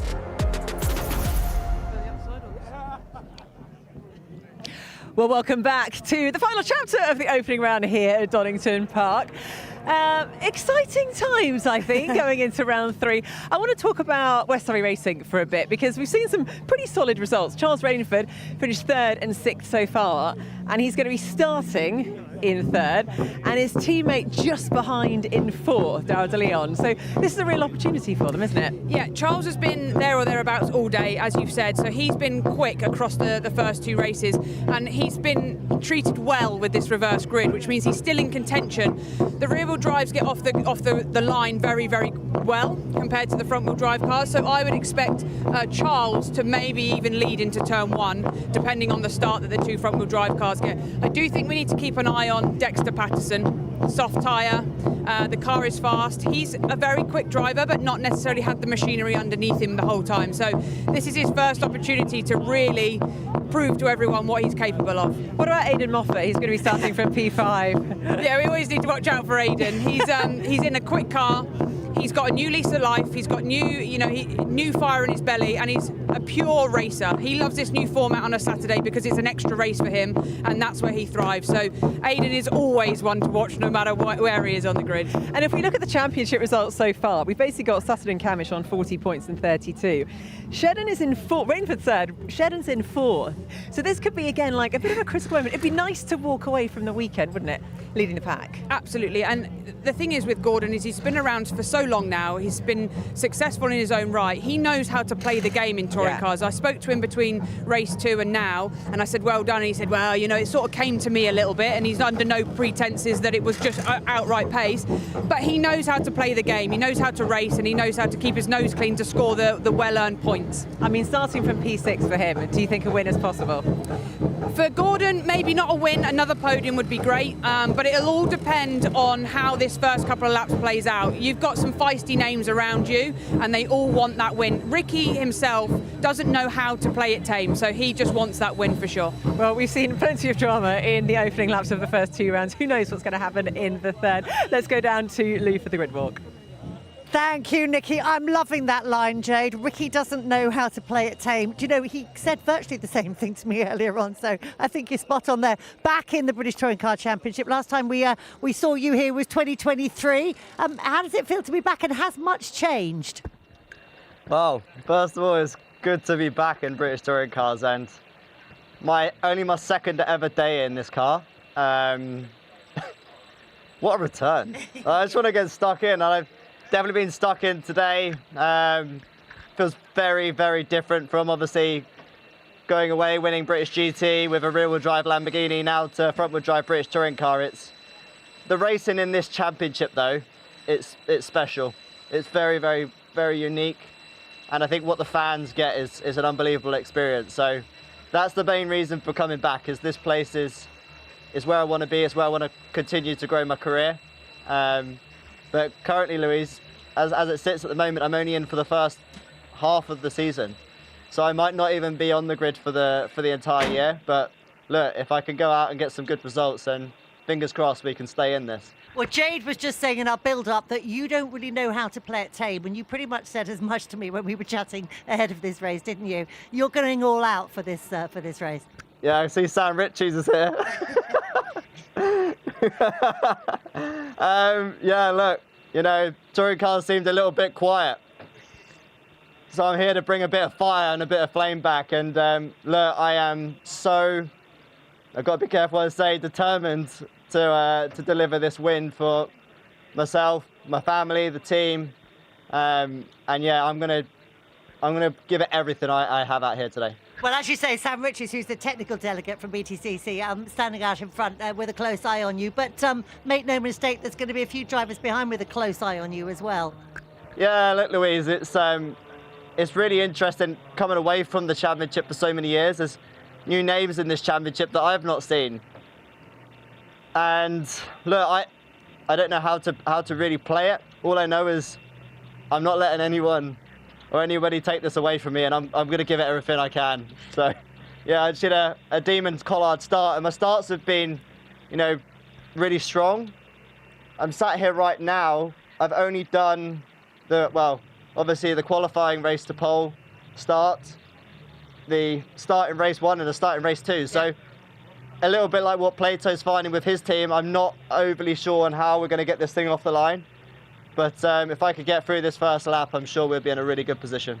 This is going to be fun. We'll look out for it. Well, talking of Jason Plato's team, actually, Paul O'Neill is down at the back of the grid with one of his drivers. Yeah, thanks, Lou. Dan Rowbottom, bonnet up. Bonnet's down now, but anxious faces. Dan, is there anything going on with the engine of the car? No, it's a new engine. We don't know. We had a little misfire on the outlap, so the guys have just had a quick look. M-Sport have plugged in. I've not had any information, so I don't know, but we hope not. What a weekend it's been, though, mate. I mean, one of the most special Saturdays I've seen, and there's a lot of media hype and everything going around. But for you, how has it been? It's a test, really, isn't it? But amazing. Yeah, you know, it's been a horrendous day, really, today. But I think a lot of people didn't actually think this project was going to stand any ground. So the fact that we were here yesterday and we managed to clinch a pole, okay, through a penalty for Tom. But yeah, I mean, the crew have done an amazing job. You know, Caterpillar Plato Racing is full of amazing people. This is a new project, a new car, very different philosophy. So we've just got to learn the project, and we'll get there. Top 10 on the car, do you reckon, for this one? I'd like to think so. I'd absolutely like to think so. If you look what Cookie did, I mean, Ash obviously stormed through from the back. I'm not sure we have that pace today. Let's see. But I'd like to think that we can get to the top 10. And what about the car as a whole? Have you changed a lot going over, well, through the whole weekend? There's been a lot of changes. Yeah, we have, and that tells you that we're not in the envelope yet. You know, when you're making massive sweeps in a setup change, you're just not quite there and in sync with the car. So we'll get there. You know, at the end of the day, it's like I say, this is a completely new way of doing BTCC, and it's going to take a bit of learning. Last question before I throw back to Lou. Why have you unfollowed me on Instagram? Oh, that's awkward. Oh, no answer. Do you do your own Instagram? Sometimes. We'll speak afterwards. We can have a talk. Listen, we can talk about it any time you want, but I've decided in life now to only follow people that inspire me. We'll leave it on that. Dan, have a good one, lad. Back to you, Lou. Harsh words from down there. Yeah, back on the front row of the grid now with Dexter Patterson, who had a season of 2 halves at Unlimited Motorsport last year. It really came together quite well in the second half of the season, but made the move to PMR. And I feel like you've kind of found a happy home here. Are you settling in well? Yeah, very well. I mean, it's first weekend. It's probably on the third full day in the car, but no, it's been good so far. I mean, results-wise, it's been good so far as well, hasn't it? Yeah, exactly. I mean, if you compare to the seasons I've had in touring cars, you know, 2 top 7 finishes today has been pretty good. So on the front row now and see what we can do. Well, let's talk about that front row business, because this is the first time you've been on the front row, isn't it? So I know you don't want me to say that because it seems to put the curse on people, but how are you feeling about it? I mean, it's not the first time you've been on a front row, is it? Yeah, I mean, we're on the soft tyres, so, you know, we've got all the best we can give it. We've got a bit of boost there, and a lot of us around us are on medium tyres. I think there's certain in Camish, a couple of rows behind that'll be coming through, but it's all about just getting off the line and seeing what we can do.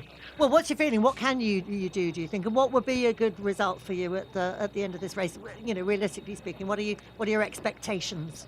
I mean, we'll take it as it comes. If we can get a win, we'll go for it. If we can get a podium, we'll go for it. And also, we're in the Jack Sears, so we need to think about that, and also keep the head together. So. Is that your aim for this season, the Jack Sears? Yeah, absolutely. And I guess anything else is a bonus, so we'll give it a go. Good stuff. Right, well, I'll let you get your head down. And we are going to head off for another quick break, but join us for the race after that.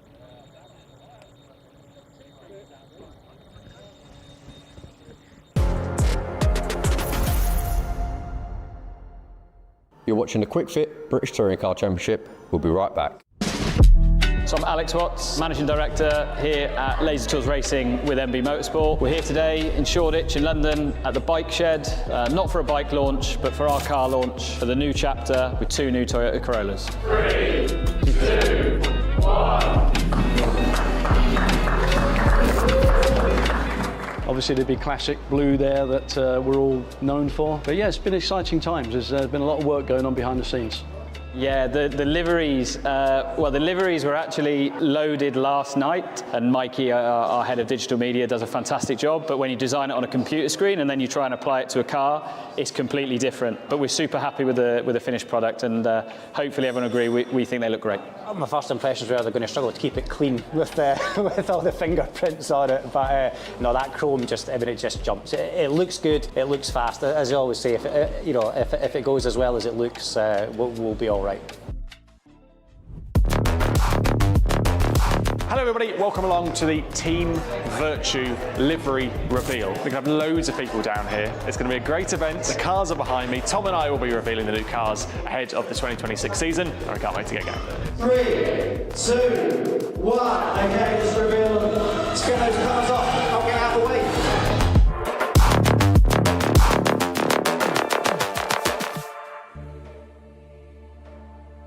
To a fan, they'll be like, it looks like your car's the same, but underneath the bodywork, we've done a lot of work. You know, every year we develop. We can't not develop the cars because every single team is. Obviously, it looks like more have than others, but that doesn't mean we haven't. So reliability is quite important to us, rather than necessarily making dramatic changes. It's sort of incremental changes, because we want it to be that whatever we do, we go forward, rather than making a change that's too dramatic and then we end up going backwards. For us, with a known, with the improvements that we've made, with the tweaks and everything else like that, it puts us in really good stead. But how's that going to play out? We don't really know. We've all got to sort of learn these new tactics that are going to get thrown at us, and we're going to have to learn on the job.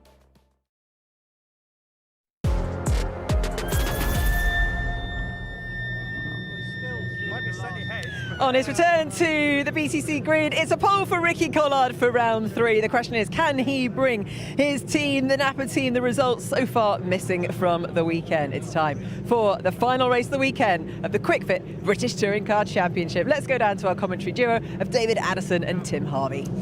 Well, whether Ricky Collard can score victory here, you can guarantee it's not going to be a dull race. He is going to give it everything. Remember, he has won on the road in the past, but track limit penalties cost him that victory. And this is unfinished business.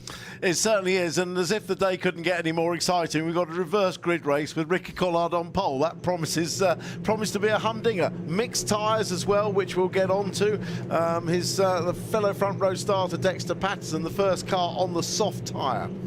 So the grid is formed. Fans have stayed, of course, for race 3. Always dramatic. Gordon Shedden's had a really solid day in the later tools racing with MB Motorsport. Toyota a 5th and a 3rd. Green flag is waved and the car's released onto this final formation lap, ready to get a bit of warmth into the Goodyear tyre.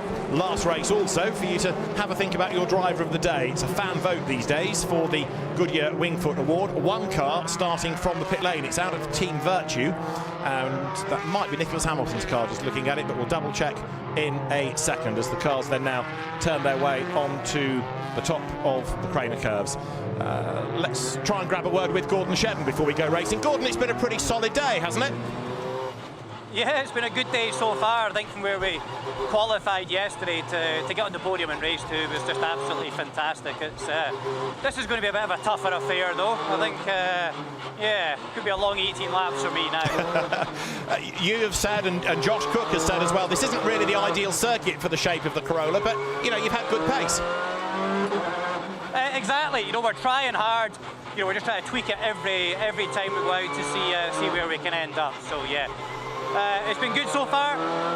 Let's just see where we end up in this one. I'm going to try and stay out of trouble as much as I possibly can and see where we end up.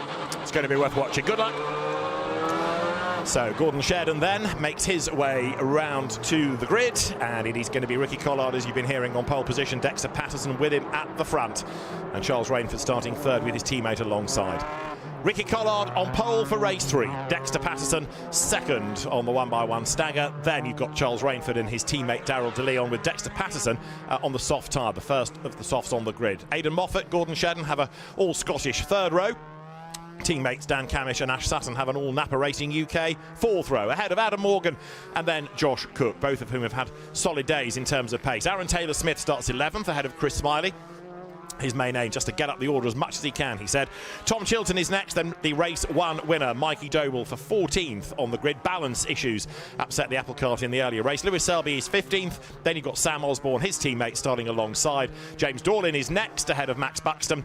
And then on the 10th row of the grid, Dan Rowbottom with a new engine. Nick Hamilton should be there. And then it is Tom Ingram to round out the grid. And Nick Hamilton, it is starting from the pit lane. So remember, that car was in the gravel in race 2. They've been working to make sure all is good, and Nick Hamilton will go from the pits once everybody else has headed into Redgate. What that does mean is he loses the chance of a warming up lap to get warmth into the tyres. Yeah, which is very useful. It's actually 2 laps. It's the going to the grid and then over, and then the formation lap. What can Ingram do from the back? Full boost, soft tyres. What's your prediction, David? Top 10, definitely. Maybe top 6. Yeah. Podium, depends a little bit. Safety car would help him. Definitely. Yeah. But you saw what Ash Sutton could do from the back. Quick driver, quick car, soft tyre. It's going to be worth watching. Wherever you look, it's going to be worth watching, whether it's at the front or Ingram coming through from the back. So, and Dan Rowbottom as well. Also, if the car is behaving itself, if it's healthy, then he's going to be one to watch as well. Right then, the grid is formed. Can Ricky Collard take a maiden victory and keep one this time around? We'll find out, because we're about to go racing. It is round 3 of the Kwik Fit British Touring Car Championship. 18 laps are ahead of us. Collard on pole. The lights go out. We go racing. A really good start by Daryl DeLeon then in the BMW. Not a great start by Dexter Patterson, but Ricky Collard leads them down to Redgate, and he tries to defend. Then as they get to the corner, turns into Redgate with the BMWs running second and third. Rainford and De Leon going ahead of Patterson. Onto the top of the crater curves, Aidan Moffat gets out his elbows and around goes Lewis Selby. He's way all over the grass. He's going to tumble down the order, but thankfully I think contact has been avoided as the race leading Ricky Collard arrives at the old hairpin ahead of Rainford and then De Leon. Well, I have to say Ricky Collard might have been out of the championship for a little while, but he absolutely nailed that start on the front-wheel drive car. He lit it up and flew. Obviously, the BMWs are coming at him now, but he really made that start excellent. Ash Sutton then looking for a way to get past Dexter Patterson on the way up the hill. So Ricky Collard on maximum available boost. Charles Rainford second. He has 6 laps to the 10 of Collard. So Ricky has got more boost to use to try to pull away. Rainford needs to be really savvy about how he deploys his allocation of extra boost. Well, it would pay Rainford to try and get away with Collard if Collard has got the pace at the moment. If Collard backs him into the pack, then he should try and get past. End of lap 1, Ricky Collard leads race 3 then ahead of Charles Rainford second. Third is Daryl De Leon. Fourth is Ash Sutton. Fifth is Dexter Patterson. Aidan Moffat is 6th. Dan Camish is 7th. Adam Morgan is 8th. 9th is Gordon Shedden. 10th is Aaron Taylor-Smith. Rowbottom is 18th and Ingram 17th as they came over the line. This is Ingram's view. Out of Redgate, very tight up the inside of Osborne. We'll see when they get to the Craners if Ingram's got through. Change on lead, Rainford through on the inside, gets ahead of Ricky Collard. So good move that by Charles Rainford. Let's see if he can get away. Looks as though he can. Collard on the boost there, trying to go after him, but that BMW's got good speed. It has, and normally in these sort of slightly cooler temperatures, the BMW takes a couple of laps to get its tyres up to temperature and pressure, but Rainford's been, look at this, comes from a long way back. That was a long way back, but he stops the car very nicely. That was a brave move because it's the front tyres on the BMW that are the coldest, so fair play to Rainford. And there are lots of other battles going on up and down the order. Lewis Selby did recover and is in 20th place. Nick Hamilton behind him, having started from the pit lane as the field funnels through the chicane again. So up towards the end of lap number 2, Rainford, Collard, and then Sutton third. And that leading 3 covered by 7/10 of a second. Sutton has just done the fastest lap of the race. Collard back up the inside of Rainford. He's up the curb, he leans on the BMW, elbows out. Ricky Collard is back through. Here comes Sutton up the inside. Can't get past Collard, can't go the other side. Rainford's in the way. 3 for the lead as they go down through the crater curves. Rainford is back in the lead. He's done it. Collard's still going for it. Back up the inside. Through he goes. Here comes Sutton for second place. Fantastic racing. Collard doesn't know from which car to defend, but he still leads. He still leads, and Sutton is going to get around Rainford here into McLean's. Well, welcome back, Ricky. We've missed this sort of driving. He just never gives up, does he? Don't forget, the last few years have been largely GT cars, so longer races, 1-hour events, 2 hours, 3 hours in British GT. He's also, on occasions, been in the Endurance Cup in GT World Challenge Europe. So these sprint races, dialing himself back into a totally different style of racecraft and a front-wheel drive car to boot, and being able to play with the turbo boost. Into the chicane he comes then. Flicks through the chicane. That's Dexter Patterson getting involved with Sutton. There's contact and Ash hangs onto a big slide. So over the line this time, it is Collard back in front. It's Rainford second and Sutton third. And then everybody else for fourth. Look, as they dive into Redgate, seemingly, you've got Adam Morgan at the back of the pack. There's Patterson on the outside. There's Camish on the inside. You've got Rainford's teammate De Leon involved. You also got Aidan Moffat. Morgan's got 2 wheels on the grass going down towards Hollywood. He's ahead of Daryl De Leon, I think. Now, everywhere you look, every corner, there's a change. And the problem that Sutton has got is he's only got 1 lap of turbo boost to use in the whole race, having been as a result of winning the last race. So this is why he's struggling. The advantage of boost on for 20 seconds over a lap, and it's about 60 horsepower. It's like taking a gun to a knife throw. Right now, you've got Tom Ingram into 13th place, and he's still building on that. Car's going up towards Coppice then, and there's Ingram having a go at De Leon, and Shedden gets up the inside, and there's contact. Ingram avoids it. There's more mayhem breaking out. De Leon gets attacked there by Chilton. Josh Cook, I think, was involved, and Daryl De Leon's BMW looks rather second-hand. He's got damage on the right-hand side. Chilton's got front damage, and he's bringing one of the advertising hoardings back with him, so the car's going to overheat if he's not careful. Up the inside goes Chris Smiling. He's got his teammate James Dawn in there behind him in the 2 black Restart Racing Hyundais. Chilton's heading for the pit lane, and this is where it all kicked off, Tim. Well, they're right across the grass, and that was contact there. Oh, nasty sound of metal being crunched. That was Shedden getting involved with De Leon. and round the outside of it went Ingram. He had a charmed life there. He could have very easily become entangled in that. Ricky Collard is still leading. Rainford is second, Sutton third, Camish fourth. Now Dan Camish has now got no laps of boost left. He's used all of his already. Collard's got 8, Rainford's got 4. I mean, on the laps when none of the other cars are using their boost, the Napa cars are as fast, if not faster, than anyone else. But as soon as they use their boost, they can't fight against them. Fastest lap of the race, Tom Ingram. He's up now to 9th place. Well, we said the top 10 was on the cards. And now, look, he's at the back of the queue because he's sitting on the tail of Adam Morgan's Mercedes as they come down towards the chicane. That was Moffat getting involved, but they've all sorted themselves out. Sutton at the moment is the cork in the proverbial because as they come out of the chicane, Camish is right there behind him. Then you've got Moffat with Rainford, with Patterson, with Morgan, and Ingram. Ingram for the podium. Could it be on? Could definitely be on the way these guys are fighting. And, you know, remember, he's got more boost than most of them in front.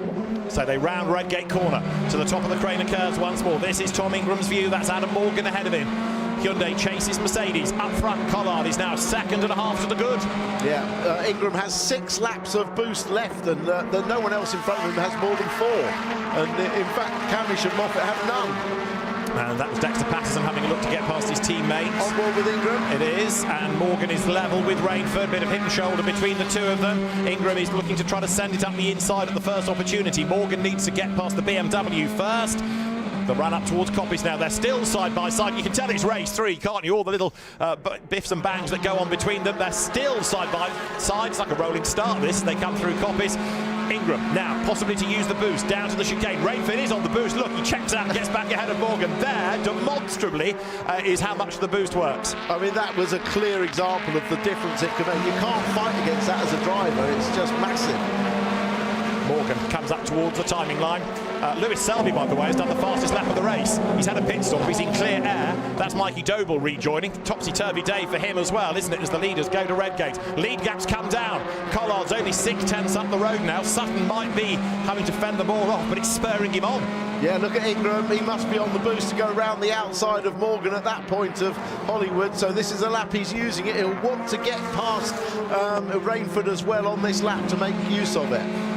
And he has cleared their place, so the next target is, as you say, Charles Rainford. He's got past Morgan. Morgan is under pressure now from the Toyota, and that's Josh Cook rejoining, so he's had a pit stop. It's been a tough day for Josh. That puncture in race 1 certainly done for him. So many of the star drivers have had their travails and have had to rebuild their weekend accordingly. Ingram is being warned about track limits, and Collard's advantage was down at the start of this lap to just under 7/10 of a second. We are on lap 7 out of 18.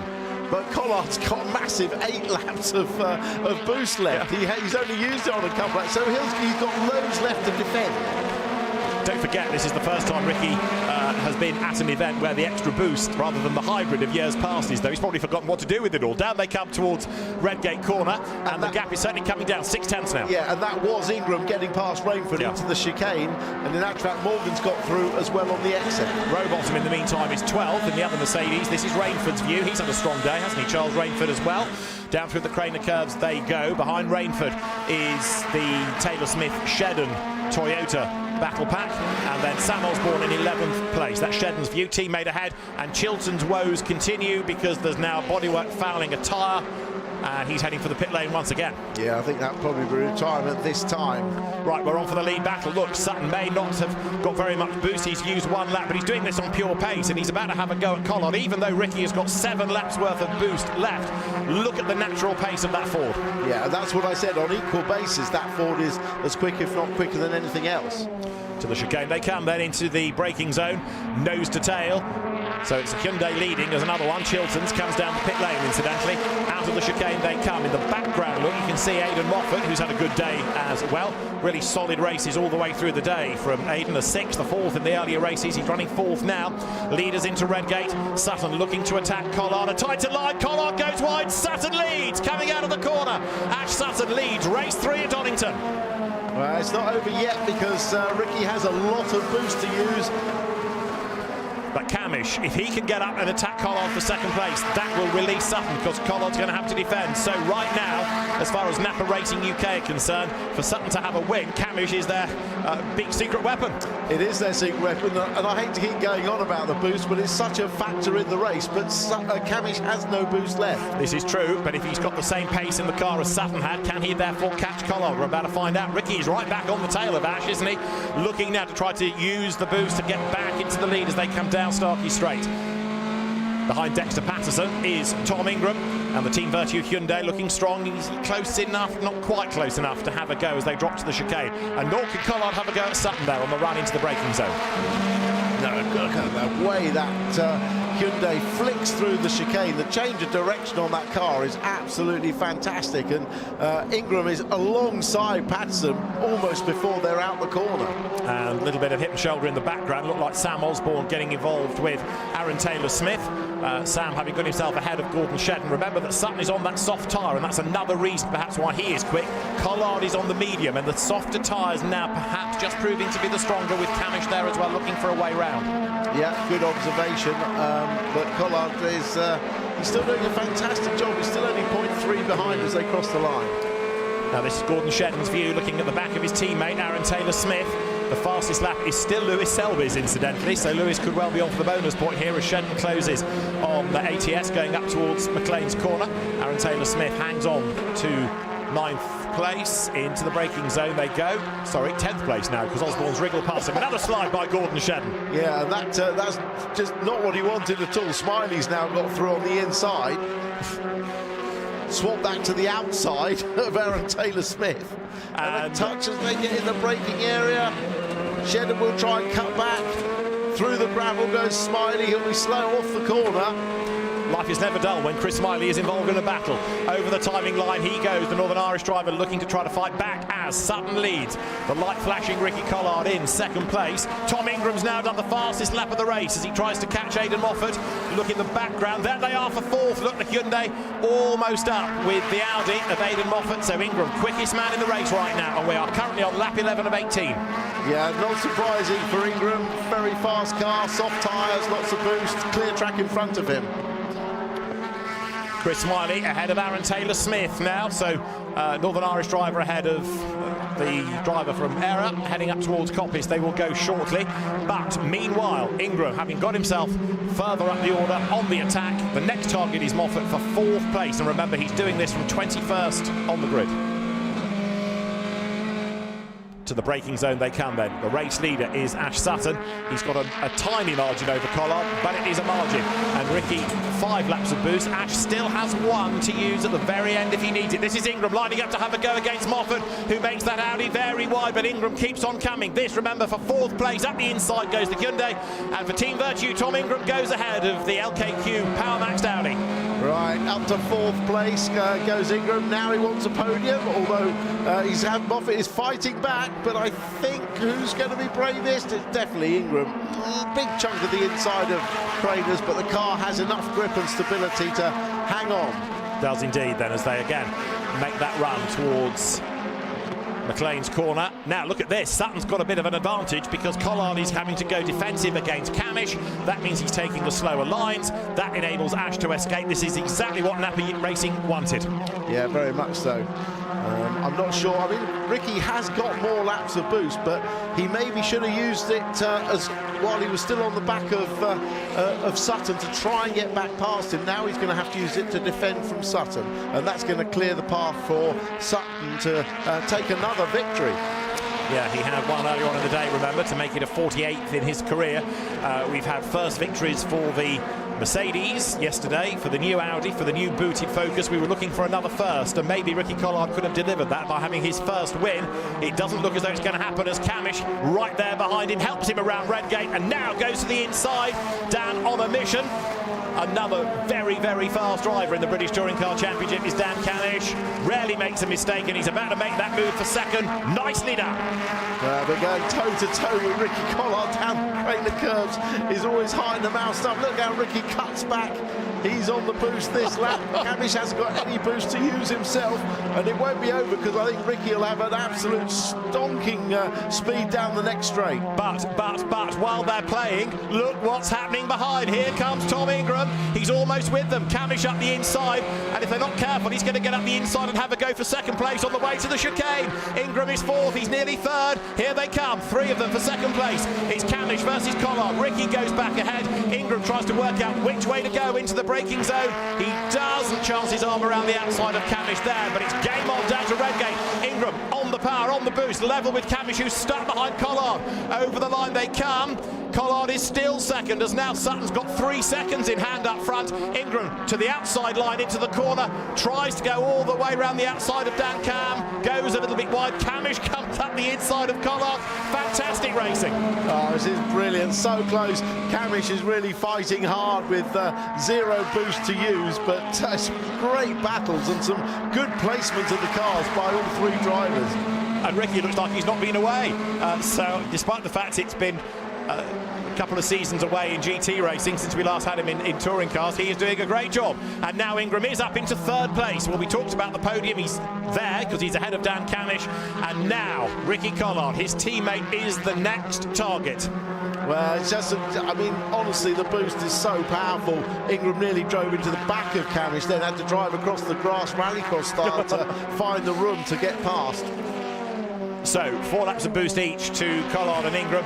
I don't think team orders are going to apply at the first event of the year, are they? Coming out of the chicane over the line, Collard versus Ingram, they go through. Sutton leads the way then, and the margin that he's now got is 4.2 seconds over Collard, who now has his teammate to defend from. Ingram up the inside, full send, late on the brakes, through he goes. Yeah, Camish looking to buy into this if there's an opportune gap on the exit, but there isn't. But Collard made his teammate work hard for it, didn't he? He did.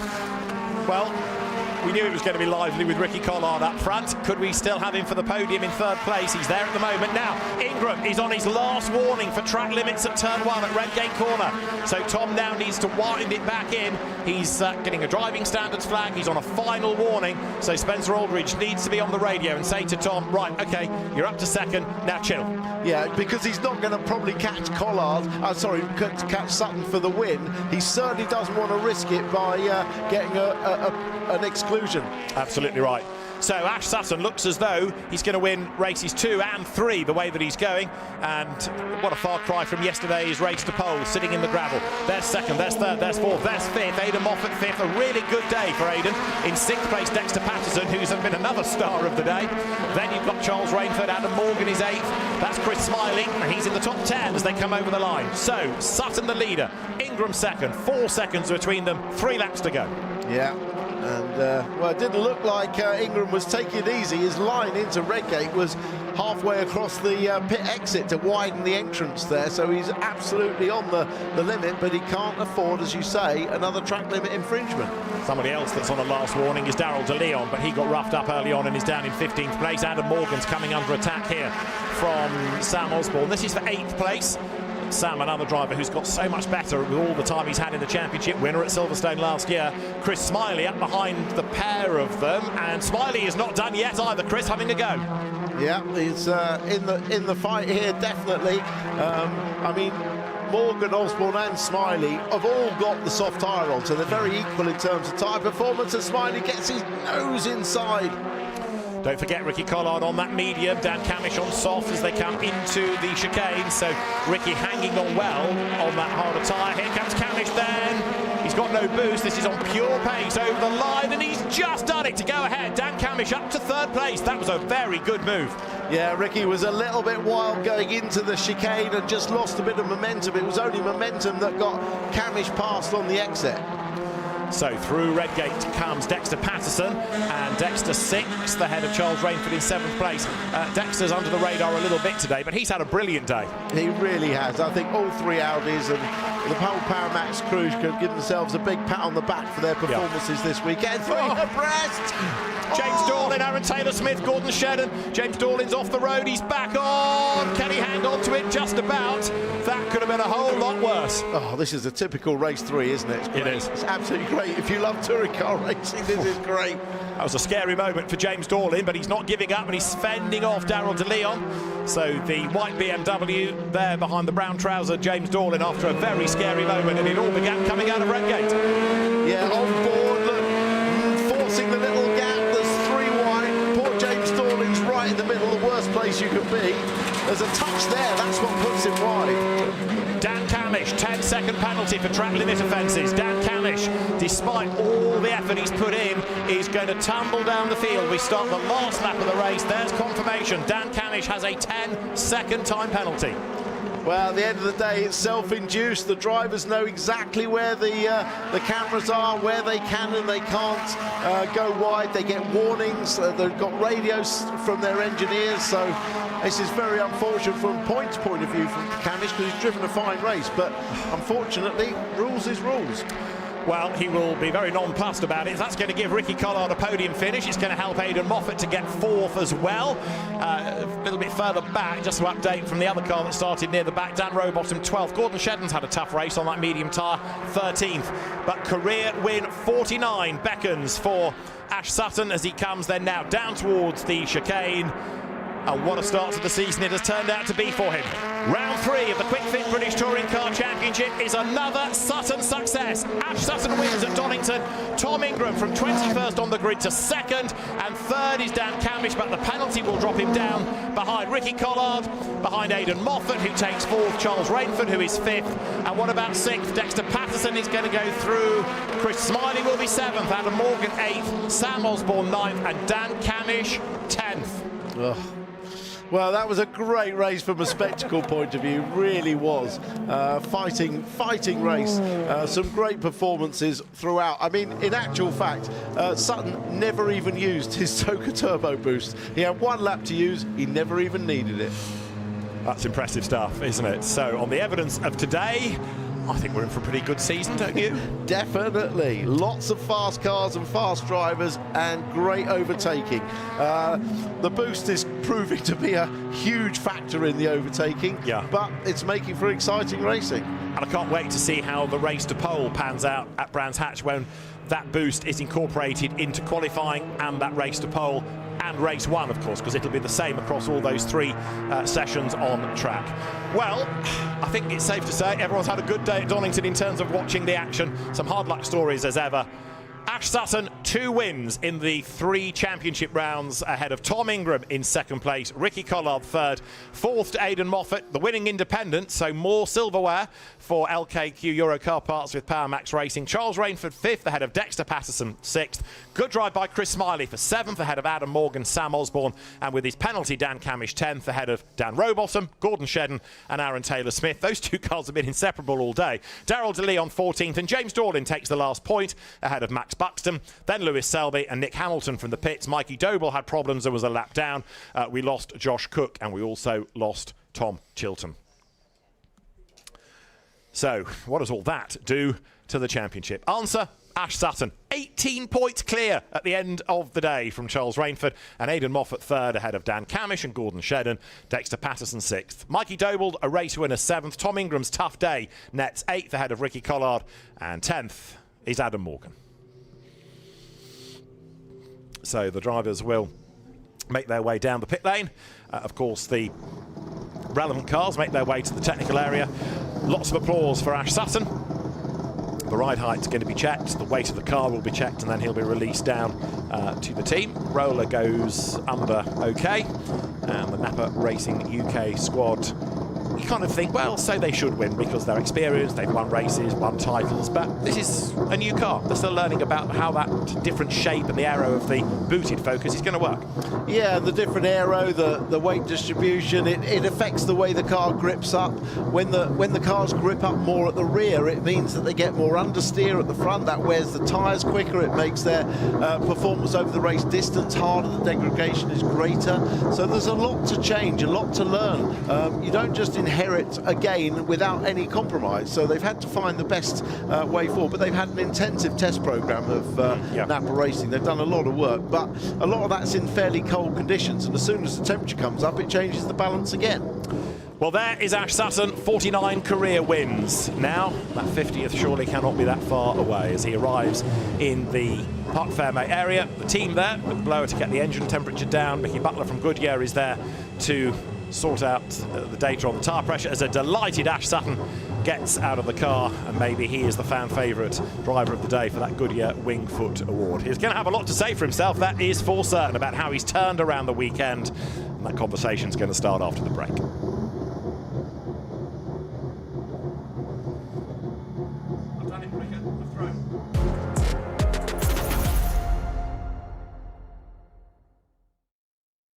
You're watching the Kwik Fit British Touring Car Championship. We'll be right back. So I'm Alex Watts, Managing Director here at Laser Tools Racing with MB Motorsport. We're here today in Shoreditch in London at the bike shed, not for a bike launch, but for our car launch for the new chapter with 2 new Toyota Corollas. 3, 2, 1. Obviously the big classic blue there that we're all known for. But yeah, it's been exciting times. There's been a lot of work going on behind the scenes. Yeah, the liveries, well, the liveries were actually loaded last night, and Mikey, our head of digital media, does a fantastic job, but when you design it on a computer screen and then you try and apply it to a car, it's completely different. But we're super happy with the finished product, and hopefully everyone agree, we think they look great. My first impressions were they're going to struggle to keep it clean with with all the fingerprints on it, but no, that chrome just, I mean, it just jumps. It looks good, it looks fast. As I always say, if it goes as well as it looks, we'll be all right. Hello everybody, welcome along to the Team Vertu livery reveal. We're going to have loads of people down here. It's going to be a great event. The cars are behind me. Tom and I will be revealing the new cars ahead of the 2026 season, and we can't wait to get going. 3, 2, 1. Okay, just reveal them. Let's get those cars off. I'll get out of the way.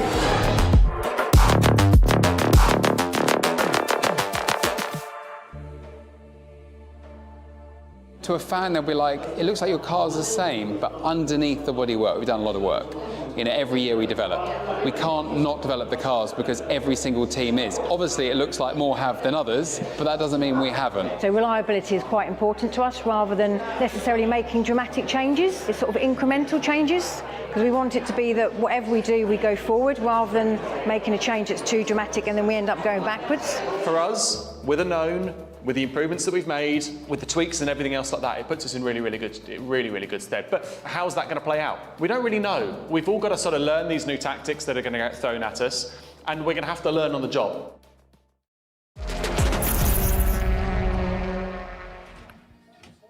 Well, it was lights out for the third and final time here in Donington. Race 2 winner Ash Sutton worked his way up into 4th and then into 3rd.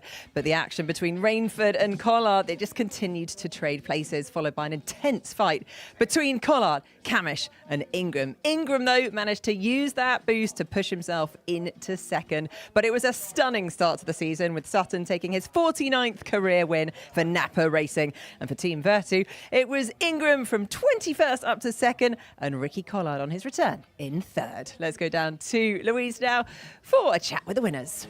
Thank you, Nikki. That was an absolutely classic BTCC Race 3. What a race it was for us to watch. But, I mean, what a weekend for you. From sitting in the gravel at the first corner in the race of the grid to 2 wins and the championship lead. It's been some day today, hasn't it? Oh, it's been a phenomenal day, Louise.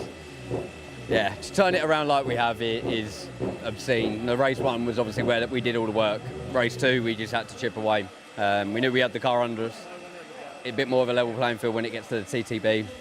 And then we knew we had the soft tyre for the last one. I didn't really expect to go that far forward. I wanted to take a decent step, but when you're going up against cars with that amount of TTB over you, it makes life a little bit more difficult. But yeah, we managed it. We stayed out of trouble. We played everyone, sort of picked up all the pieces from when they were in their own battles, and that's how we did it. We didn't need to use the boost to overtake. We did it with a bit of side draft and staying out of trouble. Well, as you say, you stayed out of trouble, and in fact, Ricky kind of made it easier because he ran wide at one point, but he'd made it quite hard for you before that. He wasn't giving up that lead easily, was he? Yeah, I've raced against Ricky. since 2014. I know how he races. He's a feisty little one, and I love racing him. He takes it right to the touring car limit, sometimes over, but that's what we all do. But yeah, he just made a little mistake. I sort of semi-sold a dummy. I just see him going in a bit hot, and that kind of landed in my lap on the exit. So yeah, fair play. He hung on in there, and credit to Tom for coming through. That was always expected. So as we've said, it's a dream start for you, but it's really early days yet, isn't it? What are you taking away from this weekend in terms of improvements that you want to make, looking ahead to the next one at Brands Hatch? How can we improve going up against all the cars in the race to pole? That's going to be the difficult bit. Obviously going to Brands with 1 second of deployment in qualifying and then in the race to pole. So that's going to be the difficult part. But we're just maximising everything we can from the car like we have today and see what we can do. Good stuff. We will see you there. Let's grab a word with the rivalry reunited. I mean, what a drive in that one to come from the back of the grid to P2. You were feisty. I needed to be. We've had 9 points out of the weekend so far up until then. So yeah, it's never nice when you sort of start a year with 2 DNFs. Yeah, effectively non-scores. So yeah, it's tough. So I was pretty fired up. We had the soft tyre on, and we know what happens when a soft tyre comes on, and you get the TTB around a circuit like I absolutely love as well. So a bit between my teeth. I was fired up to do that. Well, were there a few nervous moments? There were for me, honestly. There were about 3 laps when I was watching it through my fingers. I mean, particularly when you came up behind Ricky and Dan and joined in that battle. Yeah, that was feisty, but there were loads. There was the spin with, I think, De Leon up at Coppice and Gordon. There was a moment down the Craners. It's all kind of blurred. I can't actually remember much of what happened, but it all sort of merges into one after a while. But yeah, plenty of action. It definitely had to get stuck in. A little bit of rubbing on the car, but other than that, we're fairly damage-free. So very pleased to have skated something out of the weekend, and we're going to have some boost going into Brands at least. Were there nervous moments at the end? Because I know you were. We saw Dan being penalised for track limits. You were on a final warning, weren't you? Did the team make you aware of that? Did you have to rein it in a bit? Yeah, but at the same time, you've got to. If you haven't got a track limit penalty, then you've kind of not taken everything out of it. So you've kind of got yourself, a track limit warning. So you've got to give yourself up to a track limit warning to have taken everything out. And in those moments, you have to just take everything you physically can. So. Yeah, once I obviously got the call, there was an element of going, okay, like, I would think I was a second quicker than Ash towards the end, but I'm thinking it's a big gap to fill, or a big gap to close down. These tyres have taken an absolute hammering. They've hit probably every single curb around Donington Park. It's cut every bit of grass that I could find around Donington Park, so I had to be aware of not causing this man a headache and causing myself another non-score. Good stuff. Well done. Hope you have a slightly better weekend at Brands Hatch. And Ricky, I mean, you were out there giving it your feisty and fun. I would say. What would you say about that one? I think I was too nice to Ash. I was just saying that I don't know what happened. Like, I wanted to make it more hard work for him, and I know I was up against it being on the mediums and these guys on the softs, but I just hit the brakes and it wouldn't stop. So, yeah. I'm a bit gutted. I'd like to have made it a bit harder. Would I have been able to hold Ash Sutton behind for all that time? Who knows? Maybe I might have been in the naughty bus if I did. But look, Collard's here. He's here to have fun and get stuck in and racing my heart on my sleeve. So yeah, no, it's good to put a proper fight on it. It was a proper old school touring car race-free fight then. It absolutely was. It was fantastic to watch. You just said you're a bit gutted, but to be quite honest, given, as we were discussing on the grid, you've not had much time in the car. You led for a lot of that. To be gutted with a podium on your return to British Touring Car Championship, that's not too bad. It's not a bad return. It's not a bad return. There's still way more to come. And like I said, I don't know what happened, but I just want to put a show on for the fans, and I really appreciate everyone that's come out today. And coming back to Championship, I feel really, really welcome. And I really appreciate it. And like I say, Tim and David Addison, I'm pretty sure they would have enjoyed a bit of old school racing. And that's what we want to do. I want to bring a bit of, it's been a bit quiet in the touring cars. Well, looking ahead to Brands Hatch then, what are you going to be bringing to us there? Now you've got some experience in this car. Sam Riches was the first person to congratulate me, so I really appreciate that. And look, I'm old school. I'm going to race hard. I'm going to race fair. and I want to put a show on for everyone. Touring cars needs. Well, you certainly did in that race. It was fantastic to watch. Really, really enjoyed it. Right, let's go over to Nikki in the studio. Thank you, Lou. Jade, I think Ricky did put on a show. We were absolutely loving it from start to finish. But, you know, he really was fighting from the start, you know, to hold on to that podium position. He did a sterling job. We knew he would. He said it loud and proud that he wants to bring action back to touring cars. I've raced against Ricky. He is feisty from the moment the lights go out all the way to the checker flag. It doesn't matter whether it's for first, 14th or whatever. He fights to the death, and you could tell there that his car wasn't how he wanted it. It was understeering. It wasn't, like I think he said there, it wasn't stopping. So he was struggling. He was having to work hard. But that's what we like about this. It's, like you said, classic race 3. And it just puts everyone in that position where they have to really work hard to get past him. And he'll be gutted not to have held on to the win. But I think on his first weekend back after such a late deal, having a podium is something to be very happy with. Yeah, and great for Team Vertu to really turn things around.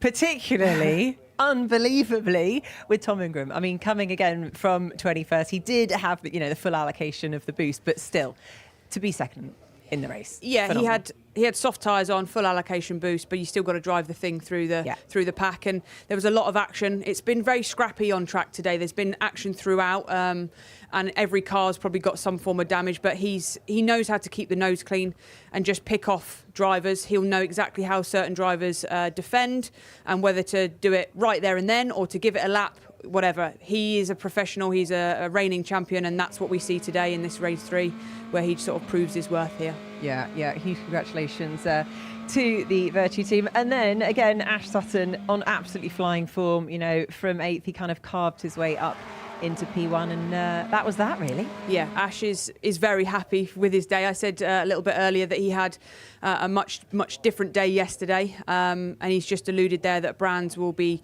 slightly more tricky because of the boost allocation he'll have for leading the championship. But I'm not sure they woke up this morning and quite anticipated the day they were going to have. We all knew he'd move forward, and we were maybe aiming for a race 3 win. But to have a brilliant race 2 and a brilliant race 3, I think he's going to go home very, very happy today. Yeah, and then obviously you've just got to capitalise on that. You know, going into Brands Hatch, a new set of challenges.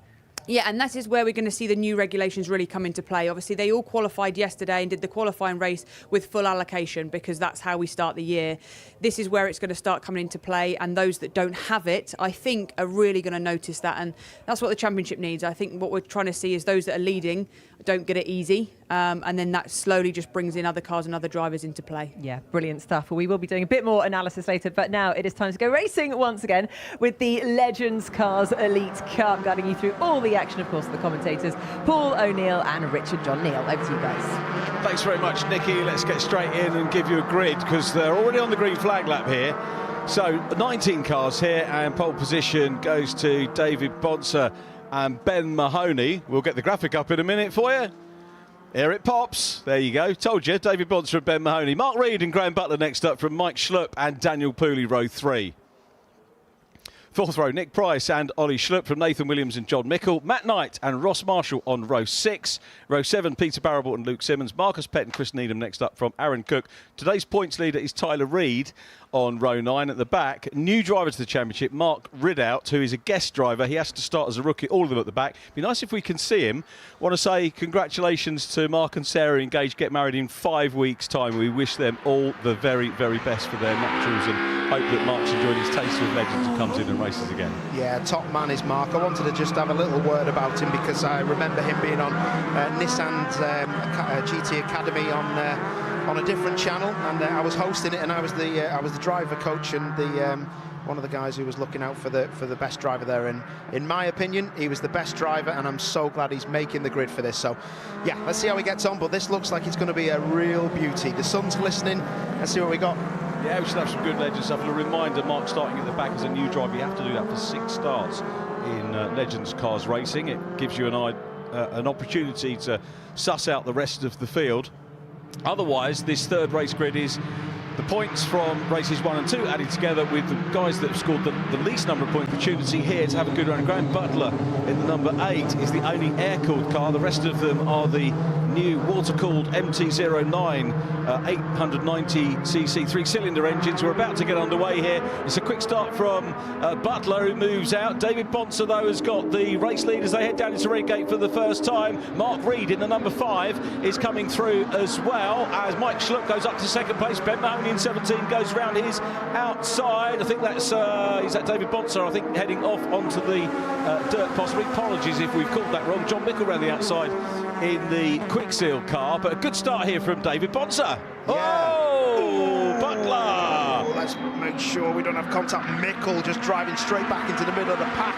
You obviously seen he was safe to do so. Good to see all the cars driving in a straight line after that. But yeah, David's made a great start, hasn't he? He's leading still. He has. Marcus Peck was the victim there at the back, so he's got a huge amount of work to do. Keep your eyes on 2 Mater, number 2 car. We recognise that from the Disney Cars film, and that is Nathan Williams. It's his first time in the main grid for the youngster, who was a finalist in the Fiesta Scholarship, 2 years on the bounce, so he's disappointed not to win it, but quality driver. Here's a replay of what happened. Yeah, there must have been a bit of contact in the middle of the pack. Oh, it was actually...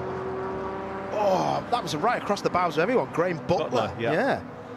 He was off on the left, wasn't he? Which was a bit bizarre. He was, and then back across the track he goes. So this is nice to see Mike Schlupp at the head of the field. Go on, Mike. Nice run there. Nathan Williams goes up into P2.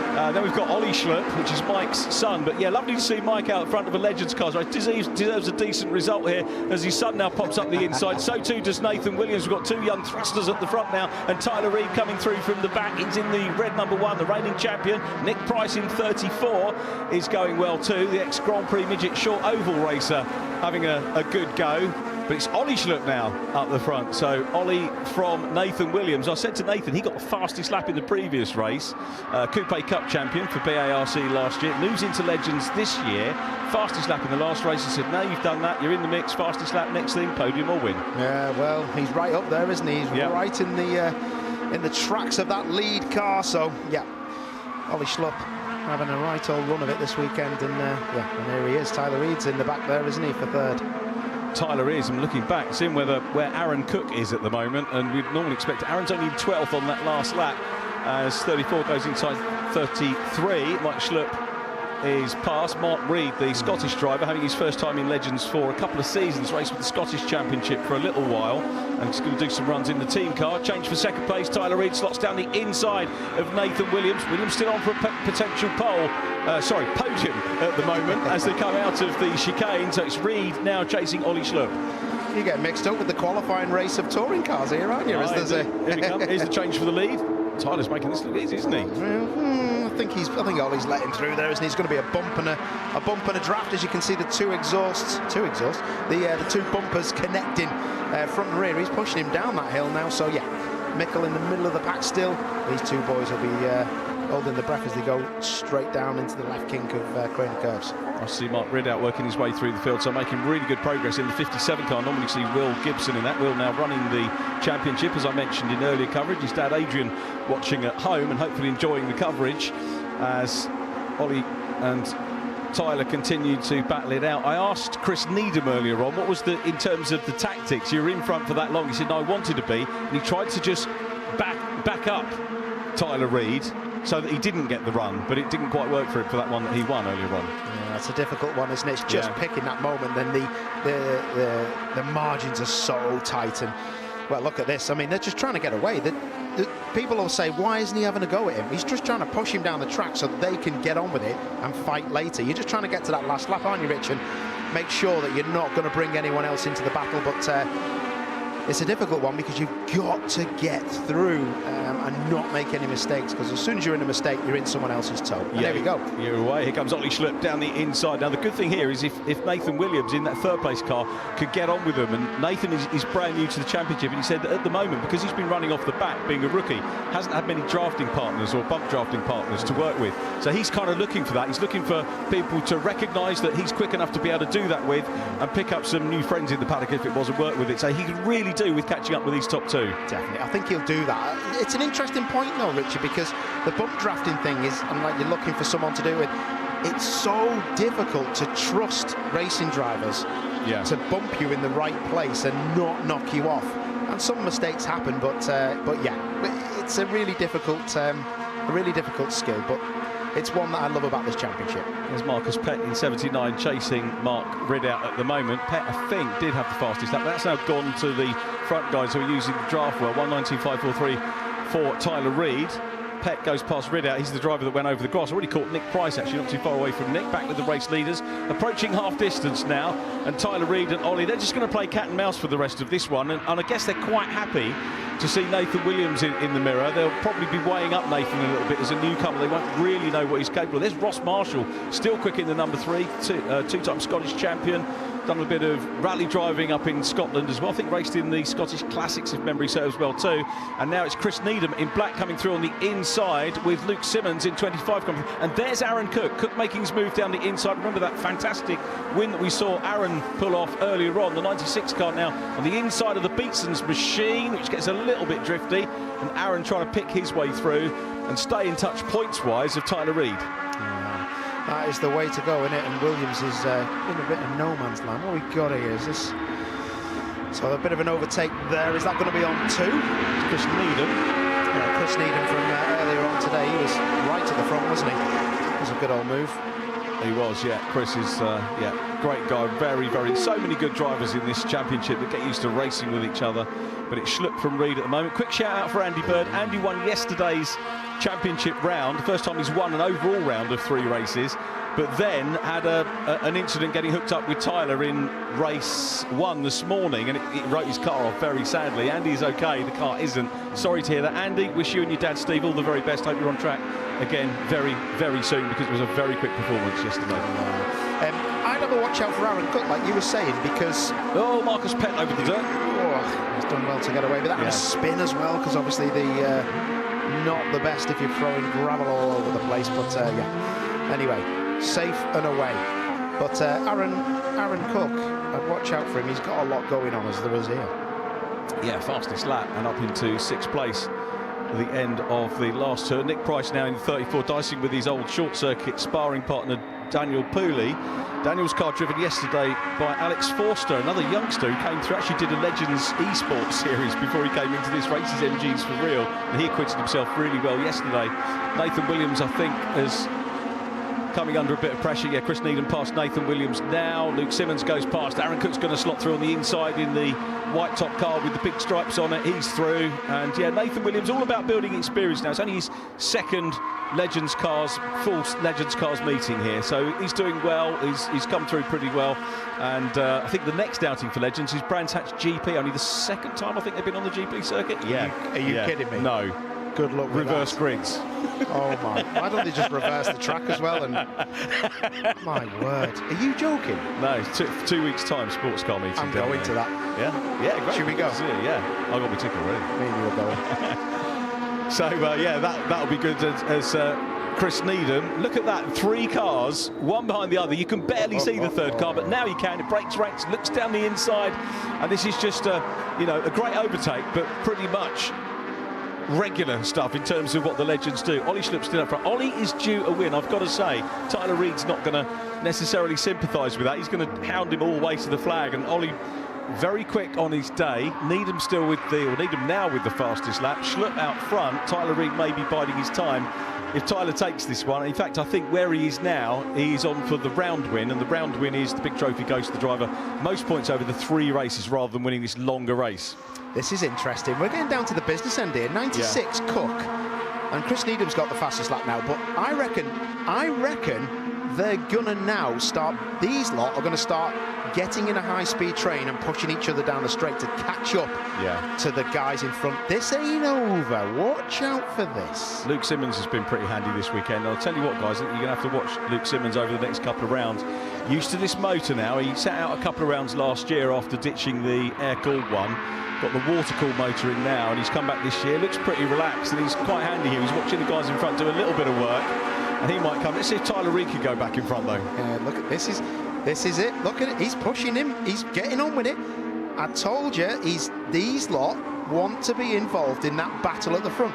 This isn't over. It's not over yet.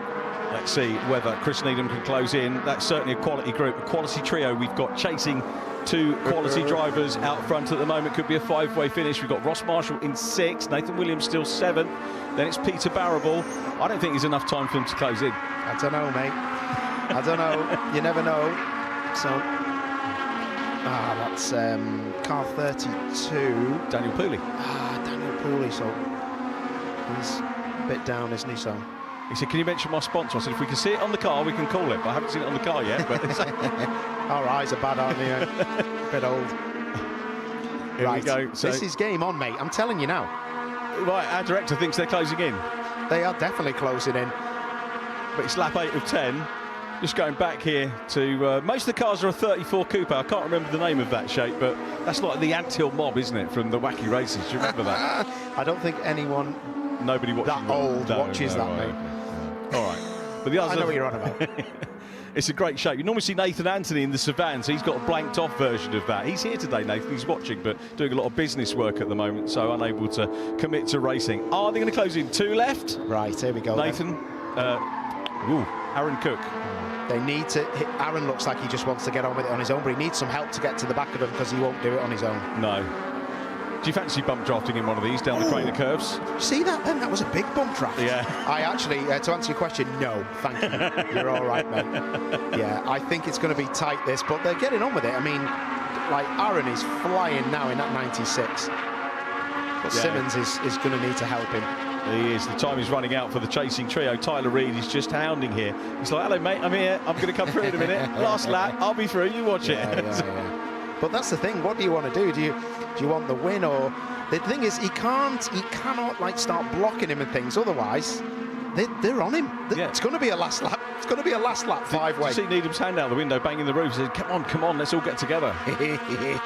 See whether he can do it. They are closing up. It's going to be a little bit too late, isn't it? Tyler Reid, here he comes, just about to head onto the last lap. So down the very slight undulations into the chicane.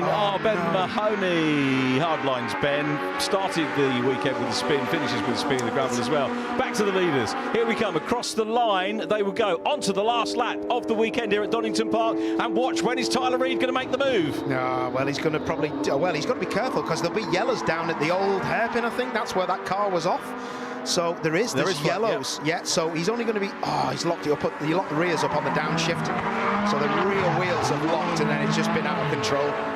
Yeah, that's a shame that. That'll pebble dash his helmet. Oh, isn't it? It will. It's nearly 5 for the lead on the last lap, so Tyler Reid has got to decide when he needs to go. Are we going to see Aaron Kirk just about, I think, avoid any place changes there? Now they can go for it. 5 cars, very nearly all together. And this is typical Legends Racing. Cook starts to have a look, but it's Tyler Reid now under pressure. What does he do? What did I tell you? You pick a winner, I'll pick one. I'm going to go for Aaron Cook. This is going to be amazing down the back straight. I reckon they're going to go 3 wide at chicane. Let's see what they do. They exit Coppice now for the final time, and it's a 5-car run. Tyler Reid under pressure from Aaron Cook. Is Cook going to do a last-minute lunge or run like he did last time? They go 3 wide. Tyler Reid round the outside. Aaron Cook on the inside. Slaps from pressure. Here comes Cook. Hard on the brakes. Down into the lead. Tyler Reid second. He's over the dirt now, and then he comes side by side. It's the run out of the corner. Cook's going to get it, or is he? Side by side again they go and cross the line. And it is Reid from Schlupp and Cook. Simmons in 4th place. Goodness me, I think we're going to go back to a photo finish. Tyler Reid did time it superbly, but it could have gone any way there. I thought Ollie Schlupp was going to get it back as they came through the chicane. Wow. And then I thought that Aaron Cook was going to get it. It didn't quite happen. Here's the replay. Fair play, Ollie Schlupp in the 9. He didn't squeeze Cook. Cook gets down the inside of both of them. But look at the speed he runs in. He understeers. The front tyres can't grip. Look at Tyler Reid. Opens the lockup, gets on it. But then Schlupp comes from the other way. But Tyler Reid gets a big hit, doesn't he, from behind, from the 25. And that gets him through. Simmons wins Reid this race. Watch this. The headbutt now from the yellow car has won him the race. He owes him a beer. He does owe him. I would never shake anyone's hand who headbutted me unless they made me win a race. What a finish to the week. Absolutely superb. You can see why why Toka want the Legends cars on. And we've got the Scottish Legends on with us two rounds, all park. They will guest with us. and Knock Hill as well. But Tyler Reid, I think, will be leading the Elite Cup that he won last year. So his defence of that has started well. It's probably back in the lead of the overall national championship as well. I can't do the maths. There's too many points to work out over 6 races this weekend, to be perfectly honest. But what a weekend we've had. Final race of the day, Tyler Reid takes the win from Ollie Schlupp and Aaron Cook. Luke Simmons 4th from Chris Needham. Forgot about Chris in the last run. He was up there all the time as well. Peter Barrable 6th from Ross Marshall and Nathan Williams. John Mickle in 9th. Marcus Peck completing the top 10. Good recovery from Marcus after that off on the first lap. Mark Ridout, good debut of him in Legends, 11th right from the back, and he was at the back in every race, remember. Matt Knight, 12th from Nick Price and Dan Pooley. Mark Reed, 15th from David Bonser and Graham Butler. Mike Schlupp, 18th, after leading in the early stages well, and Ben Mahoney sadly having a few problems, and he was a couple of laps down. Phew, you're looking forward to the Scottish ones? I am, I can't wait. Do you know what? I've really missed the Legends. Yeah. Do you know what? When I go to different tracks and I'm working and coaching and doing whatever with my job, all people want to talk to me about, it's not they don't care about touring cars. They're always like, when are the Legends on? They love it. It's so cool that we've got such a wide variety of different championships, and these guys can turn up and just put the show on. What a way to end probably one of the best weekends of British Touring Car Championship I've seen for a long, long time. It's been brilliant. I agree with that. It's been, yeah, great company with everybody here on track and in the comms box. And there's Ollie Schlupp. When's Ollie going to get another win? He's definitely due one. So maybe is that going to be that GP, Brands GP weekend perhaps? But you can see dual nationality, Swiss and English. So Ollie coming in 2nd. We're looking for Tyler Reid in the Lightning McQueen livery. And lots of Lightning McQueens coming out now. Oh, there he is. There he is. What a weekend he's had. What a weekend Ali Schlupp's had as well. What a weekend they've all had. Yeah, they've all driven very, very well indeed. So this young man from Daventry takes the win, and I think the championship lead, that's subject to confirmation as Dan Pooley goes through. Tyler greeted by George McNeil, the long-term Legends photographer, who I think this is his farewell tour this year as well. I just shut the door on your man's head when I was going to the toilet. Oh, did you? Yes, I tell him sorry. We will do. So there we go, Tyler. There's Ollie Schlupp, who didn't do karting. He came through the sim route, did Ollie Schlupp. And a lot of drivers are doing that, coming into Legends through sims, which is it's proper motorsport, innit, when your overalls are a little bit dirty. Yeah. You don't see any of the drivers in touring pristine cars here. Yeah. Let's go down and grab a word with Ollie Schlupp. Sorry, with Tyler Reid, I beg your pardon. I was going to say, let's start with our winner, shall we? And that winner is Tyler. And honestly, you could put a piece of paper between the three of you crossing the line. I mean, how exciting was that? Yeah, I mean, really good race again. So close at the end, and luckily Luke Simmons gave me a helpful push across the line else.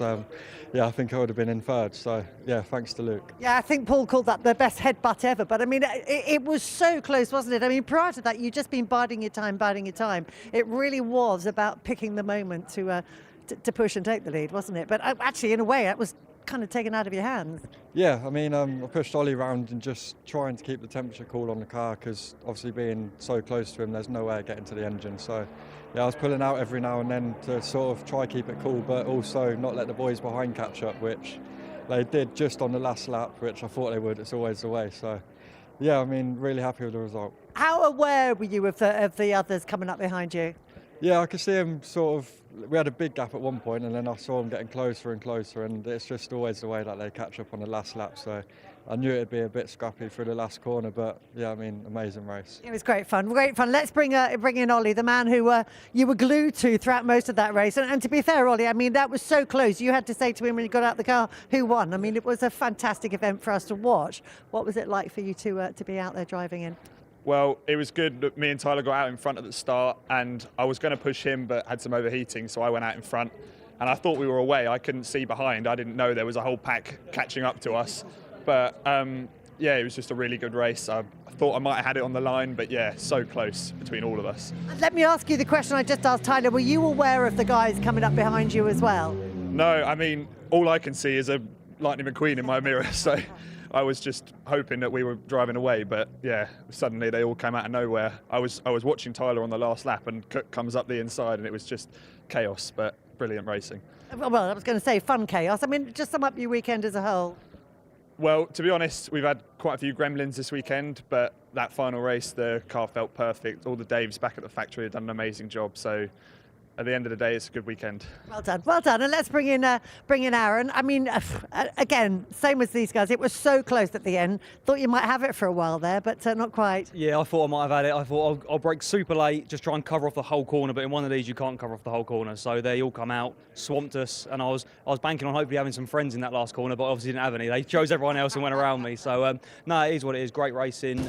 Managed to bridge that gap. We had some incidents on the first few laps. Car spun down the craners. We had to avoid that, slow down. Another car spun somewhere, I can't remember, it was so hectic. But we had to claw that gap back up throughout the whole race and got onto the back of him on the last lap, and I was like, right, we're not going home empty-handed here, so let's send it. That's what we've done. Well, Listen, you've ended up with another podium. Might not be the win, but on the whole, it's been a fantastic weekend for you, hasn't it? Yeah, great. A couple of wins this weekend, lots of podiums.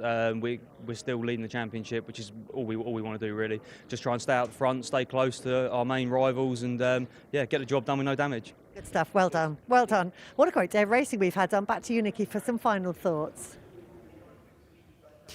Well, it really has been some opening weekend of the British Touring Car Championship. Round 1 kicked off with a race win for Mikey Doble with Power Max Racing after Ingram was disqualified. And then it was pure dominance from Napa Racing driver Ash Sutton, taking not 1 but 2 wins, his 48th and 49th career win. Let's take a look at how the championship standings now look after those first 3 rounds. So it is going to be Ash Sutton on 61 points up there, with Rainford for WSR in second, Moffat for Power Max Racing in third. Power Max Racing also 6th with Patterson and 7th with Doble. Ingram, though, down in 8th. And closing out the top 10, we've got Morgan for Plato Racing. So, I mean, guys, I feel like the start has really gone off with a bang. It's been non-stop all day. I think we've got to kick off with the dominance, the pace that we've seen from Ash Sutton, you know, winning that race from practically, well, he went from 21st to P2 and then has won the other 2 races. Yeah, I mean, you know, my takeaways are the pace, the sheer pace of Ash Sutton's Napa Focus and also Tom Ingram, the reigning champions Hyundai, because both of them were able to storm through the pack and just show how fast those 2 cars are. I mean, they set themselves up once again as the 2 championship favourites. I know the points don't necessarily reflect that in Ingram's case, but boy, were they fast today, and that's an ominous sign for everyone else. But you could tell there was 6 months of pent-up frustration amongst touring car drivers, because they attacked today. Not just today, they attacked the qualifying race yesterday. They couldn't wait to get stuck in, and it was certainly entertaining. It really has been, and great to see as well. Power Max Racing back on the grid. A lot of anticipation, seeing that Audi, and you know, 3 drivers in the top 10. Absolutely. For them, this is a dream come true in terms of a start of a season. They've had a very, very tough winter building 3 cars. Fantastic job. And they've just been there or thereabouts all day, you know, and really putting on a performance. And you've got the likes of Aidan Moffat in P3 in the championship. I know it's early days, but something for Aidan, something like that is a real motivation. And he's now going to become someone that is trying his very best to stay in that sort of position as long as he can in the season. And let's talk about Charles Rainford as well. He's now 2nd in the standings. You know, he's been talked about as this rising star. He was on the podium in round 1, and there's just a real consistency from him. Yeah, it's what I would call almost the Turkington effect. You know, you're just scoring points all the time. You don't necessarily see them a lot over the day. They don't make a lot of noise, but they're just consistently scoring points, and that's what Charles has done today. Again, it's a long season, but we go to Brands Hatch next, which we know that they are normally quite strong at. So again, he could show his form there and really be a title contender over this year. And then if we look, how do you think Tom Ingram's going to reflect on this weekend? You know, highs and lows. He obviously has been fighting up there at points, but to be 8th in the championship at the moment, knowing your biggest rival is up there in P1. Yeah, I think it's only 27 points he's behind at this stage of the year. That's not horrendous. He knows that everybody has good and bad, not only weekends, but days. It just happens. So, I mean, he's old enough and savvy enough to work it out. He won't be, he'll be annoyed, but he won't be too concerned. He's got plenty of races left to make it up. And then great to see Ricky Collard back on the podium, elbows out, and I think he was pretty pleased with that result. Yeah, the racer and Ricky would have loved to have held on to the lead a little bit longer, but you could see when watching the race he was fighting that car. The car wasn't set up perfectly. It was going deep into turn one quite a few times. That's either him pushing it or he had buckets of understeer. Either way, he was clinging on. But he's just a proper character, and we love to see that in British touring cars. You know, he wants to give the fans a show. We know he's always going to get his elbows out and not be an easy person to race with, but he's fair, but he's harsh, and it's always entertaining. You see him on the podium there doing the old Lando Norris bottle slam and performing to the fans. So yeah, it's good to have him back. Lovely stuff. Well, we've absolutely loved it. If you do want to relive any of the best moments over the course of this weekend, all that touring car action will be in our highlight show on Friday evening at 6:35 on ITV4. And the good news is we don't have to wait another 6 months till we go race again. We'll be back for rounds 4, 5 and 6 at Brands Hatch in 3 weeks' time on Sunday the 10th of May. Our build-up begins at 10:45 here on ITV4, and of course you can catch qualifying on YouTube on the 9th of May. Thank you so much. Massive thank you to our commentators, to Paul, Jade, Tim. We've absolutely loved it. We'll see you at Brands Hatch in 3 weeks.